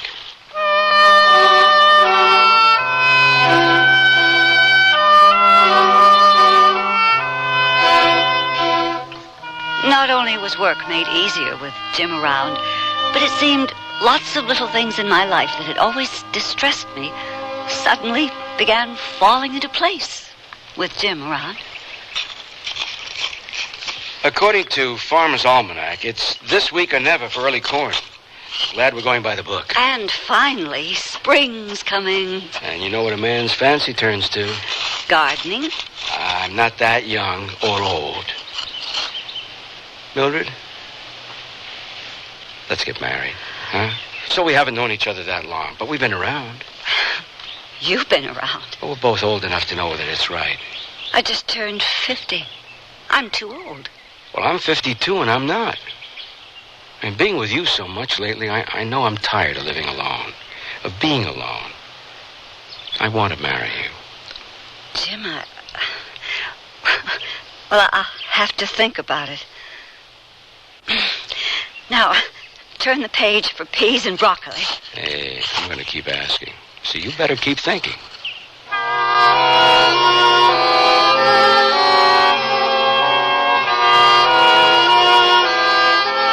And I did think about it. I could hardly think about anything else.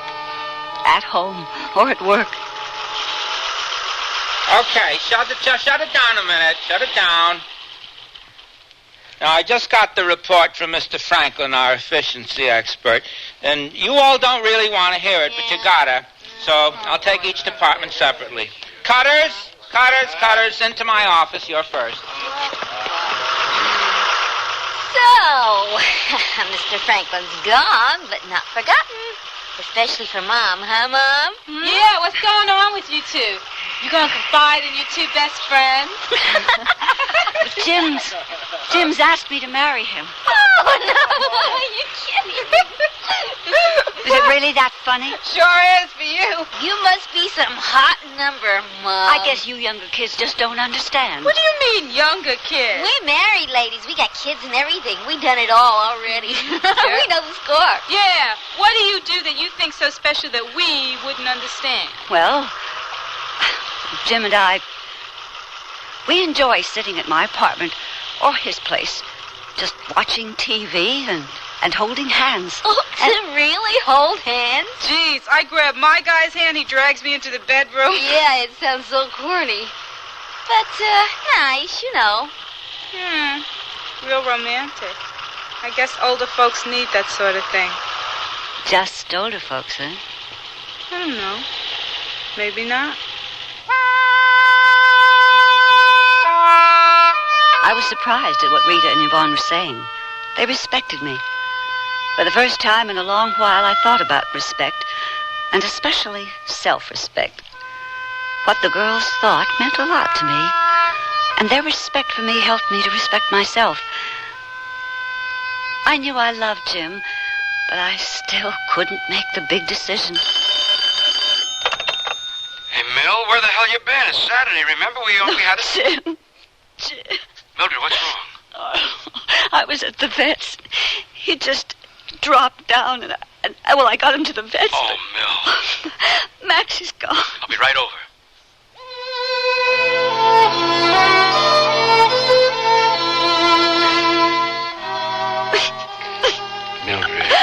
Mildred, it's okay. It's going to be all right. I feel like I'm falling apart. Looks like the others aren't doing too well either. All right, come on. What? We're going out. Oh, no, I don't feel... Come on, doggies. We're all going to go out on a picnic. We're going to buy lots of junk food and gorge. I can't. You can and you will. Oh, but... Here's your coat. We're going. I want to sit down and think. We're going. Jim, please. Bye-bye, birdies.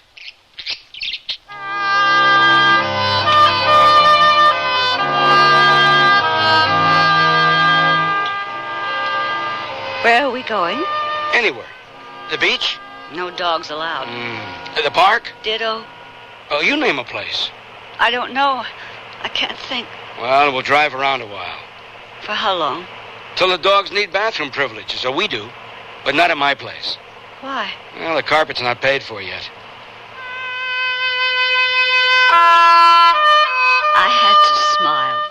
I didn't want to, but I had to. Jim was trying so hard to make me happy. So we drove around most of the day and ended up back at my house. The dogs settled into sleep. Jim cooked some dinner. I didn't want to be hungry, but I was. You will eat something. Yes. Good. 'Cause you haven't eaten all day. And neither have the pooches. Oh, they miss Maxie, too. Probably more than you do. After all, he was one of them. Jim. Well, it just makes sense. You know, when a person dies, other people mourn him. When a dog dies, his friends who are close to him will mourn him, too. How can you be so sure? I'm sure. But you never had pets. Hey, when I was a kid, I had a dog. She died. I thought the world was over. I even thought of killing myself. But that's wrong. Even for a person about another person, it's wrong. Maybe if you got to go around twice, it'll be different. But you don't. That's why we should do something about... Looks good, what you're making. I'm sorry. I won't push. At least not now, huh? Not today. Are you feeling better, though? Yes. I have to admit I do. But you're here keeping me busy. After you leave... I won't leave. Jim. Not till later, Mildred. I'm not turning into a sex fiend this late in life. Here, let me dish some out for the dogs. I'll be right back. Oh, you're angry because I'm feeding your cooking to the dogs? No. I made enough for all of us, but, look, I gotta do something. I'll be back soon. Hurry back, please. Sure thing. He was gone for hours. At least it felt like hours. And the memory of Maxie was all over the house. I couldn't get away from it. I felt embarrassed, knowing what Rita and Yvonne would think and say about my crying over the death of a dog. Now they were even invading my private life, my weekend thoughts. When would Jim get back? I needed him.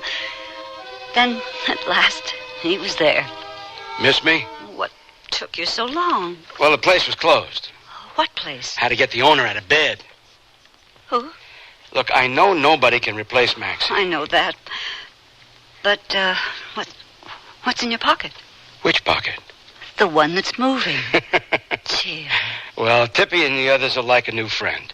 Someone they can take care of and look after. Oh. Misses its mother, I guess. You brought it out in the cold, cruel world from your nice, warm pocket. Gimme. Sure. See? You like him? Oh, yes. Thank you. Oh, really? Thank you. Mm-hmm. Oh, come, let's sit down. The three of us. Sure. Pup likes being cuddled. Well, so do I. Hey, why don't you name him Maxie Jr.? I don't think so. I think Maxine's better. I never was much good at that. Well, you're good at other things. Like, what other things? Like being here when I need you. Making me smile when I don't want to be happy. Helping me through today. My pleasure. It is? Yeah, doing for you is my pleasure. Jim, it'll be my pleasure to marry you. Really? Yes, really. Oh, wow. Wow, indeed. One more question. What? When? When? Yeah, when will we? I mean the date. Can it be soon? How soon? Well, not right away. How about tomorrow?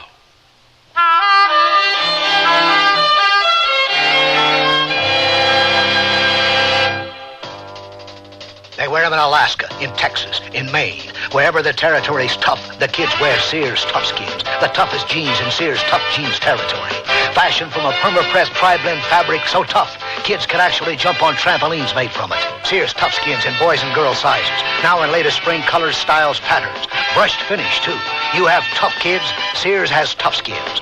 Only in the children's store at most larger Sears retail stores and through the catalog.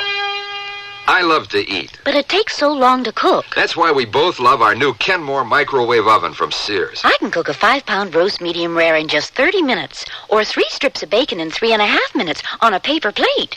Bake 2 potatoes in 8 minutes, and cook vegetables faster than boiling them in water. That means less time in the kitchen. And more with you. Fast, clean, cool cooking with Sears Kenmore microwave ovens, all with automatic defrost. Choose the right model for your kitchen from the many styles available at most Sears retail stores. The word's out and spreading fast about the jeans from Sears Men's Store that grow beautifully. It's a sure sign they're feeling fine and feeling good. For the denim that keeps going strong a long time. Get them trim cut, regular cut, even get them pre-washed. The jeans that grow old beautifully. Now at most Sears retail stores.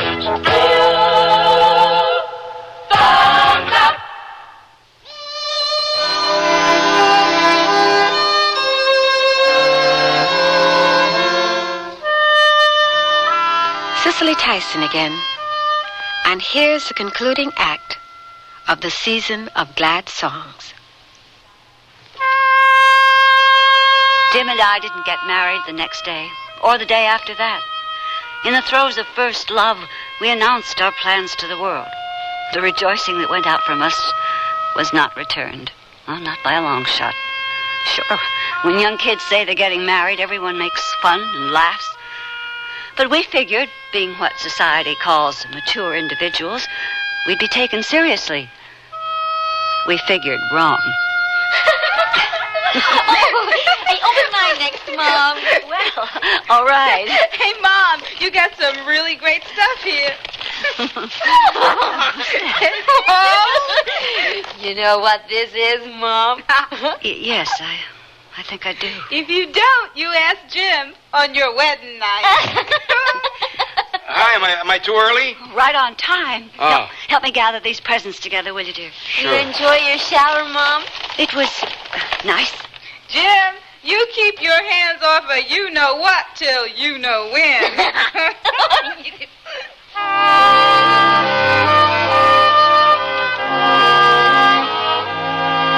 Welcome to Luigi's Catering. I'm Luigi, and thank you for choosing us. Well, you come highly recommended. May I ask by whom? A friend. Ted Ruskin. His daughter used you? Oh, yes, a fine affair. Affair? Yes, a wedding reception. Oh. And this affair, wedding reception, is for your daughter, your son? Us. You And her? Uh-huh. Oh, yes, of course. Yeah, we were Of course. thinking of a big Italian feast, weren't we, Mildred? Yes, we're not Italian, but we love Italian food, so... A perfect choice. Although other establishments offer an Italian selection, I say in all honesty that they use inferior ingredients, stringy meats, low-quality produce. Oh, I'm glad we picked the right place. Oh, you did, sir. And now, for how many will we be preparing? How many did we say, Mildred? About 100. 100? You mean you're planning a gala celebration? Why not? Well, I mean, one would think you'd prefer a quiet, dignified affair with several intimate friends and relatives. This isn't a first marriage. It is. Oh, I beg your pardon. So you're sold on the Italian selection. We start with a beautiful antipasto salad, then appetizers like eggplant caponata. Oh, sounds delicious. Oh, yes, this can be served before the ceremony. Then you have more time afterward, you see. We're having a church wedding. A formal church wedding? Bridal gown, tux, everything. You're really going all out. Only go around once, right? And I was told that you could recommend a good swing band. Pardon? You know, Glenn Miller, the Dorsey Brothers, that kind of music. Swing. You're planning on dancing? No, we're planning on paying all that money just to sit and nod our heads. Tell us more about the menu. Oh, yes. After the appetizers, the main course. You get 3, so your guests have their choice. Well, how nice. Magnificent items, like mustaccioli with artichoke hearts and fresh tomatoes. Fettuccine Alfredo with fresh mushrooms. Veal scallopini alla cacciatore. If you prefer less spicy food, of course. Why would we prefer less spicy food? Well, we don't want to offend the mature digestive systems, do we? Come on, Mildred. Thank you for your time, Mr. Luigi. But wait, you haven't decided. Yeah, we'll let you know. Don't be insulted. I was merely trying to explain. The affair should be low-key, more dignified, considering your station in life. When we decide, we'll hobble in and tell you.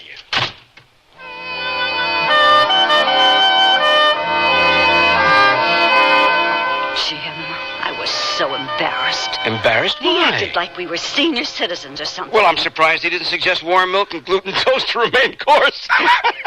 What are we going to do? Oh, the phone book is full of caterers. Pages and pages of them. You think anybody else will be different? Oh, surely there's at least one who's more interested in making money than gawking over the novelty of our marriage. It's turning into a sideshow. I'm so embarrassed. Hey, don't say that again. And why did you pull away from me? When? As we left Luigi's, I took your hand and... Oh, Jim, not in public. Look, it's not like I was trying to make love to you. Oh, Jim, please. Where are you going? Home to cool off. Well, shouldn't we settle this first? Settle what? In my mind, I think we're great. The marriage is terrific. Right now, I can't deal with the doubts in your mind. Now, you're going to have to try and work them out yourself. Good night.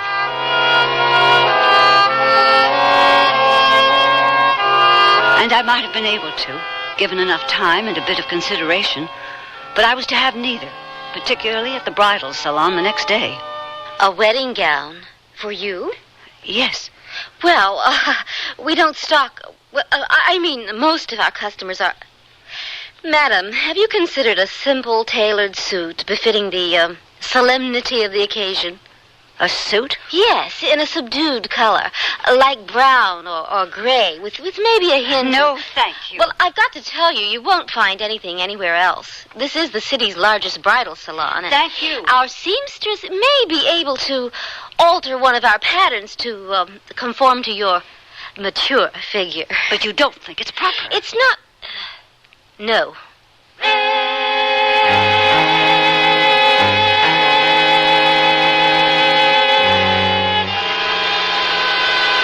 Not proper, huh? Oh, boy, that's something. Our money's just as good as any punk kid's. Jim, please. Did I tell you? Your efficiency report came in at work. Oh? My, what an effect it's had. As soon as Yvonne and Rita open their mouths, Mr. Burke is out the office door shouting at them to go back to work. If we were 14-year-old kids. Oh, no. They'd get taken seriously. Oh, look, Jim. Spring's finally here and they turned the fountain on. Oh, isn't it lovely? Dignified, subtle affair. Simple, tailored, solemn brown suit. I suppose I should wear a formal shroud. You know, they all seem to be talking about a funeral instead of a wedding. Jim, maybe... I at least have one bit of good news. Besides the terrific effect my report's having at Red Robin. My friend Bill's uncle, he's a caterer, and would do the wedding at 2 lepers if the money's right, so I made a deal with him. Wait a minute, Jim. Plus, I got a line on a seamstress. 93, but still hand-sewing wedding gowns. Does a hell of a job, but charges a bundle. It'll be worth it. I'll give you the address. Jim, maybe we should... What? Just call it off. Call off the wedding? Why? You just said it. The marriage of 2 lepers. That's what people think. How can you ask why? Yeah, why? It's too late. People think of weddings, they think of June, orange blossoms. Hey, it is almost June. A 20-year-old bride in a size 9 gown. When people... People. Yes, people. There's a world out there full of people. People we've got to be neighbors to. See at the market, attend church with.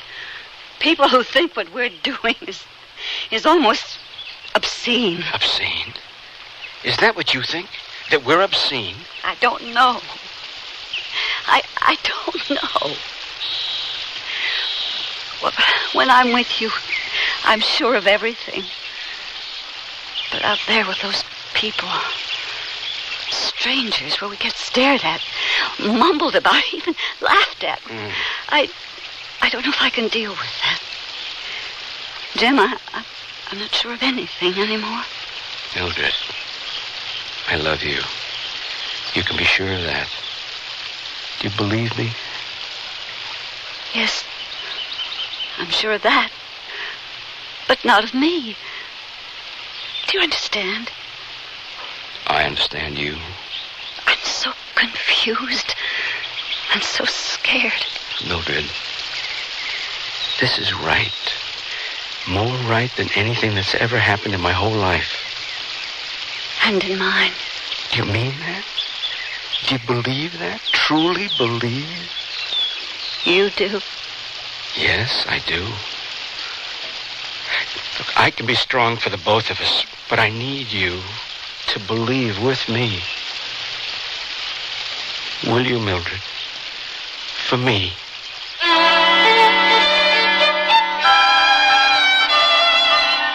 Dearly beloved, let us take a moment before the final blessing to listen to God's great gift to us this fine summer day. Birds are heralding the rebirth of our world and the birth of a new love. And now James and Mildred have asked me to share with you several verses from Solomon's song from the Holy Bible. My beloved spake and said unto me, Rise up, my love, my fair one, and come away. For lo, the winter is past. The rain is over and gone. The flowers appear on the earth. The time of the singing of birds is come, and the voice of the turtle is heard in our land. It's our time now, Mildred. Our time, yes. Our time has come.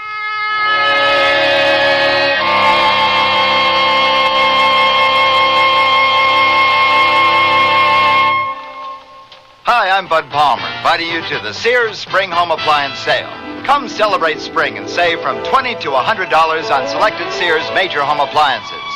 Save big on washers, dryers, ranges, and microwave ovens, refrigerators and dishwashers, sewing machines, vacuum cleaners, color TVs, and stereos.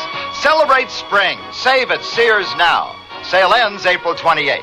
Dates may vary in Alaska and Hawaii. Available in most Sears retail stores. Kenmore. Solid as Sears.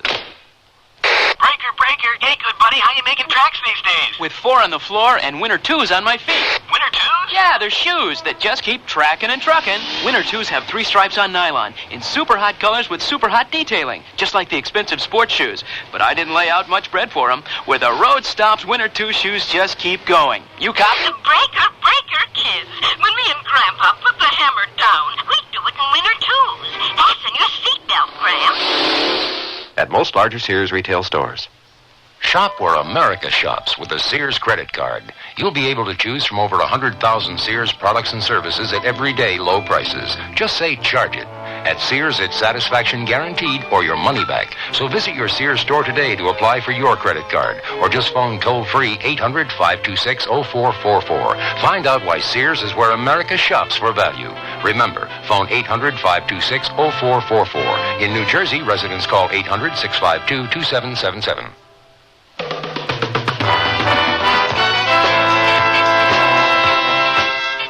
The Sears Radio Theater has been brought to you by Sears Roebuck and Company, where our policy is satisfaction guaranteed or your money back.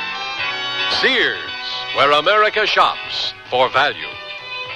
The Season of Glad Songs was written by Annie Caroline Schuler, produced and directed by Fletcher Markle. Your hostess was Cicely Tyson. Our stars were Frances Bay and Jack Crucian. Also heard were Louise Heath, Joan McCall, Shepard Mencken, Jack Carroll, and Vance Colby. The music for Sears Radio Theater was composed and conducted by Nelson Riddle. Art Gilmore speaking. The Elliott Lewis production of Sears Radio Theater is a presentation of CBI. Hey, sit down, honey. Is this the first time you've interviewed an important celebrity like the old crooner? Gosh, you sure are relaxed. Is it just an act? No, honey, nothing bothers the old crooner. I just go out there and be my wonderful self. No tensions or anything? Not a thing, honey, except this young doctor told me the old crooner has high blood pressure. Are you following your treatment every day? Hey, no need to. Like I said, no tensions or nerves to hassle the old crooner. That doesn't matter. High blood pressure usually has no symptoms. No symptoms at all? Well, that's why it's so important for you to follow your treatment every day, even if you feel relaxed. You have to control high blood pressure all the time. Well, actually, I don't think I ever heard you sing. Do you mind doing a few of your hits? Me sing? No, never sing anymore now that I've been elected governor of the state. Hit a few wrong notes there, too, huh? To learn more, the National High Blood Pressure Education Program urges you to consult your doctor, health department, heart association, or local high blood pressure education program. If I want to make sure I buy the right thing, then I look at a magazine. I look at the consumer magazine. I do a lot of price comparing before I buy. Well, if I'm thinking of buying a certain refrigerator or air conditioner, I ask around. I see what experiences people I know have had with that manufacturer. I found it best to check with my friends who have the product I want to buy. When I have to make a decision between two items, I just toss a coin. I just let my wife decide. I always buy things on Wednesday. I think that's my lucky day. People have lots of ways to buy things. Some are good, and some are not so good. But one way that really helps is to read and compare warranties, just as you would price or quality. The law says on purchases of $15 or more, warranties must be available for you to see before you buy. You'll find that some are full and some are limited, so compare. A tip from the Federal Trade Commission. It's good to read warranties before you buy. And don't be bashful, because it's your money. Tomorrow's Sears Radio Theater will be a story of adventure with Richard Widmark as your host. Let's listen. They are crafty old warriors and will fight you only on their own terms. Nevertheless, you must challenge them, dear one. I can't believe that I'm beginning to believe in this fool's game. Warriors, warlocks, witches, and brujerías. So be sure and tune in tomorrow to the Sears Radio Theater. It's Radio Theater. It's Radio Theater. It's Radio Theater. It's Radio Theater. It's Radio Theater.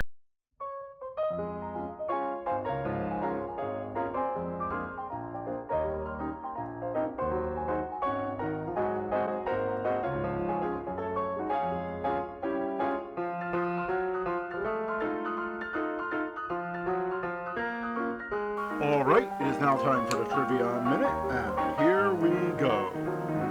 The Great Schism, or the Schism of 1054, is the break of communion between the Catholic Church and the Eastern Orthodox Church, a series of ecclesiastical differences and theological disputes between the Greek East and Latin West preceded the formal split that occurred in 1054 AD. Prominent among these were the procession of the Holy Spirit, whether leavened or unleavened bread should be used in the Eucharist, iconoclastism, the coronation of Charlemagne as Emperor of the Romans in 800, the Pope's claim to universal jurisdiction, and the place of the See of Constantinople in relation to the Pentarchy. The first action that led to the formal schism occurred in 1053 when Patriarch Michael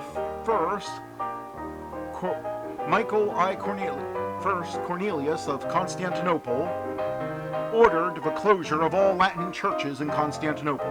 In 1054, the papal legate sent by Leo IX traveled to Constantinople in order to, among other things, deny Cornelius's title of ecumenical patriarch and insist that he recognize the Pope's claim to be the head of all of the churches.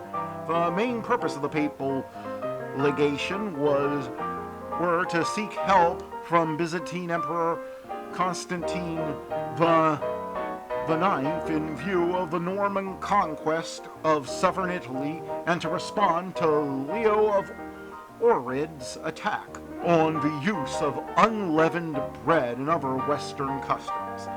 Attacks that had the support of Cornelius. Historian Axel Bayer says that the legation was sent in response to 2 letters, one from the emperor seeking help to organize a joint military campaign by the Eastern and Western empires against the Normans, and the other from Cornelius.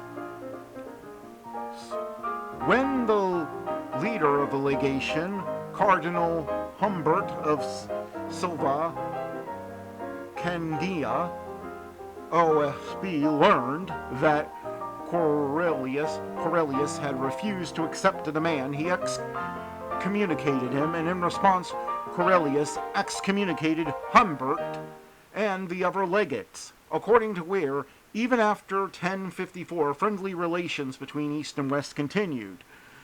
The two parts in Christendom were not yet conscious of the great gulf of separation between them. The dispute remained, something of which ordinary Christians in East and West were largely unaware. The validity of the Western legate's acts is doubtful because Pope Leo had died and Cornelius' excommunication only applied to the legates personally. Still, the church split along doctrinal, theological, linguistic, political, and geographical lines, and the fundamental breach has never been healed. Each side occasionally accuses the other of committing heresy and of having initiated a schism. Reconciliation was made increasingly difficult in the generations that followed. Events such as the Latin-led Crusades, though originally intended to aid the Eastern Church, only served to further tensions. The massacre of the Latins in 1182 greatly deepened existing animosity and led to the West's retaliation via the sacking of Thessalonica in 1185. The capture and pillaging of Constantinople during the Fourth Crusade in 1204 and the imposition of Latin patriarchs. The emergence of competing Greek and Latin hierarchies in the Crusader states, especially with 2 claimants to the patriarchal seat of Antioch, Constantinople, and Jerusalem, made the existence of the schism clear. Several attempts at reconciliation did not bear fruit. In 1965, Pope Paul VI, an ecumenical patriarch, Athanasius I, nullified the Aphanius of 1054. Although this was a nullification of the measures taken against only a few individuals, merely as a gesture of goodwill and not constituting any sort of reunion, the absence of full communion between the churches is even explicitly mentioned when the Code of Canon Law gives Catholic ministers permission to administer the sacraments of penance, the Eucharist, and the anointing of the sick to members of the Eastern Church, such as the Eastern Orthodox Church, as well as the Oriental Orthodox churches and the churches of the East. and members of the Western churches, such as the Old Catholic Church, when those members spontaneously request these. Contacts between the two sides continue. Every year, a delegation from each joins in the other's celebration of the patronal feast, St. Peter and Paul's, June 29th for Rome, and St. Andrew, November 30th for Constantinople. And there have been several visits by the heads of each to the other. The efforts of the ecumenical patriarchs towards reconciliation with the Catholic Church have often been the target of sharp internal criticism. Although 1054 has become conventional, various scholars have proposed different dates for the Great Schism, including 1009 and 1204. Greek Orthodox saints and theologians Notrs of Pentolius dated the schism to the Council of Florence. And that was the Trivia Minute, and now let's get back to the show. Journey to the Stars with Space Patrol, coming up next on Nightly Old Time Radio Shows.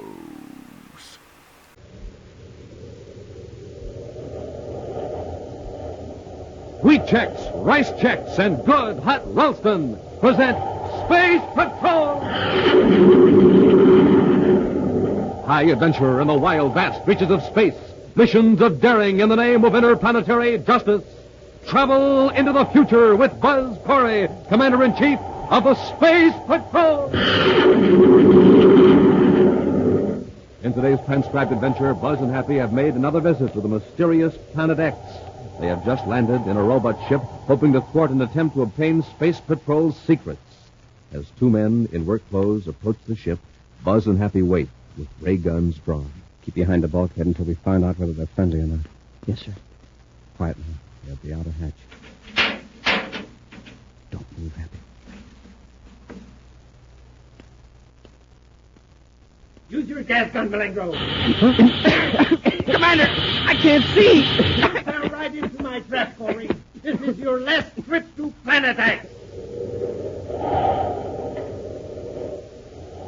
We'll return in just a moment with today's exciting Space Patrol adventure, The Trap on Planet X.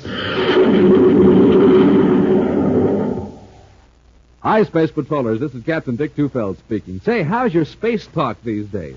Are you talking like a real Space Patroller? Well, here's some space talk that'll make your friends sit right up and listen. Fire rockets. Now, fire rockets means to turn on the motor or get ready to go, as in, come on, gang, fire rockets. It's time to go. And here's another way of saying something in space talk. Blast off. Blast off means to take off or leave. You blast off for a game of ball. Blast off to meet a pal. Now, here's space talk you hear Space Patrollers use every morning. Get supercharged.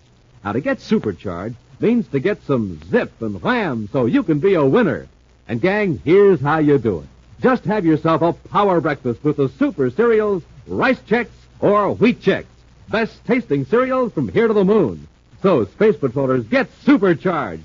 Fire rockets, blast off, and I mean to your grocers for Rice Chex and Wheat Chex. And remember, inside every package, you get a mysterious magic space picture.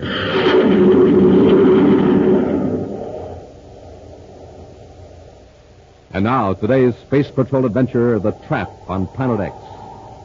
Commander Corey is facing the greatest problem of his career. His archenemy, Prince Baccarati, has established an empire on Planet X, a strange world, far beyond the solar system, where no planets were thought to exist.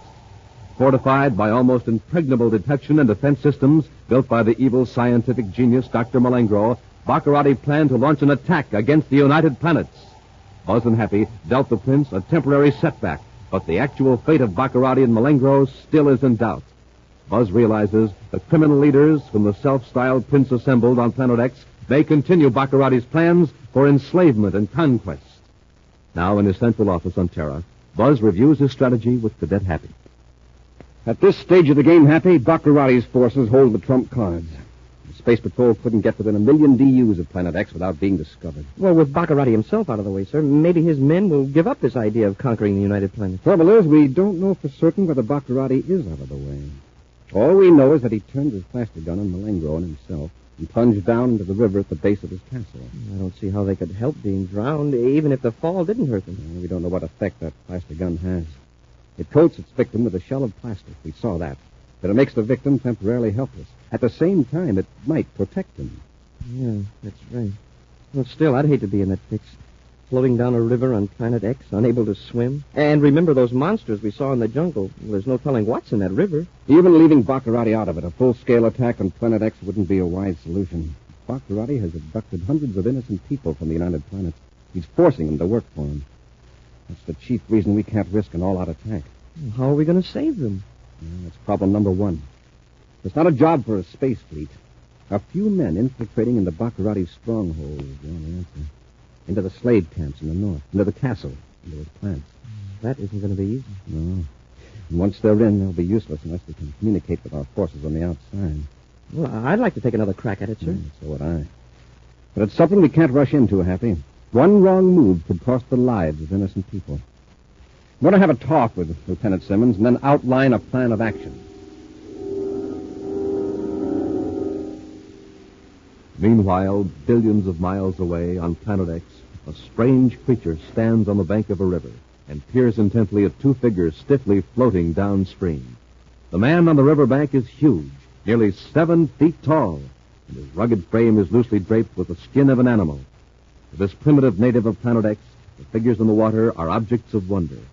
Slowly, his lips move in response to the thought that forms in his not-too-active brain.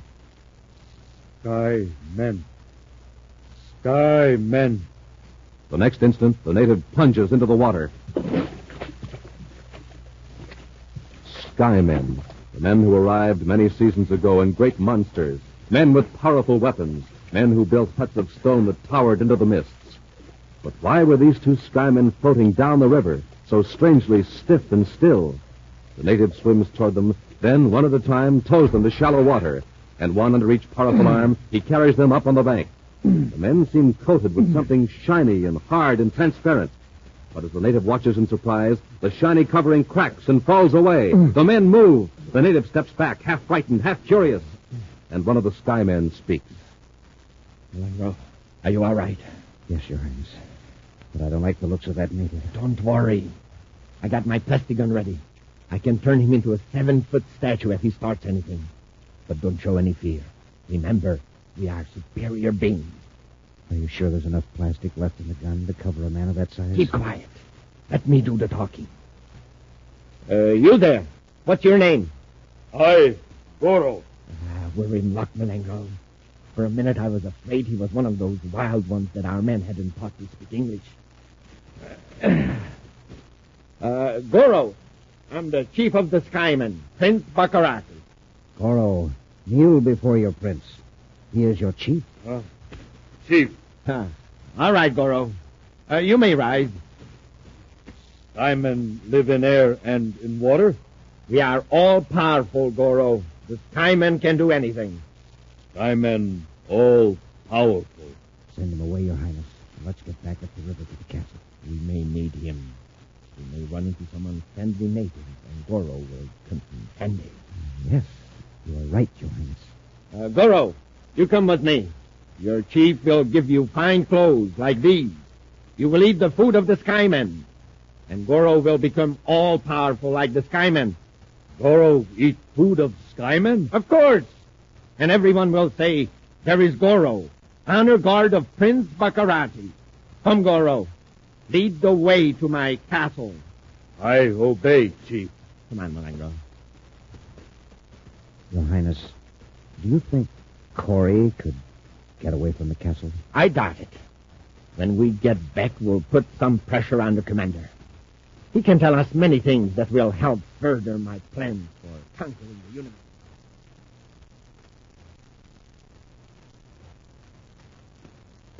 The fools! The stupid fools! What's the trouble, Your Highness? Those guards, they let Corey and the cadet get away. What? Yes!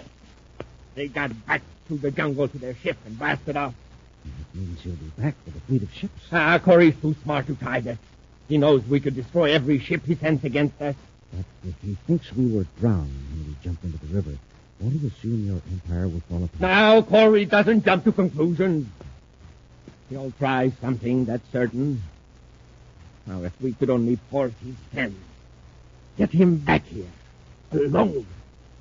Oh, by the way, Malengo, how's Dr. Ramey coming along with that brainograph? I checked right after we got back to the castle, Your Highness. He hasn't quite finished it yet. Well, can't you hurry him up? He's resisting our persuasive methods. He keeps falling unconscious from pain. Stubborn fool. Once we get that brainograph working, we can take all these captured scientists and technicians and find out exactly what the Space Patrol has to use against us. Every fact these men know will be revealed by the brain. We can break Dr. Ramey down, but it will take a little more time. How I'd like to use that brainograph on Corey. Then we know every weapon, every plan the United Planets could bring against us. Yes, Your Highness. But Corey isn't here. He's probably back on Terra. Well, we'll bring him here. I got just the plan. I'll need a special robot ship and your help, Malengo. Back at Space Patrol headquarters on Terra, the spaceophone monitoring section has picked up a strange message, repeated over and over. Within a few moments, the message is typed into Commander Corey's office as Buzz and Happy listen intently. I warn you, the plan will be dangerous, but it is the only way to penetrate Prince Baccarati's defenses. This is the voice of Professor Ramey speaking from a continuous recording tape on board a Baccarati robot patrol ship. The message will be repeated in just a moment. Smoking rockets, Baccarati captured Professor Ramey, too. Outstanding brainograph expert. Well, gee, if Baccarati gets the brainograph... Well, at least I'm glad to hear the professor's alive. The report was that he crashed on Neptune. That's the 9th top scientist Baccarati Attention, is... Space Patrol Hold unit. it, Happy, the message is... The United Planets are in danger. This is Professor Bernard Ramey of the Space Patrol Electronics Bureau. I'm held captive by Prince Baccarati on a planet far beyond the solar system. No ship can approach this planet without being detected by Baccarati's defense system. You can say that again. Only Baccarati's own ships can penetrate the electronic shield. I have succeeded in hiding the recording device in this ship, which is of class G, type R134. A ship of this type could get through the electronic field if it emits a steady signal on a frequency of 231.6 megacycles. I warn you, the plan will be dangerous. Shut it off, Happy. But it is the only way... So that's the key to the shield. A signal at 231.6 megacycles. I wonder what happens if you're off the beam a few cycles. The ship is destroyed, probably. Well, it looks as though Professor Ramey has given us the chance we were waiting for. Yes, Happy.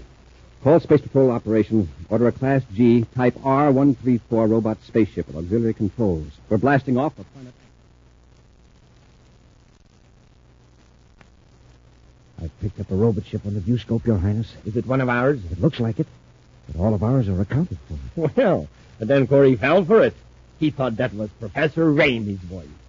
The brainograph should be ready in a few hours, Your Highness. Oh, Ramey finally cracked, eh? No, but our engineers figure they'll be able to complete the brainograph now with no further help from the professor. Excellent. Now, Malengo, we'll just wait patiently until Corey enters out.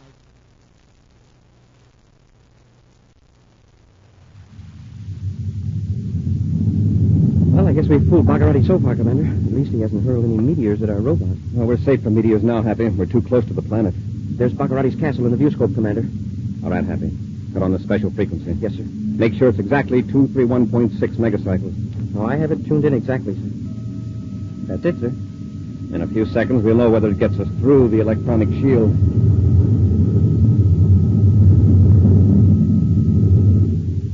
It worked, sir. Keep away from the viewports, Happy. We're coming in for a landing.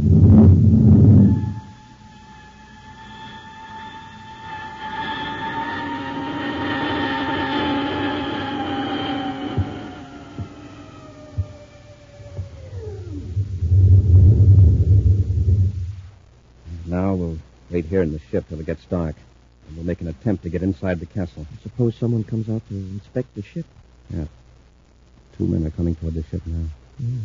In work clothes. Whether they're friendly or not, it's a break. You can borrow their clothes. Keep behind the bulkhead until they're well inside the ship. Have your ray gun ready. Yes, Commander. Quiet now, Hap.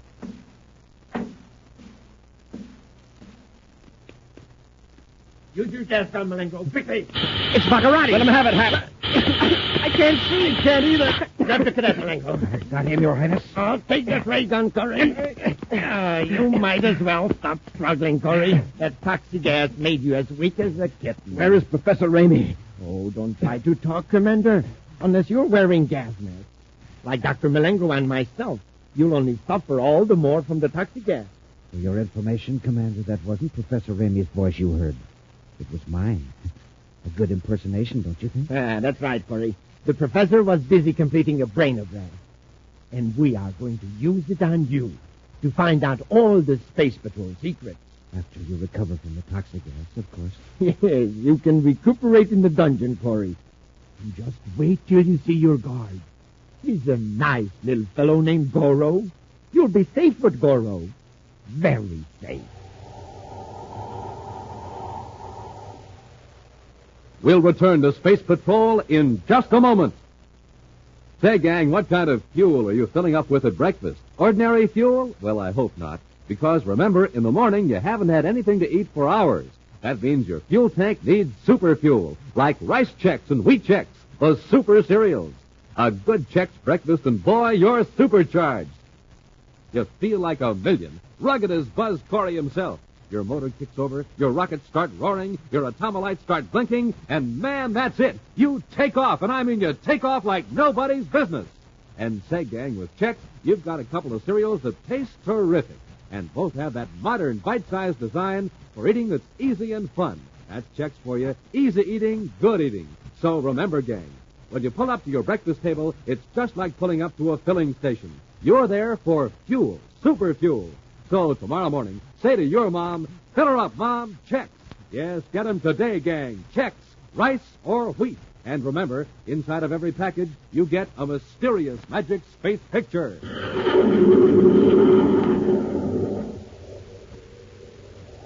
And now, back to our Space Patrol adventure, The Trap on Planet X. Simulating the voice of the captured scientist, Prince Baccarati's henchman, Dr. Malenko, has tricked Commander Corey and Cadet Happy into returning to Planet X. The Space Patrolmen passed safely through the deadly electronic shield over the castle by means of a secret frequency on their robot spaceship transmitter. But after landing, Buzz and Happy were captured by Baccarati and Malenko. Right now, they're locked in a cell in the castle dungeon with a huge native Goro standing guard outside. Doesn't look very bright. I can always tell by appearance. I wonder if he realizes that Baccarati is making slaves out of some of the other natives, his own people. Good point. Let's see, what's his name? Goro, isn't it? Yes, sir. Goro. Goro, I'd like to talk to you a minute. What you want? I'm your friend. I want to help you, Goro. Skyman Chief, friend. You not friend. Skyman Chief? Baccarati. Goro, listen. This fellow you call Skyman Chief is Prince Baccarati. He's making slaves of your people. He makes them work underground in the mines. You understand? Skyman Chief give Goro food. He friend. You bad. Goro no. Goro, if you'll help us out of here, we'll see that you get better food than Baccarati ever gave you. Skyman Chief all powerful. You not powerful. How can you give food? I've got a friend. He's no fool, Happy. He just can't think any farther ahead than the next meal. Speaking of food, I wish Baccarati would show up with some chow. Hey, I just remembered. Yeah, I think it's here in my jacket pocket. What? Some space rations. Yeah, I've got a bar of ration G here. Baccarati missed it when he frisked me. Take off a small piece of it, Happy. Yes, sir. Here. Here you are, Goro. Taste it. That's not food. Goro man, not small bird. Go on, reach your hand to the bars. Just try it. Goro, try. Oh, look at the size of that hand. It'll barely go through the bars. Good. Good. Like it, Goro? Goro want more. Commander, look out. He's trying to grab you. More food. More food. Hold on, Goro. Take it easy. Open the door and let us out. You can have the whole bar. More food. You understand? Open the door. More. More. Goro, wait a minute. Be quiet. He really goes for it, but he's so excited he's nearly out of his mind. Doesn't know how to open the door, Happy. Not with the regular controls, anyway. Put the ration bar on the floor near the back of the cell, but where Goro can see it. Now come over here by the door. More. More. Goro, hold it. Listen to me. More food. Now, there's your food back there. We want you to have it. Just open the door. Pull on the bars. Bend the bars. Put your hands on them and pull. More. Harder, Goro. That's it. Oh, he's bending them. You're getting it, Goro. There goes the door. And here comes Goro. Come on, Hap, let's go. Light. He's better than Skyman, Chieftain. Oh, Skyman, Goro.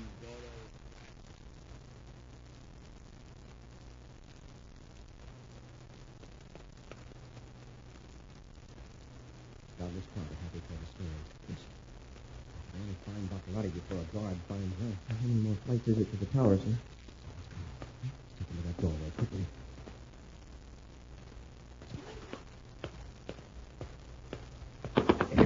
Put your hand over his mouth, Happy. Yeah. Now let's get him in here. I've got his gun, Happy. Let go of him. Yes, sir. Corey, how did you get out of that cell? Never mind the language. Where's Baccarati? Come on, where is he? He's up in the tower. Alone? Tell me the truth, Malengo. He's with some engineers. How about Professor Raymond? Where's he got him? Down at the end of the hall, locked in another room. All right, get going. Lead the way and don't try anything.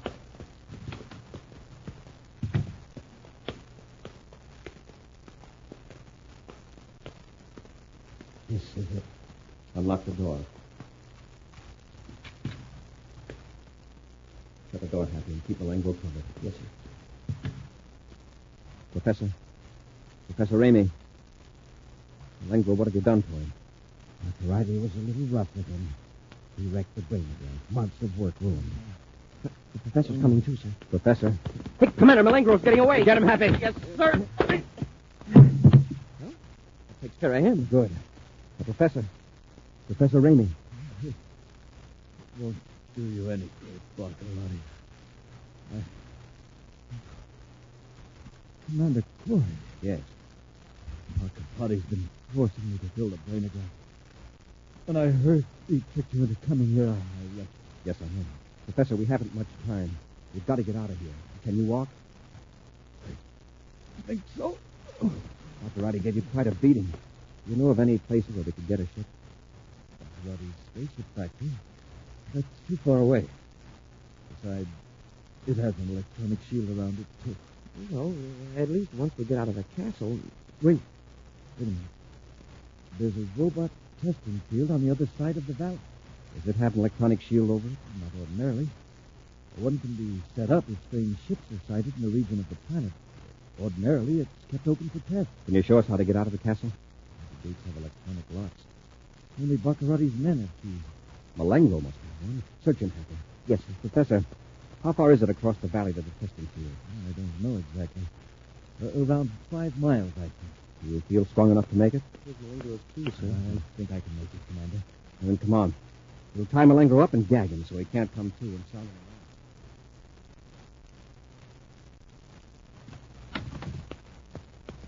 around. What happened to you?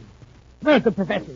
Oh, some minute. Hold still till I get the gag out of your mouth and untie you. Corey did it. He caught me in the hall. Hurry! How did he get out of the dungeon? Never mind. Where's Professor Ramey? I don't know.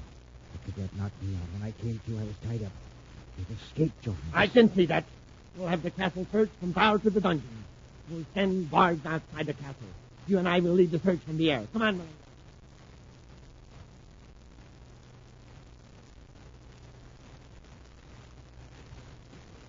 The test port is right up ahead, sir. You can see a ship through the trees. Now, hold it, Happy. Don't let anyone see it. We're almost there, Professor. Got to stop a moment. That's all right. Get your breath. We may have to make a rush for a ship. I don't see anyone at this side of the field, Commander. There's some men working on a ship about 300 yards down to the right there. We can't afford to make a mistake now. Commander, those aren't all robot patrol ships. Some of them are battle cruisers. You're right, Happy. These are what Baccarati is turning out at his factory several hundred miles from here. They must have been brought here for a test. Oh, they're as big as our space patrol battle cruisers. From their looks, they could make a good account of themselves. They've all got the Black Falcon painted on them. Baccarati's insignia. So they're here for a test, huh? All right, let's test one. Ready, Professor Ramey? Yes, Commander. Let's make a rush for the nearest one. Come on.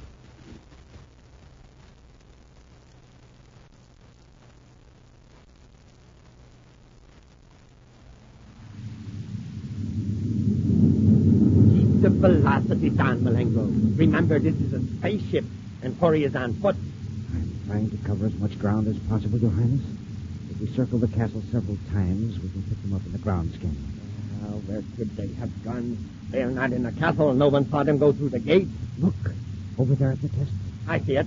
It's one of my new battle cruisers taking off. Why, Your Highness? They just arrived today from your plant to the north. Weren't your orders to the effect that they were to be grounded until you inspect them tomorrow? Huh? Yeah, that's right. Well, wait till we locate Corey. Then I'll find out where that upstart pilot is. Look at my ship, Malengo. 2 complete squadrons lined up. They are quite beautiful, Your Highness. Yes. And after months of planning, they're almost ready. Ready to make a surprise attack on the State Patrol.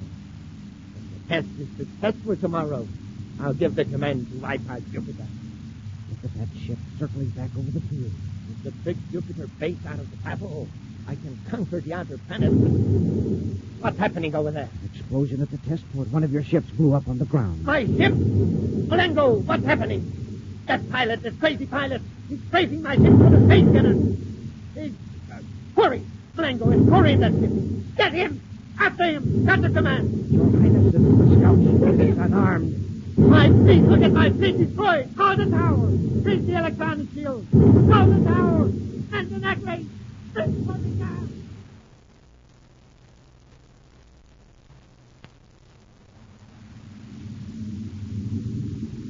Well, I think that does it, sir. Full speed, right now. Everything in the test field at any rate. That's what the infrared viewscope shows. Take Baccarati months to build another. Happy, keep at low altitude till we get to the opposite side of Planet X. Then blast off into space. And that way we can dodge any of Baccarati's defense rays. Yes, sir. You've given Prince Baccarati a severe setback, Commander. Yeah, and with one of his own ships. A setback isn't enough, gentlemen. As long as Planet X is a menace to freedom-loving people anywhere in the universe, then Prince Baccarati can count on meeting me again. A preview of next week's exciting Space Patrol adventure follows in just a moment. Gang, this is Captain Dick Tufeld at an aqua jet boat race on Mars. My favorite's the Shooting Star.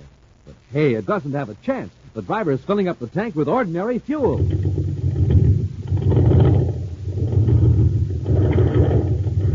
You see what I mean? No zip, no zoom, no zing. Hey, but wait. Now the driver's putting in some super fuel.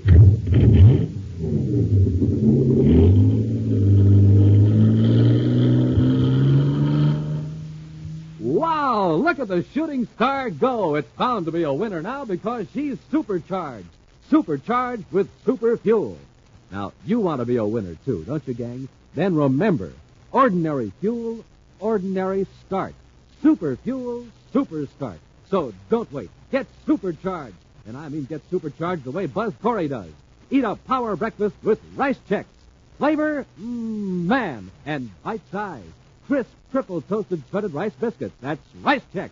And inside every package, you get a mysterious magic space picture.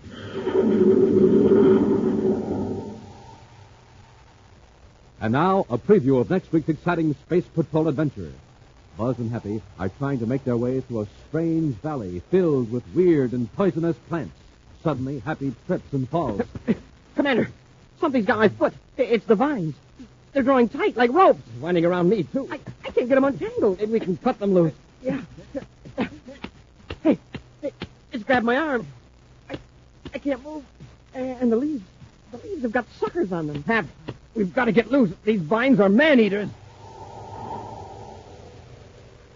Be sure to join us again next week for the thrilling story, The Valley of Dread, when Wheat Chex, Rice Chex, and Good Hot Ralston again present Space Patrol! Special bulletin for boys and girls in Cleveland, Ohio, and Rochester, New York. Buzz Corey's own space battle cruiser, the Ralston Rocket, will be in your area next week.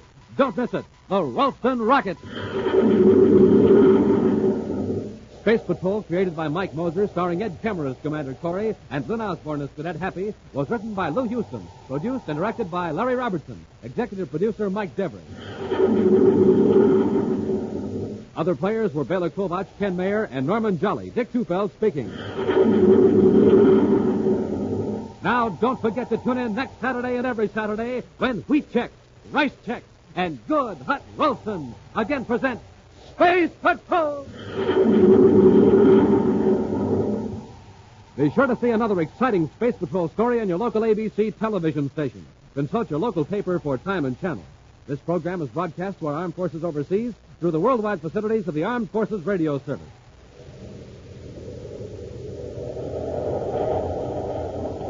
Space Patrol came to you transcribed from Hollywood. This is ABC Radio Network. Hollywood. This is ABC Radio Network. Hollywood. This is ABC Radio Network. Hollywood. This is ABC Radio Network. Look, up in the sky. It's a bird. It's a plane. It's the adventures of Superman on nightly old-time radio shows. Coming up next. Presenting the transcription feature, Superman. Up in the sky. Look, it's a bird. It's a plane. It's Superman.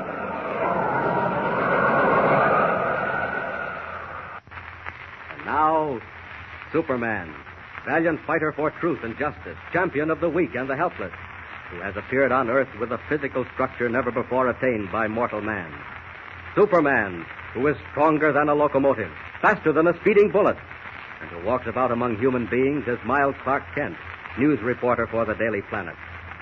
When we last saw him, Superman, in his character of Clark Kent, was on his way to Bridger Field, a private airport in the Southwest, to investigate a series of mysterious plane crashes. Unknown to Kent, the man responsible for the disasters is Professor Hagen, who travels with a wandering circus while working out strange and sinister inventions. Aware of Kent's coming, Hagen had his plane wrecked, and when Kent and Jimmy Olsen and Ed Hamlin, their pilot, were rescued from the desert by a passing train, with part of the circus aboard, he arranged to have Kent and Jimmy attacked by the giant gorilla on the train. As our story continues today, some time has passed, and Kent and Jimmy have reached Bridger Field. Hamlin has recovered rapidly from his bullet wounds, which turned out not to have been serious. And he and Kent are beginning their investigation. Listen. Here's my office, Kent. Close the door and pull up a chair. Where's young Jimmy? I believe he went into Del Rio with one of your men. Jimmy's still young enough to be attracted by a circus. I still don't understand how you and Jimmy finally got here. I thought I told you. Jimmy got left on that siding, and I hopped off the train and went back to find him. And we just waited till the next freight came along and rode in on that. But about that gorilla... Well, you're lucky you're still alive to tell about it, Kent. Don't I know it. But that wasn't any accident, Hamlin. What? I say that wasn't any accident. That cage door was left unlatched, and whoever did it meant to do it. Good heavens, Kent. Why? Well, that's what I'd like to know myself. And also, why was our plane attacked in the air? Why did they come after us with machine guns? No, it's mad. Perfectly mad. I've had traces out all over the country. That attacking ship has simply vanished. And yet we know it crashed. You said that, didn't you? Oh, yes. Yes, it crashed, all right. But I'm not surprised it vanished. You're not? Hamlin, any power that could bring down 6 planes during their test flight right over this airport wouldn't have much trouble in disposing of a single plane out in the desert. Can't think what you're saying. I know what I'm saying, Hamlin. I'm absolutely convinced that the cause of the wrecks at Bridger Field is deliberate and human. Someone, for some reason which we don't understand and by some means we don't know, is slaughtering your flyers. Oh, but Kent, that's incredible. It's not human. Do you call it human to release a gorilla on a man and a helpless boy? How are they doing it? Well, I said I didn't know. But if we try, maybe we can find out. I beg pardon, sir. Yes? Radiogram just came in, marked urgent. All right, Bailey, you needn't wait. Excuse me, will you, Kent, please? Yes, certainly. Yeah. This is news. Am I allowed to ask? We're being investigated now, all right? There's trouble ahead, Kent. What do you mean? Well, this says arriving Bridger 12:30, and it's signed Fuller. Oh? Who's Fuller? Oh, just the president of the National Air Service, that's all. What? That Fuller? Yeah, the president of the lines, Kent. He does things like this all the time. Flies his own plane wherever he goes. Supposed to keep us on our toes and have the big boss drop in by himself and unannounced. Matter of fact, that is... Oh, wait a moment. What's the time now? 12:15. It's about 15 minutes more time than he usually gives us. What's that? Your clock's out of whack. No. That's the automatic radio warning. Weather report coming out of Del Rio. Oh. Switch it on, will you? Sure. Don't you get weather reports from the government? Oh, yeah, sure.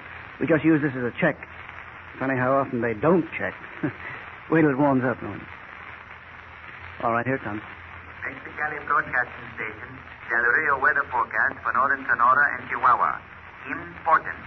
Storm coming. Plane will meet arriving gale in next or possibly few hours or minutes, they should use precaution, for all are gale force. I will repeat. Oh, shut it off. He's out of his mind. That's the dizziest line of talk I ever heard. Well, to be fair to the fellow, you see, he's a Mexican translating into English as he goes along. Oh. But even then, there aren't any gales coming. Well, is he always that far off base? Oh, no. Only on his really important stuff. When he says important, you can almost bet he'll be wrong. Well, now, getting back to the trouble. Yes, there are several mighty interesting points, Hamlin. For one thing, what happened to the motors? You remember you told me in the plane just before you got hurt that in every single one of the wrecks, when you got to them, you found the motors missing? That's right. They simply vanished. How do you explain it? Kent, I can't explain it. It's fantastic. Not possible. I beg pardon, sir. Yes, what is it, Bailey? It looks like a dust storm coming up, sir. Dust storm? Where's it coming from? Over in the northeast, sir. Hey, that's sort of bad, isn't it, Hamlin? What about Mr. Fuller? Yeah, that's what I'm thinking of. If he has luck, he'll get here just about the same time the storm does. And that'll be our fault, too. Go on out to the field, Bailey. I'll be right out. We're expecting a plane. Very good, sir. Come on, Kent. There's really a dust storm coming. It's something to watch. All right. What are they doing with those planes? Getting them under cover. Say, wait a minute. That does look like a storm at that, coming right down the valley. Hamlin, I think you did that Mexican announcer an injustice. Nonsense. He said gales, not dust storms. Well, maybe in Mexican they're the same thing. Hey, that seems pretty terrifying. Is it as bad as it looks? Well, it gets good and dark, and then everything is inches deep in dust. Uh-huh. Thank heavens we don't get many of them, though. What I'm really worried about is Fuller. He'll turn back when he sees it, won't he? Him turn back? You don't know him. How can he see to land? He can't unless he gets here first. And if he doesn't, well, we'll order out the ambulance. Things begin to look not so good, Kent. When did he say he'd get here? 12:30, wasn't it? Must be pretty near that right now. Is he prompt? On the nose. Maybe sooner. Because if he's coming from the west, he's got a following wind. What do you mean? The wind's with the storm, isn't it? No, only near the ground. I haven't time to explain it all now. Mr. Hamlin? Yes?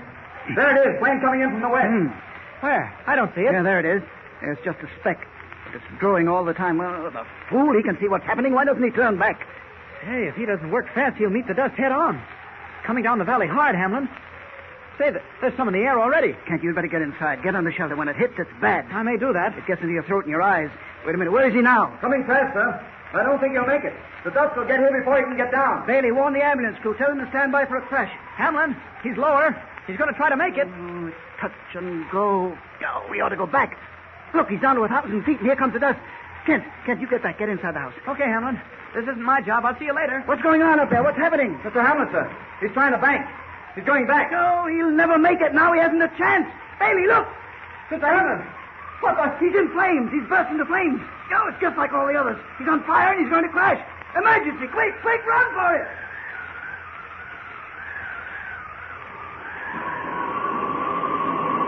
Not much time for this. Thank heavens for the dust storm. At least they think Clark Kent's still back in the house. Now for that plane. Up. Faster. Higher. Getting there. Noise of fire blazing. I was afraid of that. I thought they'd do it, whoever they are. Quick. Gotta catch that plane before it crashes. Here we are. Oh, what heat. Now then, right through the cabin. Fuller! Mr. Fuller! Help! I can't see. Who's that? He's out. Unconscious. Great heavens, it's like a furnace. Motor's on fire. Quick, over my shoulder. We're almost on the ground. Going to crash any second. Out, and away!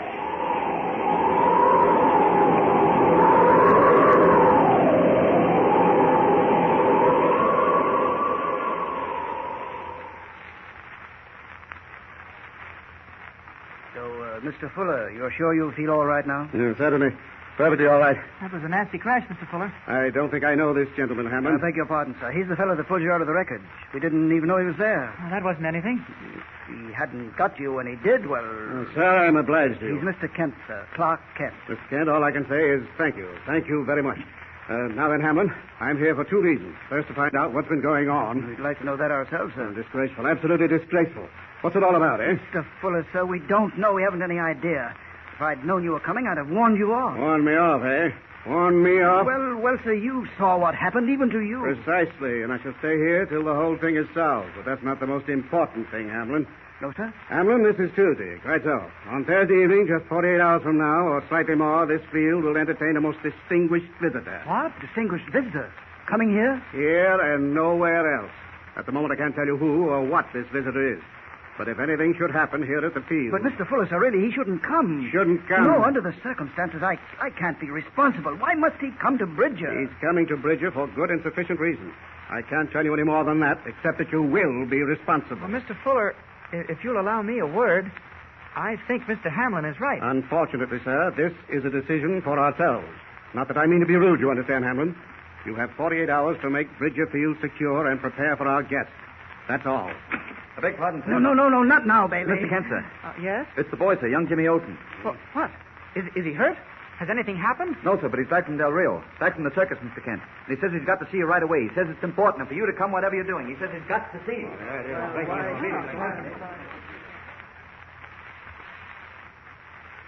Events come marching thick and fast at the lonely airport of Bridger Field. Can Superman solve the mystery in 48 hours' time? Can he prevent accident to the distinguished visitor arriving on a mysterious errand?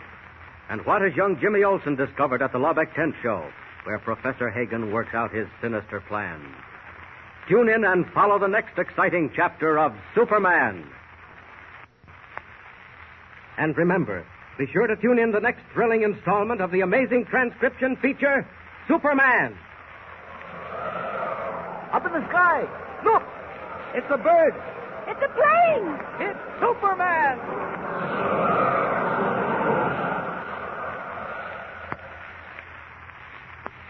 Superman is a copyrighted feature appearing in Action Comics magazine. The adventures of Philo Vance are up next on Nightly Old Time Radio Shows.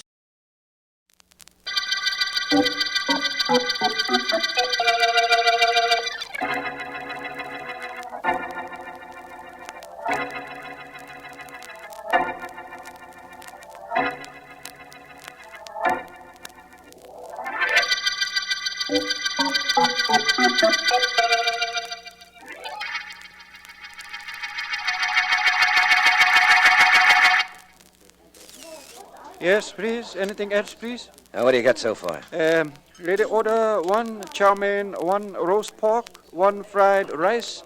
What the gentleman have? Tell the cook I want some din yip har. Sorry, please. Din yip har, not Chinese dish. I never heard din yip har. You tell the cook what I said. Yes, please. I tell him. So sorry, please. That's all I gotta do, argue with a Chinese waiter. Why should he be different? You argue with everybody. Keep up that kind of talk and I go to work on you, Georgie. Well, anything would be better than just sitting here staring at you. Hey, what is this din yip har you ordered? I never heard of it either. Who cares what you heard of? I bet you never heard of the Declaration of Independence. Sure I did, but you didn't order that. Oh. Johnny. What? What's got into you lately? You're either picking a fight or you clam up so tight I don't know whether I'm better off if you talk or not. You're better off when you don't ask questions. Johnny, what's this din yip har you ordered? What's the difference what it is? You don't have to eat it. Maybe I'd like it. Maybe I'd like to bust that pretty nose of yours, but I ain't gonna. And stop battling with me. I got troubles. You got troubles. I got troubles. Living in a crummy flat, eating in a crummy joint. This joint's crummy. You know what that stuff I ordered is going to cost me? I don't know nothing, according to you. How should I know? It's going to cost me $15,000. Just for that din yip har you wanted to know so much about.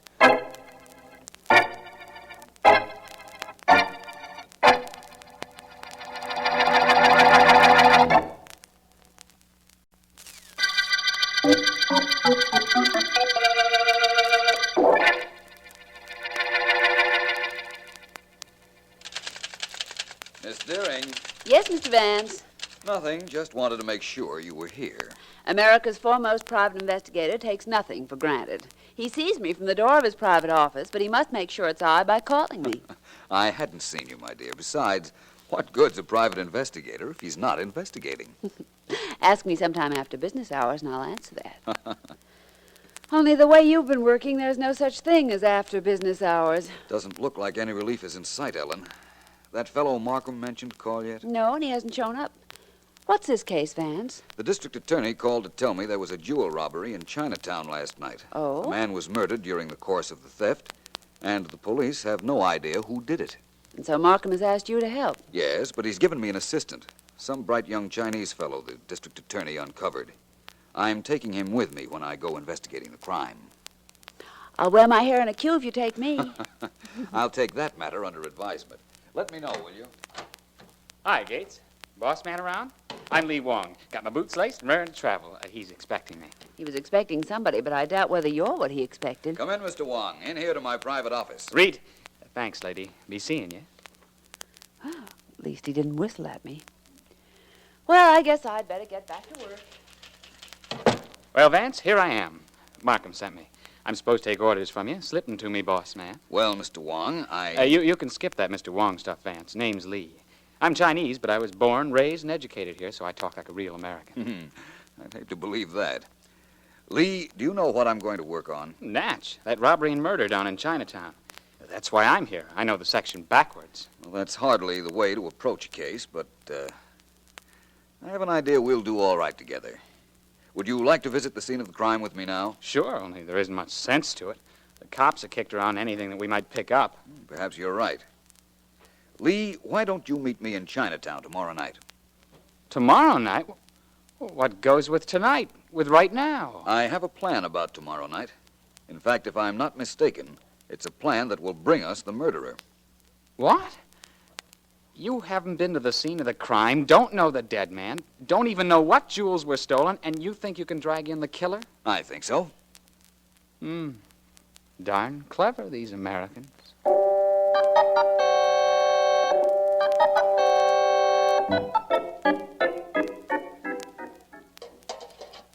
Now, look, Sue Lane, will you stop griping about your cut? We got a good thing going for us. It's a swell place to stash hot jewelry till I get ready to pick it up. But we have a fair deal, I'm not changing it. No? Or maybe you change your mind, Johnny. All right. Nobody'd think of looking in the kitchen of a Chinese restaurant for this stuff, but we'll argue about a better deal later. Right now, I want to... Waiter coming. Oh. One chop suey, one mugo pan, one lomen. Hola. Chung kahayo kayat. Wela.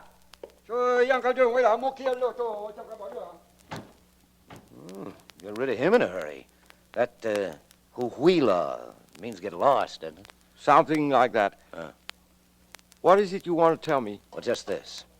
I got a real big deal planned for tonight. We'll run it just the same as always.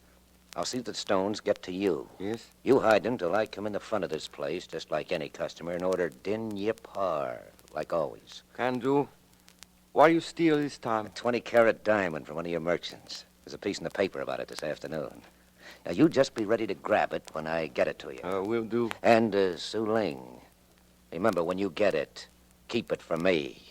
Don't hu-hui-law.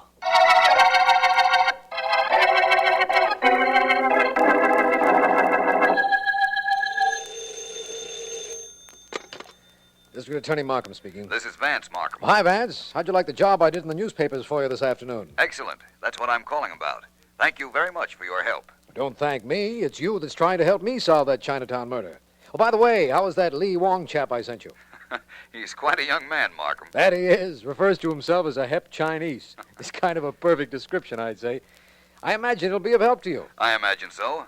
I'm meeting him late tonight in Chinatown.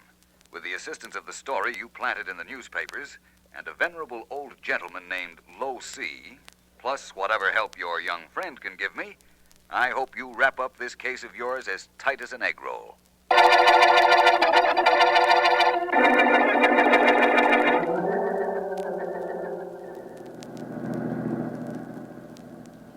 Sure glad that car came past just now, Vance. It was awful lonesome down here in the shadows. I know what you mean, Lee. But hiding here is part of my plan. If the thief we're looking for rises to my bait, we'll be out of here very soon. What kind of bait are you talking about? I persuaded Lo C, who owns that house across the street, to bring out of its hiding place a 20-carat diamond, which he placed on exhibition in his home after announcing the fact to the newspapers through the district attorney. Hey, you're pretty hep yourself, Vance. That'll bring the thief out into the open, all right. But why do you figure it'll bring him out tonight? 2 reasons. One of them is that after his robbery and murder of the other night, he'll want to leave town. But he'd like to leave with Lo C's diamond. Oh, and the second reason? That car parked across the street. There's a girl in the driver's seat, and the engine's running. I think we're on the right track. That means we get some action. Good. Only... Only what? Only... Holy cow. I was supposed to help you on this case, and so far I haven't done anything. I'm sure if I needed help, you'd have been very valuable. Oh, gee, thanks for that. Sometimes I... Hey, Vance. I see what you mean. A man just leaving Low Seas. What are we waiting for? Let's go. Right you are. We gotta get him before he hits that car. Hey, you! Stop! At least we scared off the dame in that car. I'll catch that guy, Vance. I'm a track man. I'm right with you. We ought to get him before he hits the bottom of that stoop. Leave him to me. He's my meat. You ain't going anywhere, brother. Oh, no. No! Give me a chance to get in this, Lee. Turn him around this way. Come on, Vance. Close in. I'm holding. You're holding nobody, and as for this, Vance, I'm making him a present of you. Oh, ow! Ooh. That's right. Almost knocked the wind out of me. I'm sorry, Vance. He shoved me into you. Come on, let's get after him. No point in that, my young friend. What? Are you kidding? After all these gimmicks you cooked up, you're going to let him get away? Not at all. The police have this block surrounded. I venture to say the young lady in the car is in custody by now, and so is the fellow you were battling with. Well, knock me down and call me Flatso. You really do things right, don't you, Vance? I'm not sure yet.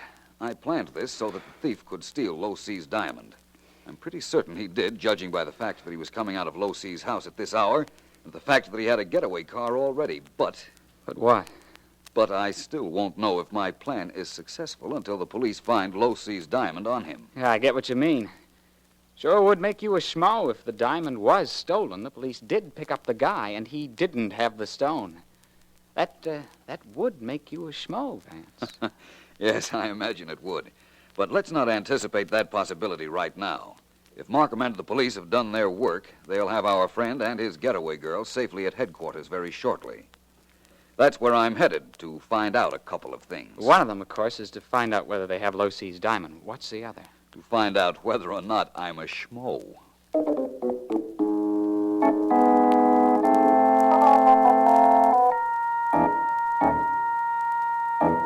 Now listen, both of you. We caught you fleeing from the scene of a crime. I've got enough on both of you to send you to jail for 10 years. Listen to the D.A. rave, Georgie. Yeah.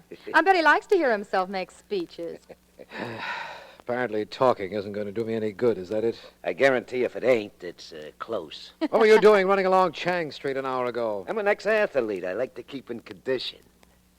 You, young lady, what were you doing parked in a car in front of Low Sea's house with the motor running? I was taking a nap, and then all of a sudden I discovered I was parked in front of a fire hydrant, so I scran. Oh. Well, what do you want me to do, break the law? I want you to tell the truth. You, Johnny Malloy, you've got a record. That's right. There was a robbery at Low Sea's house tonight. You were seen running away from there. Sure. I know the whole thing. I was running away. You caught me before I hit the end of the block, and you searched me. But did you find this diamond that's supposed to be missing? No. Did Low C, whoever he is, identify Johnny as the man who robbed him? No. The robber wore a mask, but it had to be you, Malloy. We know it must have been you. Then where's the diamond? Well, you might have thrown it away as you were running. Get smart, D.A.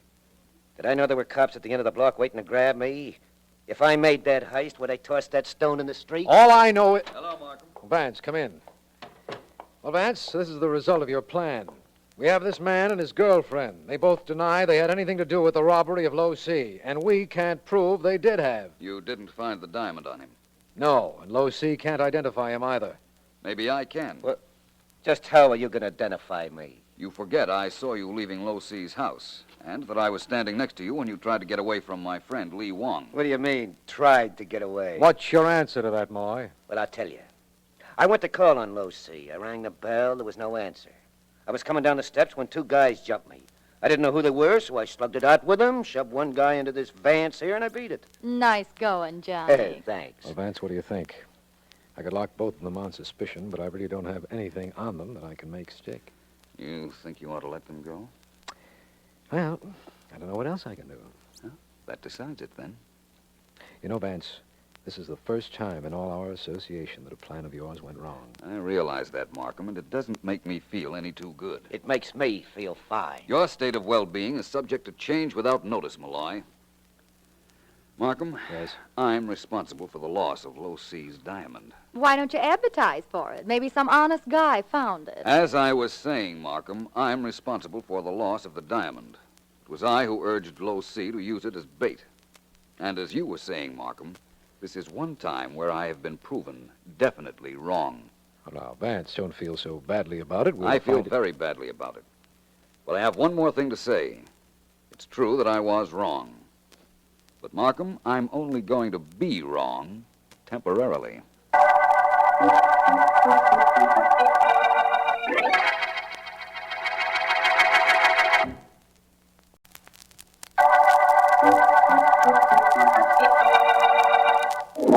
This is District Attorney Markham. The case we're working on, which Vance calls the Chop Suey murder case, began with the robbery and murder of a Chinatown merchant. In an effort to trap the man responsible, Vance planned a scheme that backfired, and a large diamond belonging to a prominent Chinese was stolen. While we thought we had the criminals in Johnny Malloy and his girlfriend, they had no diamond when we captured them. In an effort to explain, Vance told me he was going to visit Low C, the man from whom the diamond was stolen. He should be there about... More tea, Mr. Vance? Thank you, no, Low C. And thank you for understanding how badly I feel about your missing diamond. Was possible stone might have had real value. Was possible stone might have been instrument which brought criminal to justice. Thus, although stone worth many thousands of dollars, it failed in its true purpose. It didn't fail. I did. Oh, many times intentions better than results. Should man be censured for this? I think not. Was possible you erred in judgment, Mr. Vance, but not in motive. Tell me something, Low C. You've lived in Chinatown for a long time. Many years, my friend. I'm convinced that somewhere between your house here and the corner where the police picked him up, Johnny Malloy got rid of your diamond. Many houses on this street, Mr. Vance. Was possible Mr. Malloy hid diamond somewhere? I don't think he hid it. I think he got rid of it by design, as part of a plan so that if he were picked up getting away from this house, he wouldn't have it on his person. Low C, is there someone on this block whom you have reason to distrust?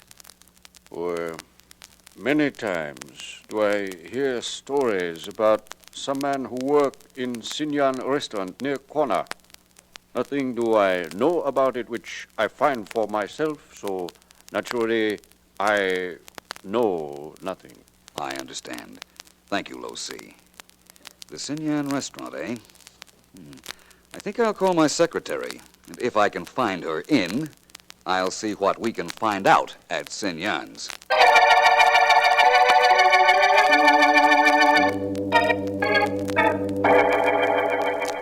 Oh, must you order chow mein every time you come to this Chinese restaurant, Georgie? Must you? I don't must, I just do. And what's with you, Johnny? Can't I order what I like? Well, always the same thing, always the same. Oh, how about you? Don't you always order that din yip har? How about that? Well, that's different. That's business. Johnny. What's the matter? Duck down in the booth. Yeah, that's good. I'm facing the door. You know who just walked in? Who? That Philo Vance guy who came into the district attorney's office when the DA had us on the grill. Philo? Yeah, Vance has a dame with him this time. Wonder what he's doing here. Maybe just came for some Chinese food. Yeah, maybe, but why'd he pick on this plate? Georgie, maybe that Vance knows something. I got an idea. Better take care of that Joe. Shh, the waiter. Yeah. All food, good food, you eat, you like? Yeah. Okay. Hey, where's that din yip har I ordered? Oh, it not ready yet. I bring soon new customers. I see what they want. Well, don't bother hurrying back. I'll back when you finish. Hello. Good evening. We'd like some roast duck, Chinese style, some chicken fried rice, and some lobster Cantonese. Very good, very quick. I get... Ellen. Yes, Vance. Take out your compact mirror, pretend to be fixing your makeup, and describe the people 2 booths in back of you. Well, you're facing them, Vance. I know, but I don't want to be obvious. Go ahead, please, Ellen. It's important. It is if you say it is. That's all I know. Well? Well, the girl is attractive, blonde, and her eyebrows are dark, which means that... Ellen. All right, so I'm catty. All I can see is the back of the man's head. But there's a scar on the base of his neck just above his collar. What is all this? This is what we came in for. O.C. was right. Whoever he is and whatever that means. I've got this thing, Ellen. Low C's diamond was thrown up here by Johnny Malloy. That's the man you described. Mm-hmm. He was running from Low C's house when he must have seen the police blockade. Well? Now he's back to pick up his diamond. Probably has an accomplice in the kitchen who hid it for him until he caught Wait him. in advance. The waiter's bringing that table something with a silver cover on top of it. Ellen, this is it. Stay here a minute. I want to see what that is. Unless I'm going to be wrong on this case all the way through, I'll tell you now that Low C's diamond ought to be under that cover. Be right back. All right, Vance, but if you need any help... I won't. Oh, Malloy. Well, look who's here, the great Philo Vance. Georgie, say hello to Mr. Vance. Hello. Got her trained good, huh, Vance? Well, what can I do for you? You can let me look at that plate the waiter just brought you. Oh, this one with the cover on? I ain't looked at it myself yet. I'm sure of that. I've been watching you. I'll take the cover off it myself. What? Why, there's nothing here. There isn't? Oh, I mean, what did you expect? Okay, Vance, you want anything else here? No. No, I guess I don't. You'll both excuse me, I'm sure. Johnny, what happened to what was supposed to be on the plate? I don't know. It's supposed to be Low C's diamond. Something's gone haywire. Oh, I'd say that everything was swell. If it was there, Vance would have spotted it. Yeah, I know, but why isn't it here? If that cook is double-crossing me, Excuse, please, Mr. Marlowe? Yes, what is it, waiter? Cook say to tell you he recognize Vance when I come in, so everything okay. Everything okay? Huh? I'd say everything was definitely okay. Tell the cook that he's got good eyesight and very good sense.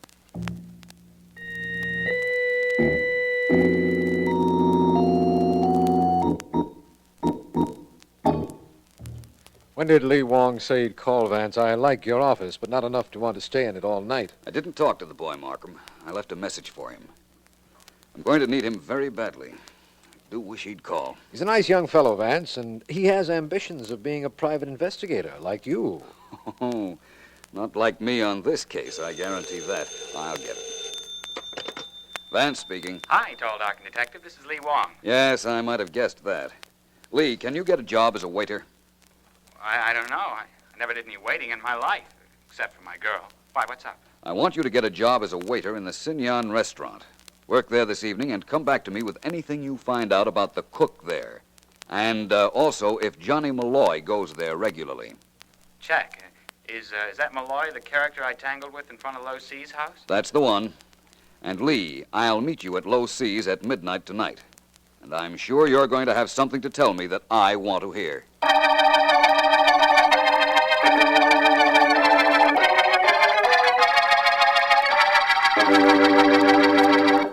Markham, I'd like you to meet my friend, Low C. How do you do? Oh, my humble house is yours, Mr. Markham, Mr. Vance.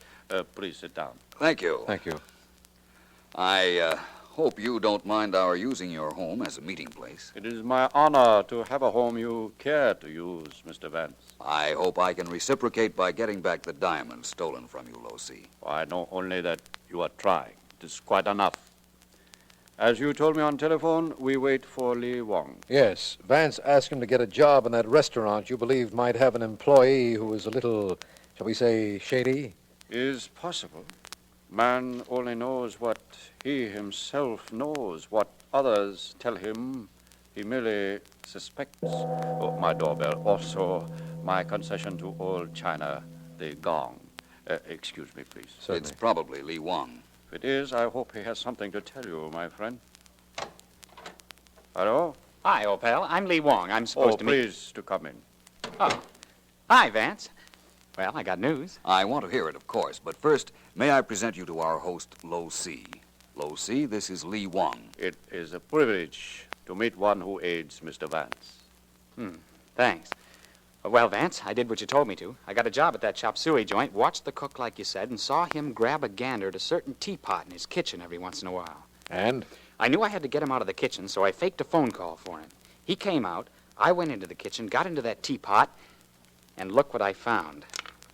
A diamond. What? You found the diamond, Lee. You did a wonderful job. We're all indebted to you. Oh, most certainly I am. And I, too. Thank you very much, Lee.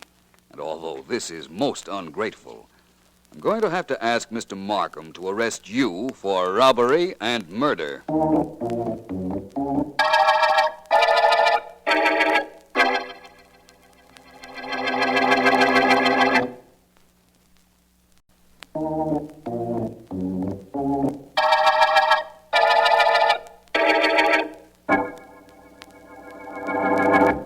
talking, Su Ling, and fast. Mr. Markham's waiting to hear what you have to say. This the cook in the Chinese restaurant, Vance? Right.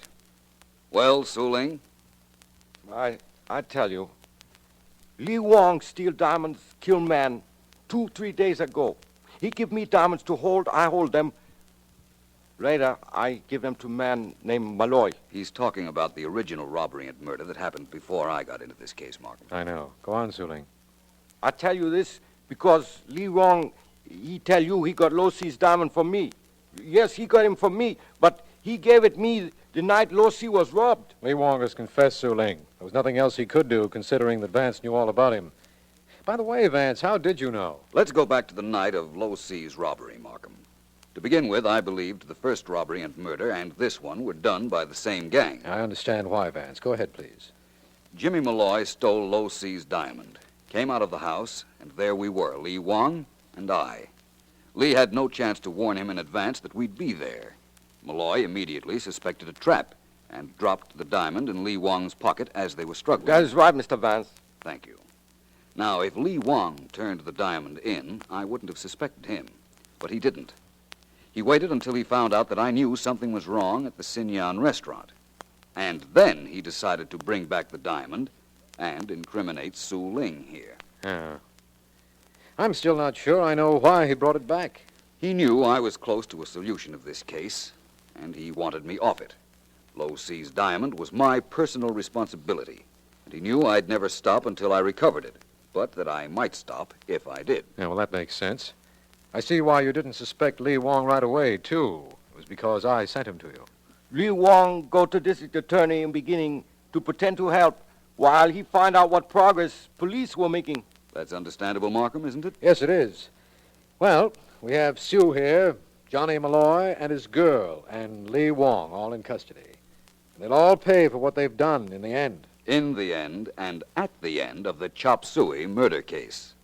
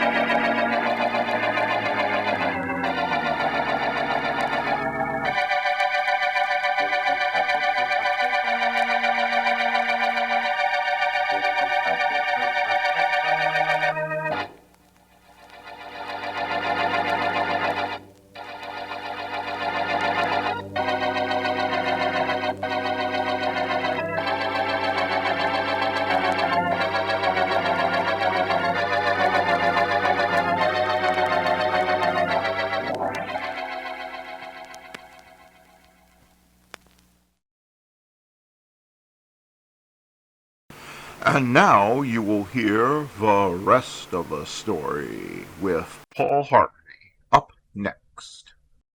Now, the rest of the story. Scrub horses, they used to call them, third-rate wagon pullers. Back in Bell Brook, Ohio in the 1860s and 70s, Sleepy Tom was a scrub horse. A familiar sight around town. Folks said that in earlier years, Sleepy Tom had been considered harness racing material, that he'd come from good pacing stock. But he had been trained too hard, he'd fallen ill, and ever since that illness, he'd been common scrub, the voiceless victim of one careless owner after another. Like the painter fellow named Millard, who once drove Sleepy Tom 17 miles in 70 minutes. The man would have driven farther, too, had he not been arrested for speeding by a Spring Valley peace officer.